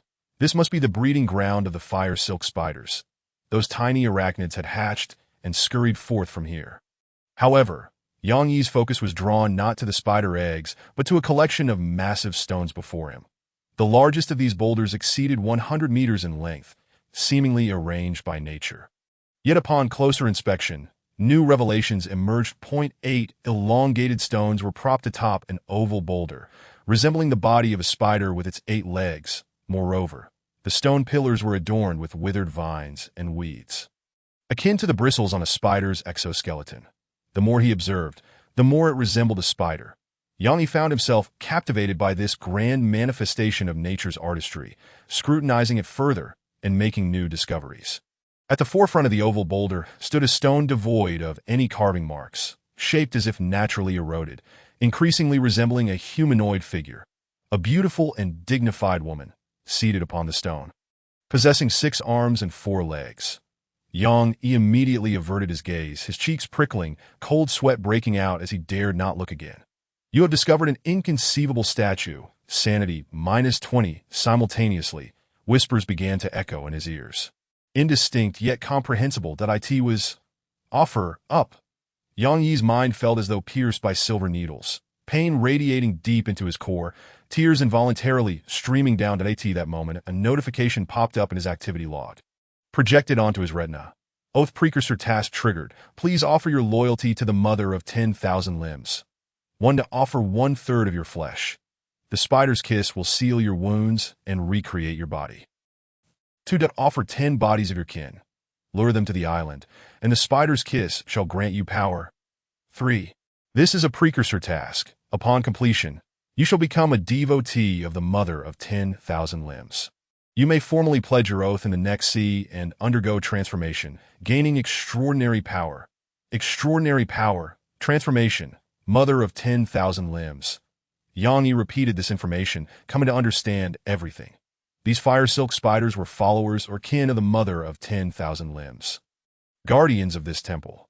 The mother of 10,000 limbs was a magnificent being, a deity. Occasionally, she would bestow her favor, implanting her offspring within the bodies of the fortunate, guiding their destinies. More whispers flooded into Yang Yi's consciousness, urging him. Offer up, offer up, offer up. Chapter 52. Disbelieving in the divine. The oath precursor task, transformation, extraordinary. Each of these terms, when isolated, was enough to incite a frenzy among players. Now such an opportunity lay before Yang Yi. All it required was the sacrifice of a portion of his flesh or the lives of 10 kin to fulfill the oath precursor task and become a devotee of the Mother of 10,000 Limbs. What was there to hesitate about? He merely needed to sever 2 legs. The Mother of 10,000 Limbs might even reward him with 4 legs in return. Why hesitate any longer? Such thoughts spiraled wildly through Yang Yi's mind, accompanied by a decline in sanity. Eerie whispers, your sanity decreases by 10. Eerie whispers, your sanity decreases by 10. Yang Yi raised his head, discovering that the statue had come to life, that it had transformed into an immense, indescribably large black spider with 8 legs, its body and limbs covered in a multitude of fine hairs. However, upon closer inspection, one would discern that these were limbs from various creatures, from reptiles to mammals, fish to birds, insects to plants, and even bizarre appendages formed from fungi. Yang Yi could see human hands and feet, eagle wings, lobster pincers, octopus tentacles, tiger claws, elephant trunks, fish fins, and so forth. That in summary, any limb Yang Yi could conceive could be found within this spectral form. And as he sought them, their locations became instantly apparent. This apparition resembled a living encyclopedia of biological forms, encompassing the limbs of all creatures. Yang Yi felt dizzy and nauseous, and then his gaze was drawn to the figure atop the spider's head. It was a graceful maiden, possessing 6 arms and 4 legs. Her first pair of arms were slightly longer, while the other 2 pairs were situated at her waist and flanks, arms crossed in a posture of sanctity. The maiden's face bore no mouth or nose. Instead, a jumble of eyeballs roamed across her gelatinous visage. Gazing directly at the great being's apparition, your sanity decreases by 100. Warning, your sanity is below 10. Yang Yi's eyes burned, akin to staring directly at the sun, even more blinding than that, with tears gradually turning a pale red. Yet he did not avert his gaze. Instead, he slowly raised the gun in his hand, attempting to aim. Among the 3 options in the oath precursor task, he selected the third. 3 to destroy the statue. The Mother of 10,000 Limbs will withdraw her favor. The spider's kiss state will be revoked. And the animosity of spiders and spider-like aberrations towards you will increase by 100. I'm sorry. Yang Yi, I have never believed in deities besides you, are rather hideous. Yang Yi's eyes widened, locking onto the apparition, his trembling hands steadying as he aimed. Gazing directly at the great being's apparition, your sanity decreases by 100. Gazing directly at the great being's apparition, your sanity decreases by 100. He disregarded these warnings, solely focusing on his aim, and then pulled the trigger. Bang! Yang Yi aimed for the spider's head, that he wasn't certain he would hit that apparition, but striking the enormous spider's head was well within his capabilities.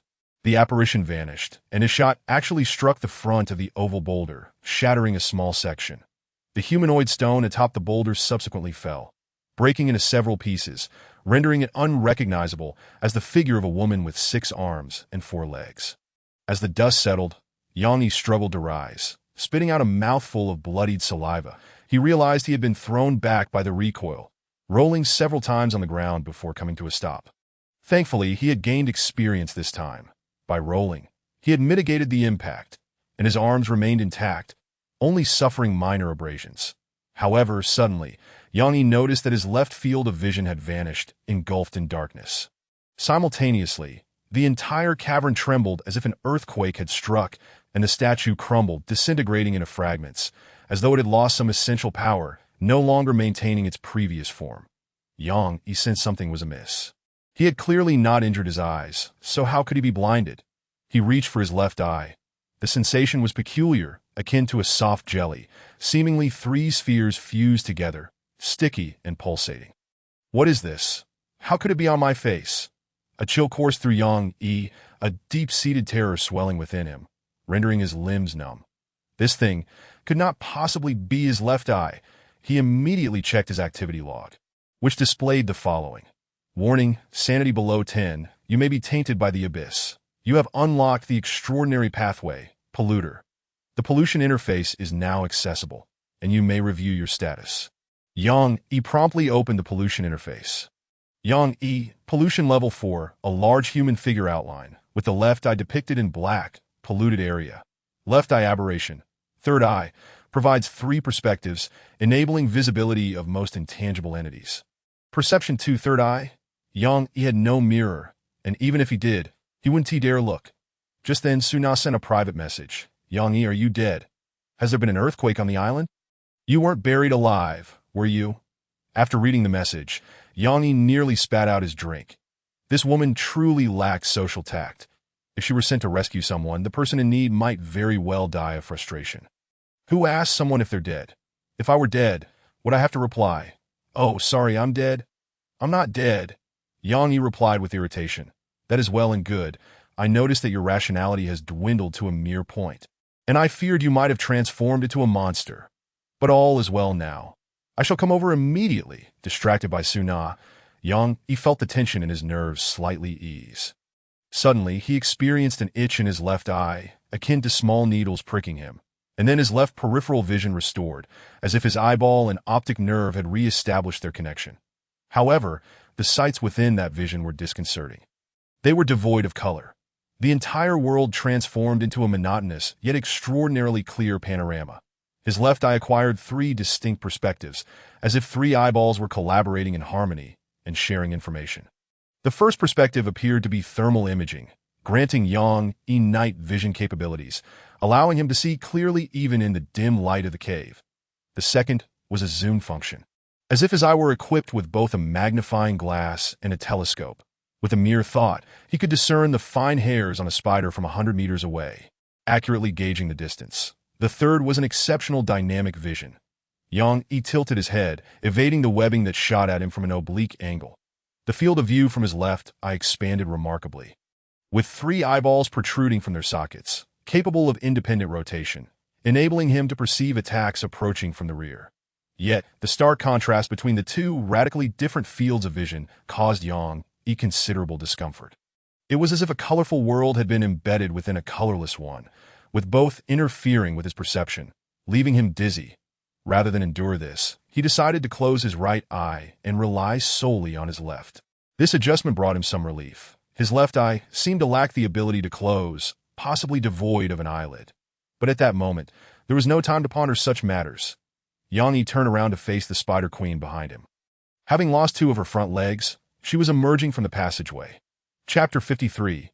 Blindness. Part 1. Yang cast aside his distractions and focused on the adversary before him. This was the Spider Queen, having regained her strength from the venom of the dead spider. Although she was missing two front legs, it did not seem to hinder her mobility, as she could still crawl with her remaining 6. Had he known, he would have dismantled all of the creature's legs, leaving her unable to approach. Yang secretly regretted this. Next time he encountered such a creature that might be feigning death, he would undoubtedly ensure its complete incapacitation. The distance between the man and the spider was nearly 20 meters, and they faced each other in a standoff. The situation was decidedly unfavorable for Yang. His flintlock pistol was in cooldown, and the only weapon at his disposal was the tooth of the sea serpent. Suddenly, the Spider Queen's withered and crooked head emitted a piercing shriek, charging forward like a heavy tank. Perhaps due to her missing legs, her balance seemed compromised. Yang turned and fled while simultaneously consuming a bottle of a tribute-enhancing red potion. The liquid burned as it entered, reminiscent of molten lava. You have consumed an unknown potion. Your body feels overheated and you sweat profusely. Strength 1, Agility 1, Constitution 1, Perception 1, Rationality -20, lasting 15 minutes. The details of the potion were also visible. Name: Crimson Potion. Type: Consumable Potion. Unique. Quality: Premium. Description: A potion created by the witch Suna. Formulated using the eyeballs of the double-horned devil shark, the heads of octopuses, starfish, abdominal muscles of lobsters, and the eyeballs of octopuses. It has a burning taste, and during its effectiveness, no water may be consumed. After ingestion, all attributes except spirit increase by 1, causing sweating and overheating, with the skin turning red. Lasts for 15 minutes, after which a severe state of dehydration will ensue. P.S. Attributes cannot exceed the limits of mortals. This potion was quite effective, albeit somewhat unpleasant to consume. It present. Yang's rationality was merely at 1, placing him in a state of frenzy. Combined with the potion's effects, all attributes except spirit increased by 1, resulting in the following overall attributes: Strength 5-1, Spirit 8-1-2, Iron Will 1, Agility 5-1-1-1, Constitution 5-1-1, Perception 5-1-2, Frenzy, Strength 2, Agility 1. Constitution 1. Pirate attire grants agility 1. With perception, strength, and agility all reaching 8 points, Yang Yi felt as if his body were weightless, as though he could soar into the air. His spirit also surged due to the previous loss of rationality, accumulating a wealth of experience, bringing it to 8 points. Yang Yi dashed towards the shattered statue, seeking refuge among the rubble. The area was strewn with debris of varying sizes, some towering over 20 meters high. As he navigated through the rubble, the Spider Queen, hindered by her massive size, found it difficult to pursue him immediately, but he had to eliminate this Spider Queen before the effects of the potion wore off. With a steely gaze, Yang Yi picked up an intact spider egg from the ruins and consumed it, extracting the silk sac and the dead spider potion from within. This action undoubtedly incensed the Spider Queen. It was worth noting that the spider eggs in the ovary were already scarce, most having been crushed by falling debris. Yet this boy continued to wreak havoc, deliberately running towards areas abundant with spider eggs, smashing them as he went. The Spider Queen emitted a shrill scream, charging recklessly, not even avoiding the small stones in her path, violently crashing through them. Yang Yi remained calm. He was deliberately provoking the Spider Queen. Standing beneath a massive boulder, he awaited her collision. Boom! The tremendous impact kicked up a cloud of dust, sending debris flying. The Spider Queen failed to strike Yang Yi. Instead, a lithe shadow descended from above, landing on the Queen's back. In that critical moment, Yang Yi utilized the silk sac to shoot out silk, anchoring himself to the top of the enormous rock, swiftly climbing up, seizing the opportunity while the Queen was dazed from the collision. Yang Yi leaped onto her back. This sequence of movements flowed seamlessly, executed with such grace that even an accomplished gymnast would be left astounded and speechless. Yet, this was all thanks to his three-eyed perspective. The unique viewpoints allowed Yang Yi to grasp distance and balance to an extraordinary degree, enabling him to perform various acrobatic feats. It was as if he had become Spider-Man. The web gloves and silk sac endowed Yang Yi with three-dimensional maneuverability. Upon landing on the Spider Queen's back, he swiftly navigated to the top of her head, grasped the humanoid torso's neck, and with the tooth of the sea serpent, delivered a swift decapitation. The blade sliced effortlessly through the cervical vertebrae. Encountering no resistance whatsoever, a torrent of dark red blood gushed forth from the severed neck. The skin at the wound's edge bubbled, resembling burns, likely due to the fire toxin effect of the sea serpent's tooth, which was also coated with the dead spider poison, effectively compounding the effects of the toxins. The desiccated head now lay in Yang Yi's grasp, and the Spider Queen, as if grievously wounded, emitted a piercing shriek, the sound originating from beneath him. She still possessed one spider head. She would not perish simply due to the loss of one head. Yang Yi hunched down, yet he was still flung away by the enraged Spider Queen. Unable to maintain his footing, he was hurled violently against the rubble, tasting blood in his throat as it spilled from the corner of his mouth. Nevertheless, his gaze remained fixed on the Spider Queen, and with a powerful push, he narrowly avoided a pool of viscous silk. Should he become ensnared, it would spell his doom. This creature was proving to be quite challenging to kill. Yang Yi found himself in a quandary. He had tried before. The shell atop the Spider Queen's head was exceedingly hard, impervious to the tooth of the sea serpent. He would have to target her weaknesses. Yang Yi shifted his focus to the Spider Queen's eyes, of which there were 6, arranged in 2 rows atop her head. He could see them quite clearly. The first row comprised 2 large eyes, while the second held 4 compound eyes. Yet, even the compound eyes were the size of a fist. In Yang Yi was confident he could hit them. As he ran, he checked the silk sac's capacity and found he had 86 units remaining, which should suffice. He picked up a small rock from the ground, using the silk to bind it to the tooth of the sea serpent, crafting a flail. Once completed, he revealed himself and promptly hurled the flail towards the Queen's eye. With his three-eyed perspective, Yang Yi had become a sharpshooter, whether wielding a firearm, a bow, or the several-meter-long silk flail in his hand. He could hit his target with precision. The strike landed squarely on one of the Spider Queen's large eyes, causing her to momentarily falter. Seizing the opportunity, Yang Yi swiftly retrieved the flail and darted away, refusing to linger. The Spider Queen was on the verge of madness due to Yang Yi's relentless assault. The duel continued, with Yang Yi leveraging his small stature and elusive nature to strike the Queen's remaining 3 compound eyes multiple times. With her eyes being successively damaged, the Spider Queen became sluggish, often crashing into the massive debris scattered along her path. Even with her tough exoskeleton, she could not escape injury, particularly along her abdomen, where the shell was thinner, sustaining a deep gash. Yang Yi, however, was not faring much better. His vigorous running had depleted his energy, leaving him with only 12 points remaining that if he continued like this, he would have to substitute vitality for energy. Another unexpected flail shot forth, shattering the Spider Queen's last compound eye. She was left with but one large eye. Despite her attempts at protection, it was an undeniable fact that she was now blind. Yet, at that moment, the Queen seemed to tap into her latent potential. Her mind awakening, she arched her rear upwards, spraying thick strands of silk toward the rocky ceiling, then began to climb along the silk. Remarkably, she could even traverse upside down on the rocky summit. It was as if she defied gravity.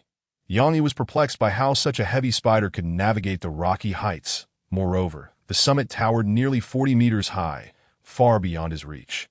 And he had only a scant few units of silk left, barely enough for one final strike. Chapter 54, Blindness, Part 2. The Spider Queen moved with ease atop the rocky summit. While Yang could only watch in helpless frustration, there was nothing he could do. His attack range was insufficient. The Queen raised her abdomen towards the ground, aiming at Yang, and unleashed a torrent of mist-like silk, cascading down like rain. These strands were both sticky and adhesive. Should he come into contact with them, escaping would be exceedingly difficult. The Spider Queen aimed to restrict Yang movements in this manner. Yet Yang welcomed the challenge. He behaved as if he had gone mad, heavily stomping both feet on the spider silk, then lifting one leg, only to discover how laborious it was that he then raised his gaze towards the Spider Queen and extended a finger towards her. "You come here." Yang provocatively challenged that in truth, he was compelled to act thus, for the duration of the Crimson Potion was dwindling to a mere 2 minutes that if he continued to dawdle, once the time elapsed, he would enter a state of dehydration. At that point, there would be no need for the Spider Queen to spray any silk. He would inevitably lose his ability to move temporarily, rather than succumb to such a fate. It was far better to seize the opportunity while he still possessed combat strength and make a desperate attempt. "Are you afraid to come down? I am clearly stuck to you," Yang taunted once more. His actions transcended the Spider Queen's comprehension, leading to a temporary short circuit in her mind. However, she quickly regained her senses, emitting a roar and launching herself downwards with great force.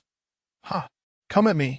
Yang rejoiced. The figure of the Spider Queen loomed larger in his view.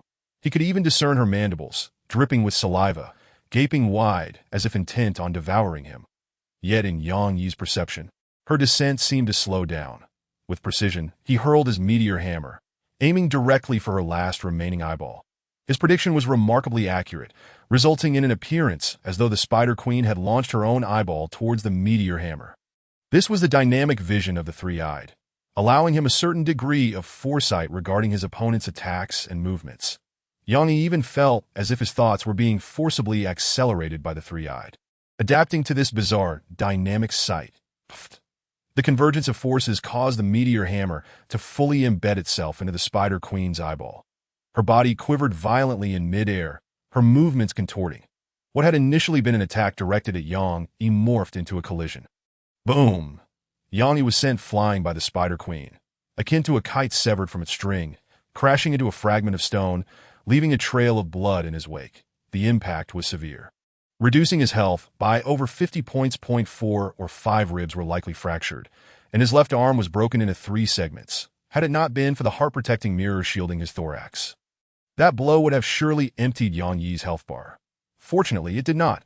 He still had 16 health points left, with the denial of death not yet triggered. "Now you should be unable to see."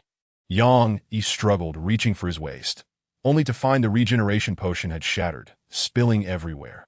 Thankfully, he had a backup, but he retrieved a long-legged sardine from his jacket pocket to feed his stomach and extracted the spare regeneration potion within, swallowing it in one gulp. Gulp, gulp. You have consumed the regeneration potion. Health restored by 20. Injuries continue to heal. Wounds itch unbearably. Sanity -20. An indescribable itch coursed through his body as his injuries rapidly mended. Once he endured the wave of itching, Yang Yi's health returned to 40 points that he forced himself to rise, gazing towards the Spider Queen. She seemed to have become a headless fly, attacking the rubble indiscriminately. Yang Yi approached the Spider Queen with ill intentions, but before he could take a single step, an itch struck his nose, causing blood to flow from both nostrils, and he soon lost his sight. Yang Yi seemed to have gone blind. What on earth? He immediately opened his right eye, only to find it equally blind. Both eyes had failed him. Soon a notification appeared, indicating the duration of the crimson potion had expired. Yang Yi felt as if his throat were being scraped by a blade. Desperately in need of hydration, that he quickly crouched down to minimize noise, fumbling from his jacket pocket to retrieve a rancid, long-legged sardine to feed his stomach, and took out the water stored within. Sipping cautiously. 2 minutes later, Yang Yi finished the 2 liters of fresh water, gradually recovering from the state of dehydration, yet still unable to engage in strenuous activity. He strained to listen, discovering the chamber was eerily silent, as if one could hear a pin drop. What is going on? Yang Yi could see nothing and dared not move recklessly. Time passed without his awareness. And eventually, he recalled reaching out to Su, Na. Hurry in. I seem to have gone blind. Blind? Yes, I cannot see. Yang Yi typed swiftly. Lacking sight, his options were reduced to checking the log and chatting. This log was soulbound, allowing operation even without vision. How did you go blind? I'm not sure. Yang Yi recounted the events to Su Na, omitting the details about the mother of 10,000 limbs. Merely stating that the peculiarities along the way were overwhelming. Coupled with drinking the potion, his sanity had been depleted, leading to a distortion in his left eye and an odd visual field. That large spider was feigning death. I had a skirmish with her, and then I went blind. To be careful. I've punctured her eyes. She is already dead. I am searching for a place to strike. Her carapace is too tough. My dagger cannot penetrate. Where are you? Lend me your short sword to tea. Our Su Na had apparently arrived long ago, leaving Yang Yi in solitude. He stood up and shouted a few words. Shortly after, footsteps approached and Su Na came running. Her first words upon seeing him were, "Your left eye is so beautiful." Huh. Although Yang Yi could not see, he had felt it. It was a protruding orb. 3 globular forms crowded together. And no matter how one interpreted it, the word beautiful seemed utterly disconnected from it. One could only say that Su Na possessed a rather unique aesthetic. Your eyeball is still moving. It should be functioning normally. Can you truly not see? Su Na extended her hand, waving it in front of Yang Yi's face, then attempted to touch his left eye. Don't touch. Yang Yi stepped back, feeling a chill run down his spine. Yet, Su Na followed closely, almost too near. He could even sense her breath. Your left eye lacks eyelids and cannot close autonomously, that if it indeed transmits 3 simultaneous perspectives as you claimed. Your brain must be struggling to cope, Su Na observed while explaining. Yang Yi began to understand. You mean precisely, you are not blind. It's merely triggered a protective mechanism in your brain, blocking your vision to prevent overload and potential brain damage, turning you into a simpleton. How long until I recover? Yang Yi asked, filled with anticipation. That I do not know. It could be the next second, a year later, or perhaps you may never recover. The brain is a very complex organ. Su Na did not continue on that topic, but handed Yang Yi an object. Take this. What is it? A piece of insect shell. Place it over your left eye to block the visual information transmission, which should aid in your sight recovery. Chapter 55. The path of the extraordinary Yang Yi had gone blind, uncertain when he might regain his sight. Under Su Na's guidance, he approached the side of the Spider Queen. Lend me your short sword and gloves. This spider silk is far too sticky. You can take the gloves yourself. As for the short sword, it should be lodged in the Spider Queen's head. Su Na took the gloves, not revealing her intentions. Had Yang Yi possessed sight, he would have seen Su Na probing the eye socket of the Spider Queen, bending low to peer inside, and then extracting a meteor hammer ensnared in silk. Though unclear, it appeared that her strike had shattered her brain tissue, ultimately leading to her demise. Utilizing the gloves, Su Na extracted the tooth of the sea serpent from the silk and employed it as a chisel, forcefully driving it into the joints of the Spider Queen's head to pry it loose. After approximately half an hour, the head of the Spider Queen was severed. Just that singular head had a diameter nearing 1 meter. With dark red liquid gushing from the severed edge, Su Na also retrieved the humanoid head, preparing to take both back with her. Let us depart. We shall return for the rest another time, Su Na suggested. Yang Yi had no objections. He was currently blind, making any task cumbersome, and recovering his sight was of utmost importance. The two of them rolled the spider's head away from the cavern, heading towards the coast. "Stay here and do not move. I will board the ship first, then use the grappling hook to pull you up to Yanni was left speechless. He was blind, making it exceedingly inconvenient to board the ship. He could not even see the vessel, let alone climb aboard using the side ladder. Thus, using the grappling hook was the most convenient and swift method. Approximately 10 minutes later, a clamp latched onto Yangyi's waist. Hauling him upwards to the next moment, he found himself in the cabin of the Nightmare Star. This peculiar method of boarding, while odd, inflicted no harm on his body. "Wait here for a moment," Su Na's voice came from beside him. She had just come down from the deck, grabbed something from the cabin, and was heading towards the laboratory. Not long after, she emerged again, handing Yang an eye mask. This mask was rather coarse, fashioned from a suitably sized piece of insect shell with holes punched through and fabric threaded. Wearing this should be beneficial. She helped Yang put on the eye mask before rushing back into the laboratory to tend to her tasks. Yang stood in place for a moment, ultimately having to feel his way up the ladder, relying on memory and sensation to climb back onto the deck, then tracing along the ship's edge to return to the captain's quarters. He removed his captain's uniform, lay on the bed, and checked his condition. After confronting the phantom of the mother of 10,000 limbs, he had unlocked the path of the extraordinary, pollution, and the log now featured an additional interface. Pollution interface, Yang E, pollution depth 6, a large human figure diagram, with the left eye depicted in black. Polluted area, left eye distortion organ, three-eyed warning, sanity below 10, the player will be polluted, with deepening effects. However, players with high mental attributes can resist and delay the intensification of pollution. When sanity reaches 0, the player will lose all control, transforming into a distorted monster, unlike the other light blue interfaces. The pollution interface was a dark red, signaling danger. Through pollution, players could transcend the boundaries of the mundane and ascend to the extraordinary. Yet this extraordinary path resembles a tightrope walk. With the slightest misstep, one could plummet into an abyss, resulting in a death of the spirit and the transformation into a mindless monstrosity. Even if one were to survive against the odds, retaining their sanity, their corporeal form would inevitably suffer grotesque distortions.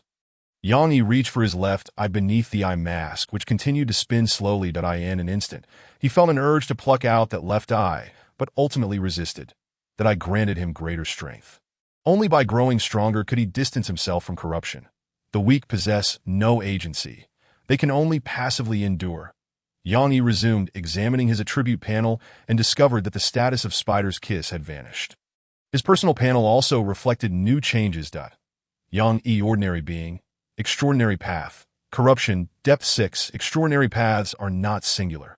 Players may explore their own, and a player may possess multiple extraordinary paths simultaneously. Status: injured, a large character diagram.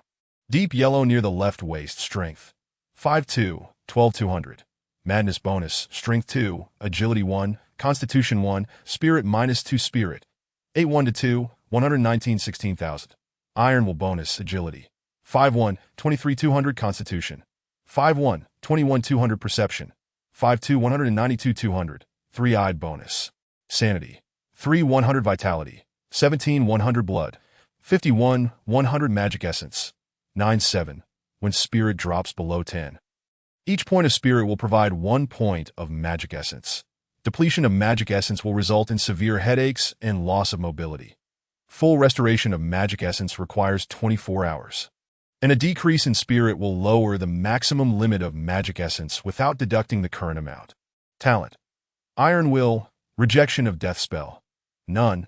Spells must be actively released. Consuming magic essence, and may require chanting, constructing magic circles, ritual offerings, etc. Ability: 3 eyes, physical ability. Some require consumption of magic essence. Confronting the spectral form of the mother of all spiders propelled his mental experience to unprecedented heights, directly breaking through to 8 points. Terms such as extraordinary paths, magic essence, spells, and abilities emerged only after unlocking the extraordinary. Yet Yang knew no spells and had no need for magic essence. His sole ability was that of a deformed left eye.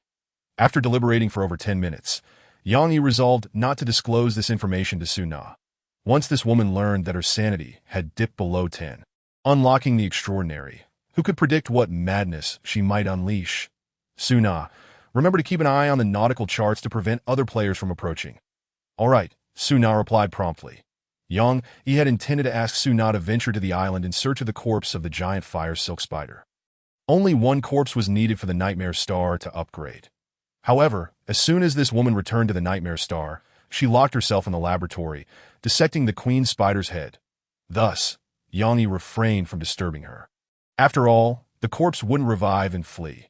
A slight delay in retrieval was inconsequential. He routinely posted a message in the World Channel, expressing a sincere desire to acquire fire-starting tools. This time, he quickly received a response. Do you need flint? Name, self-igniting flint. Type tool. Quality, good. Description, a metallic flint that, when struck, emits a multitude of sparks, capable of igniting fabric or wood shavings. Note, it must be kept dry. Otherwise, it is merely a nondescript stone with a hint of gunpowder scent.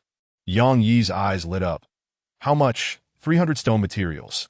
Yang Yi immediately reviewed the chat logs, discovering 2 or 3 players selling this type of flint, and without limitation. This indicated that they had obtained the manufacturing recipe for the flint. However, the current price was inflated, with a single flint priced around 200 stone materials or over 1,000 conch coins. Selling it for 300 was indeed exorbitant. Yang Yi paid him no mind and felt no urgency. The price of fire-starting tools would continue to decline, much like cold-weather clothing, so there was no need to rush. Moreover, better fire-starting tools might exist, such as lighters. Flint required a dry environment, making it far less effective than a lighter with unlimited gas. Yang Yi examined the grand nautical chart. The spread of the extreme winter sea was not rapid. There remained about 10 days to half a month before it reached the black mist. Lost in thought, Yang Yi drifted into slumber. After such prolonged tension, he needed time to relax. Chapter 56. Constructing the cannon 4 hours later. Yang Yi awoke. Upon opening his eyes, he was greeted by light. His vision had returned. Yang Yi felt invigorated. However, due to his single eye, his field of vision was slightly diminished, yet it did not hinder his daily life. He tried closing his eyes, removing the eye mask and switching to his left eye. Instantly, the entire world lost its color, yet became exceptionally clear. With a mere thought, he could even count the number of hairs on his eyebrows without the aid of a mirror. He stepped out of the captain's quarters that it was still daytime, with 2 hours of sunlight remaining. Yet in reality, the presence of light did not affect his left eye. This I seemed not to perceive the world through light reception. In his left eye, sunlight was not blinding. It merely appeared as a sphere suspended in midair. He retrieved a crystal ball from his pouch, utilizing its reflective surface to examine his left eye with his right eye. It comprised 3 gel-like orbs pressed together, each harboring an almond-sized yellow dot in the center, seemingly the pupils. They rotated slowly, adjusting their positions autonomously as needed. Yang Yi merely experimented for a moment before switching back to his right eye and securing the eye mask once more.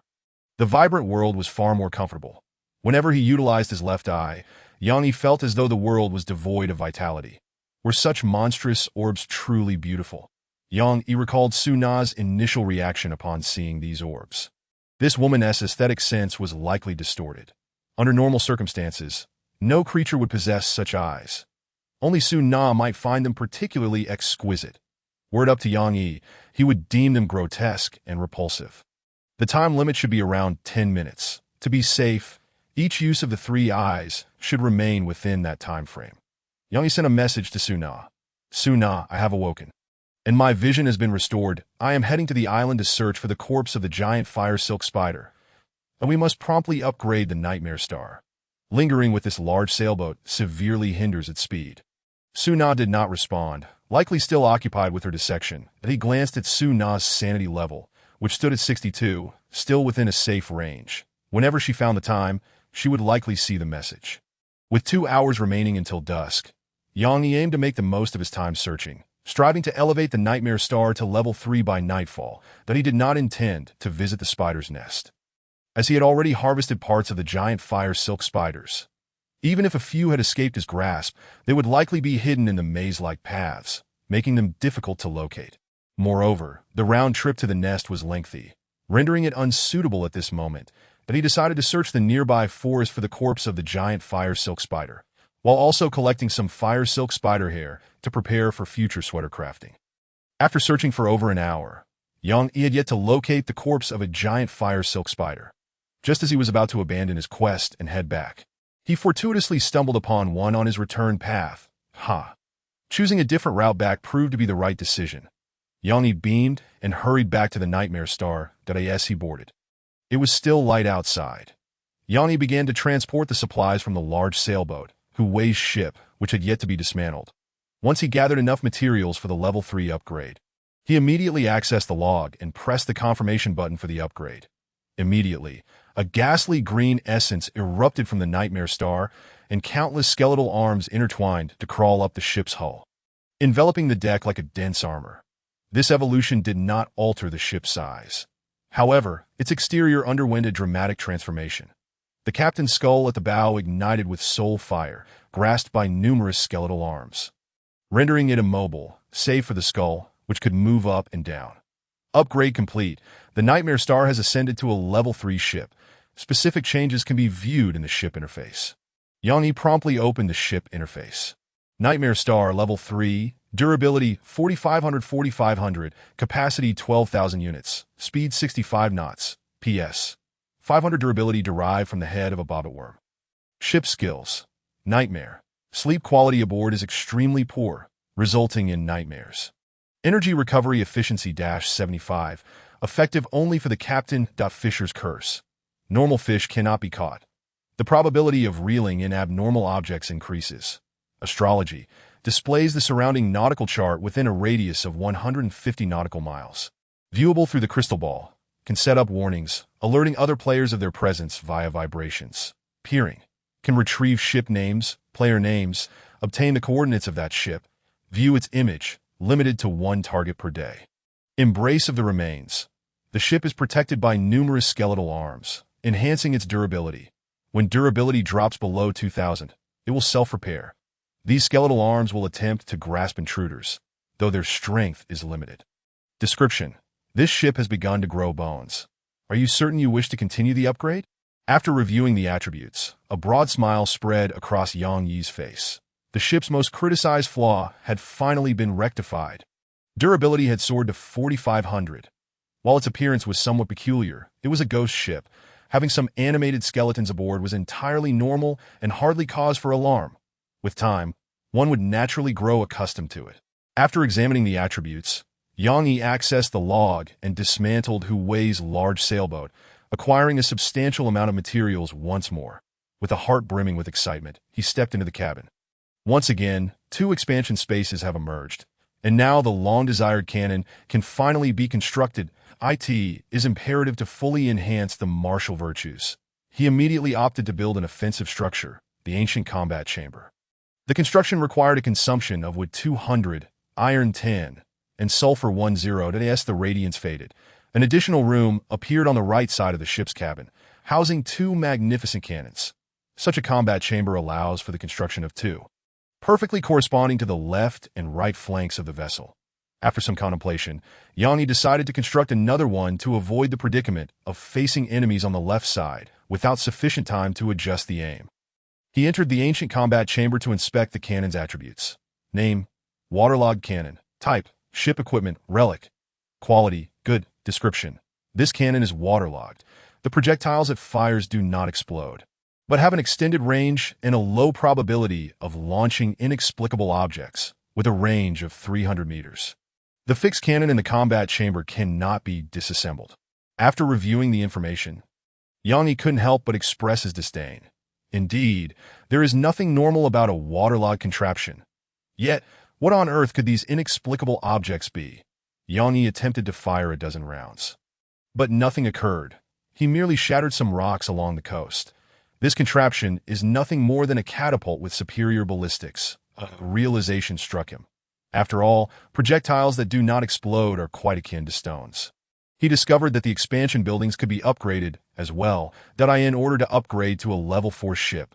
All expansion buildings must be elevated to level 2, except for special constructions such as the Witch's Laboratory. It remains uncertain whether the Witch's Laboratory can be upgraded, as there is currently no upgrade option listed in the log. Without a second thought, Yang Yi upgraded the ancient combat chamber to level 2. Expending wood 100, cloth 400, stone 100, iron 40, and sulfur 20.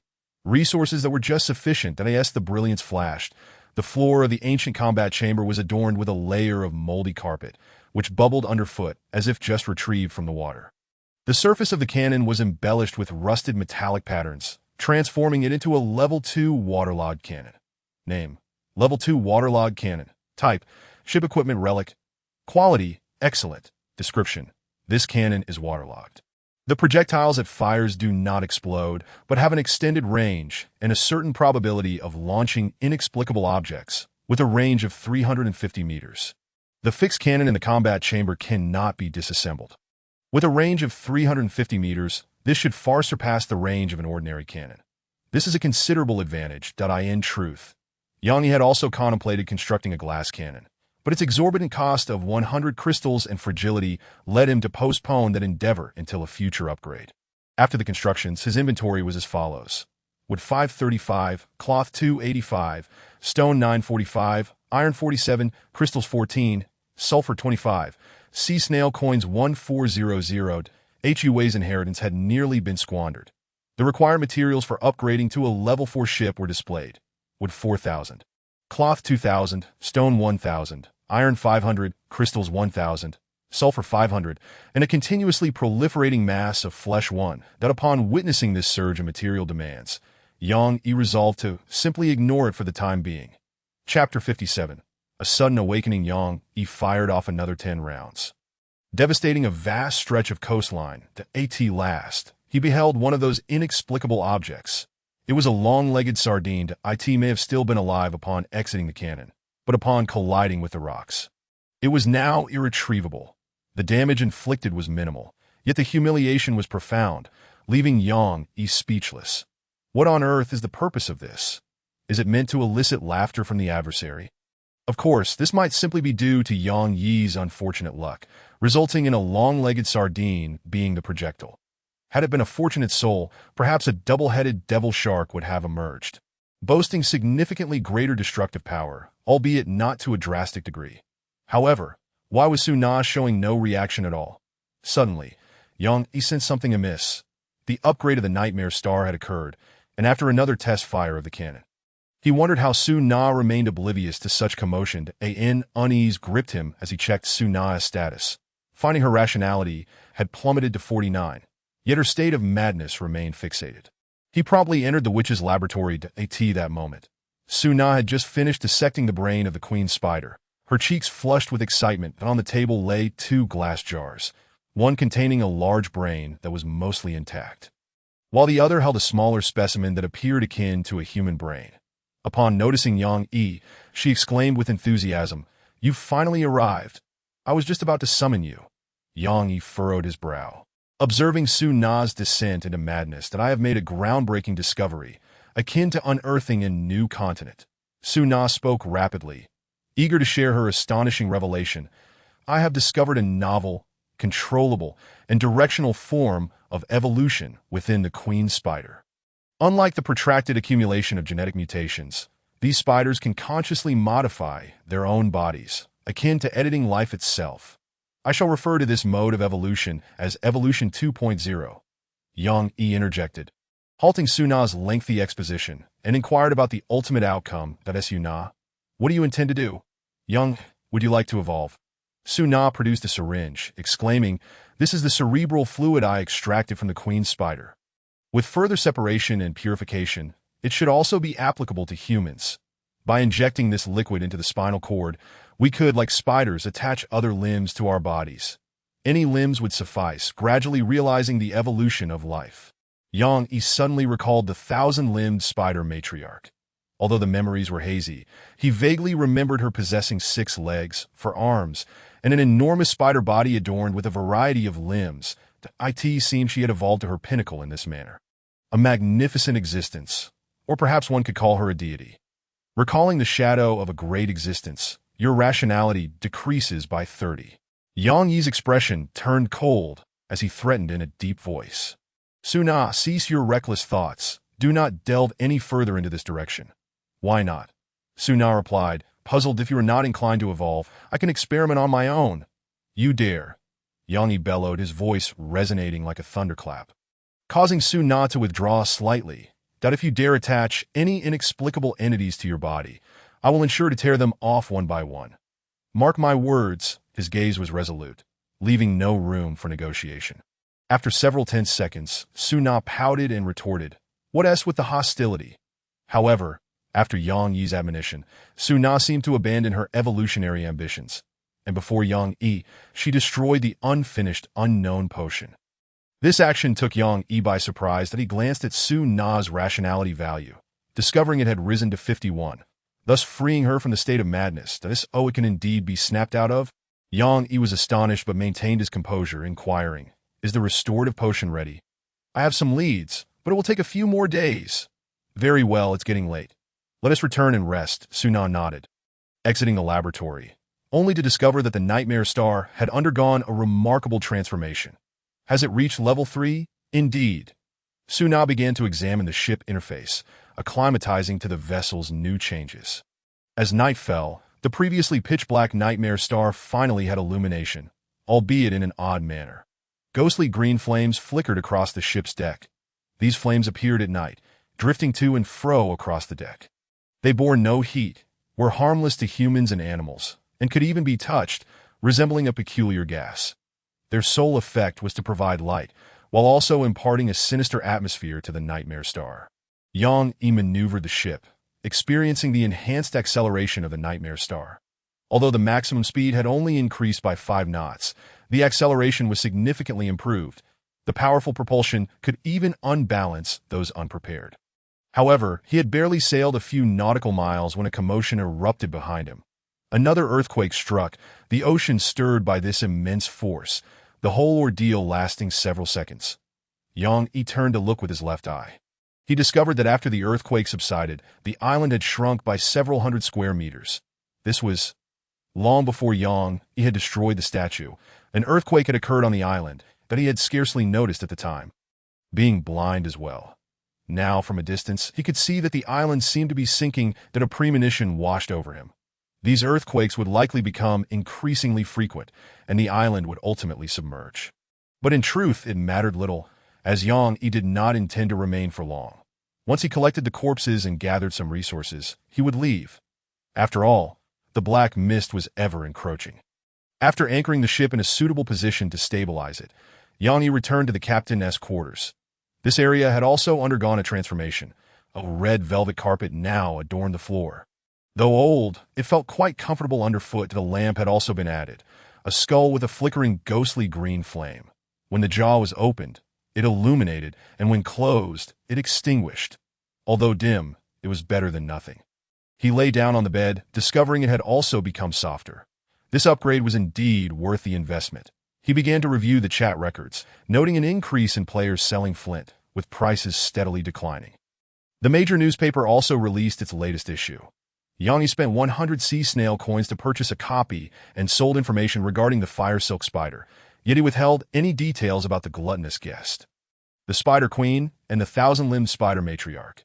This information was crucial, tied to the extraordinary, and the compensation offered by the newspaper, frankly, was rather meager. Soon, Yang Yi received a transfer of 400 conch coins, equivalent to obtaining a newspaper for free. And he even profited 300 conch coins that as he perused the newspaper, he noted that the trading section had not changed significantly. There was nothing he desired to purchase. However, the book titled A Beginner's Guide to Necromancy seemed to have been purchased by someone. He wished them good fortune. The Sea Cloud Chronicle recorded some events that Yang Yi had missed. Several days prior, a gun had been sold in the chat channel for an exorbitant price of 120,000 conch coins.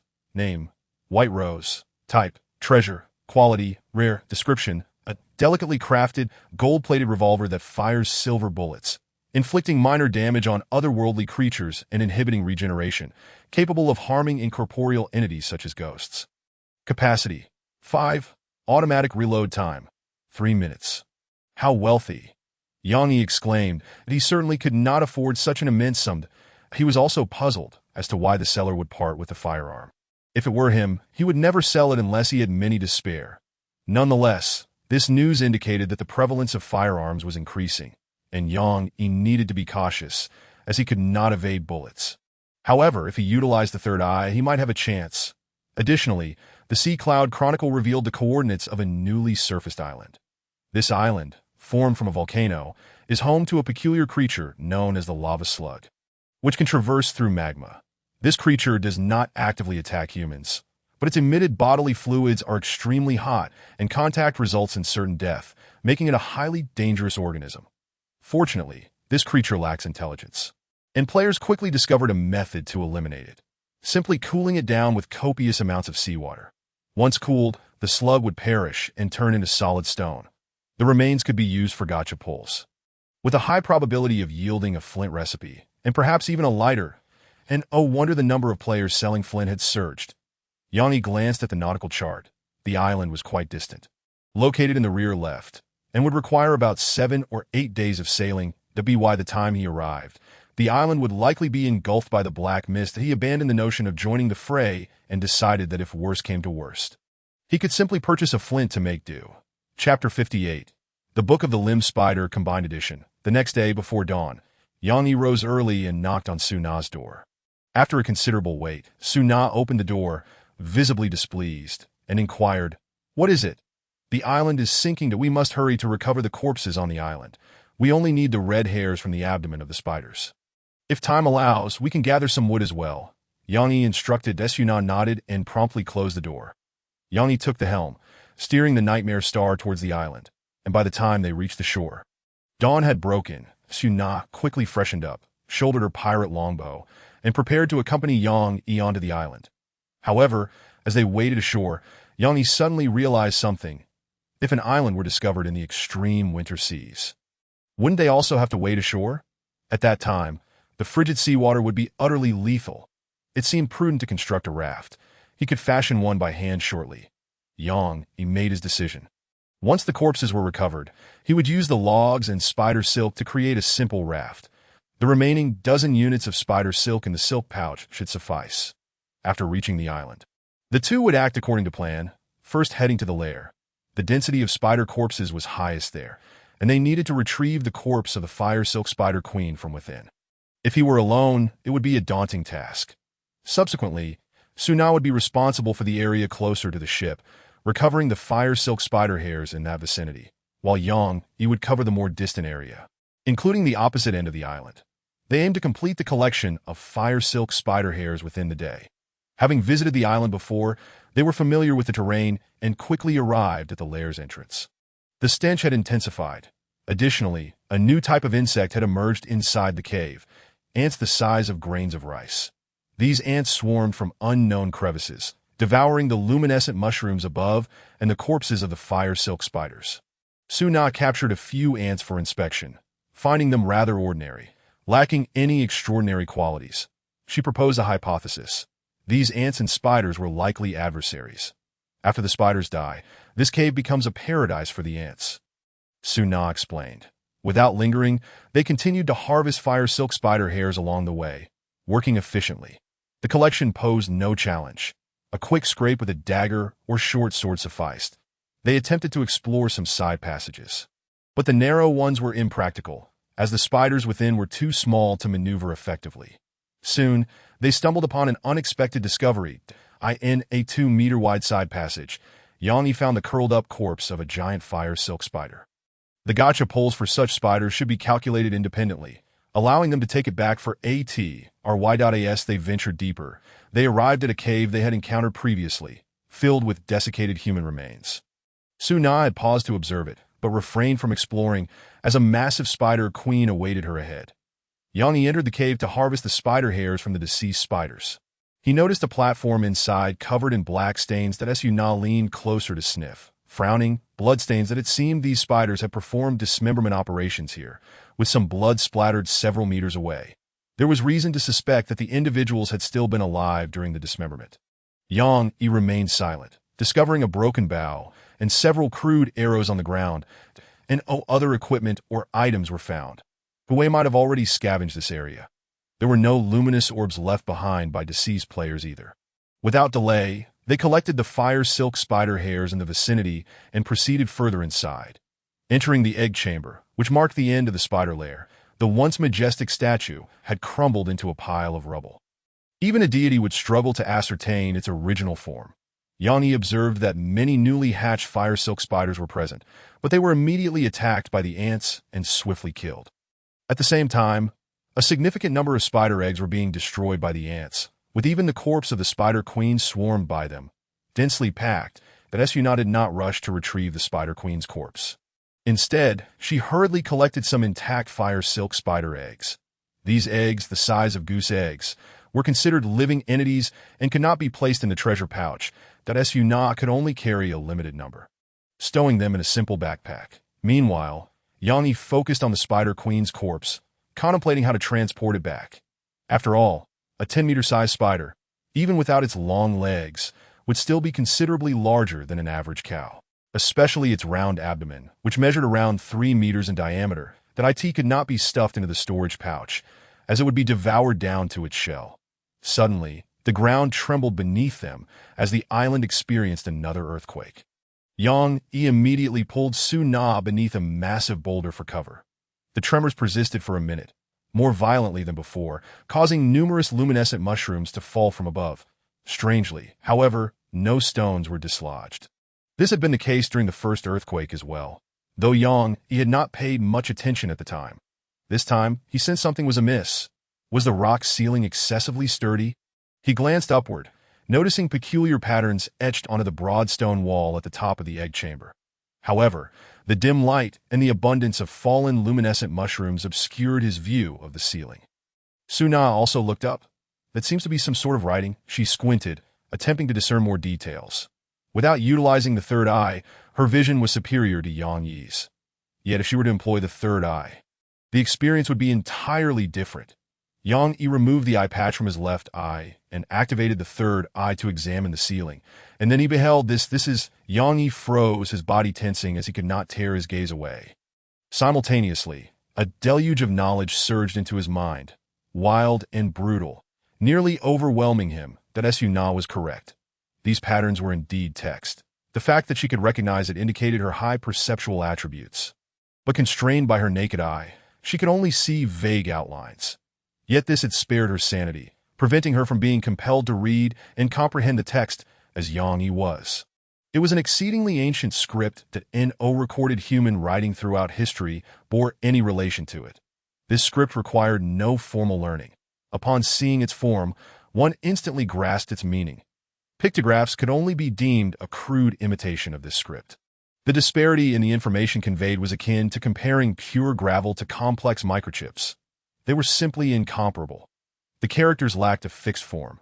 Each was unique, and the sheer volume of information caused Yang Yi's brain to swell. Veins bulging on his forehead, threatening to burst, as if his head had grown larger.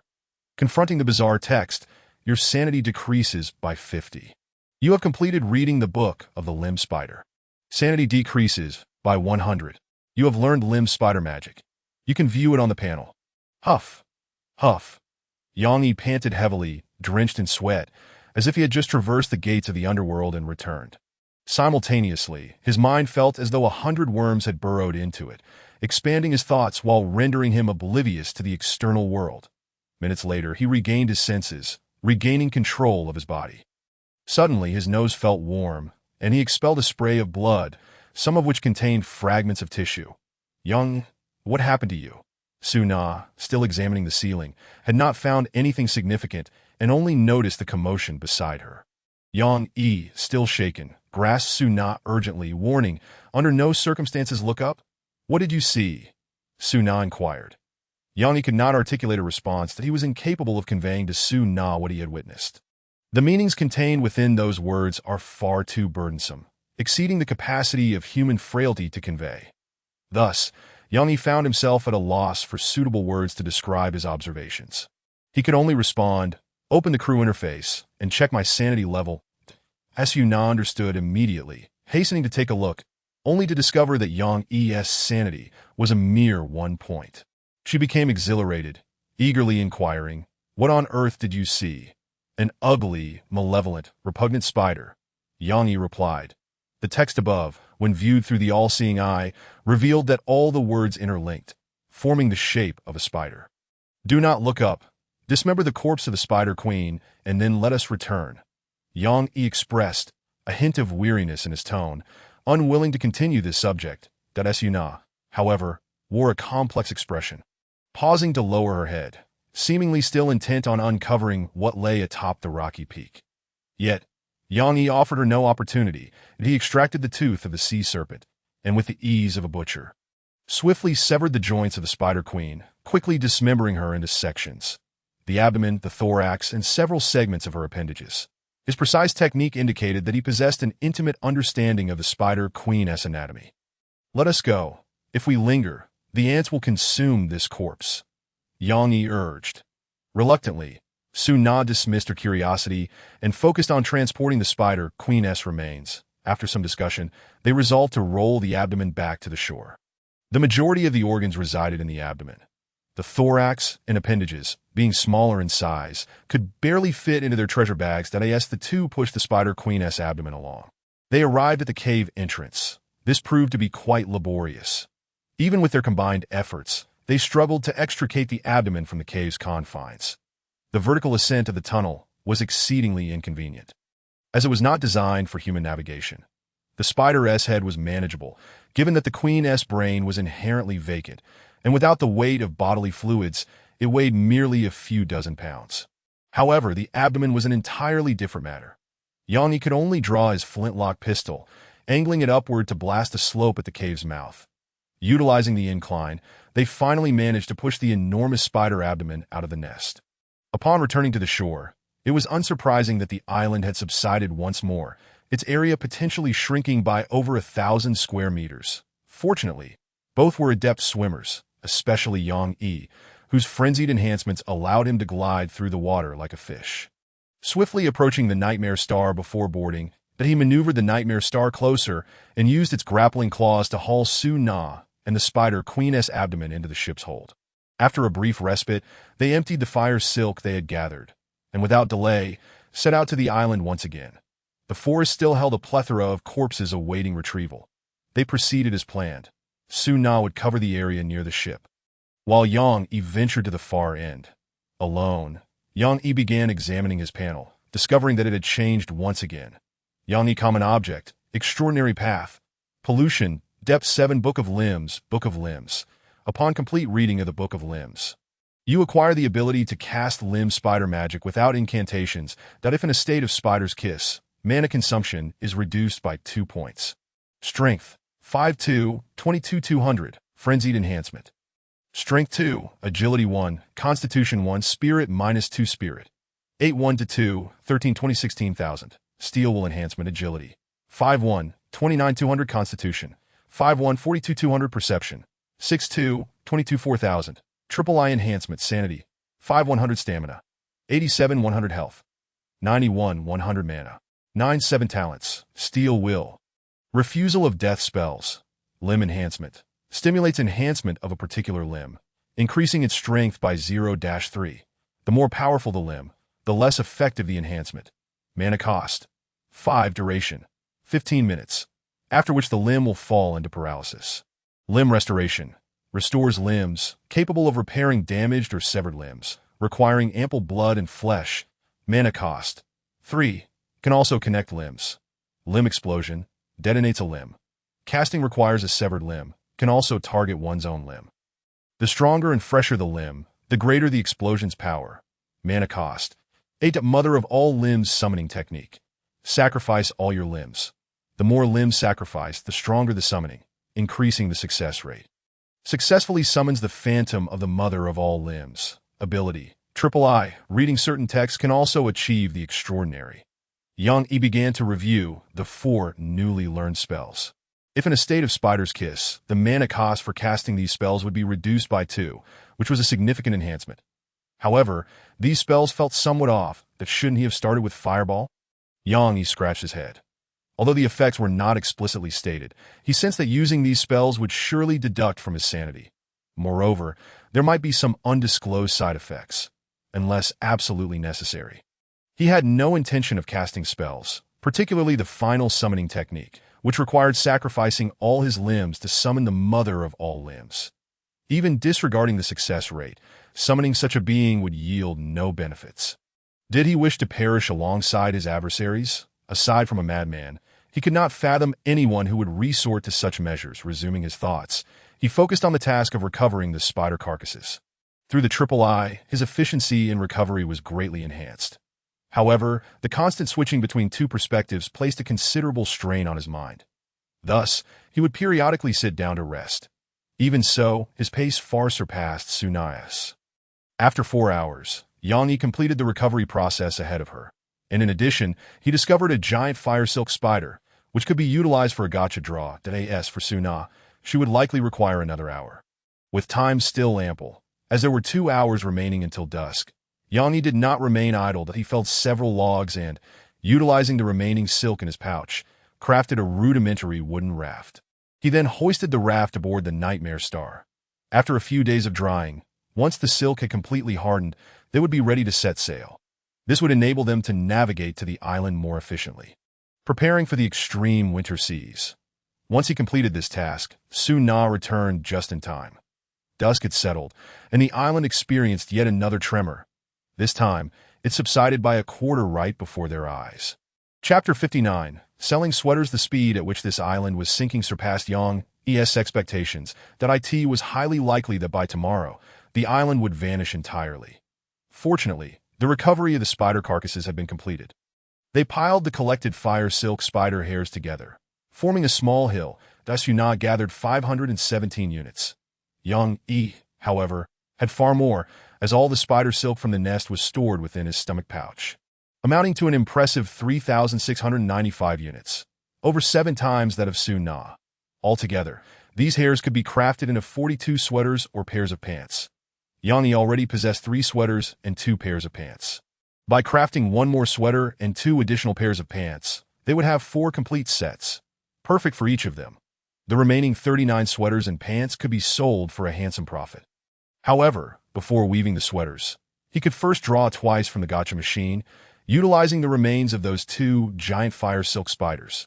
Just as Yang Yi was about to head to the deck for the gacha draw, he suddenly noticed a pair of eyes intently fixed upon him. "What is wrong?" he asked Suna. She was organizing her thoughts, and after a few moments of silence, she finally spoke. "In the cave. You saw something, didn't you? Could you possibly draw it? No need for every detail, just a section or a rough outline will suffice." She handed Yang Yi a paper and pen, her gaze fervent and filled with hope. Yet disappointment was inevitable, for Yang Yi's artistic skills remained at an elementary level. He possessed little artistic talent. To expect him to depict those ancient characters was akin to asking a newborn to recreate a QR code from memory. Utterly impossible. "I cannot draw it." Yang Yi decisively refused, turning to leave, only to be stopped by Suna. "Please tell me. I will pay you for it." Suna began to entice him, tugging at her collar. "Ah!" Yang Yi scoffed, his eyes filled with disdain.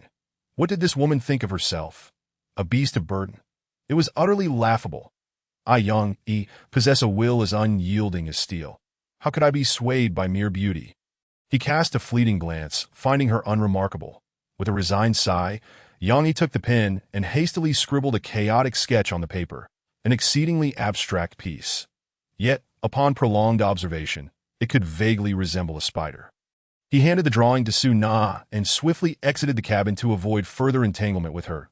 Suna, meanwhile, held the crude artwork of third-grade quality and scrutinized it. Yang Yi, undeterred, made a beeline for the gacha machine. He offered a rotting long-legged sardine as payment, extracting bottled freshwater and the remains of the giant fire silk spider from his pouch. However, this freshwater was not for drinking, it was for washing his face. After several days without cleansing, his face had become somewhat grimy, a disadvantage for the gacha draw. After scrubbing his face clean, Yang Yi officially commenced the gacha draw, inserting the remains twice and spinning the dial on the octopus-headed machine. Soon, 2 unremarkable gacha capsules dropped out.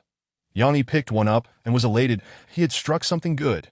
Name: low-tier craftsman-esque inscription. Type: consumable. Quality: rare. Description: can enhance the quality of treasures, elevating items of excellent quality or below by 1 tier.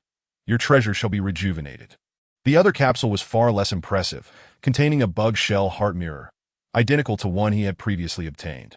One was sufficient. He could give it to Su-na. With the gacha draw completed, he returned to the cabin, only to find that Su-na had already retreated to the witch's laboratory. Yang glanced at Su-na's sanity level, which stood at 72, and thus did not rush her, but he prepared a bottle of vitality coconut juice and drank it in one gulp, the salt nearly depleted. Yang noticed that only 30 grams of salt remained, and there were merely 2 bottles of coconut juice left, which he intended to keep as reserves. However, he still had 54 units of vitality coconut, that he decided to purchase some salt and transform all the vitality coconuts into refreshing coconut juice. Exiting the cabin, he piloted the Nightmare Star and anchored it in a relatively safe location. Tomorrow, if the island had not submerged, he planned to chop some wood before departing, that if it had sunk, then so be it. That he scrolled through the chat channel, first exchanging his machete for 2 packages of salt, totaling 1,000 grams. Yang had a fondness for this machete, but its quality was too low. It could only chop branches or strike at people. Attempting to use it against the carapace of a fully grown firefluff spider would be futile unless one possessed immense strength, as it would barely penetrate its defenses and could even break in the process. Yang glanced at his energy level, which stood at 55, considering the significant consumption during the day. Crafting a sweater or thermal pants required 3 energy points each, allowing him to produce a maximum of 8 items this time.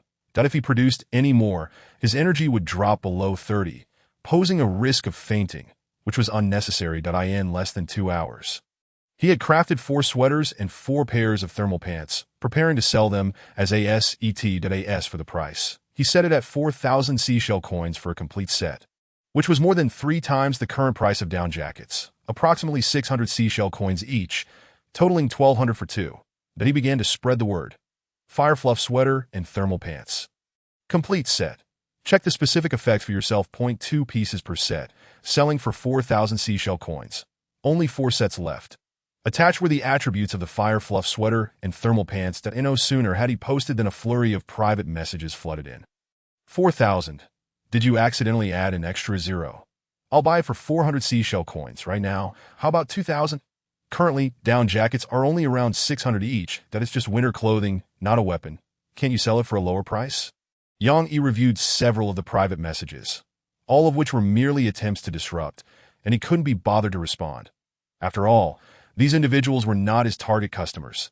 The players he wished to sell to were those who were doing well, lacking in basic resources and equipment, and willing to spend money on better gear, regardless of a slightly higher price. Soon his first customer appeared, none other than Shen Guanchuan, the captain of the New World Fleet. Didn't I tell you? Just message me if you have good items. I'll take all 4 sets.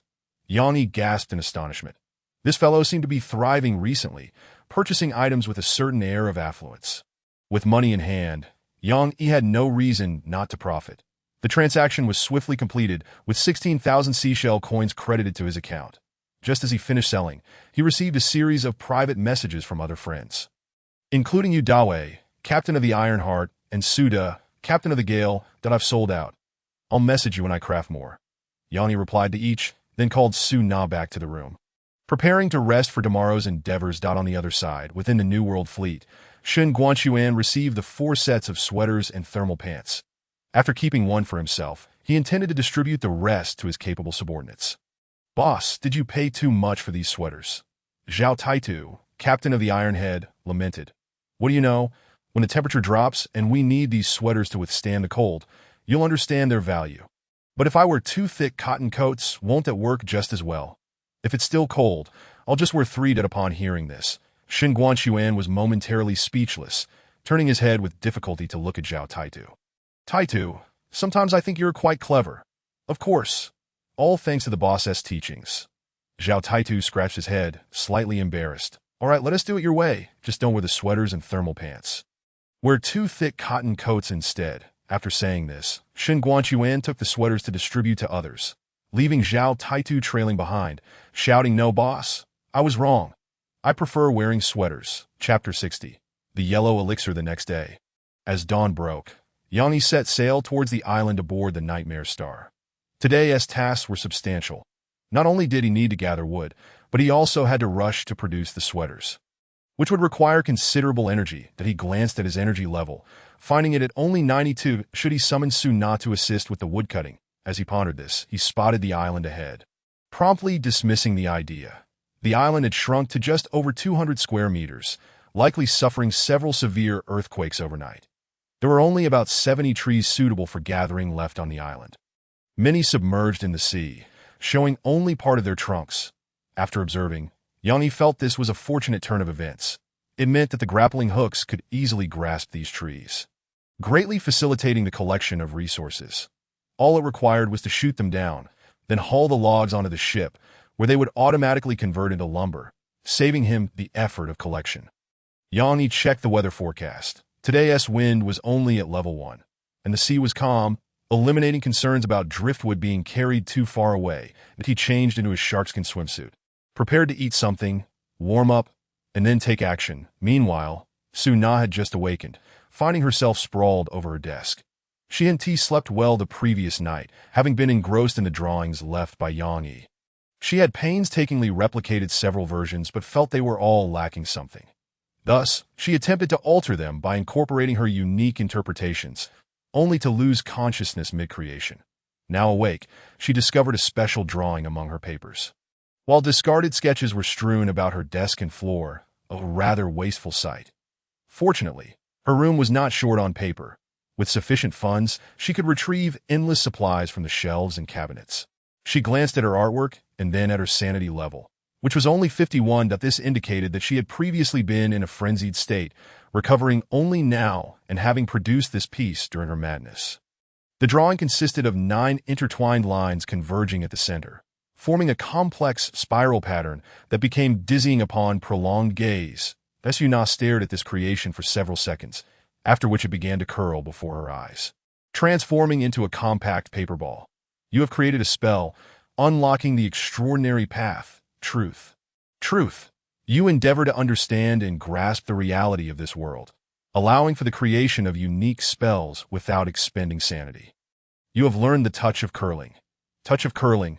Curl an object within your field of vision, with power equal to your mental attribute, requiring 7 magic essence. After casting the spell, Su-Na was overwhelmed by a severe headache, rendering her almost incapable of action as she collapsed to the ground. Su-Na, how long until the restorative elixir is ready?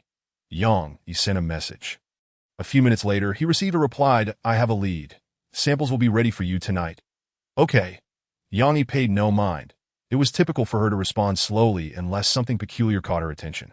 After sending the message, he dove into the sea, commencing his woodcutting tasks. The Nightmare Star was indeed quite close to the island, posing a risk of colliding with submerged trees. However, Yang Yi was unfazed. As long as he didn't run aground, it was fine, since durability would regenerate automatically. The armoring of the ship was no trifling matter, even if he attempted to pierce it with sharpened trees. It would be hard to inflict damage on the Nightmare Star. Approximately 3 hours later, Su-Na finally recovered from her headache, regaining 1 point of magic essence. With her current mental attributes, she still lacked the capacity to use the spell. Using it would render her immobile. Fortunately, once her magic essence was restored, her body returned to normal. She exited her room and hurried towards the witch's laboratory, eager to complete the new elixir, as only the dilution step remained. An hour later, Yang Yi had felled all the trees on the island. Swimming back to his ship, he found his energy reduced to 5-2. It seemed he wouldn't be able to craft all the sweaters today. No matter, he decided to collect the logs first. That he maneuvered the Nightmare Star, utilizing the grappling hooks to retrieve the logs. In total, he gathered 73 pieces. Some may have drifted away, but that was inconsequential.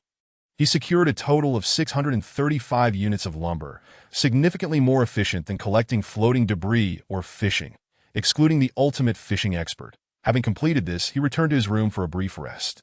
Awakening with his energy restored to 82, evening had arrived, and Su-Na had left him a message requesting his presence in the laboratory. Presumably, the restorative elixir should have been prepared. Yang Yi hurried to the witch's laboratory, where he received 2 bottles of yellow elixir from Su-Na, one pale yellow, the other a deeper orange. Why are there 2 bottles? Yang Yi inquired, puzzled. This elixir was crafted using the gastric juice of a gluttonous guest. The deeper one has a higher concentration, while the lighter one is less potent. Both, however, are effective for restoring energy, Su Na explained. Gastric juice? Indeed. After consumption, you may feel the urge to eat. It's best to have plenty of food prepared. Su Na added. Yang Yi was rendered speechless. He anticipated that Su Na would actually use gastric juice to create the elixir, and his expression soured. This concoction wouldn't burn through his esophagus. Would it? On the other side, noticing Yang Yi's troubled demeanor, Su Na assumed he was worried about the yield and reassured him, "Don't worry. This gastric juice can be mass-produced. Just feed it food, and it will continuously generate more gastric juice." She gestured towards a glass jar on the shelf. Yang Yi glanced over. The jar, measuring about 40 centimeters in diameter, contained a pale yellow solution and housed a small portion of a stomach. Presumably cut from within the gluttonous guest, the stomach still exhibited signs of life, twitching occasionally. Seeing the peculiar stomach causes your sanity to decrease by 3. This, Yang Yi's gaze darted away to Su Na. However, fixed her eyes on him, seemingly urging him to drink. Yang Yi steeled himself. After all, he had the regenerative elixir, so he wouldn't die from corrosion. He entered the cabin, glanced at the loaves of dark bread laid out before him, and then gulped down the bottle of pale yellow potion. The liquid scorched his throat, reminiscent of drinking sulfuric acid. You have consumed an unknown potion. You feel ravenous, your appetite insatiable, sanity -10. Yang Yi's eyes widened as he felt his stomach growl incessantly, the sounds echoing ominously. Even if a cow were to walk in, he felt he could devour it whole. After consuming several pieces of dried fish, 3 loaves of dark bread, and a sausage, the gnawing hunger finally subsided. Under normal circumstances, such a quantity of food would suffice for an adult for 3 days. The dark bread is quite lengthy. You are full, achieving a satiated state, energy recovery rate 100, sanity recovery rate 25. Health recovery rate 25. Upon seeing the system notification, Yang Yi was overjoyed. This state was precisely what he desired. Su Na, you truly are a genius. Yang Yi spared no praise for Su Na. Giving her a thumbs up. Name, appetizing potion. Type, consumable potion unique. Quality, premium. Description, an original potion crafted by the witch Su Na, derived from the gastric juices of gluttons, diluted and neutralized through a special process. Upon consumption, it significantly enhances appetite and digestive absorption. After ingesting a sufficient amount of food, one will enter a satiated state that lasts for 8 hours, accelerating recovery. Failure to consume enough food within a short time may result in severe gastric and digestive hemorrhaging. The effect can only occur once within 24 hours. Repeated consumption will lead to binge eating, and insufficient intake will cause gastric bleeding. Su Na was thrilled to receive praise for the first time. In the past, Yang Yi had only complained about side effects, but this time was different. After all, the side effects could be considered minimal, as long as one prepared ample food. However, what went unnoticed was Yang Yi discreetly hid another bottle of orange potion, beads of cold sweat trickling down his forehead. The pale yellow version had already induced hunger. If he were to drink this orange-enhanced version, would he not end up consuming the ship itself? This bottle of orange potion could be exceedingly perilous. Chapter 61. Sail. As soon as Yang Yi returned to the deck, another tremor struck. The Nightmare Star was also affected. Swaying violently 2 minutes later, the island vanished completely beneath the waves, along with the lair inscribed with the Book of Limbs, or what could be termed a temple. Yang Yi felt no regret. He believed that such transcendent wonders should not be manifested in the world. Only the dark, profound depths of the sea were their rightful abode. Yang Yi maneuvered the Nightmare Star, turning the bow straight towards the extreme winter sea, that he had lingered here for too long, and the black mist behind him had shown no signs of abating. Upon returning to his room, Yang Yi decided to complete the remaining sweaters. That a total of 31 pieces required 93 points of energy to finish. That he estimated that he would spend the next couple of days weaving sweaters.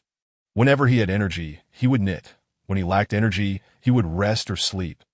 During this time, he also consumed a bottle of the appetizing potion. That by noon the following day, he had finally produced the sweaters.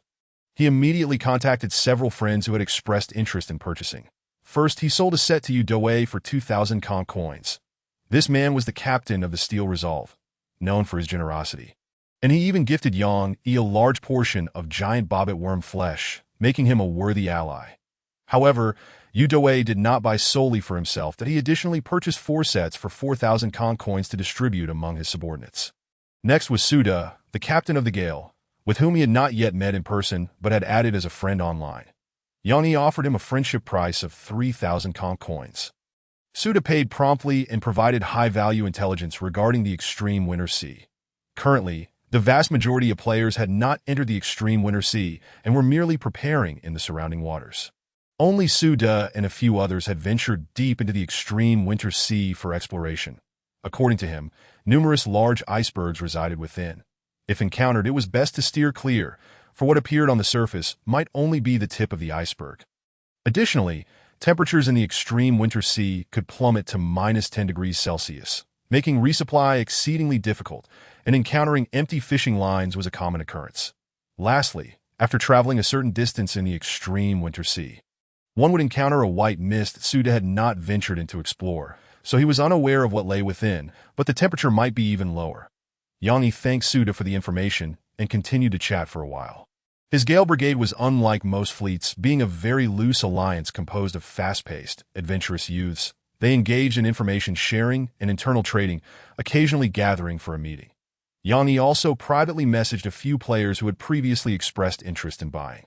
Selling 3 more sets. With that, he had sold a total of 9 sets. Afterward, Yang began reaching out to other friends to expedite sales without consuming chat quotas in the World Channel. In the process, he could also bolster his own presence. For the remaining sweaters, Yang planned to sell them all to Shin Guanchuan. This man had a substantial appetite and should be able to accommodate them. The first person Yang contacted was Zhou Dai, the captain of the glorious goddess. She was likely also someone of considerable means. Moreover, her holy water had aided Yang on several occasions. He could offer her a friendship price. However, after waiting for several minutes without receiving a response, it seemed she was not interested. Yang then tried contacting the seasoned fisherman He Chi to inquire if he wanted the Fire Flea sweater. This time, the reply came swiftly, almost instantaneously, to He Chi. "Sorry, I just caught a big fish," accompanied by a photo of a nearly 5-meter-long ribbon fish. Yang, who asked you about fishing? He Chi, the attributes of this sweater are decent, but I don't need it, as I have something better. He sent the information for a piece of equipment. Name, fluffy seal fur coat. Type, treasure. Quality rare. Description, a coat made from fluffy seal skin that covers the entire body, providing warmth and waterproofing. Even if one were to fall into icy waters, there would be no fear of freezing to death.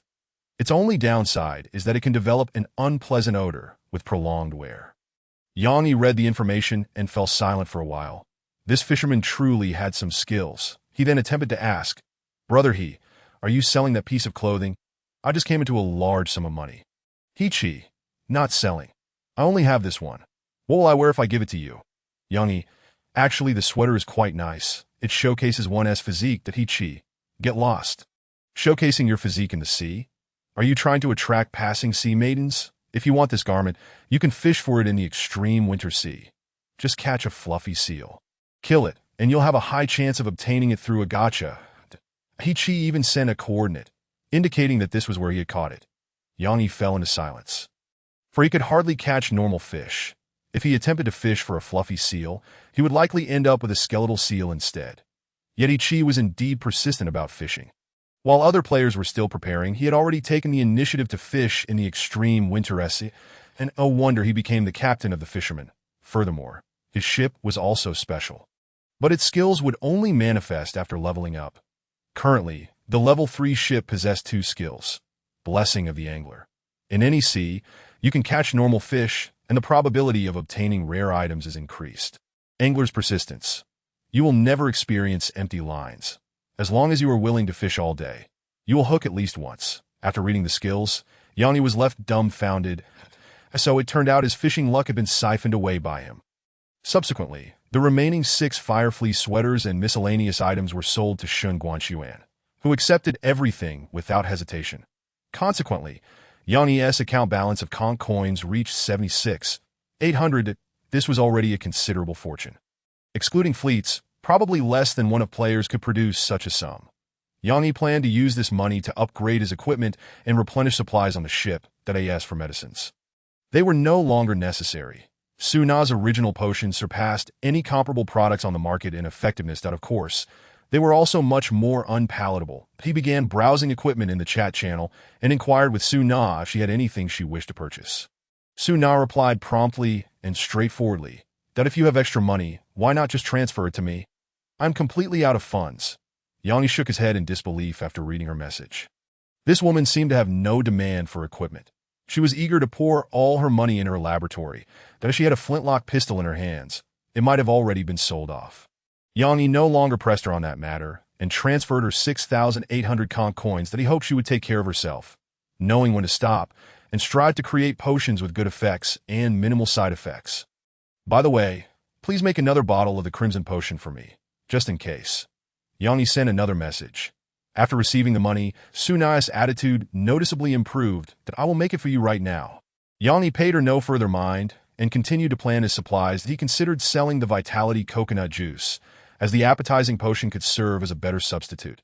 However, after some thought, he decided against it. The coconut juice was better left for Su Na. Her sanity limit was low, and the risks of consuming potions were too great. The coconut juice was more suitable for her. He had a total of 54 bottles, enough to last her a long time. Yang continued to browse weapons and equipment, checking food prices in preparation for a major procurement. Chapter 62. Grand Procurement. Yang inspected the food and fresh water in the cabin, noting, fresh water 273L, dark bread 32, sausages 20, dried fish 4 pounds, several spoiled fish, and a small amount of eyeball fruit. The fresh water was essentially sufficient. Moreover, with a fire, he could continuously obtain fresh water through distillation. He would only need to purchase a piece of flint. What he needed to buy was still dry rations. Yang consumed the appetizing potion daily, causing his appetite to surge to 3 times that of before. Therefore, provisions needed to be prepared according to the standard for 4 adults. An adult's daily dietary standard is 1 loaf of dark bread and half a sausage. After pondering for a moment, he decided to purchase 200 loaves of dark bread and 100 sausages. Incorporating the leftover provisions, it would suffice for him and Suna to sustain themselves at sea for a month or 2. Preparing for the extreme winter waters, should they fail to catch fish, they could still endure for a considerable duration. Additionally, it was essential to procure some fruits and vegetables to supplement their vitamin intake. Particularly vitamin C, that such exotic fruits as eyeball fruit might be unattainable once they reach the extreme winter seas, that he surveyed the market conditions.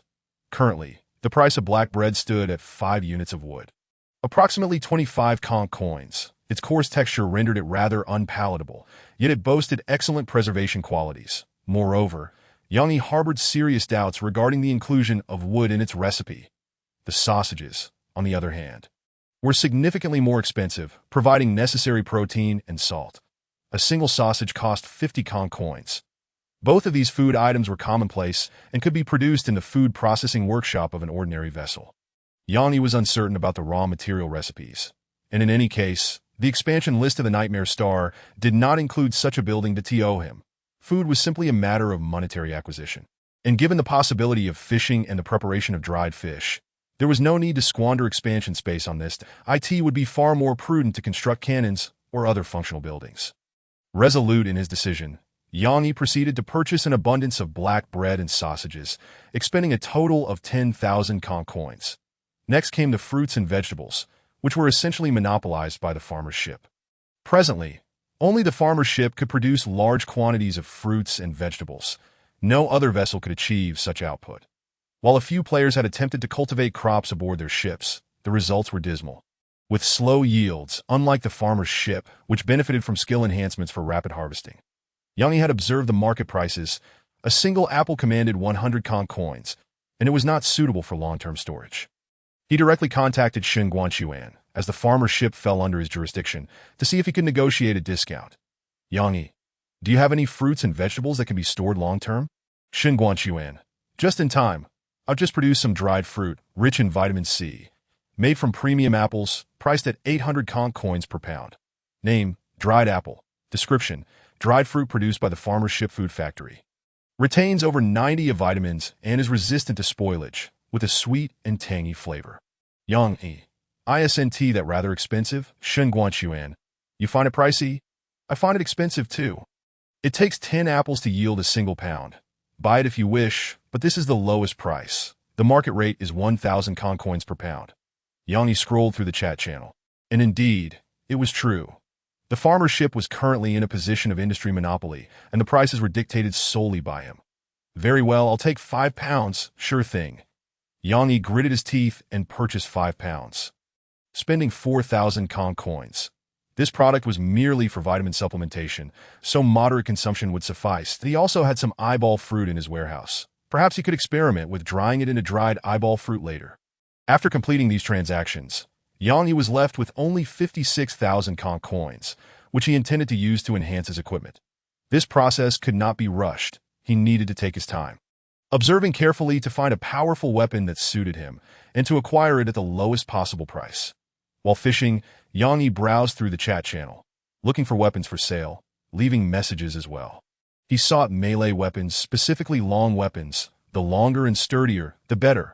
Only premium weapons would suffice, preferably relics, with private negotiations for the price. Every hour, he would send such a message, preparing to acquire a large cold weapon. After battling the Spider Queen and the Glutton, Yanni realized a significant shortcoming. His weapon was too short to inflict effective damage on large creatures. A short sword like the sea serpent's tooth worked well against smaller foes. But when faced with massive beings several meters long, he found himself at a disadvantage.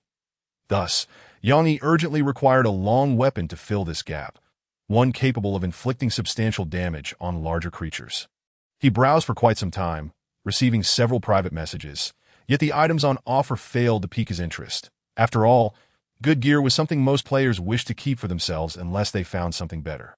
Hours later, Yanni zeroed in on 3 relatively suitable long weapons, each of premium quality, and at reasonable prices, preparing to select one. Name, Great Saber. Type, Treasure. Quality, Premium. Description, a long and sharp saber capable of effortlessly slicing through cow bones. Once mastered, it can sever a cow's head with a single stroke. Priced at 15,000 con coins, accompanied by an image, the blade was slightly curved, with an overall length nearing 1.5 meters including the handle. The second weapon was a medieval two-handed sword. Name, Two-handed greatsword. Type, Treasure. Quality, Premium. Description, a hefty sword that is not particularly sharp but exceptionally sturdy. Requires strength of 7 or above to wield. An 8 or above to master fully. While it cannot cut through, it can certainly crush bones. The seller of this great sword was a female player with a strength of only 5, who could merely watch helplessly. It would be wiser to sell it.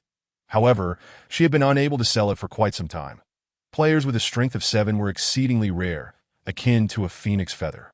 Furthermore, her asking price was high, at 20,000 con coins, with no room for negotiation. Lastly was a spear. Name, Steel Spear. Type, Treasure. Quality, Premium. Description, crafted from cow tendon wood soaked in tung oil. With a steel spearhead, it boasts significant penetrating power and strong resilience. If one understands the technique of force application, it can inflict severe piercing damage. Priced at 12,000 con coins. Each of these long weapons had its merits. The saber excelled in sharpness, the two-handed sword in sheer force, and the steel spear in range. After some contemplation, Yanni leaned towards the two-handed greatsword, as it required a strength of 7, which he could manage due to his 2 strength from the frenzy state. Had he possessed this great sword back then, combined with the three-eyed, he would have been confident in smashing the Spider Queen's head. Even if he couldn't break it, he could at least deliver a concussive blow. He attempted to negotiate, but the seller remained adamant, sticking to the price of 20,000 conch coins. Resigned, Yanni decided to continue searching. If no better options arose, he would purchase this two-handed greatsword. Just then, a private message arrived. Brother, do you want a giant sword? It'll satisfy your size requirements, and it's the relic you desire. Chapter 63. Broken Iron, a Giant Sword. Yanni instantly felt intrigued and asked him to send over the details. I just dragged this weapon back. It was quite the effort. The seller appeared to be quite chatty, recounting the entire backstory of the weapon. According to him, this giant sword was discovered on a desolate island, barren of any vegetation, where even the soil was a pallid gray, devoid of any signs of life. That on this island stood a charred blacksmith shop, housing the very giant sword in question. That if it weren't for my dire need for resources and the pressing nature of time, I certainly wouldn't sell this sword. The seller elaborated, and within mere minutes, He had imbued the weapon with considerable cultural value. Yang Yi, growing impatient, interjected, "Are you selling the sword or the story?" "Selling the sword." "Of course, I'm selling the sword. Send me the weapon's attributes." "All right." He sent over the weapon's details. Name: broken iron. Type: relic. Quality: exquisite. Description: a giant sword forged by a blacksmith fueled by rage. The blade is crafted from an unknown metal, and its excessive hardness renders it difficult to shape, resulting in a crude and unrefined appearance.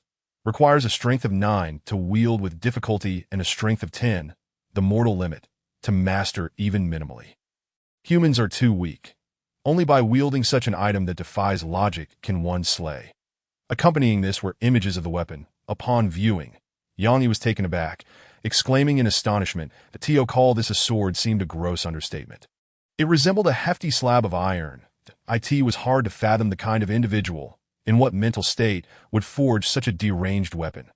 The blade measured approximately 35 centimeters in width and 220 centimeters in length. With what appeared to be a broken tip, leaving a slanted edge, the entire weapon was exceedingly rough, akin to a half-finished product, its surface marred by uneven hammer marks. Even the edge bore the same irregularity, making it prone to tearing rather than clean cuts. Should one be struck by this weapon, the resulting wound would not be a neat incision, but rather a gaping, mangled tear, rendering any thought of stitching the wound a distant consideration. Instantly captivated by the weapon's savage and rugged appearance, Yang inquired about its price. "How much are you asking?" 50,000 con coins and no bargaining. If it weren't for the high strength requirement, I would keep it for myself. His reasoning was sound that a strength of 9 was indeed a steep requirement. The average adult possesses a strength of merely 5, and attribute growth is not linear. Based on Yang Yi's experience, a strength of 8 is essentially double that of 5, and the disparity only increases thereafter. Achieving a strength of 9 is not something just anyone can manage. Even Yang Yi would need to activate both his frenzy and death denial states simultaneously to barely reach that level. Of course, he could also resort to potions and physical enhancement techniques to meet the requirements. However, for an ordinary player, it would merely be a matter of watching and envy no discounts. None. If it weren't for the high attribute requirement, I'd sell it for 100,000. Yang Yi shook his head after reading the message. The weapon was indeed impressive, but asking 100,000 was sheer folly. The previous exquisite revolver had only fetched 120,000. A gun is undeniably more practical than this giant sword. Moreover, currently, ranged weapons surpass melee weapons, and firearms outclass cold weapons, an undeniable fact. Furthermore, this giant sword was a relic, which inherently carries side effects. Thus, many players specifically avoid relics when acquiring equipment, evidently having been burned in the past. Only someone like Yang Yi, who was unafraid of sacrificing reason, would be inclined to use relics in the grand tapestry of relics. One might argue that artifacts possess a certain prominence over mere treasures. My friend, might you disclose the adverse effects of this weapon, so that I may better prepare myself? Yang Yi sent another message. What else could it be but a deduction of sanity points? How much? Why must you be so verbose? The lowest I can accept is 40,000. Observing Yang Yi's persistent inquiries, the seller, in a moment of self-sacrifice, lowered the price by 10,000. Such eagerness to negotiate suggests that this weapon harbors considerable risks, and the seller seems quite anxious to part with it. Thus, Yang Yi pressed on with his bargaining. 35,000. An immediate transaction, no further discussion. 38,000 deal. After haggling down by 12,000, Yang Yi gladly completed the purchase of the colossal sword. As for the weapon's side effects, Yang Yi was largely unconcerned that up until now, he had never feared any adverse effects, save for the rather perilous chef's knife. If it merely inflicts a deduction of sanity points, that is of no consequence, as long as it remains within reasonable limits. The transaction was swiftly concluded that a hefty and rugged greatsword was expelled from the octopus head gotcha machine, crashing down onto the deck and creating a significant dent. Fortunately, the deck now bore the armored bones, capable of self-repair. Otherwise, Yang Yi would have to expend materials to mend a ship. It was indeed heavy. Yang Yi attempted to lift it with both hands, but found himself unable. He could only drag the sword by its hilt, leaving a deep groove upon the deck. Soon, a private message flashed anew from the seller, who seemed in good spirits and offered a cautionary note. My friend, allow me to advise you. If you do not intend to use this weapon regularly, it would be wise to wrap it securely in cloth and store it in a corner. I shan't say more. Huh. What do you mean by that? Yang swiftly replied, only to discover that the message had been sent, and the system informed him that he had been blocked, with the side effects truly that severe. Yang gazed upon the broken iron, sensing nothing particularly amiss. No, wait. He noticed the uneven blade reflecting light, revealing a spectral white skull that appeared to be crashing toward him. The spirit of fear passes through you, sending chills down your spine, sanity decreased by 5. A wave of dread washed over Yang Yi, prickling his skin with goosebumps. Yet, the assault persisted, the spirit of fear repeatedly colliding with his being. The spirit of fear passes through you, sending chills down your spine, sanity decreased by 5. The spirit of fear passes through you, sending chills down your spine, sanity decreased by 5. This was an intangible specter, invisible to the ordinary eye. Yang Yi furrowed his brow, feeling he had been duped. No wonder the seller had hastily blocked him. This weapon, it seemed he would be unable to wield it for quite some time. It required extensive training to acclimate to this overwhelming terror and mitigate the drain on his sanity. Only then could he use the weapon normally. The process could prove to be a lengthy endeavor. As Yang Yi pondered, he prepared to find some cloth to wrap the weapon and stow it away in a secluded corner, lest this little vengeful spirit cause harm. However, your sanity has fallen below 50, entering a state of madness, brave and unyielding. The spirit of fear passes through you, leaving you unmoved. The spirit of fear passes through you, leaving you unmoved. Minutes later, the spirit of fear has given up its pursuit and returned. Yang Yi was at a loss for words. He had switched to his left eye.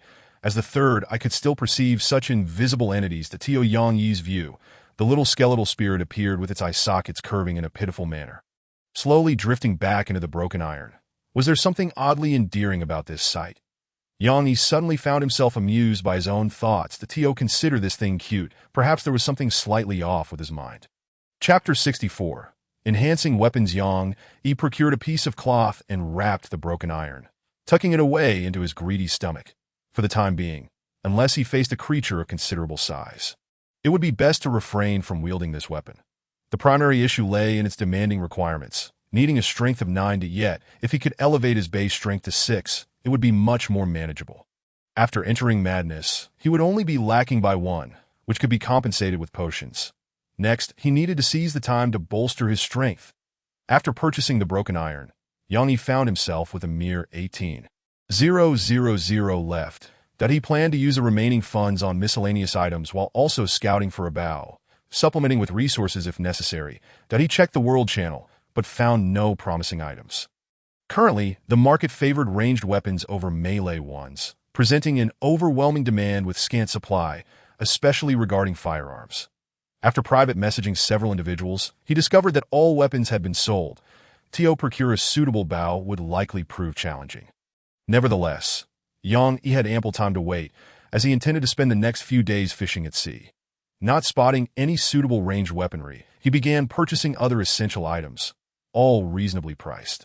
He spent 120 stone materials on a flint, and then acquired 2 sets of down jackets for 1,200 coins, 2 cotton hats for 800 coins, and finally, for pairs of long plush boots for 2,000 coins. The reason for acquiring down jackets despite having sweaters was a precaution against the frigid winter seas. Should the sweaters and thermal pants prove inadequate, he could don the down jackets on top. After all, a few extra coins were no concern. Once all these purchases were completed, it was already deep into the night that he downed a bottle of appetite potion, consumed 3 loaves of black bread, a sausage, and drank 1 liter of fresh water before succumbing to slumber. Name: cotton hat. Type: treasure. Quality: ordinary. Description: soft and comfortable. It wraps the head well, preventing the ears from freezing. Name: long plush boots. Type: treasure. Quality: good. Description: the soles feature anti-slip patterns. They are thick and internally lined with plush, suitable for walking on snow, warm and slip-resistant, though not very breathable. It is advised not to sniff inside. The following day, the Nightmarish star continued its voyage as usual. Unless unforeseen circumstances arose, it was expected to enter the extreme winter sea within 2 days. Yang Yi was at the bow, fishing. "Hey mate, do you understand my words?" He attempted to converse with the skeletal captain at the bow. However, the captain exhibited no reaction, merely opening and closing its jaw incessantly. "Here, try this long-legged sardine I caught." Yang Yi stuffed a long-legged sardine into the skeletal captain's mouth. While it could bite down, it evidently lacked a digestive system, ultimately letting the fish flow out through the gaps in its bones. Yang Yi felt disheartened that he realized that the skeletal captain was merely a decorative piece. He wondered if there would be any changes upon future upgrades that he continued fishing. Before entering the extreme winter sea, he aimed to catch as many fruits as possible, attempting to dry them and craft fruit dried snacks. With fire now available, setting up a stove to hang the fruits nearby would expedite the process. As he was contemplating, he hooked another fruit. That today's catch was quite satisfactory. While fishing, he also kept an eye on the chat channel, hoping to procure some equipment for Su Na to enhance her offensive capabilities. Her archery skills were severely limited, particularly ineffective against tough-skinned or armored creatures, making it difficult to inflict substantial damage. Thus, Yang Yi had been on the lookout for a more powerful bow or crossbow. However, after searching for the entire morning, he still found nothing suitable. Either the prices were exorbitant or the quality was lacking. Ultimately, the core issue remained. Yang Yi simply lacked sufficient funds. Ranged weapons were significantly more expensive than melee ones, often reaching double the price gap, particularly firearms. Just recently, he had seen a fine double-barrel shotgun sell for an impressive 40,000. Name: double-barrel shotgun. Type: treasure. Quality: fine. Description: double-barrel shotgun favored by hunters. Effective range of 50 meters, holds 2 rounds. Automatic loading time of 3 minutes. Suitable for hunting wild boars. Yang Yi had only 14,000 conch coins left, and if he converted his resources to currency, he might add another 20,000. That with such funds, attempting to buy a premium bow would be akin to chasing a fool's dream.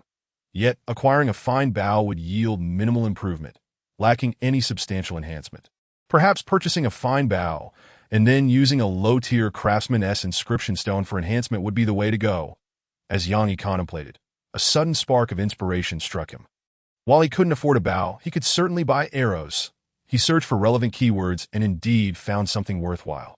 Although special arrows like explosive or ice arrows were not available, armor-piercing arrows were still in stock.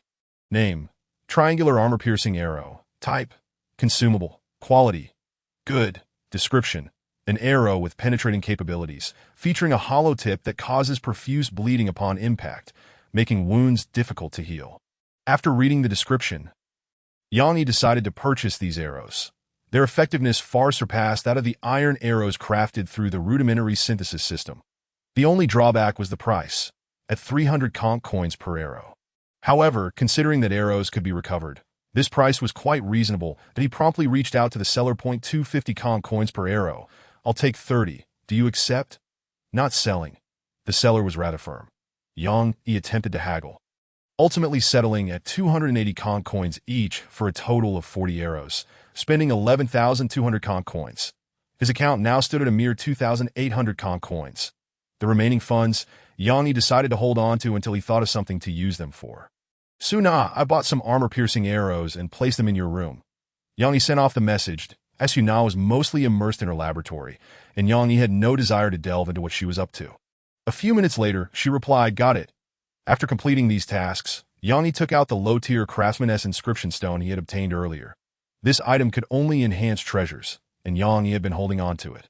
He had initially intended to buy a suitable fine long weapon for enhancement, but who would have known he would directly acquire a treasure?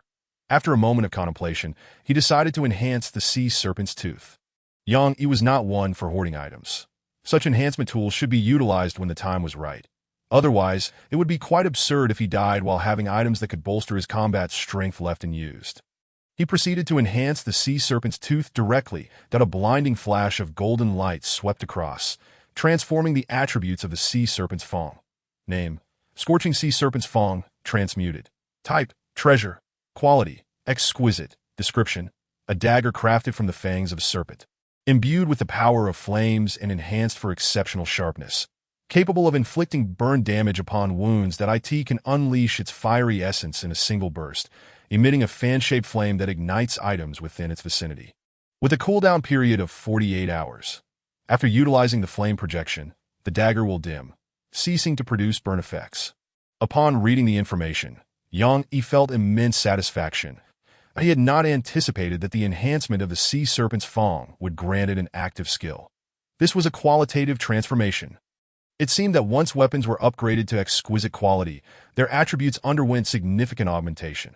Furthermore, this skill could also be used to ignite fires, though it risked incinerating undesirable items. However, given the lengthy cooldown period, it was advisable to refrain from using it unless absolutely necessary. Chapter 65. The ingenious use of the skeletal arms. As evening approached, Yang Yi began to tally his catches from the day. 15 eyeball fruits, 9 long-legged sardines, 1 red-lipped eel, and 3 cystic porcupines. The fishing net was adorned with 3 starfish and a single one-armed crab. Quite commendable. Yang Yi nodded, having set a goal of gathering eyeball fruits to stock up for the impending extreme winter sea. He sent some inedible fish to the laboratory and then retrieved some stones and wood from the cabin, preparing to attempt making a fire in the courtyard. He selected a clear patch of ground, loosely encircling it with stones before stuffing it with the now useless spider silk. The quantity was insufficient to craft a fire silk garment, so Yang Yi resolved to use it to kindle a fire instead. After all, with ample fibers, even a weak flame could ignite most dried biological materials. That he readied the wood and scraped the sea serpent's fang against a flint, sending sparks flying and successfully igniting the spider silk. Witnessing the flames, Yang Yi displayed a rare expression of excitement. Indeed, survival necessitated fire. Seizing the moment, he added the prepared wood, cutting it into slender strips for easier ignition. Once the fire stabilized, he would introduce larger pieces. 5 minutes later, Yang Yi finally achieved a steady campfire. Lighting a fire aboard the Night Star was remarkably safe, provided no clutter surrounded it. However, he pondered how to suspend the eyeball fruits nearby. As he surveyed his surroundings for a solution, several skeletal arms extended from the deck, opening their palms as if eager to assist him. What is this? Yang Yi was momentarily taken aback. Yet it seemed they were indicating a desire for him to hand over the eyeball fruits. He complied, watching the skeletal arms delicately cradle the eyeball fruits, lifting them into the air around the campfire. He marveled at this unexpected development. That it appeared he had stumbled upon a new discovery and began fervently testing how these arms operated. He deduced a simple principle: need. As long as there was a demand, the arms would instinctively converge to offer assistance. Soon, 9 skeletal arms were skewering the long-legged sardines over the fire, requiring no intervention from Yang Yi. However, he still needed to supervise the cooking process, as the arms lacked an understanding of when food was properly cooked, merely executing commands mindlessly that if left unattended, they would continue grilling the fish until it turned to charcoal. Then ash. Quite useful indeed. Yang Yi nodded, savoring a piece of the grilled long-legged sardine before messaging Suina that Suna. The skeletal arms aboard the Night Star can be controlled. They will assist as long as there's a need. You should give it a try. Really? Why didn't you tell me sooner? I assumed you had been granted the same permissions that Yang Yi was left speechless. He ceased grilling the fish and, clutching 2 cooked long-legged sardines, made his way to the laboratory, only to encounter Suna hard at work. Several skeletal arms acted as assistants, fetching various tools for her, significantly boosting her efficiency.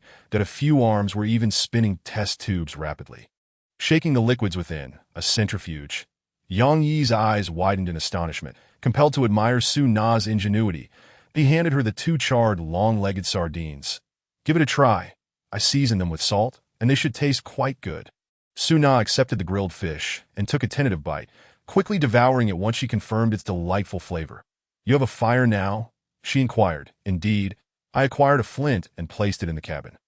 Additionally, I set up a temporary campfire in the courtyard. Wonderful. With fire, we can attempt to concentrate some potions, Suna mused, stroking her chin as if deep in thought. However, time was of the essence. Yang Yi had come to remind her to retire for the night. Yet, just before leaving, he noticed a large glass tank in the laboratory, housing a dozen juvenile fire silk spiders, with some deceased fish provided for their nourishment. Are you raising spiders? Yang Yi asked. Yes, but the survival rate is abysmal. Out of dozens of eggs, only a handful have survived. What purpose do these spiders serve? Yang Yi frowned. These creatures were neither palatable nor visually appealing, rendering them of little value to nurture. That don't you think the laboratory lacks some white mice? Su Na replied casually. Very well. Yang Yi offered a moment of silence for the newly hatched spiders before departing the laboratory. 3 days later, the Night Star continued its voyage across the sea, maintaining a speed of 40 knots. Unless unforeseen circumstances arose, it would reach the extreme winter sea the following day. This morning, Yang Yi awoke, startled by the morning chill. The first thing he did was touch his left shoulder. Exhaling in relief that he had experienced a nightmare to in the dream, an additional head had sprouted from his left shoulder, and it was not his own. This was utterly terrifying. Upon awakening, he found himself drenched in sweat, the sea breeze chilling him to the bone, for his room was rather drafty. Yang Yi hurriedly donned a fire silk garment, regaining his composure, and he began to recall the visage from his dream. After several moments, he arrived at a conclusion, only to feel even more unsettled that it was the face of a woman. Though blurred, it was undoubtedly feminine and rather beautiful. Furthermore, she possessed a pair of blood-red, glistening eyes. The thought sent shivers down his spine. A wave of dread washes over you. Your rationality decreases by 10. Had he somehow merged with Su Na, transformed into a two-headed demon?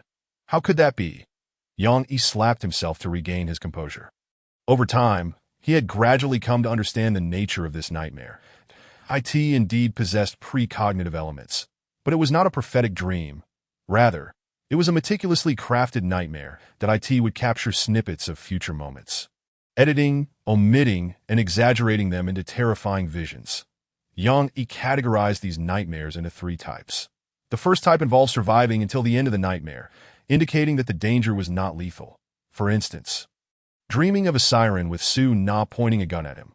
The second type entailed his death within the nightmare, suggesting the danger was indeed fatal, such as being attacked by a drowned soul. The third type, the most terrifying, was characterized by a strong presence, yet an inability to recall specifics. Attempting to remember would result in severe headaches. Thus far, he had only experienced this once, dreaming of an enormous spider, likely representing the matriarch of many limbs. This recent nightmare belonged to the first category. Yang Yi had not perished. Merely his form was peculiar, featuring 2 heads. However, was the fate of having 2 heads truly preferable to death? It was difficult to ascertain to be safe. Yang Yi resolved to avoid the witch's laboratory for the time being, but he sat on the bed for a while, allowing himself to fully calm down, before donning his pirate attire and stepping outside. The chill of the sea breeze greeted him. At today's weather, the temperature has dropped. You need to wear an additional layer. Location: origin sea, remaining sunlight duration 7 hours, temperature 2 to 7, wind speed level 4. Has it already plummeted to 2 degrees? They had yet to enter the extreme winter sea. Yang Yi frowned. Chapter 66. The man with hair on his face. Not long after Yang Yi stepped outside, Su Na also rose.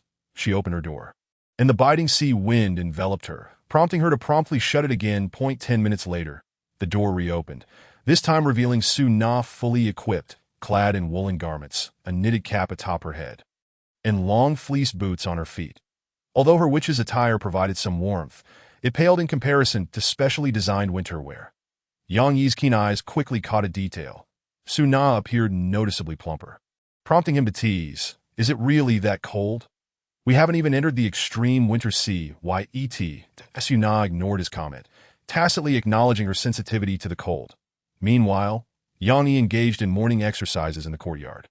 Ever since acquiring the broken iron sword, he had developed a habit of testing his ability to lift the massive blade daily, while simultaneously building his strength. But he discovered that since using the appetite-enhancing potion, his efficiency in gaining physical experience had significantly increased, and he appeared to be growing sturdier. Thus, he needed to exercise to ensure he didn't balloon into a sphere. After completing his morning routine, Yang Yi inspected the fish jerky he had been curing, that he estimated that in another day or 2, it would harden.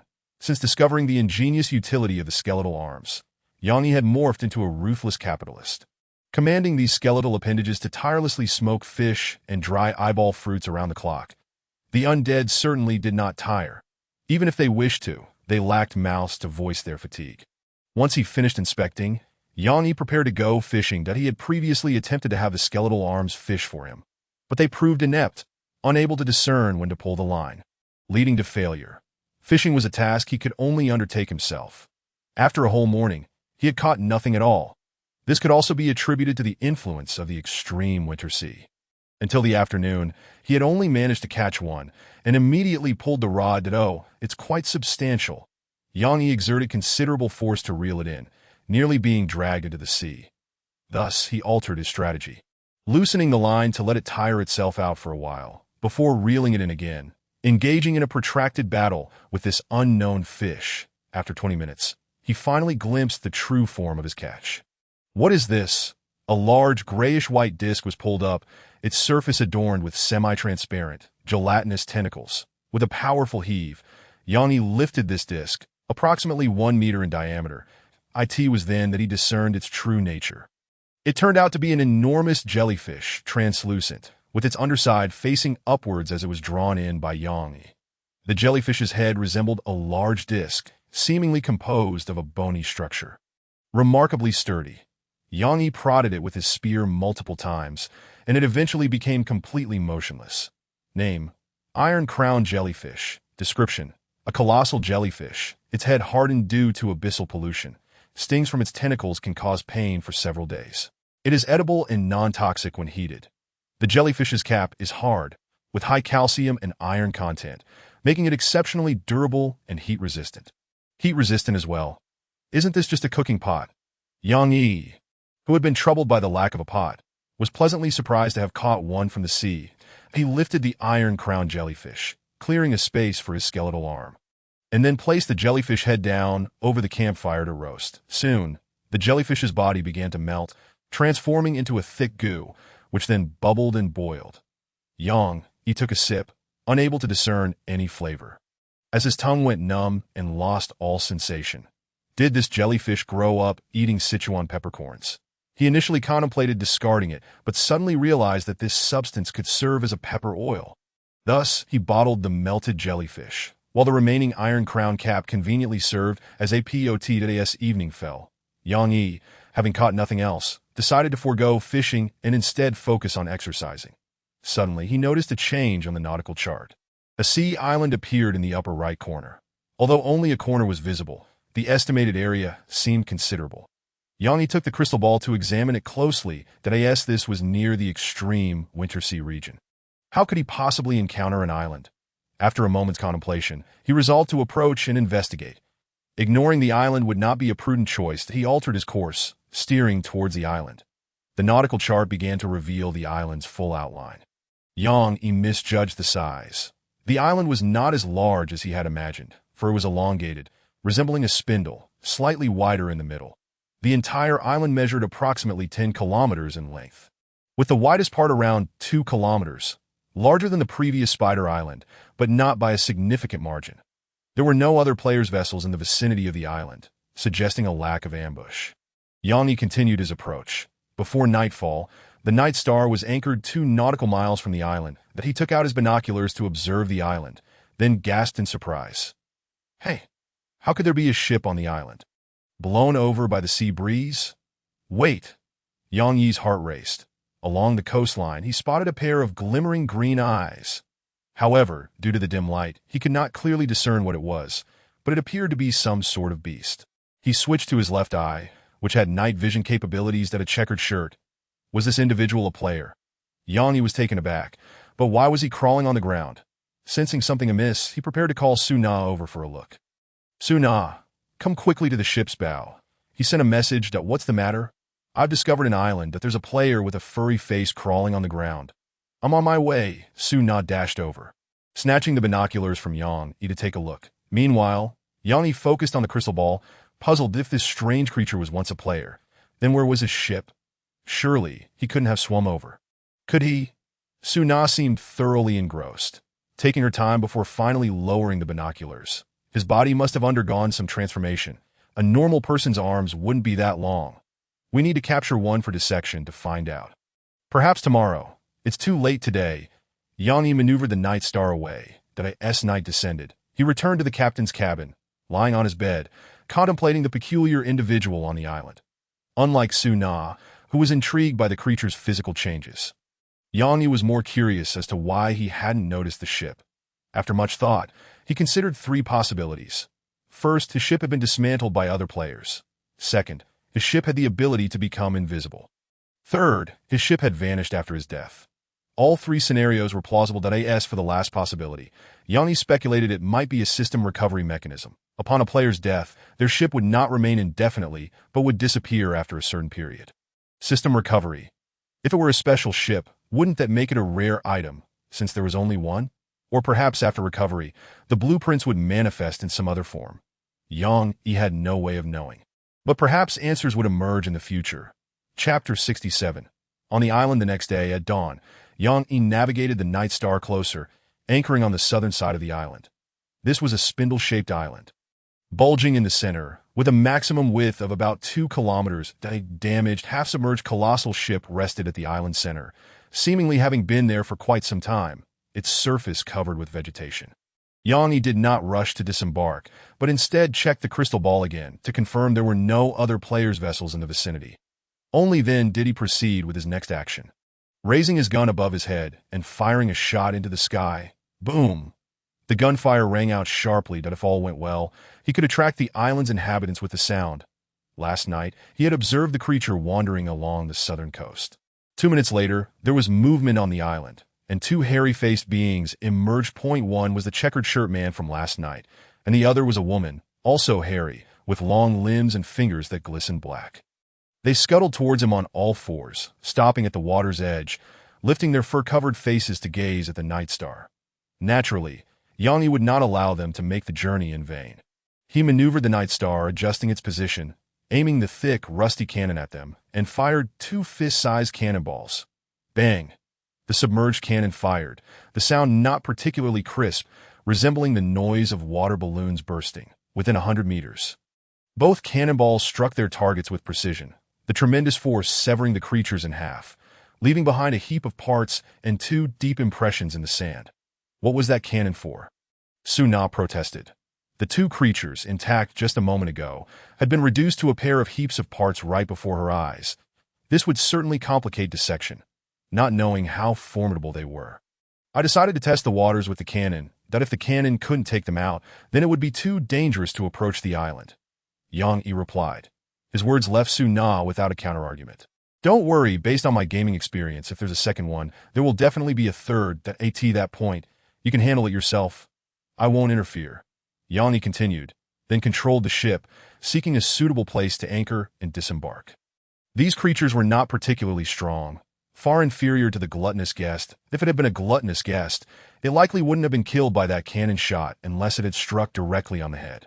After waiting a while longer and confirming no further activity on the island, he released the raft, preparing to go ashore with Su Na. What's this? Su Na handed Yang Yi a handmade mask. Quite rudimentary, made of several layers of fabric with some fire fluff interspersed. Although a makeshift mask, it provided some protection, albeit minimal. These individuals might be infected with some disease.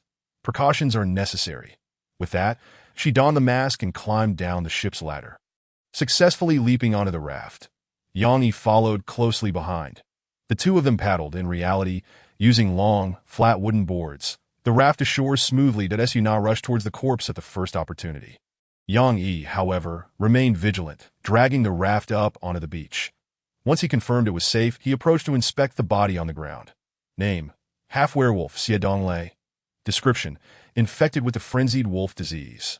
A human undergoing the transformation into a wolf. Attributes: enhance at night.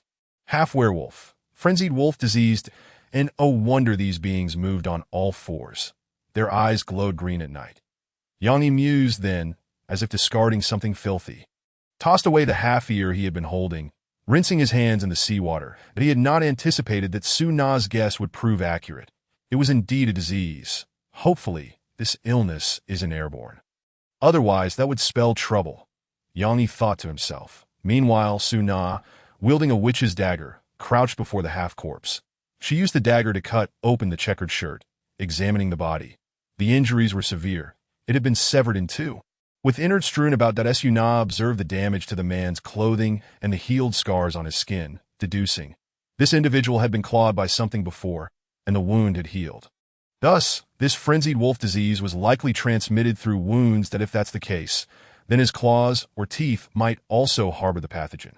Su-na remarked as she began to gather the remains, placing them into her treasure bag for further study in the lab. Yang Yi felt a sense of regret, for this body would not yield any rewards, possibly because it was too weak and had not fully transformed into a wolf. Are you familiar with rabies?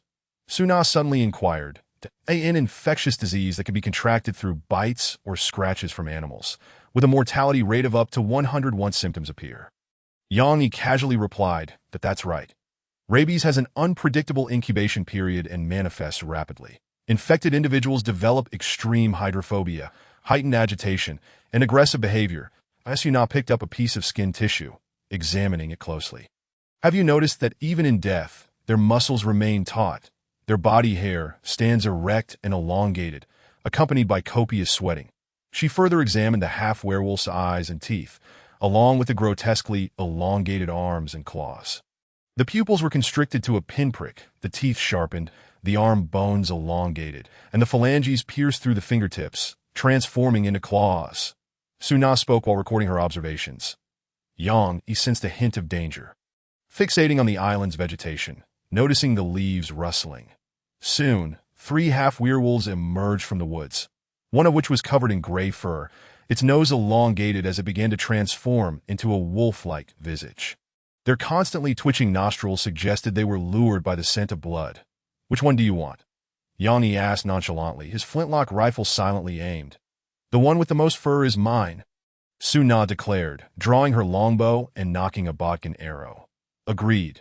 The 3 half-werewolves charged forward, but before they could cover 2 meters, one of their heads exploded, falling lifelessly to the ground.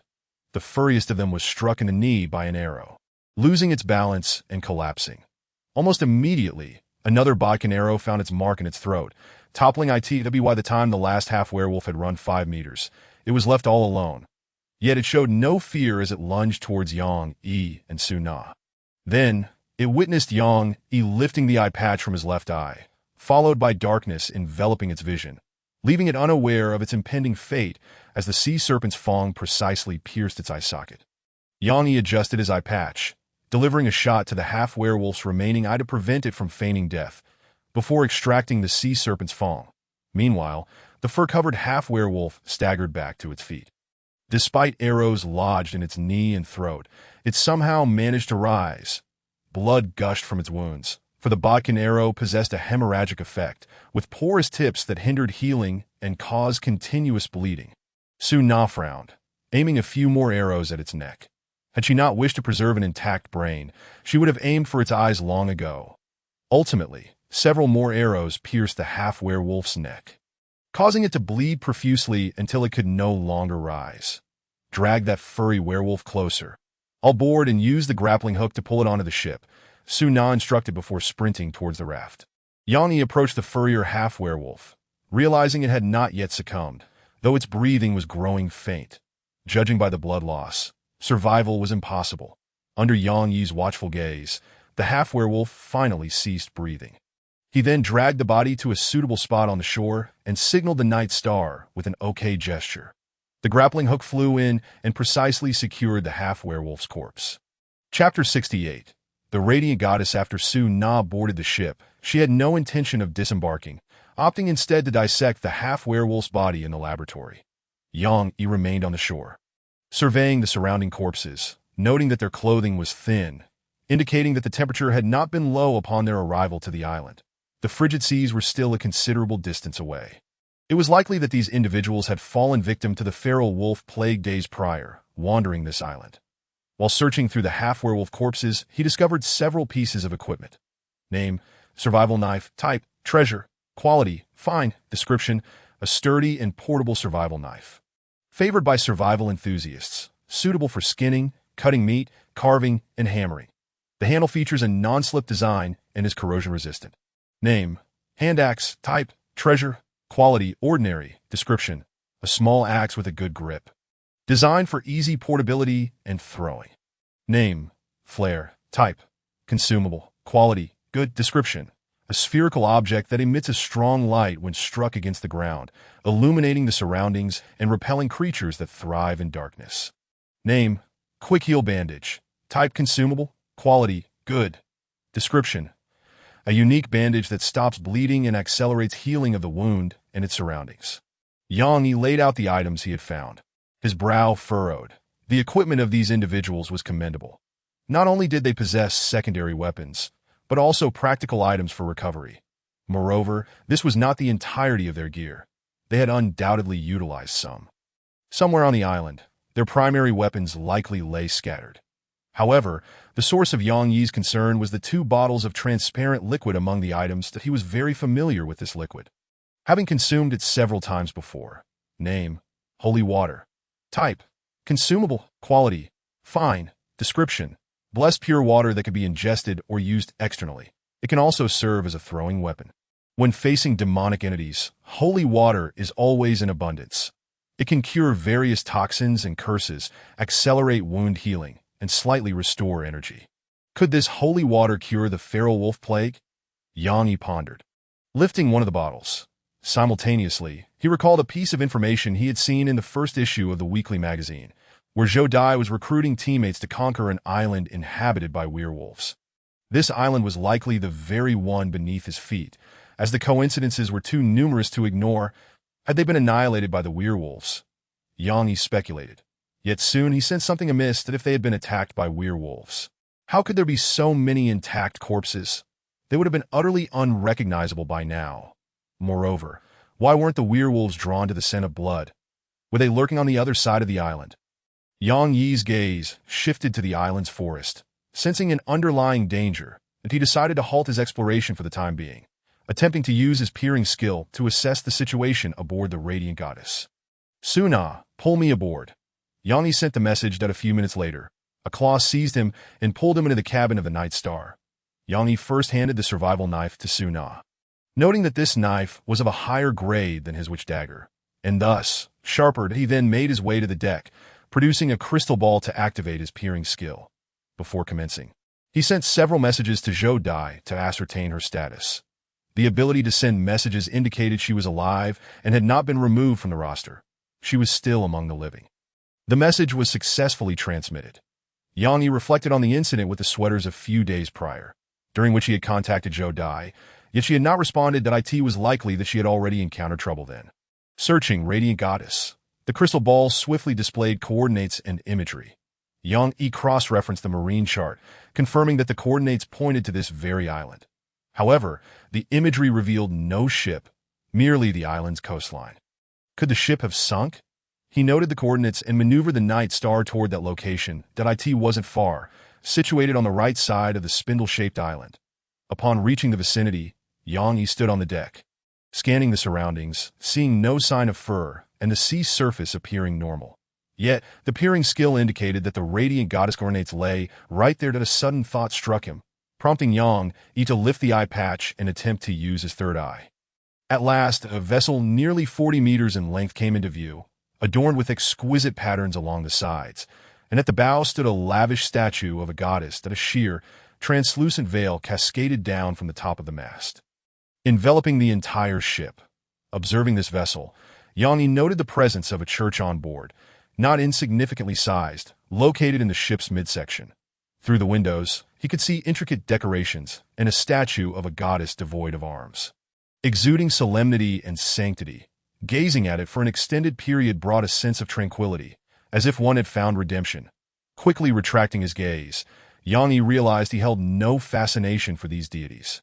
He stroked his chin, contemplating an invisible ship or an invisibility device. Without the third eye, he would have been utterly blind to this vessel, even if it were placed directly before him. The peering skill of the astrologer could only reveal the ship's coordinates. He fetched a wooden plank, attempting to board, but was thwarted by a barrier of translucent force.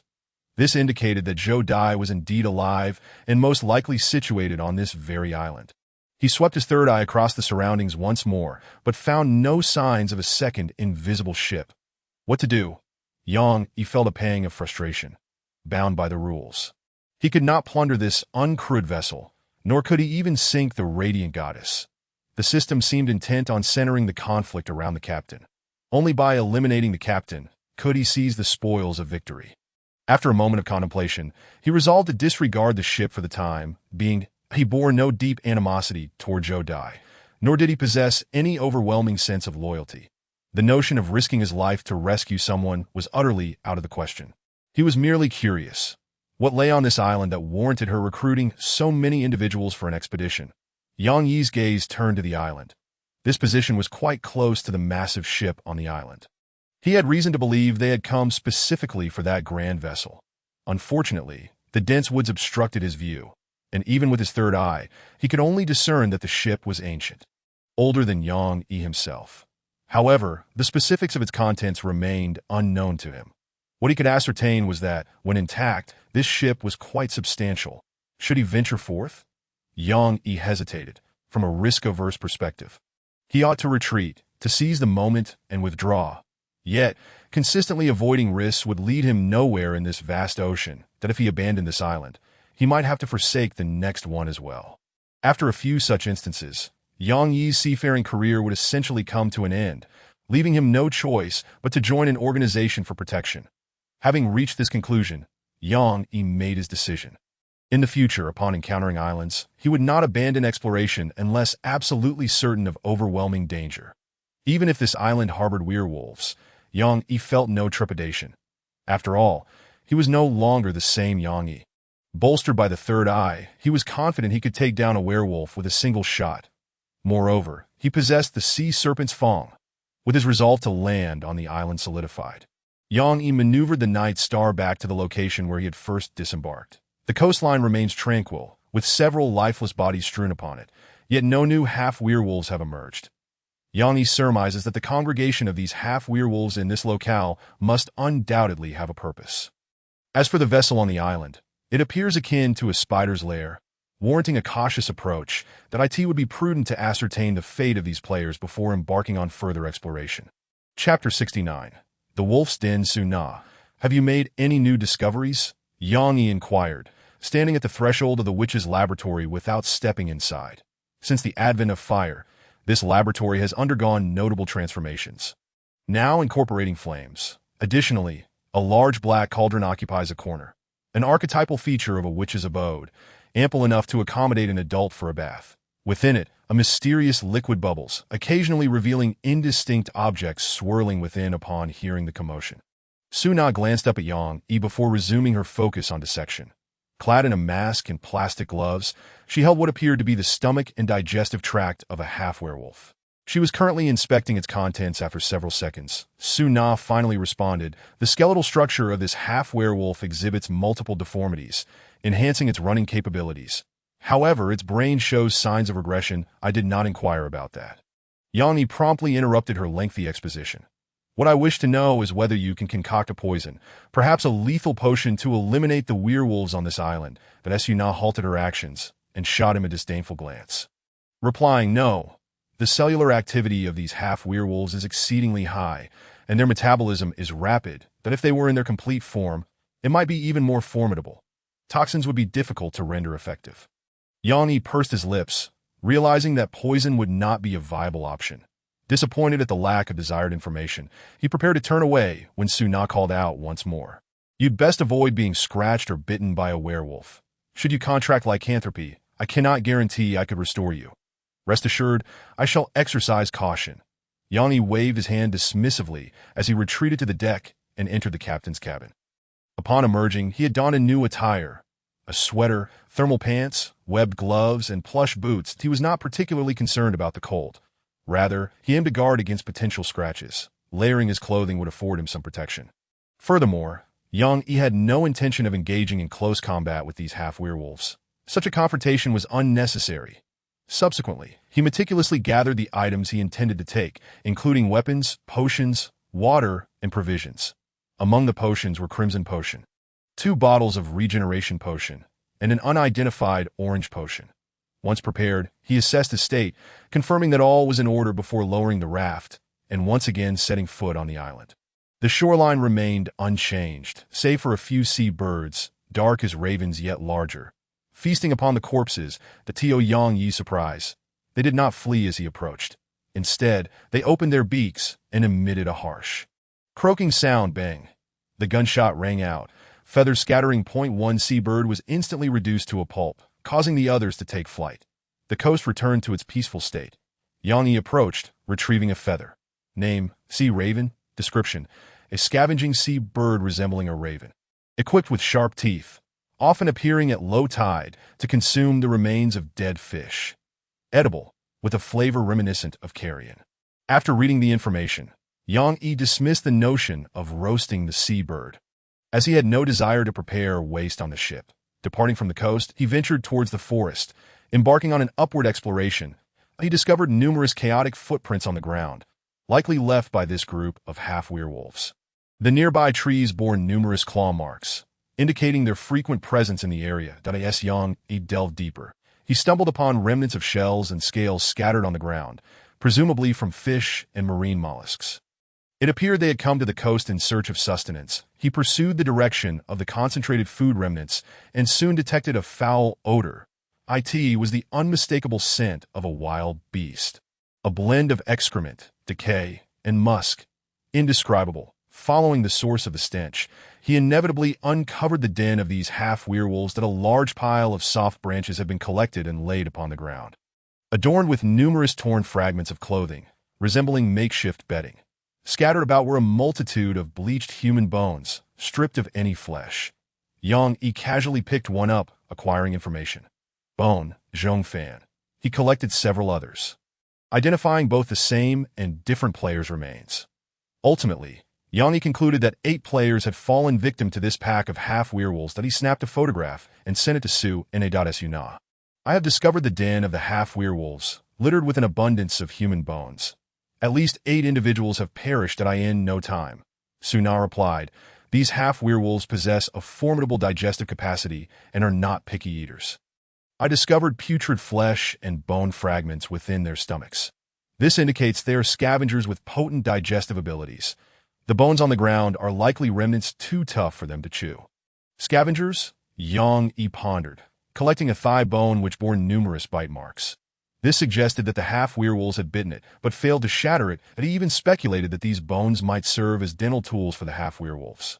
Yet, this did not seem to be the result of biting. He picked up a segment of vertebra, its cross-section cleanly severed as if cut by a blade or other sharp instrument. In Yang Yi's experience, the most frequent users of such implements were humans. Could it be infighting? Or perhaps there are other extraordinary creatures on the island? Yang Yi furrowed his brow, perplexed, just as he prepared to leave. A glint caught his eye, emanating from beneath the soft branches. Yang Yi unearthed a thigh bone and cleared the branches away.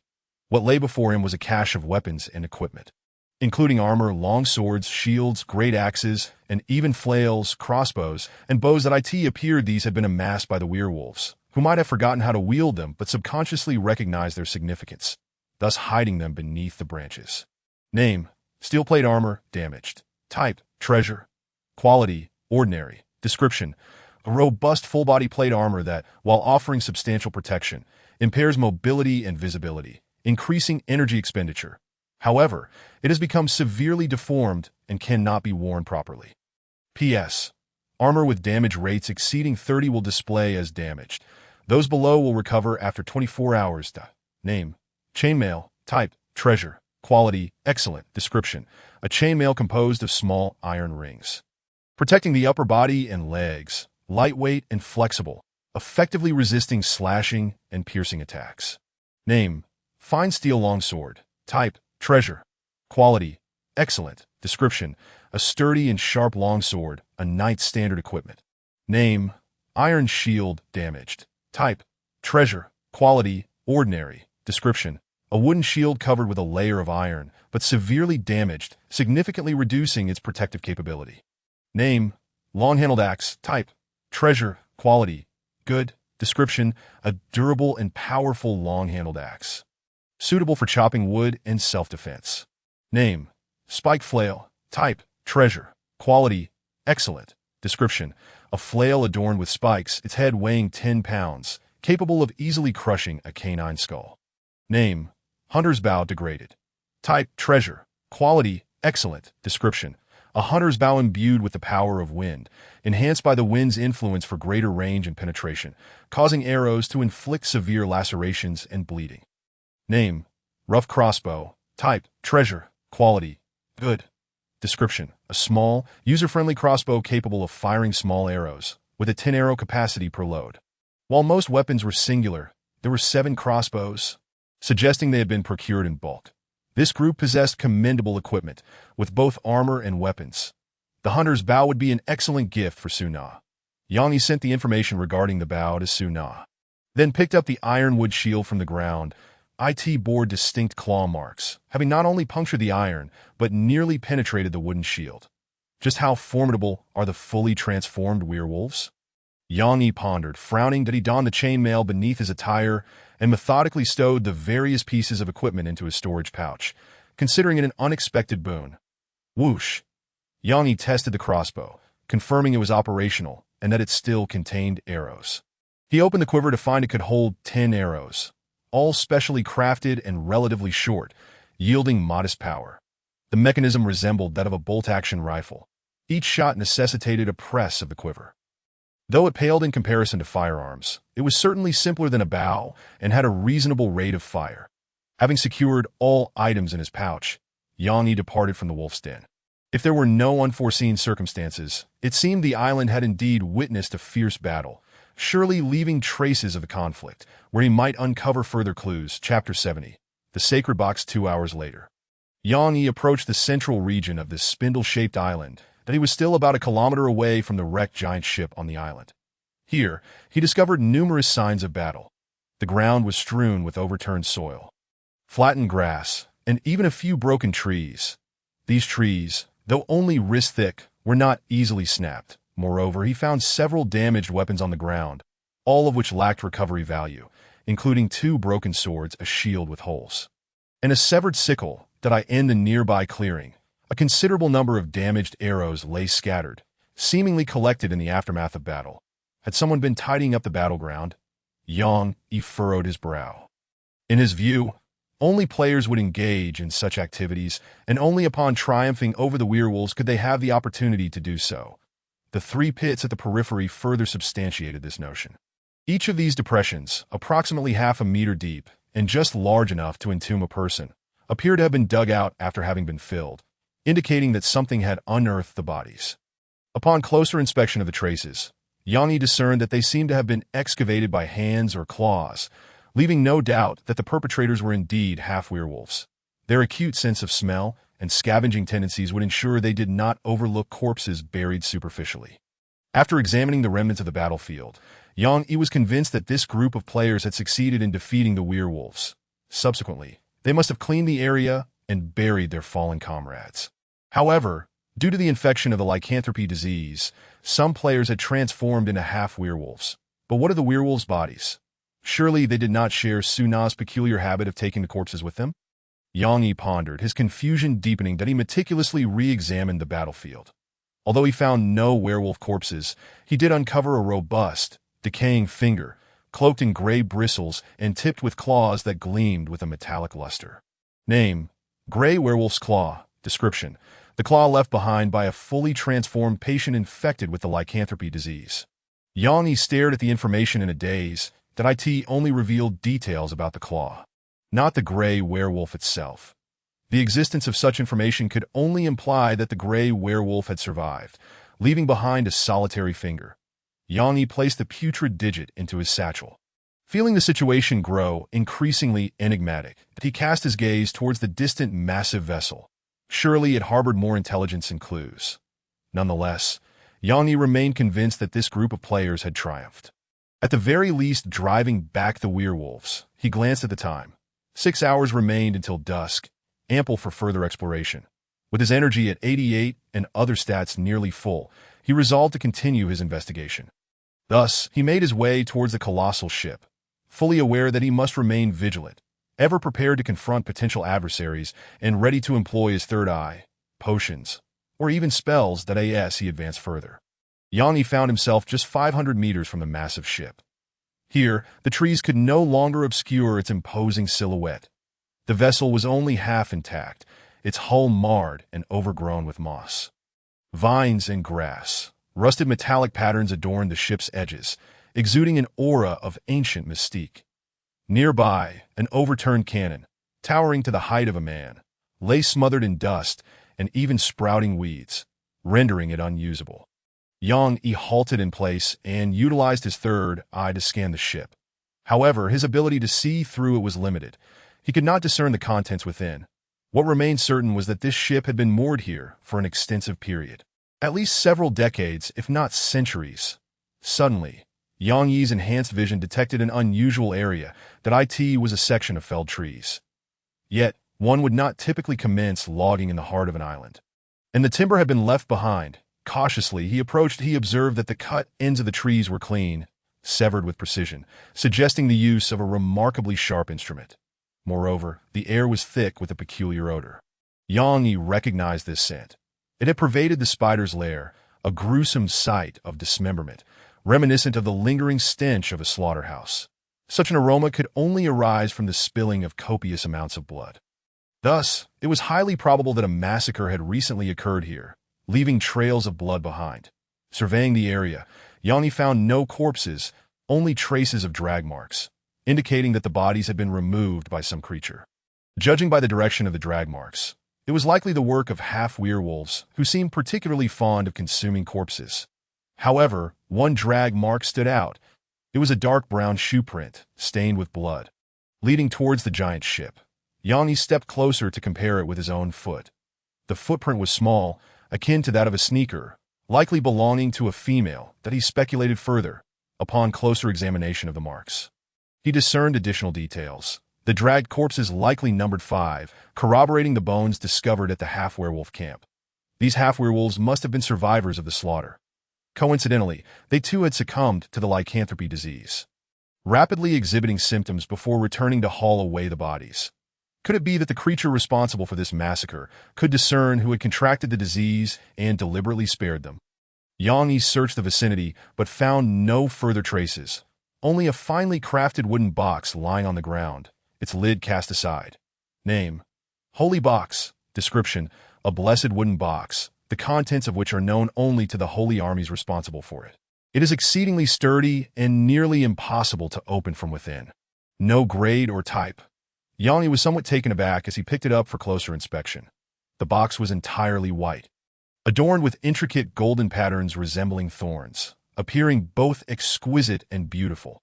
The lid featured an illustration of a robed man, whose handsome visage bore a sorrowful expression. His eyes were obscured by a strip of cloth, from which tears streamed, forming 2 distinct trails. His right hand extended from the robe, clutching a scale, while the left remained hidden within. Yang Yi did not recognize this figure, but he could ascertain that he was not human. Despite the resemblance, the arm concealed beneath the robe appeared somewhat larger, causing the fabric to bulge conspicuously. Of course, he could also be a deformed human. It mattered little. Yang Yi did not linger on the box's structure, but instead focused on its interior. It was a cube-shaped space, each side measuring approximately 25 centimeters, insufficient to contain anything of significant size. Compelled by an inexplicable urge, Yang Yi leaned in to sniff the box, detecting a fragrant aroma reminiscent of high-end perfume.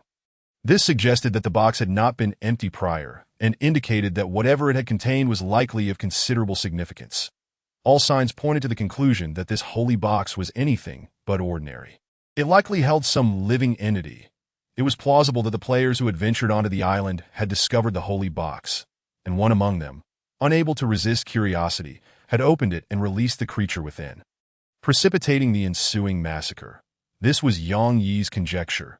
He attempted to place the holy box into his satchel, but to his astonishment, the greedy satchel promptly rejected it. After 3 failed attempts, even offering it food yielded no results. How peculiar! Was the satchel becoming picky? Yang Yi was left bewildered, ultimately cradling the box in his arms as he proceeded towards the massive ship. The situation had become abundantly clear. Any remaining clues should be found aboard the vessel. Chapter 71. Yang Yi followed the bloodied footprints, ultimately arriving before the colossal ship. The prints vanished approximately 2 meters from the vessel. Before him lay not an open cabin or deck, but the slanted bottom of the ship. Had they scaled it by some means? Yang Yi speculated but he stepped back a few paces, removed his eye mask, and attempted to peer inside the vessel using his third eye. Noting a particularly clear window, devoid of the overgrowth of weeds and vines, seemingly having been deliberately cleaned. At that moment, Yang Yi's peripheral vision caught a glimpse of a shadow hurtling towards him at great speed. The shadow moved with remarkable stealth, making no sound as it traversed the grass. By the time its prey heard it, it would be too late to evade. Yet Yang Yi was different. His third eye had detected the approaching figure. Without hesitation, he turned, aimed, and squeezed the trigger of his flintlock. Click! The gun misfired. Undeterred, Yang Yi immediately hurled a hand axe, a projectile weapon he had previously acquired. While its quality was low, it was convenient to carry and effective in use. The flying axe struck the shadow squarely in the knee, producing a sharp sound. However, the damage inflicted was minimal. The axe merely ricocheted off the creature's spiny fur, failing to penetrate. Moreover, the shadow did not halt for an instant, accelerating towards Yang Yi with alarming speed. Its appearance was ghastly, its body marred by numerous wounds, riddled with arrows, and bearing gunshot and laceration injuries, with flesh hanging loosely and even a broken spear embedded in its back. The dark gray fur covering its body left no room for doubt. It was undoubtedly the missing werewolf. The reason it could still move despite such grievous injuries was not due to extraordinary vitality, but rather because its flesh had begun to rot and fester, exuding a potent stench of decay. This was likely a reanimated corpse. Encountered an abnormal creature, your sanity decreases by 5. In that instant, Yang Yi reacted swiftly. Upon realizing the ineffectiveness of the axe, he switched to the sea serpent's fang and his ironwood shield. Against such a swiftly moving creature, retreat was not an option. Thus, he prepared to confront it head-on. Activating the sea serpent's fang skill, Flame Eruption, he refrained from using the flintlock's cannon mode as he wanted to conserve it for a potential second creature. Calculating the distance, Yang Yi unleashed the skill, sending forth a fan of flames erupting from his short sword. The flames ignited everything within a 3-meter radius, encompassing approximately 110 degrees, including the werewolf itself. The spiny fur that provided some defense against sharp objects was no match for the intense heat and was quickly engulfed in flames, transforming the creature into a blazing fireball. Yet it felt no pain and feared not the flames. With a swipe of its claw, it struck Yang Yi's hastily raised ironwood shield. Crack! Wood splintered, and the shield could no longer withstand the force. Shattering completely, Yang Yi was hurled backward, colliding with the ship's hull, his left arm numb and devoid of sensation. Even the fabric of his sleeve was torn, revealing the chainmail beneath. Had he not been wearing that armor, his arm would have been severely lacerated. Not far away, the werewolf had been reduced to a mere fireball. Though fearless of fire, the creature was undeniably injured by the flames, its flesh charred and emitting a foul stench. Seizing the opportunity, Yang Yi switched to his flintlock, firing a second shot that struck the werewolf's knee with unerring accuracy. Lacking the protection of fur, the werewolf's knee shattered upon impact, causing it to stumble and collapse to the ground. Without pause, Yang Yi hurled the tooth of the sea serpent at the creature, piercing its left eye and embedding the blade deep into its socket. The intense heat traveled along the blade, swiftly incinerating the werewolf's brain, rendering its body rigid and lifeless. Rather than reveling in his victory, Yang Yi remained vigilant, scanning the surroundings with his third eye before retreating into a thicket. After several tense seconds, reassured that the colossal ship lay still, he donned his eye mask to be why this time. The werewolf had become thoroughly charred, its body transitioning toward carbon, releasing plumes of thick black smoke. The recent flames had ignited a vast expanse of nearby vegetation. Fortunately, there were no trees surrounding the ship, and the damp earth had prevented the fire from spreading. Otherwise, the entire island would have been ablaze, forcing Yang Yi to flee as he approached the scorched werewolf. Wielding a long-handled axe extracted from his satchel, and swung it at the creature's head. Clang! The first strike produced a resounding metallic sound, failing to sever the werewolf's neck. This revealed just how formidable the creature's bones were. He retracted the axe and struck 3 additional blows before finally decapitating the charred head. After extinguishing the flames with earth to cool the remains, Yang Yi retrieved his precious short sword and discovered a silver bullet lodged within the werewolf's jaw. White Rose. The sight of this silver bullet instantly reminded Yang of the white revolver he had once seen, which was said to fire silver bullets capable of hindering regeneration and vanquishing evil. Yang had also gleaned valuable information regarding the werewolf. Name: Gray Werewolf, Corpse Transformation. Description: a gray werewolf corpse reanimated by necromancy, covered in hard black-gray fur, attacking all living beings except the caster. Can be deposited in the monster gacha machine. Corpse Transformation: the caster. Yang noted the keywords, indicating that some entity had employed necromancy to revive the gray werewolf's body. Another adversary must certainly exist. Yang collected the charred, still smoking werewolf head into his satchel, preparing to return it for gacha purposes. Given its incinerated state, it appeared devoid of anatomical research value. In Yang, he had no intention of informing Su-na to avoid her scorn for leaving behind an intact corpse. As for the werewolf's body, it was nearly reduced to ash. Yang did not rush to enter the colossal ship. Instead, he concealed himself nearby and consumed a vial of holy water to restore his condition. Only after the flames subsided did he emerge once more. Remarkably, the ship remained silent throughout this duration, suggesting that the enemy was likely not aboard, but he glanced at the time, noting that 4 hours remained until dusk. Ample time for exploration. 2 hours for exploration and 2 for return should suffice. Moreover, he felt relatively well. After drinking the holy water, his energy had been partially restored, and his vitality remained above 85. Apart from the loss of the sea serpent's tooth skill, he had sustained minimal depletion. Resolute in his decision, Yang approached the colossal ship, utilizing his webbed gloves to scale its surface that he saw an opportune entry point, such as the meticulously cleared window. Minutes later, he reached the window, casually tossing a long-legged sardine inside to test for any movement before cautiously peering in. Something was amiss. The vessel had evidently suffered a shipwreck and had been unfortunate enough to wash ashore here. Thus, its interior should be in disarray. However, this room was surprisingly well furnished, with neatly arranged tables and chairs, albeit relocated, as the original floor had transformed into a wall. Yet, a thick layer of dust coated the surfaces. This indicated that there had likely been survivors aboard when the ship stranded on the deserted island, but he refrained from recklessly jumping inside, opting instead to observe through his left eye. The dim interior necessitated the use of his third eye for clarity. He quickly identified a row of unusual objects, a series of glass jars, which he recognized from Su-na's laboratory. Inside, preserved were 5 human heads, neither more nor less than that number, displayed on a notably clean shelf. Chapter 72. The malevolent which Yang Yi's gaze swept over the 5 heads, noting their shared characteristic. The necks were severed with unnaturally clean cuts, as if sliced through by a sharp instrument. After a few moments of contemplation, he recalled the remains he had encountered within the half-werewolf camp at that time. He had discovered numerous human bones, yet the number of skulls had been strikingly low. Initially, he had thought the half-werewolves had merely misplaced the skulls, but now it seemed evident that these bodies had never possessed heads, as they had been deliberately collected by some entity, employing his third eye to scan every corner of the room. He detected no immediate danger, only a scattering of disordered footprints likely left not long ago. This suggested that players had previously entered this colossal ship, and the holy box was likely to be found within its confines. Utilizing his webbed gloves, Yang stealthily climbed into the room without causing significant disturbance. Upon landing, he immediately assumed a defensive posture, left hand wielding the gun, right hand gripping the tooth of the sea serpent. His body taut and ready for potential ambush. However, he had overthought.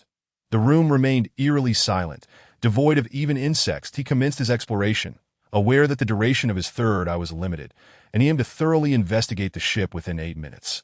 Name: Jar of Human Heads. Description: human heads preserved using some technique capable of long-term preservation, particularly of the brain, which is frozen in the moment of preservation. A jar of brains? He felt a chill run down his spine.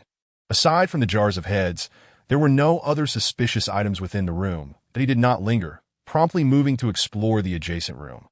Due to its tilt, entry into the next room was not feasible in a conventional manner. So he had to climb in. After confirming that the adjacent room posed no danger, Yang clambered inside. This room differed significantly from the previous one.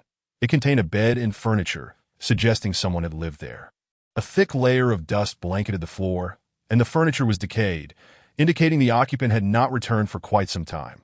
The more recent footprints belonged to players, including a trail stained with blood that stopped before the bed, as if someone had rested there momentarily. Yang Yi meticulously examined the bed and found a severely damaged parchment beneath it. The writing was nearly illegible, inscribed in a peculiar script that Yang Yi did not recognize. Discovering the universal language, 500 seashell coins can be spent to learn it. The notification promptly appeared. Without hesitation, Yang Yi spent the currency to acquire the language, enabling him to comprehend the text. Thanks to the guidance of the luminous, a few days ago, we received reports of a massacre that occurred and perpetrated by a frenzied one-eyed man who murdered his unfaithful wife, her lover, and all those nearby. His strength was astonishingly great, with his left eye dominating nearly half of his face. We purified him with the sacred fire. Subsequently, we followed the clues and discovered a lurking witch. To capture her, we sacrificed a knight and 2 knight attendants, all of whom were valiant souls, and we buried them.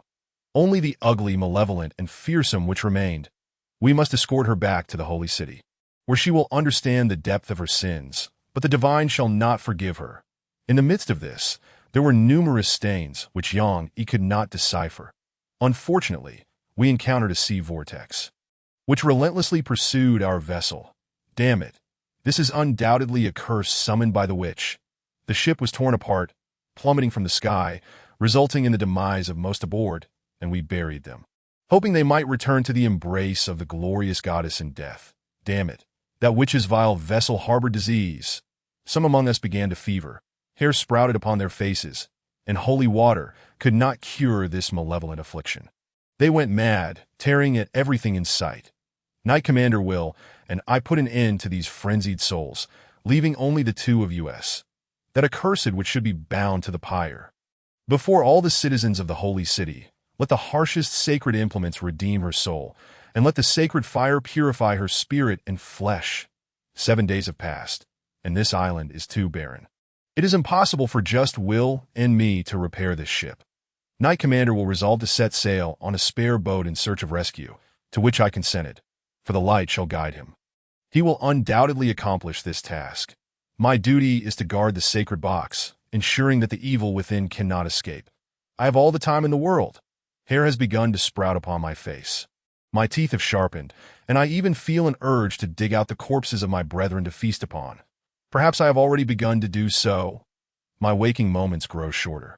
Yet I shall not forget my mission, that I will ensure this ship remains undisturbed, safeguarding the sacred box within from being opened.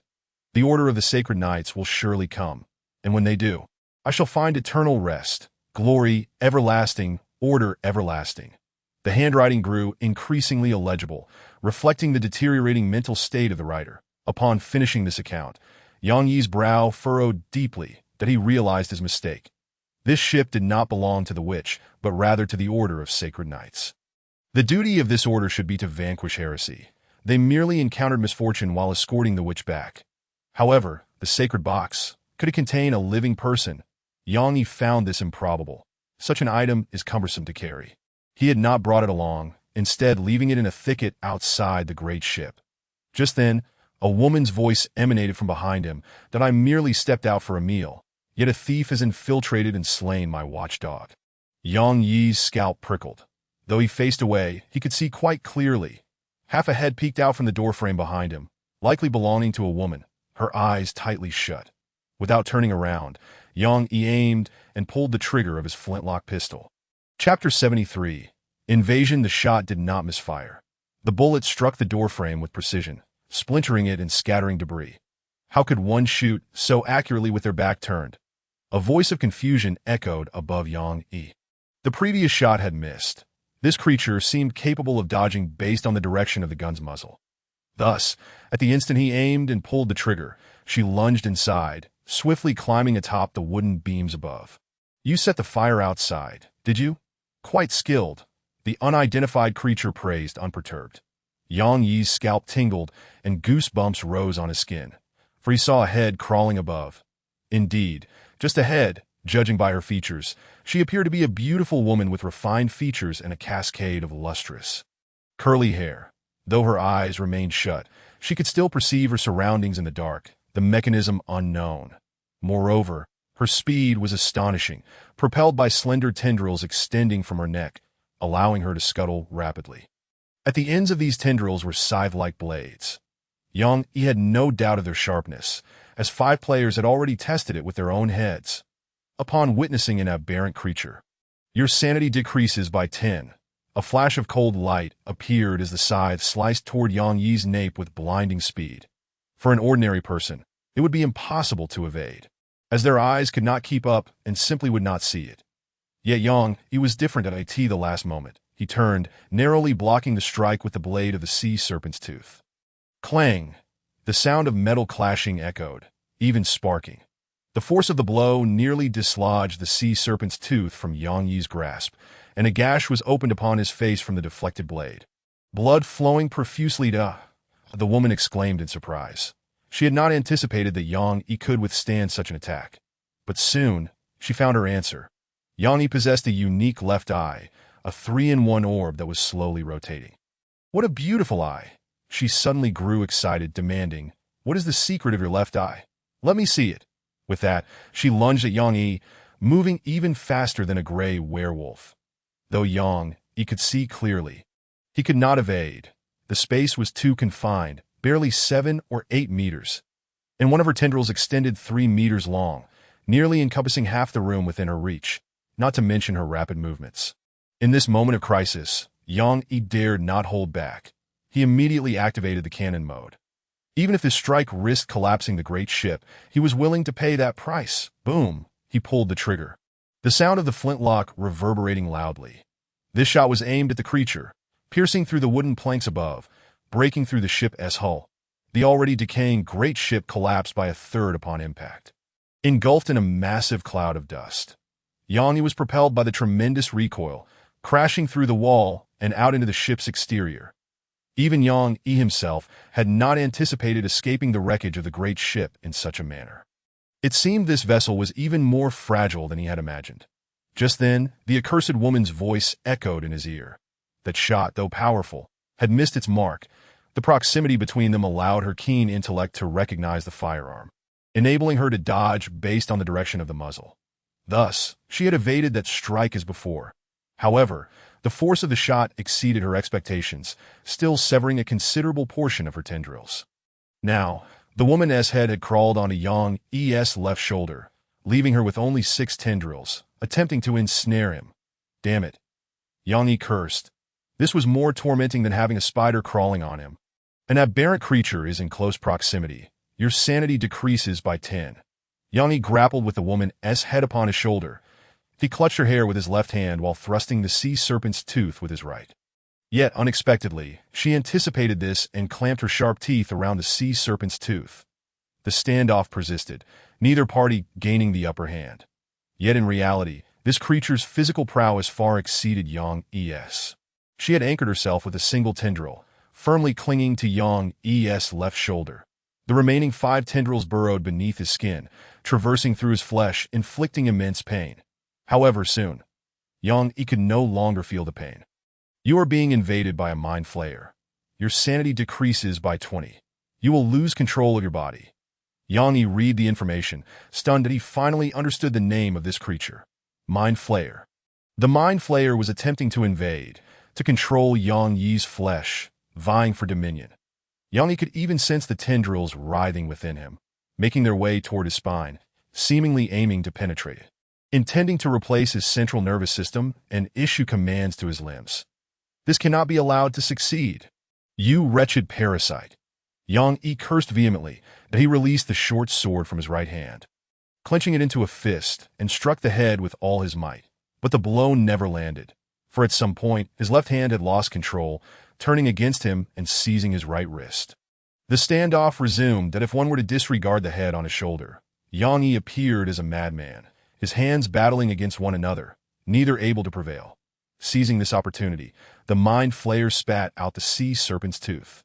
A viscous purple blood seeping from her mouth, it seemed that the previous strike had not left her unscathed. But now, she felt assured of victory, laughing heartily, her expression rich, lips curling upward, eyes gleaming with mockery. "Ha ha, do not resist. It will only bring you greater suffering. Surrender to me, and I promise not to kill you. I will let you forever dwell in blissful dreams. Go to hell. Yang Yi refused to yield. Struggling fiercely, with his hands immobilized, he resorted to his head. Wham! The mind flayer was caught off guard, struck by Yang Yi's headbutt, stars exploding in her vision. Though she was agile, she was pinned to Yang Yi's left shoulder and could not evade. With one successful blow, Yang Yi distinctly felt a momentary pause in the movements within his body, and his expression brightened as he charged forward with even greater ferocity. At this rate, he was willing to bash his own head open. Wham! Wham! Wham! Are you out of your mind? The mind flayer shouted in frustration. She had never encountered such a tenacious opponent before.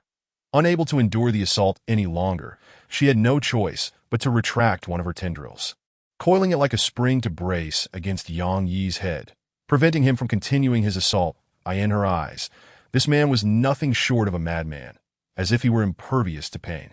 Ultimately, Yang Yi's headbutt was curtailed, yet he still achieved commendable results.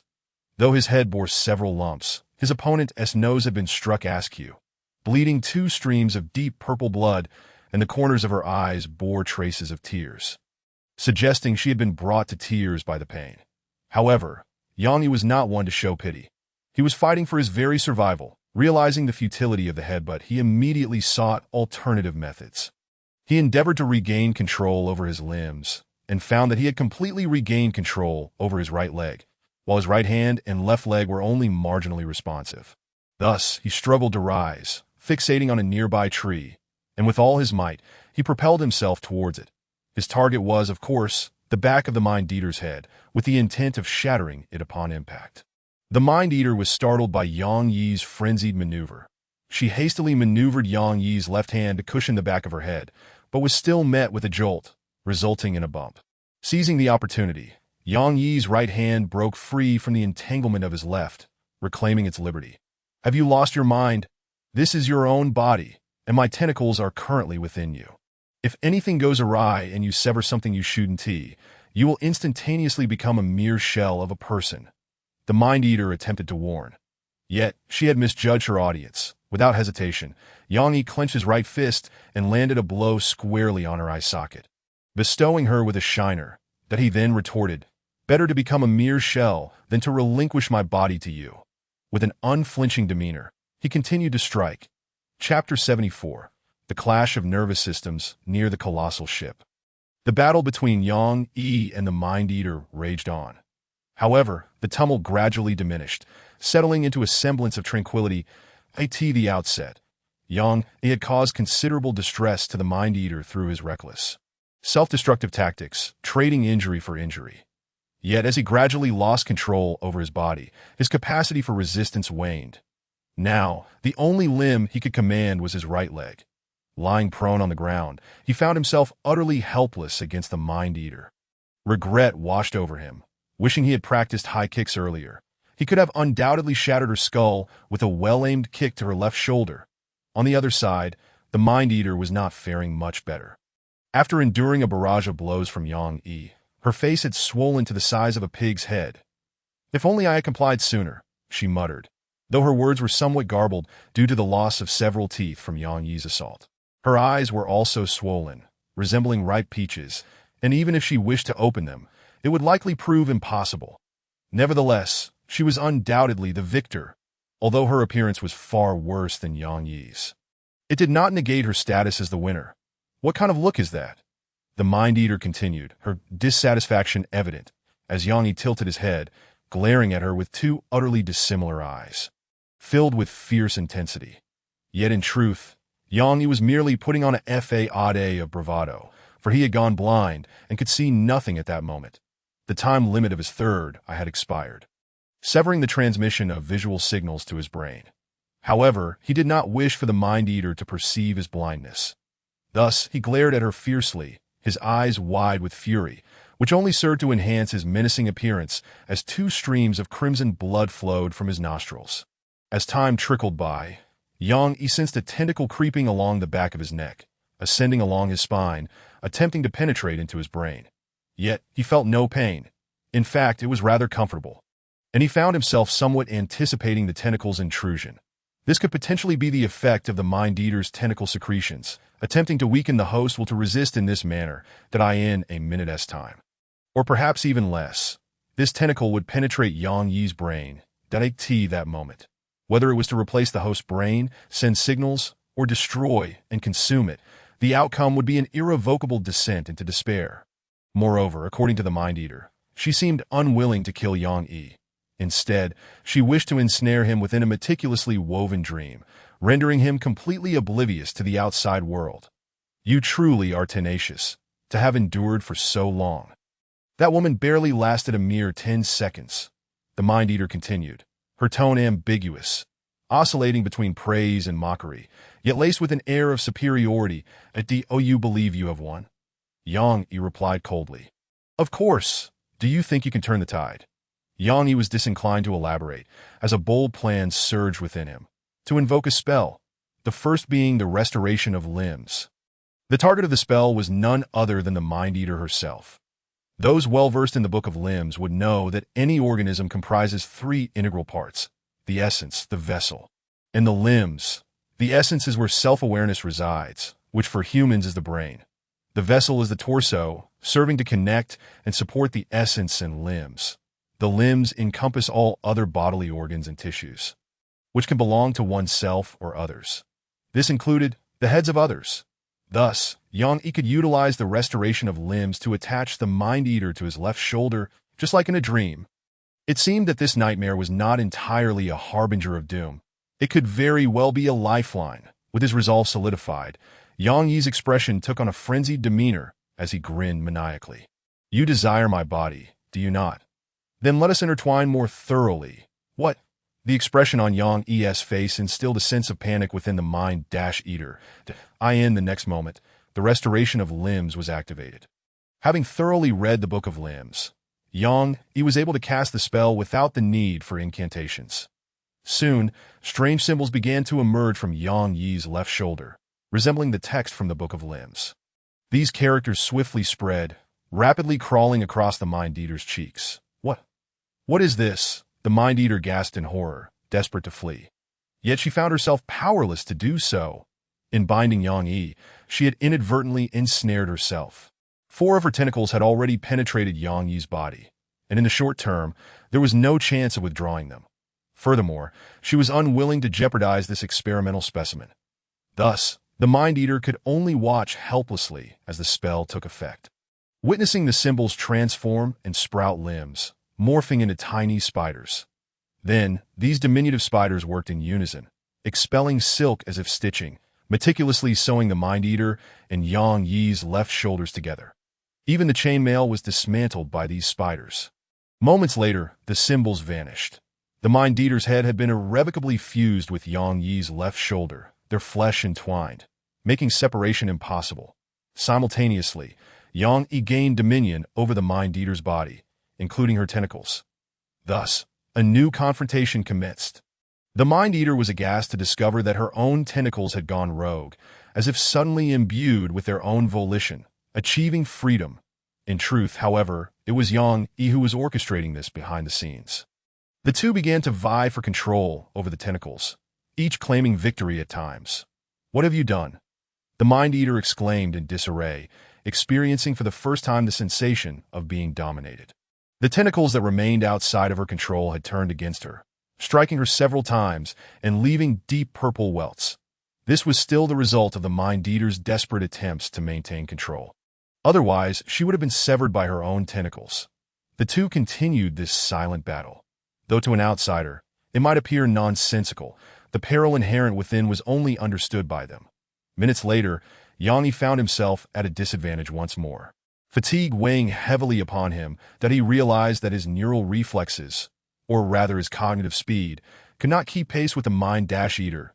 As she regained her composure, he began to falter. By this point, he had lost nearly all control once again. And the tentacle at the back of his neck continued its relentless ascent. Damn it. If it weren't for the insufficient magical essence, I would definitely blow you up with the limb detonation technique. Yang Yi thought furiously. His thoughts, too, were transmitted through the neural signals to the Mind Eater. Limb detonation technique. Are you a cultist of the limb spider sect? The Mind Eater scolded. The limb spider sect was a clandestine cult that worshipped a deity known as the mother of all limbs. Its adherents were fanatically obsessed with limbs, often attaching all manner of extraneous appendages to themselves, rendering them grotesque and unrecognizable, yet shamelessly claiming it as a transformation toward evolution. The Mind Eater had heard of this sect, but had never anticipated encountering its true followers here. Fortunately, her skills surpassed theirs. She would win. She would prevail. You have no magical essence left. You cannot employ the limb detonation technique. Yet Yang Yi's subsequent thoughts sent her spiraling into despair. If I truly cannot hold on any longer, if push comes to shove, I shall resort to the summoning of the mother of all limbs, to deliver this monster to the mother of all limbs. You've lost your mind. The transmission of that signal sent the Mind Eater's spirit reeling. Chapter 75. The Light of Truth Stop. Urgent neural signals surged into Yang Yi's brain. Do you comprehend what summoning a deity entails? It is far more than mere death, should a human find themselves before a deity unprepared. They would only descend into endless madness, even unable to maintain their corporeal form. The Mind Eater issued her warning. The two communicated through neural signals. What appeared to be lengthy exchanges were, in reality, instantaneous signals that could be understood by the other. However, what astonished the Mind Eater was that Yang Yi disregarded her warning, resolutely determined to invoke the summoning of the mother of all limbs. This was not a mere ruse, but a genuine expression of intent. Their neural signals facilitated a deep, conscious exchange, leaving little room for deception. Whatever Yang Yi conceived would be instantly transmitted to the Mind Eater. He was utterly serious. The Mind Eater was filled with terror, regretting her decision to invade this madman's body. She could only hurl insults, bombarding Yang Yi with a deluge of signals in an attempt to disrupt his spellcasting. You madman, cultist, irrational lunatic! How dare you call me a monster? I wager you aren't even worthy of being labeled a monster. Even a monster wouldn't dare summon a deity. A torrent of neural signals, intermingled with confusion, fear, shock, and despair, surged into Yang Yi's mind, inducing a relentless headache that felt akin to having 10 voices cursing at him within his brain. This cacophony became intolerable. Silence. Yang Yi interrupted the transmission of the brain devourer's signals. I am perfectly calm now. This is the only method to utterly eradicate you, you red-eyed lunatic, red-eyed. How do you know I possess red eyes? Did I ever disclose that to you? Came the bewildered response. Yang Yi retorted, is that even a question? Unbeknownst to him, his thoughts were transmitted as well, despite his reluctance to voice them. Soon after, the brain devourer witnessed a scene from Yang Yi's nightmares. You have dreamt of this scene? The brain devourer inquired, somewhat astonished that I never uttered a word. You have encountered other red-eyed beings? I have not. What about Suna? Where is she now? You damn it. Yang Yi erupted in fury. Realizing he could not conceal even a single secret, his thoughts were entirely laid bare to the other party. This sensation was particularly dreadful, akin to being stripped naked in a public square, exposed for all to see. However, Yang Yi swiftly devised a countermeasure, to cease all thought and refrain from comprehending the signals from the other side. Quickly tell me where she is now. What is your relationship with her? Yang Yi remained unmoved, preparing to invoke the mother of all limbs to obliterate this menace. This thought was promptly captured by the brain devourer. Stop. Let us converse. I harbor no hostility at present, as you ought to sense. Indeed, as she claimed, Yang Yi felt no animosity. Rather, he sensed excitement, anticipation, and relief. Positive emotions. Emotions typically do not deceive, unless one can hypnotize themselves. Furthermore, the brain devourer's actions reaffirmed her words. For the tendrils within Yang Yi's body were withdrawing, allowing him to reclaim control almost instantaneously. What do you intend to do? Yang Yi queried, perplexed, yet he remained vigilant, feeling along his body, ready to retrieve a new weapon from his stomach for self-defense. Yet his intentions were fully discerned by the brain devourer, and 2 tendrils bound his hands tightly, rendering him utterly immobile. Cease your aggressive actions. I merely wish to converse, but I cannot see you. What if you escape? I can share my vision with you. A peculiar visual signal was transmitted, consisting solely of outlines, devoid of color. It resembled a radar scan of the surroundings, processed through complex calculations. Simultaneously, the tendrils released Yang Yi's hands. allowing him to stand. "What do you want? Find a place to sit. My face is aching, and I wish to say nothing." Yang Yi furrowed his brow, with a head resting on his left shoulder, resembling a two-headed demon as he slowly approached the ruins and found a piece of wood lying on the ground to sit upon. The brain devourer, on the other hand, seemed to wield magical abilities. Yang Yi could not comprehend the intricate incantations, yet he felt a warm, soothing energy caressing the brain devourer's cheek, and her injuries rapidly healed significantly. "This feels much better," the brain devourer remarked, gazing at Yang Yi. To Yang Yi's senses, it felt as though he was observing himself, an exceedingly strange experience indeed, considering he shared vision with the brain devourer. Seizing the opportunity, Yang Yi donned a blindfold and inquired about the brain devourer's intentions. Thus commenced the dialogue between the two heads, with the brain devourer's language taking on a more refined tone. "Greetings, Mr. Yang Yi. You may refer to me as Lady Ronnet, that as you have surmised. I am indeed a witch endowed with both beauty and intellect." She began to unveil her identity. Long ago, she was merely an ordinary witch, strikingly beautiful and exceptionally wise. She preferred to operate discreetly, conducting her own research in the shadows. However, her fortunes turned when she was discovered by the Holy Knight Order, labeled as a heretic and captured, destined to be transported to the Holy City to face the judgment of divine light. Surely, someone betrayed me, undoubtedly that Peter. He once knelt before me, pleading for my assistance to cure his blindness, so he could gaze upon his newlywed wife. Thus I acquiesced, removing his afflicted eyeball and replacing it with a healthy cyclopean eye. The surgery was a resounding success, and before departing, he expressed his gratitude. Lady Ronnet began to voice her indignation. Yet within half a month, the Holy Knight Order arrived. Fortunately, I was prepared and transformed myself into a brain devourer, allowing me to move even in a dismembered state. Otherwise, once I left the sacred box, I would perish immediately. The sacred box? Indeed. The sacred box is a device employed by the Radiant Church to contain the heads of heretics, each uniquely numbered and inscribed with holy marks. Whenever the Holy Knight Order captures a heretic, they execute the so-called divine beheading spell, severing the heretic's head. This spell is exceedingly malevolent, for it does not result in instant death. They then seal the heretic's head within the sacred box and transport it to the holy city, that as long as the sinner remains within the sacred box, they shall not truly perish. Such a cruel method is simply unheard of. Lady Ronnet recounted the mercilessness of the Holy Knight Order to Yang Yi. Yet he remained indifferent, for he believed witches were not particularly noble. Both were equally culpable. His thoughts soon became apparent to Lady Ronnet. "You harbor profound misconceptions about witches. In truth, compared to witches, I would prefer the world to refer to us as scholars." Lady Ronnet disclosed a plethora of confidential information to Yang Yi. "People often claim we are forbidden entities, accusing us of desecrating the dead and manipulating life. Yet, those are mere misunderstandings and prejudices. In reality, we are the true guardians of this world, the sole hope for its salvation.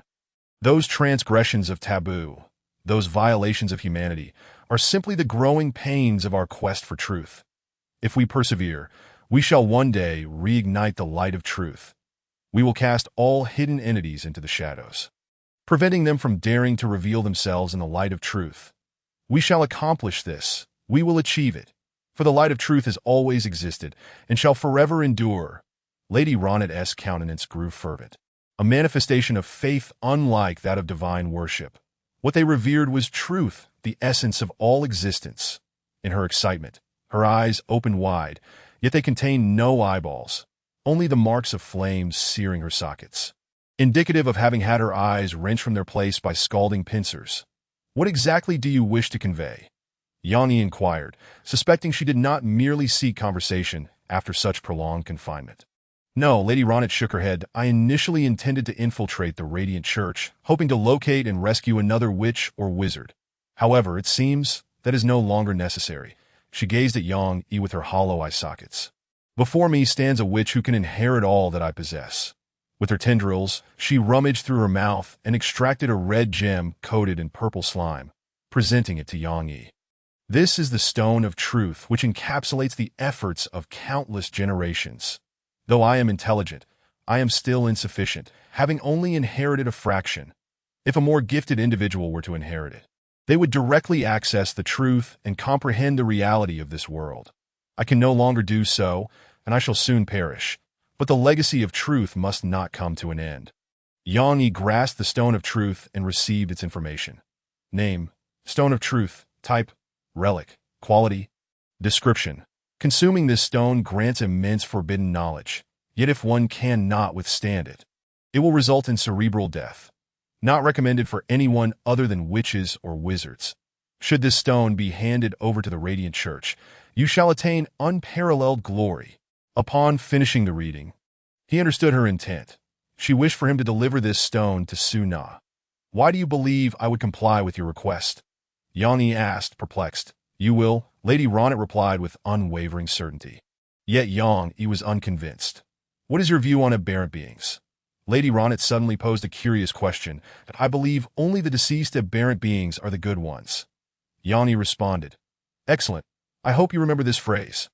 Lady Ronnet expressed satisfaction with his reply, breaking into a smile. From some hidden recess, she produced a bottle of wine, using her tendrils to remove the cork before pouring 2 glasses from a dusty measuring cylinder.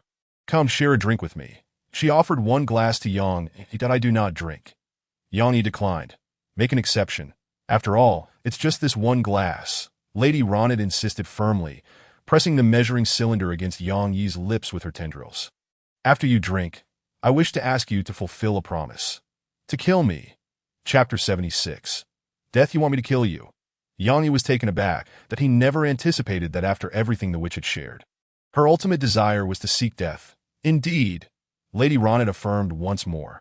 From the moment I became a brain devourer, I set a time limit on my own life. Before I consume the brain of the 5th person, I must conclude my own existence. Lady Ronnet drank from the measuring cylinder. The wine had presumably been stored for an extended period, becoming murky, yet its aroma remained rich and robust. She continued to explain. In truth, not all beings possess the courage to take their own lives, particularly intelligent and long-lived species, which often harbor a profound fear of death. The brain devourer is one such entity, a powerful and cunning being that virtually knows no concept of aging. They typically prefer to reside within the cranial cavity of their host, utilizing the host's exterior to approach their prey, seizing the opportunity to consume their brains, or perhaps to reproduce. Ronnet spoke with an air of objectivity, as if recounting a species entirely unrelated to herself. Yet, she was indeed the brain eater. However, Yang Yi had already grasped her meaning. A profound fear of death, coupled with an inability to voice it directly, urging him for assistance that I am a scholar, and above all, I am human, at least for now. I still believe I am human. Even though I have a strong desire to devour your brain, that A.S. Ronnet articulated her thoughts. Her tentacles writhed restlessly. One tentacle, in particular, took on a straw-like form, presumably intended for the consumption of brains. Not long ago, it was this very tentacle that attempted to penetrate Yang Yi's mind. Ronnet seemed oblivious to the agitation of her appendages and continued. In 1 year or 10 years hence, as I consume more and more brains, my thoughts will inevitably shift, leading me to perceive myself as a noble brain eater, while humanity will be regarded as mere lowly livestock. This is an inevitable and insidious process, and by that time, I shall find myself standing in opposition to the truth, which I cannot abide. Thus, I have set a time limit on my own existence. Ronnet's thoughts infiltrated Yang Yi's mind. He hesitated momentarily before finally accepting the measuring cylinder and downing its contents in one swift motion. Then he stood up. This small gesture caused Ronnet's tentacles to tense completely, their scythe-like edges flailing dangerously around Yang Yi, including the straw-like appendage that seemed intent on piercing his temple. Did I apologize? This is merely a physiological stress response of the brain eater, one that I cannot control. Ronnet stated apologetically. Due to their neural connection, Yang Yi could sense all of Ronnet's emotions. Tension, panic, fear, hesitation, all overshadowed by a veneer of rationality. Ignoring the threatening tentacles, Yang Yi began searching the ground and quickly retrieved his flintlock pistol along with the sea serpent's fang that had fallen into the forest. During the process of collecting his weapons, he sustained superficial cuts from several of the scythe-like tentacles, resulting in a line of blood droplets trailing down his skin. Where do you wish to be buried? Yang Yi suddenly inquired. The holy box, for there is no more dignified coffin than this. Afterwards, it could be given to the radiant holy church, which may pacify those religious zealots, Ronnet replied with calmness. Are you prepared then? Yang Yi asked, eyeing Ronnet, each hand gripping a weapon, perilously close to her head. There are two methods of demise here. Which do you prefer? The firearm, that. Suddenly, the neural signals became chaotic, devolving into a mass of illogical gibberish. Ronnet widened her hollow eye sockets, seemingly taken aback. For Yang, he had made his move. The sea serpent's fang in his right hand struck with blinding speed, piercing through her temple and embedding itself in the hilt. The attack was so abrupt, occurring in the brief interlude of their conversation, that Ronnet had no time to feel fear that a deep purple viscous fluid flowed from her nasal cavity and several tentacles writhed chaotically as if drowning, tightly coiling around Yang Yi's head, leaving trails of blood upon his face. Mere seconds later, the tentacles lost their strength and drooped down. Yang Yi withdrew the sea serpent's fang. During the weapon retrieval, he had deliberately ceased all thought, maintaining a tranquil mind. Only in that final instant did he reveal his murderous intent, delivering a surprise strike that in a matter of minutes, Yang Yi had learned how to conceal his true thoughts on a conscious level, simply refrain from thinking. Thus, by the time Ronnet reacted and realized Yang Yi intended to strike, it was already too late for fear to set in. As the dust settled, Yang Yi acquired Ronnet's information. Name: Ronnet Brain Eater. Description: a brain eater transformed from the witch Ronnet. An heretic fleeing from the radiant holy church, suitable for input into the monster gotcha machine, or could be handed over to the radiant holy church for a handsome reward. She bears the mark of great sin within her, detectable by nearby holy church soldiers. Brain Eater, an exceedingly dangerous creature, fond of consuming brains, parasitizing, and reproducing. Prolonged abstinence from brain consumption will render them weak and thirsty, particularly adept in mental magic. Yang Yi's expression remained impassive as he began the process of dissection. After Ronnet's demise, he found himself blind once more, seeing nothing but relying on memory to crudely sever the head from his left shoulder. After approximately 1 to 2 minutes of effort, Yang Yi managed to detach Ronnet from his shoulder. The effects of this limb restoration spell were indeed difficult to describe. The entire spell took nearly a minute to activate, consuming 10 points of sanity, making it ill-suited for use in combat. Moreover, strictly speaking, it should be classified as a logistical spell. Yang Yi extracted a regeneration potion from his long-legged sardine in his pocket and consumed it. A strong itch compelled him to rub against the wall. Fortunately, he managed to restrain himself, though the resulting noise was considerable. He checked his attribute panel, particularly his sanity, and discovered he had 32 points remaining. Thankfully, there was no further contamination. Yang Yi let out a sigh of relief. The earlier invasion and the use of magic to alter his body had cost him a fair amount of sanity. As long as it remained above 10, he was still within a safe threshold, so it was inconsequential.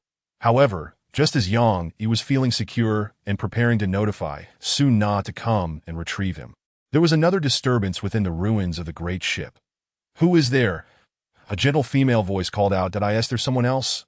Yang Yi's heart raced. However, he quickly recalled the missing Zhou Dai. If there were any survivors, it could only be Zhou Dai. Yet, considering the ship's collapse, her survival was nothing short of remarkable. Yet her presence might not be a good omen, for with Yang Yi now blind, he could perceive nothing that if Zhou Dai regarded him as an enemy, it could spell disaster. That in a moment of urgency, Yang Yi carefully deliberated and resolved to minimize the potential for conflict, seeking to alleviate the tense atmosphere. Thus, he boldly confessed his true identity. "I am Captain Yang Yi of the Nightmare Star," he replied. "Yang Yi?" Zhou Dai echoed. "Indeed. And who might you be?" Yang Yi inquired. Zhou Dai furrowed her brow. She recognized the name. Having conducted 2 transactions with him and added him as a friend, in her perception, Yang Yi was a formidable figure, often injured, fond of slaying aberrations, and known for selling practical items. Yet Zhou Dai did not immediately believe him. Instead, she opened the chat interface to attempt a private message to Yang Yi, discovering his previous messages. There were 2 in total. One from a few days prior, where Yang Yi inquired if she wished to purchase a Firefly sweater. The other from that morning, asking if she needed stone or wood. After reading them, Zhou Dai replied, "Are you on the island? I have encountered someone claiming to be Captain Yang Yi of the Nightmare Star." "Is it truly you?" "Of course it is me," Yang Yi's voice responded. From that point onward, both confirmed each other's identities, resulting in a significant reduction of tension. Chapter 77.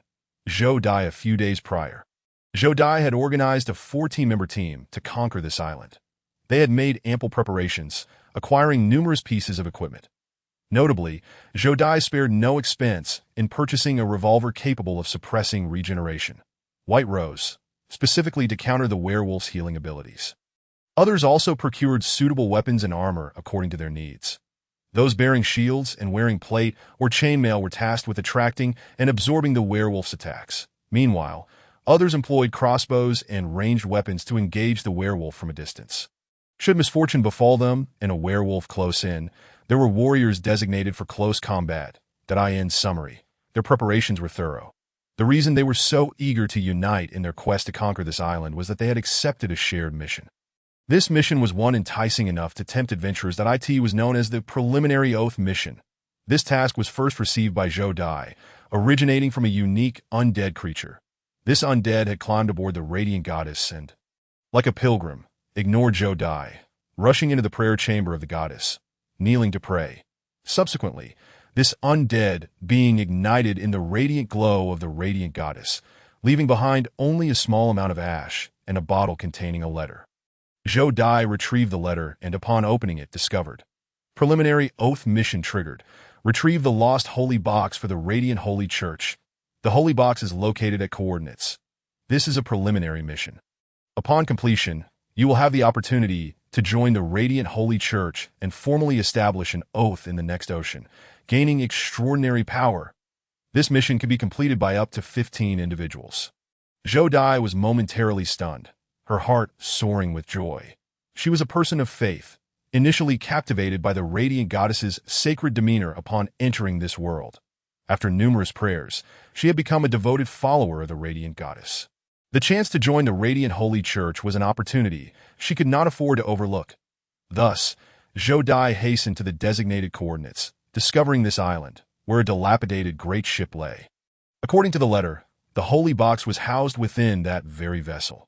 However, as she approached, she also encountered a werewolf scavenging along the shore. She initially intended to use the ship's cannon against the werewolf. Yet it seemed the creature was aware of the cannon's threat. Before the cannon of the Radiant Goddess could be aimed, the werewolf darted into the forest. Zhou Dai dared not approach the island, opting instead to observe from a distance for 2 days, encountering only that single werewolf. Thus, she began to gather allies, preparing to form a team to conquer the island. After a thorough selection process, she successfully recruited 13 companions. Together, they accepted the Preliminary Oath Mission, determined to complete it, join the Radiant Holy Church, and acquire extraordinary powers that as the initial instigator, a unique ship captain, and a person of great talent. Zhou Dai naturally assumed the role of captain for this team. Once they were fully prepared, they set foot on the island.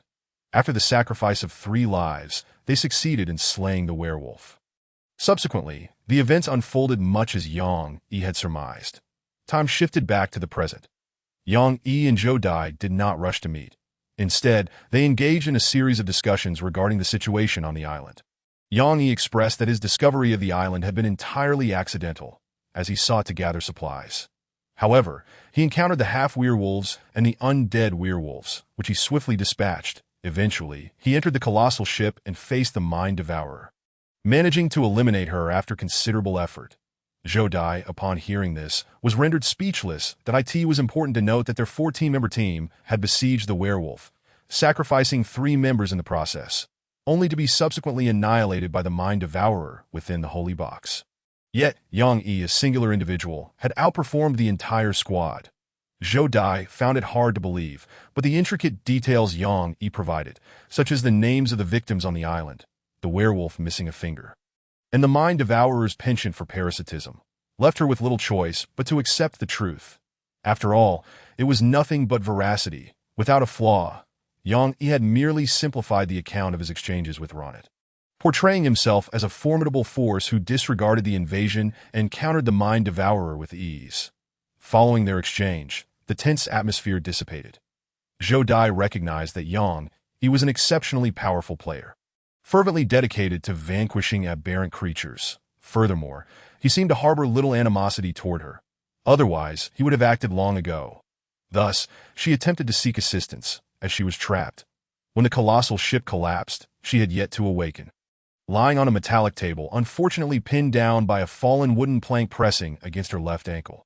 The plank had fallen at an angle, creating a narrow safe space that inadvertently saved Zhou Dai's life, a silver lining amidst misfortune. However, escaping this confined space was beyond her capabilities, as she could not even rise to her feet. She was oblivious to the condition of her ankle and could only call out for Yang Yi. "Yang Yi, I am trapped beneath a wooden plank. Could you lend me a hand?" Zhou Dai pleaded. Yang Yi raised an eyebrow, initially believing Zhou Dai to be unharmed, only to discover she was indeed ensnared. Yet, was she truly trapped? Yang Yi, lacking sight, could not confirm. After a moment of hesitation, he replied, "I just activated my talent. I cannot see for a short while, so you are blind." "Only temporarily." After a few seconds of silence, Zhou Dai urged Yang Yi to come closer, as he was her only hope for assistance in that moment. Under her direction, Yang Yi approached an inclined wooden plank, behind which lay the trapped Zhou Dai. At that moment, Zhou Dai held a white rose in her right hand, aiming it at Yang Yi's head. She was testing whether Yang Yi was genuinely blind, that if he were a deceiver, it would indicate ill intentions. In reality, she was overthinking it. Yang Yi was indeed thoroughly blind. His left eye was covered with a patch, while his right eye saw nothing. His face was smeared with blood, and he was covered in dirt, resembling someone who had just crawled out of a trench. Even if Zhou Dai pressed the barrel of her gun against his nostrils, he would remain oblivious. Unbeknownst to her, Yang Yi was silently gathering his strength. Should Zhou Dai make any sudden movements, he would pounce on her without hesitation, for he had discerned her presence through sound that I end 5 minutes of bloodlocking. Even without sight, Yang Yi was confident he could eliminate Zhou Dai. The tension lingered for a few seconds before dissipating. Zhou Dai lowered her weapon and requested Yang Yi's assistance. "Please crouch down a bit.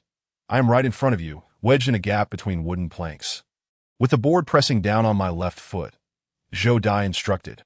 "Wait, shouldn't we first reach an agreement on a certain matter? For instance, the distribution of spoils?" Yang Yi did not rush to assist her. Instead, he continued, "It is essential to acknowledge that both the undead werewolves and the mind devourer were slain by me." Chapter 78. Zhou Dai. The distribution of the spoils was indeed an urgent matter. Zhou Dai could not afford to yield. She had come to this island specifically for the Holy Box. This artifact was her gateway into the radiant Holy Church, and she could not possibly relinquish it. After a moment of contemplation, she tentatively proposed, "How about this? You could also undertake this oath task with me. We could complete the mission together and join the radiant Holy." Yet she was swiftly interrupted by Yang Yi's firm refusal. "No, I do not intend to join any cult." Zhou Dai was taken aback. She could not fathom how anyone would decline the guidance of the radiant goddess. After several seconds of silence, she presented an alternative proposal. "How about this? I am indifferent to the other items, but could you allow me to have the Holy Box and the corpse of the Mind Devourer? I can exchange valuable items with you." Without waiting for Yang Yi's response, Zhou Dai sent a private message containing information about several items. There were 3 treasured pieces of equipment in total. The first was the White Rose, a prize revolver capable of firing silver bullets that could suppress regeneration and counter evil. The second was a ship equipment called the Twilight Veil, which could render a stationary ship invisible. The third was the Knight Commander's sword from the Holy Church, a prized longsword obtained from a previous undead summoning. After reviewing the information, Yang Yi's breath caught in his throat, particularly upon seeing the second piece of equipment. This was indeed a remarkable item. The ship's invisibility would greatly enhance exploration, alleviating his concerns about being targeted by malicious players while searching the island. As for the terms of the exchange, Yang Yi found them entirely acceptable. He had already intended to hand over the Holy Box to Zhou Dai, allowing her to convey it to the Radiant Holy Church. After all, his ship was a ghost ship. Should the members of the Radiant Holy Church catch sight of it, they would likely purify him at first glance. Furthermore, the Holy Box and Ronit's corpse bore holy seals, detectable by the nearby Holy Army. Yang Yi was uncertain how far that proximity extended, but carrying them would undoubtedly be akin to holding a hot potato that it would be wiser to entrust them to Zhou Dai, as she would convey them anyway, thus fulfilling Ronit's last wish as for retaining Ronit's corpse for summoning. Yang Yi had not even considered it. Having consumed that cup of wine, he had no intention of utilizing her body for summoning. Therefore, Yang Yi resolved to accept Zhou Dai's proposed conditions. However, he felt that agreeing outright would seem too abrupt, so he engaged in some haggling before reluctantly acquiescing, while also pocketing an extra 10,000 conch coins that in truth. The collapse of the colossal ship is somewhat related to me. I was unaware you were inside at the time. Yang Yi voiced his final concern. You need not blame yourself. Had you not slain the mind devourer, I would likely have already been devoured. Zhou Dai dismissed the issue. Thus, Yang Yi crouched down and began attempting to extricate Zhou Dai. The way, I cannot see. So if I inadvertently offend you, what time is it to be concerned about that? Zhou Dai exclaimed anxiously. She merely wished to escape swiftly, as her left ankle had already lost sensation. All right. Yang Yi replied earnestly, commencing his rescue efforts. Under Zhou Dai's guidance, he squeezed into the wooden planks, delving deep within. Although he could not see, his tactile senses remained intact, revealing that Zhou Dai's left ankle had indeed been crushed. Even if he attempted to push the planks aside, it would not save her foot. It might even destabilize the wreckage of the colossal ship, causing it to collapse further after 2 seconds of silence. Yang Yi spoke. Zhou Dai, I can save you, but the question is whether you trust me. Are you implying? Yang Yi nodded, his voice cold. Yes, your ankle has been crushed, and it holds no remaining value. Zhou Dai paused, her body trembling slightly. She could not rise and was thus unaware of the exact condition of her ankle, desperately hoping for a favorable outcome, yet the reality was the worst-case scenario. After several seconds, Zhou Dai gradually regained her composure, transitioning from initial panic and fear to a state of calm. This rapid transformation even surprised her, as if losing a left foot were trivial. Perhaps it was a result of having endured too much once she had settled. Zhou Dai spoke solemnly. Then let us proceed with the amputation. I cannot remain trapped here forever. Yang Yi was taken aback by her words. He had already ascertained that Zhou Dai was a meticulously adorned, strikingly beautiful woman. Yet this seemingly vain individual displayed no hesitation regarding the amputation of her ankle. It was as if she had transformed into a different person. Yang Yi no longer underestimated Zhou Dai. Drawing forth the tooth of the sea serpent, he swiftly severed her left ankle, causing blood to flow profusely, freed from the burden of her left ankle. Both of them quickly crawled out from the confined space between the inclined planks. As soon as they regained their freedom, Zhou Dai retrieved a vial of holy water from her storage bag. Pouring it over the severed area of her ankle, she then consumed another vial of holy water and began bandaging the wound. Throughout this process, Yang Yi stood by, offering no assistance, as he was utterly blind. Once she completed her task, Zhou Dai was slick with a fine sheen of sweat, her complexion slightly pale. Strangely enough, however, losing her left foot did not seem to weigh heavily on Zhou Dai's spirit. In fact, the pain was gradually diminishing that it felt as if it were merely a minor injury, inconsequential. With a composed expression, Zhou Dai successfully completed the bandaging and staunching of blood. Yang Yi then suddenly spoke. Miss Zhou, I actually have a way to grant you a new foot, but I am uncertain if you would be willing. What method? I possess healing magic. I can attach a foot for you. But your original one is irreparably crushed, so it will need to be replaced, Yang Yi elaborated. Zhou Dai was taken aback.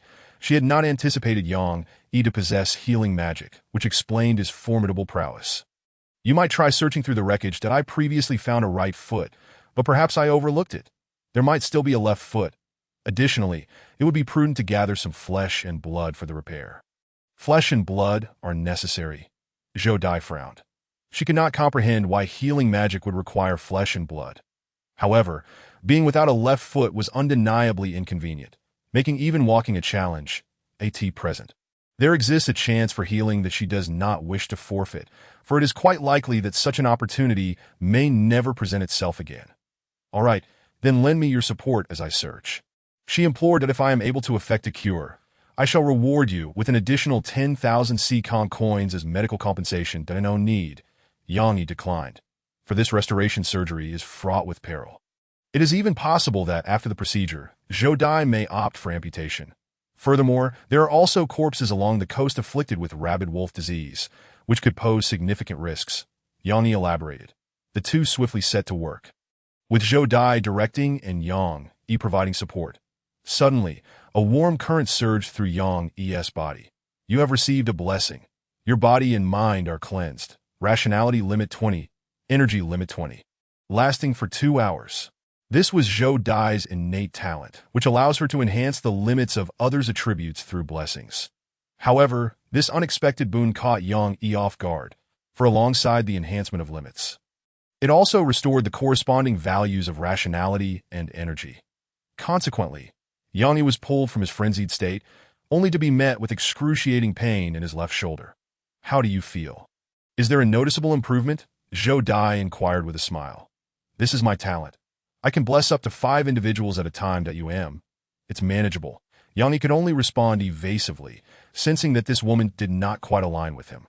As Zhou Dai rummaged through the rubble, she retrieved a sacred box from the underbrush under Yang Yi's guidance. This box appeared capable of being stored within her satchel. After approximately 10 minutes, Zhou Dai emerged with several glass jars, some perfectly sealed, including the severed heads of his former teammates. Others were damaged, such as a slightly decayed right foot and a mass of putrid flesh. The left foot, however, was nowhere to be found.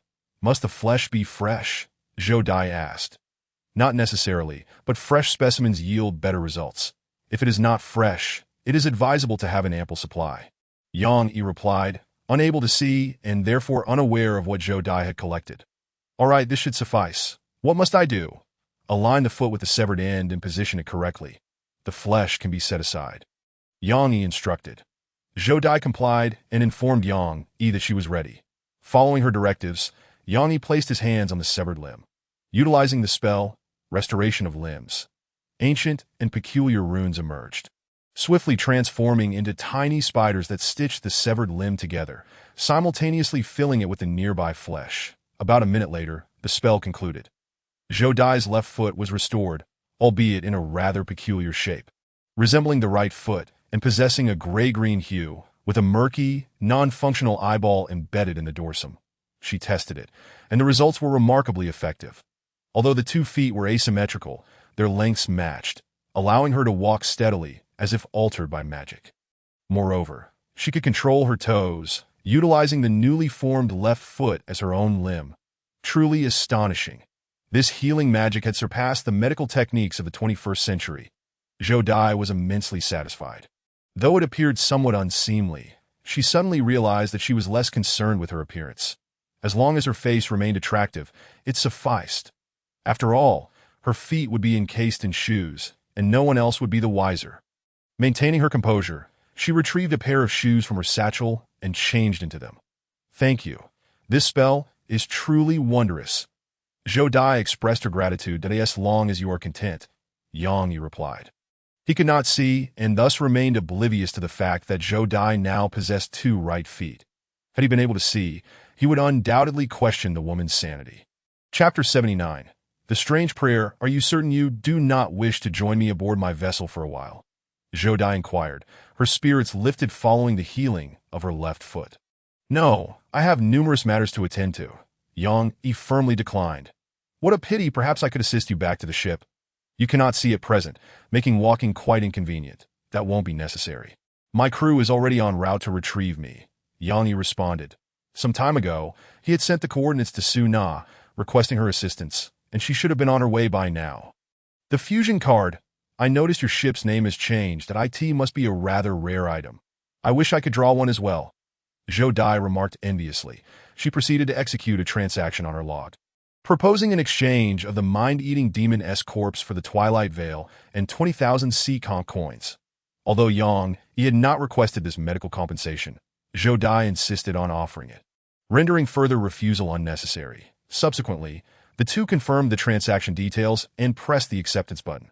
This transaction was binding, and failure to comply would incur penalties from the Monster Gacha machine, requiring completion within 8 hours. Having concluded this arrangement, Zhou Dai rose to her feet, yet before she could fully stand, Yang Yi, seated nearby, grasped her arm. Let us linger a moment longer. Otherwise, I may find myself alone here, which could be somewhat unsafe. Yang Yi suggested. Zhou Dai hesitated briefly. Given that the abnormal creatures on the island should all be dead, there ought to be no danger. Nevertheless, she did not dwell on it, and certainly did not refuse. It was merely a matter of sitting a little longer, it would not impede anything. Moreover, Yang Yi appeared exceptionally charming in her eyes. It was difficult to articulate this fondness. He simply seemed rather pleasing, particularly his countenance. After more than an hour had passed, Suna arrived, fully equipped, wearing a cotton hat, long plush boots, a newly acquired survival knife at her waist, a pirate longbow in hand, and dozens of tri-blade, piercing arrows strapped to her back. Dressed almost entirely in layers, save for her down jacket, she was particularly sensitive to the cold, having always lived in southern coastal regions. Approximately 2 hours prior, she had received Yang Yi's private message, stating that he had gone blind and urging her to come quickly, mentioning that he was accompanied by a strange woman. What was peculiar? Suna emerged from the trees, spotting Yang Yi seated with an elegant, graceful woman in white robes. The two were engaged in lively conversation, appearing as though they had known each other for ages, with Yang Yi's left hand firmly grasping the woman's wrist. "It seems you are not in need of assistance," Suna remarked coolly. Upon hearing her voice, Yang Yi immediately recognized it was Suna. He exhaled a sigh of relief and released his grip. "My teammate has arrived. Very well. In that case, I shall take my leave. May the light bless you." Zhou Dai bid farewell to Yang Yi, crossing her arms over her chest, that if one were to observe her shadow, it would seem as though she possessed no arms at all. She then gracefully walked away, heading towards her ship, the glorious goddess. Once the sound of her footsteps faded, Yang Yi hurried towards Suna, relying on his hearing to navigate, only to be met with the sharp tip of a bow pressed against his cheek. Recognizing the familiar aura, Yang Yi relaxed his nerves. "You have finally arrived." Yang Yi, unable to see, leaned closer to the bow and whispered. That woman did not look back. Did she? No. Suna glanced in the direction Zhou Dai had departed. "Good, let us return swiftly. She is rather peculiar, that we shall discuss it on the way," Yang Yi urged, eager to depart. However, Suna, with a sardonic smile, remarked, "Is that so? I couldn't help but notice that you seem to be enjoying your conversation quite a bit." That was all merely to keep her off guard. Yang Yi's expression grew serious. "Do you believe a normal person could control their pulse to below 10, or even cease it for a brief period? Especially shortly after severing their left foot." Suna's brow furrowed as she cast another glance in Zhou Dai's direction, then continued, "We shall discuss it further on the way."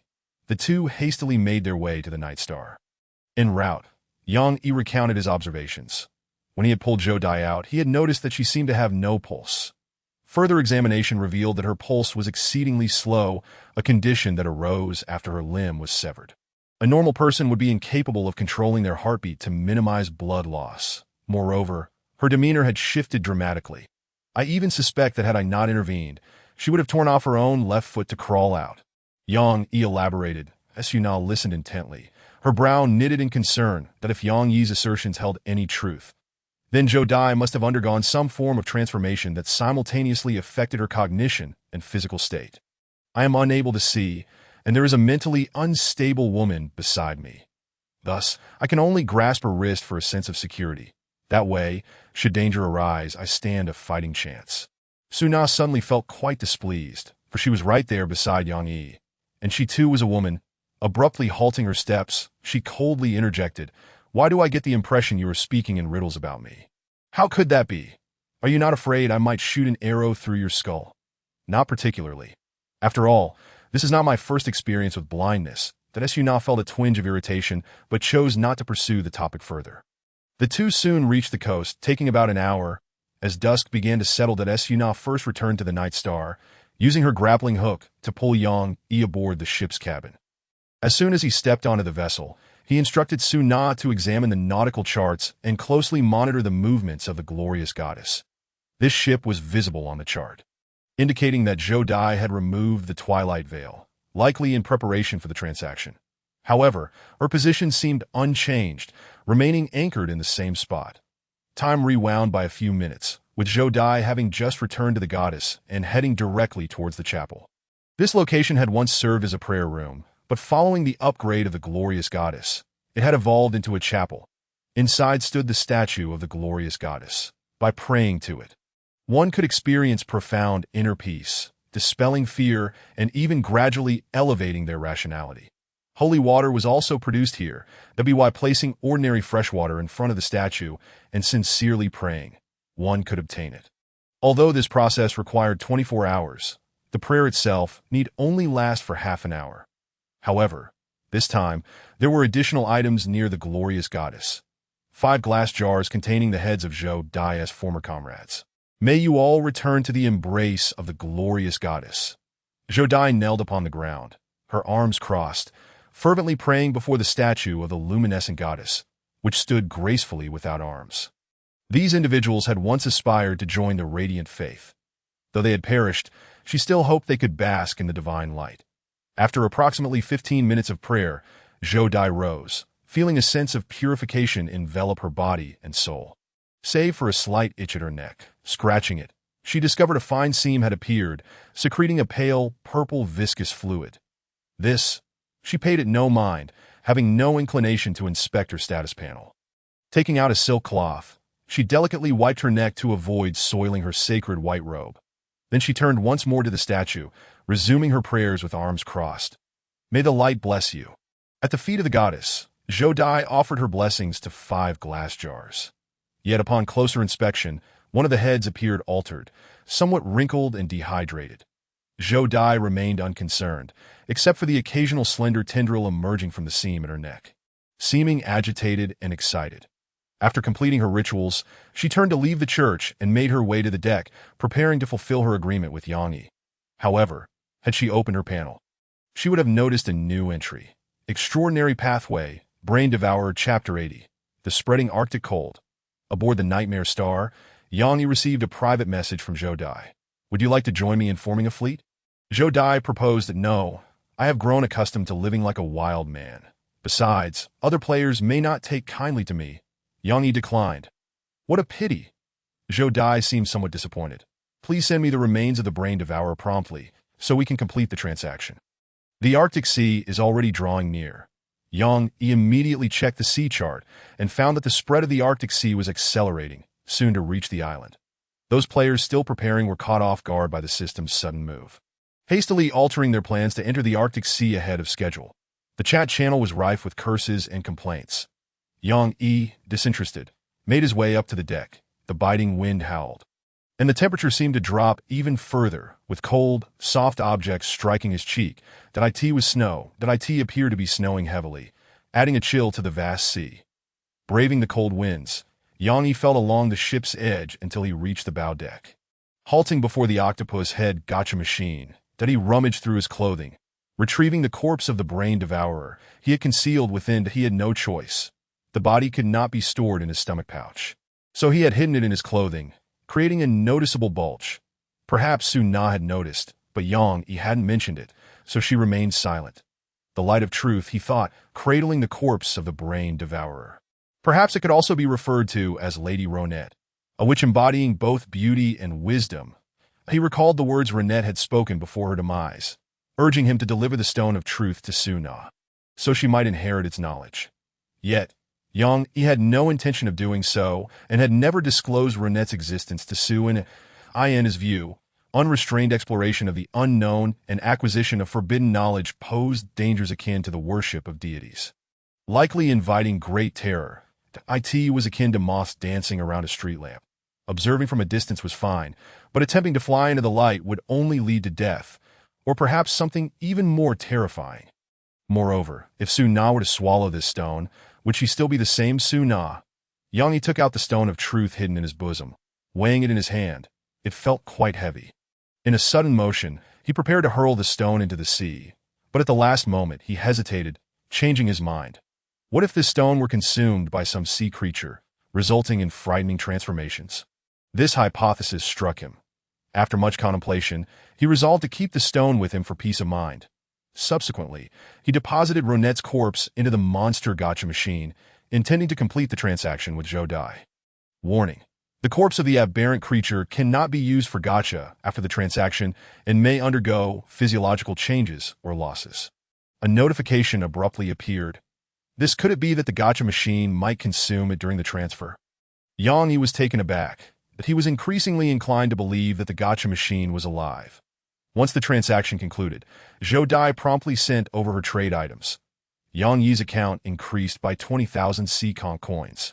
and he found in his possession a neatly folded square handkerchief that it felt akin to silk, weightless and layered, each layer thinner than paper. Simultaneously, he received the information for the Twilight Veil. Name, Twilight Veil. Type, ship equipment. Quality, rare. Description, must be installed at the top of the mast. When the ship is anchored and ceases navigation, the Twilight Veil can be unfurled, cloaking the ship's silhouette. The process takes 15 minutes, after which the ship will become optically invisible, merging with the surrounding environment. Cannot be used in dangerous situations, and invisibility will be lifted upon taking damage. Upon reviewing the information, Yang Yi felt quite satisfied. Although there were limitations, the basic functionality was assured that I end future explorations of islands. As long as he anchored in a remote location, he would not have to worry about disturbances from other players. After all, most players relied on telescopes to survey their surroundings and would be unable to detect the concealed nightmare star. After completing the transaction, Zhou Dai sent another private message. Are you sure you don't want to come aboard my ship for a gathering? It's quite spacious, with a church housing the statue of the luminescent goddess.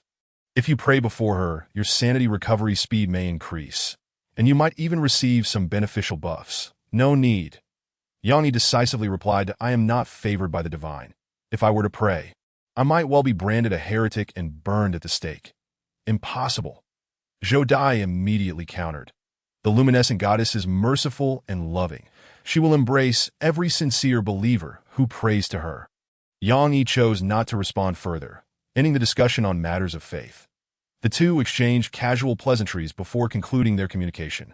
Shortly thereafter, the luminescent goddess set sail, departing the island and heading towards the Arctic Sea. Though Yang Yi could not observe it, Su Na assisted him, quickly informing him of the vessel's movements. After a brief contemplation, Yang Yi made a similar decision to leave the island, opting for a different direction to avoid another encounter with Zhou Dai. The impression she left on him was not a favorable one regarding the supplies on the island. Yang Yi decided to forgo them. The Arctic Sea was rapidly encroaching, and remaining here would only waste time, risking falling behind the main player contingent. The rear of the group was often the most perilous position, at least that had been the case in the previous stormy seas.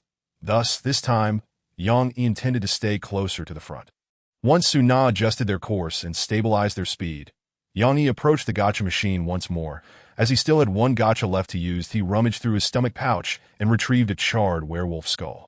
The burnt flesh had all been consumed by the pouch. Su Na naturally took notice of this action. She saw the wolf's head but said nothing, merely wrinkling her nose in displeasure. In contrast, Yang Yi solemnly began to pray. Persuaded by Zhou Dai, he earnestly beseeched the gods to grant him good fortune in his gacha. After completing his prayer, he felt along the surface of the monster gacha machine, locating the tentacled mouth, and deposited the werewolf skull within. He then began to rhythmically turn the dial on the chest of the octopus head gacha machine. Heavenly spirits, earthly spirits, hurry as the law commands. Gurgle, gurgle. A gacha capsule was expelled from the octopus head gacha machine. Yang Yi immediately bent down, searching the ground, and soon his face lit up with it seems my luck is quite favorable. He attributed his successful draw to his good fortune. The gods had slipped from his mind entirely. Perhaps next time he attempted a gacha, he would once again call upon them to enhance his luck. Chapter 81. The Hearth of Life. Yang Yi obtained a rare piece of equipment. Moreover, it was a ship equipment that would prove immensely effective in the Arctic Sea. Name, Hearth of Life. Type, ship equipment, relic.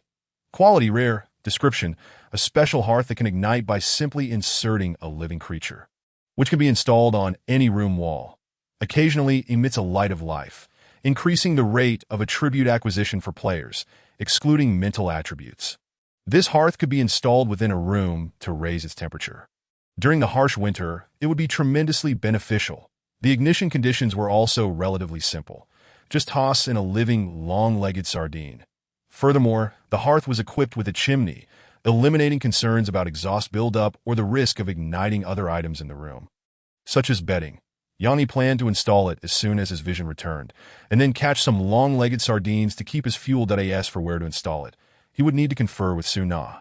He resolved to discuss it the following day. Su Na, it's getting late. You should return to your quarters and rest. Prepare yourself mentally for the severe cold, as the temperature in the Arctic Sea will only continue to drop. Yang Yi instructed. Afterward, he returned to the captain's quarters and lay down to rest. In his state of blindness, He could barely do anything, only able to check his logs and browse the world chat channel. The grievances against the system had not yet subsided, especially after the sudden acceleration of the Arctic Sea's spread. However, at this point, there were few players still unprepared. Most simply resisted the reality of entering a perilous sea. Yang Yi swiftly skimmed through the information, seizing the opportunity while the prices of materials remained stable, that he expended 11,000 Kong coins to purchase a total of 2,000 units of wood in batches. Both the fireplace and campfire required wood, so stockpiling some would prove beneficial sooner or later, thus saving him the labor of forging. Next, he planned to deal with the equipment he had previously acquired, followed by acquiring some new gear. The wind attribute hunting bow could be reserved for Suna, while the original pirate longbow could serve as a backup weapon, with no urgency to sell it. As for the other weapons, the long sword could be kept, as its weight was suitable for Suna to wield. The poleaxe could also be retained as a tool for processing wood and chopping trees. Regarding the remaining weapons, Yang Yi intended to sell them for coin. For armor, he decided to keep only the chainmail, while he planned to attempt repairing the plate armor the following day. If he could restore it to a wearable state, it should fetch a considerable sum due to its complete set being far more valuable than ordinary armor. Lost in thought, Yang Yi soon drifted into slumber. The next day, Yang Yi awoke promptly. His vision restored, he attempted to push open the cabin door, but encountered resistance. After some effort, he managed to open it. Outside on the deck, snow had accumulated to knee-deep, and the biting cold wind howled menacingly that he instinctively shrank his neck in response to the chill. Immediately, he checked the weather information that today's weather bitterly cold winds, reduced catch expected. Remember to wear warm clothing when venturing out, or risk hypothermia. Location: Sea of Origins, extreme winter region. Remaining sunlight duration: 9 hours. Temperature: -4 to 0. Sea wind speed: level 4 -4 degrees already. Yang Yi frowned as he returned to the captain's quarters and donned his sweater, thermal pants, cotton hat, and long plush boots before stepping outside. The deck was covered in thick snow, producing a crunching sound with each step, and it continued to fall, showing no signs of stopping in the near future. He resolved to clear the snow from the deck to eliminate safety hazards and facilitate movement. However, this snow, it should be fresh water, right? Yang Yi grabbed a handful of snow, sniffed it, and took a taste. The snow melted away without any flavor. It was indeed fresh water. Thus, he could collect this snow and melt it for a water source. Yang Yi commanded the skeletal arm to pile the snow from the deck into a designated area in the courtyard, sweeping the excess into the sea. After all, with so much snow, he couldn't possibly melt it all in time. If the pile grew too high, it would compromise the safety and mobility of the ship, which would defeat the purpose that he decided to prepare the fireplace and boil water in his room to obtain fresh water, as the campfire outside would likely fail to ignite. Yang Yi approached the bow of the ship to survey the sea. In the distance, small pieces of floating ice were already emerging. These chunks were thin and brittle, appearing in sheets, posing little threat to the Nightmare star. However, as he ventured further, the subsequent ice could grow larger, inevitably colliding with these ice pieces, potentially damaging the hull. Fortunately, the Nightmare star was unique, capable of ignoring such minor damage, as its durability would automatically recover, that he only needed to be cautious of larger icebergs. Just then, the door to Suna's room opened. She emerged, curled up, seemingly hesitant about whether to don her down jacket. However, after moving around a bit, she acclimated, realizing that the warmth of her plush sweater exceeded her expectations. The reason she had been huddled was merely a reflexive response to seeing so much snow, instinctively feeling cold. "Suna, I was just about to look for you. Did I acquired a fireplace yesterday? Could you assist me with its installation?" Yang Yi sent Suna the information about the fireplace, that if installed in the captain's quarters, it would primarily benefit that room. Conversely, if placed in Suna's room, it would not affect the adjacent captain's quarters. After some discussion, they ultimately decided to cut a hole in the wall and install the fireplace in the center, much like a shared wall-mounted air conditioner in a co-rented space, with each party benefiting equally. However, the opening needed to be sizable, given the fireplace's dimensions. Once they reached an agreement, Yang Yi took action, pulling out the poleaxe to strike the wooden wall. After carving out a suitable hole, he used the sharper sea serpent's tooth to refine the edges.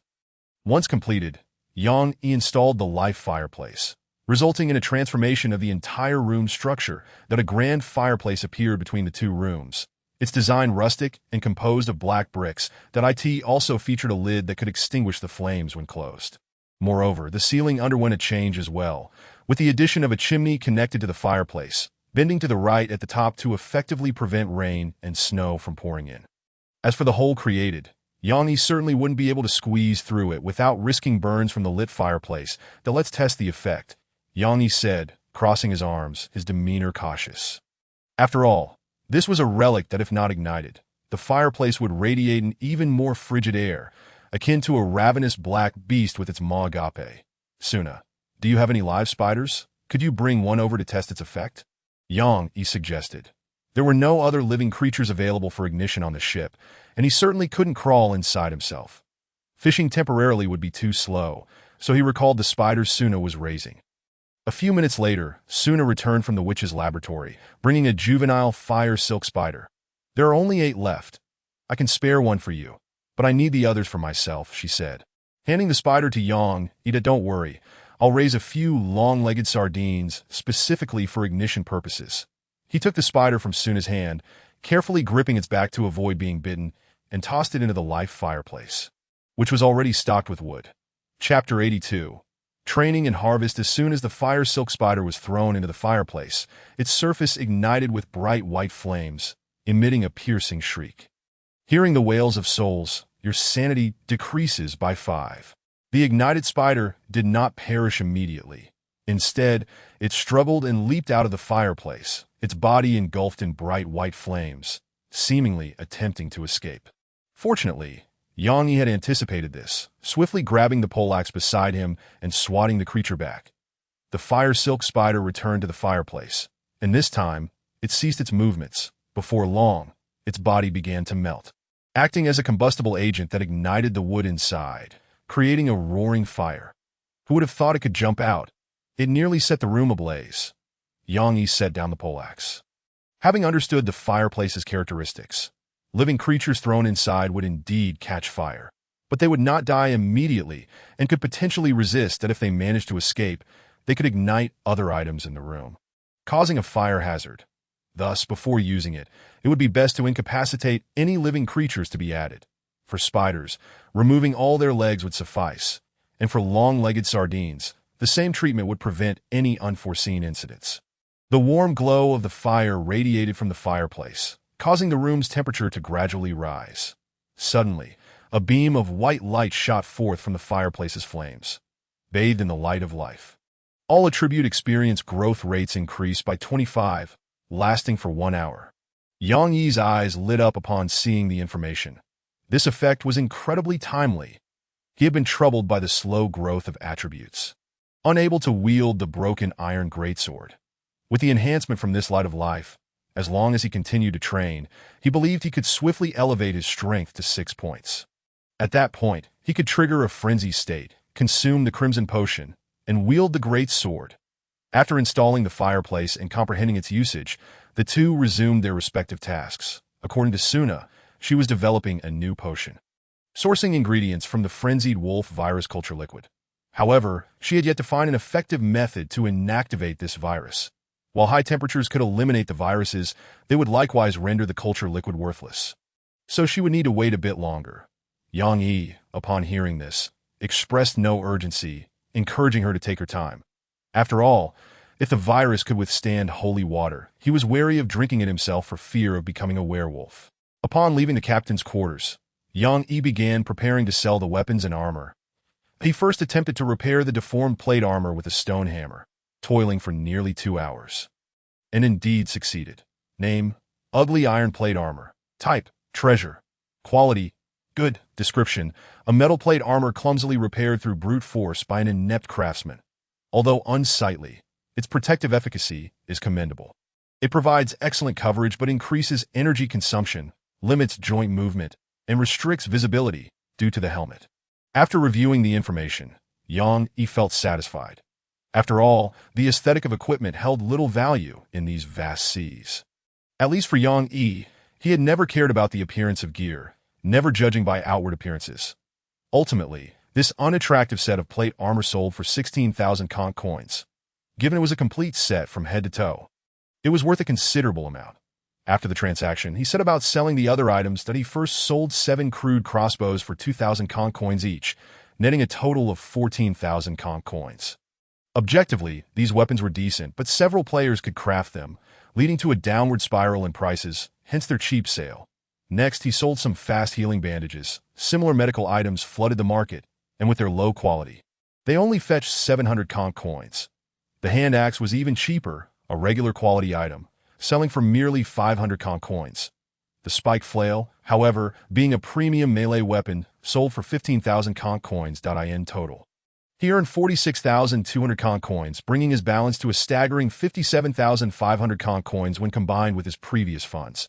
This was nearly as lucrative as his last sale of sweaters that in no wonder many players were eager to engage in piracy. Although Yang Yi had never encountered them, he had seen players cursing pirates in the chat channel numerous times, their language so foul it was beyond description. These pirates do not actively resort to murder. Instead, they opt to encircle their target vessels and extort exorbitant tolls. Should their demands go unmet, their demeanor turns menacing, leading to potential catastrophe. Consequently, many players choose to acquiesce and pay, only to fume afterward, venting their frustrations in the chat channels. After Yang Yi sold his second-hand equipment, he began to contemplate what to purchase next at AS for provisions he had already stocked up previously. Thus, Yang Yi resolved to allocate his funds entirely towards upgrading his gear. He first procured a shield for Su Na, perfectly complementing her longsword, providing both offense and defense. Name: light steel round shield. Type: treasure. Quality: premium. Description: a lightweight and sturdy round shield, capable of being strapped to the arm. Its surface features a protruding smooth mirror, offering excellent defense against sharp blades, though it is less effective against blunt instruments. This shield was chosen by Yang Yi himself. Priced at 11,000 conch coins, making it quite suitable for Su Na. The shield's lightweight design allows for minimal interference with archery when strapped to the ARM.in close combat. She would not need to fumble for a shield, and it would also provide some protection while shooting arrows. After purchasing the shield, Yang Yi transferred 16,500 conch coins to Su Na as research funding. Reluctantly, as she always pressed for more money. And given the commendable efficacy of the potion she crafted, Yang Yi granted her the funds. Once these transactions were complete, he found himself left with only 30,000 conch coins. Yang Yi, uncertain about what to buy next, decided to wait until he recalled any deficiencies before spending further, or perhaps to save more for exquisite gear. After all, premium equipment had already offered him little in terms of qualitative enhancement. After delivering the newly acquired round shield to Su Na's quarters, he began to focus on physical training, striving to elevate his strength to 6 as soon as possible. 3 days elapsed. The Night Star sailed steadily through the frigid winter sea, encountering no perils during this time. Yang Yi was pleased with this development, dedicating most of his energy to training. With the enhancement from Lifelight, he trained relentlessly in the absence of Lifelight. He would boil snow to collect fresh water and, during his free moments, attempt fishing. Fishing in the frigid winter sea was notoriously prone to failure. Over the course of 3 days, he managed to catch only 4 long-legged sardines, which he kept in a wooden barrel to shield these sardines from the cold. Yang Yi thoughtfully housed them in the warm captain's cabin, covering them with a lid featuring holes. However, fishing did yield some rewards. Yang Yi caught a new species, notably large with a diameter exceeding 1 meter, resembling a sphere. At first, he could not discern what it was, until it surfaced, revealing itself to be an adorably furry seal. Naturally, he identified it as a fluffy seal. After all, Ichi had previously mentioned this creature. By killing it, he might obtain a fluffy seal fur coat through a gacha. Without hesitation, Yang Yi fired his weapon. And then, the seal exploded before his eyes, transforming into a mist of blood with considerable force. This strike cost the Night Star 200 durability points. Had Yang Yi been closer, he might have suffered severe injury. A wave of trepidation washing over him. Afterward, he retrieved some bits of flesh, only to discover the seal's information. Name: explosively adorable seal. Description: a special seal tainted by abyssal pollution. It appears cute but is exceedingly dangerous. It detonates when provoked. It seems that in the future, when encountering such large catches, it would be wise to eliminate them before bringing them aboard for safety, Yang Yi mused.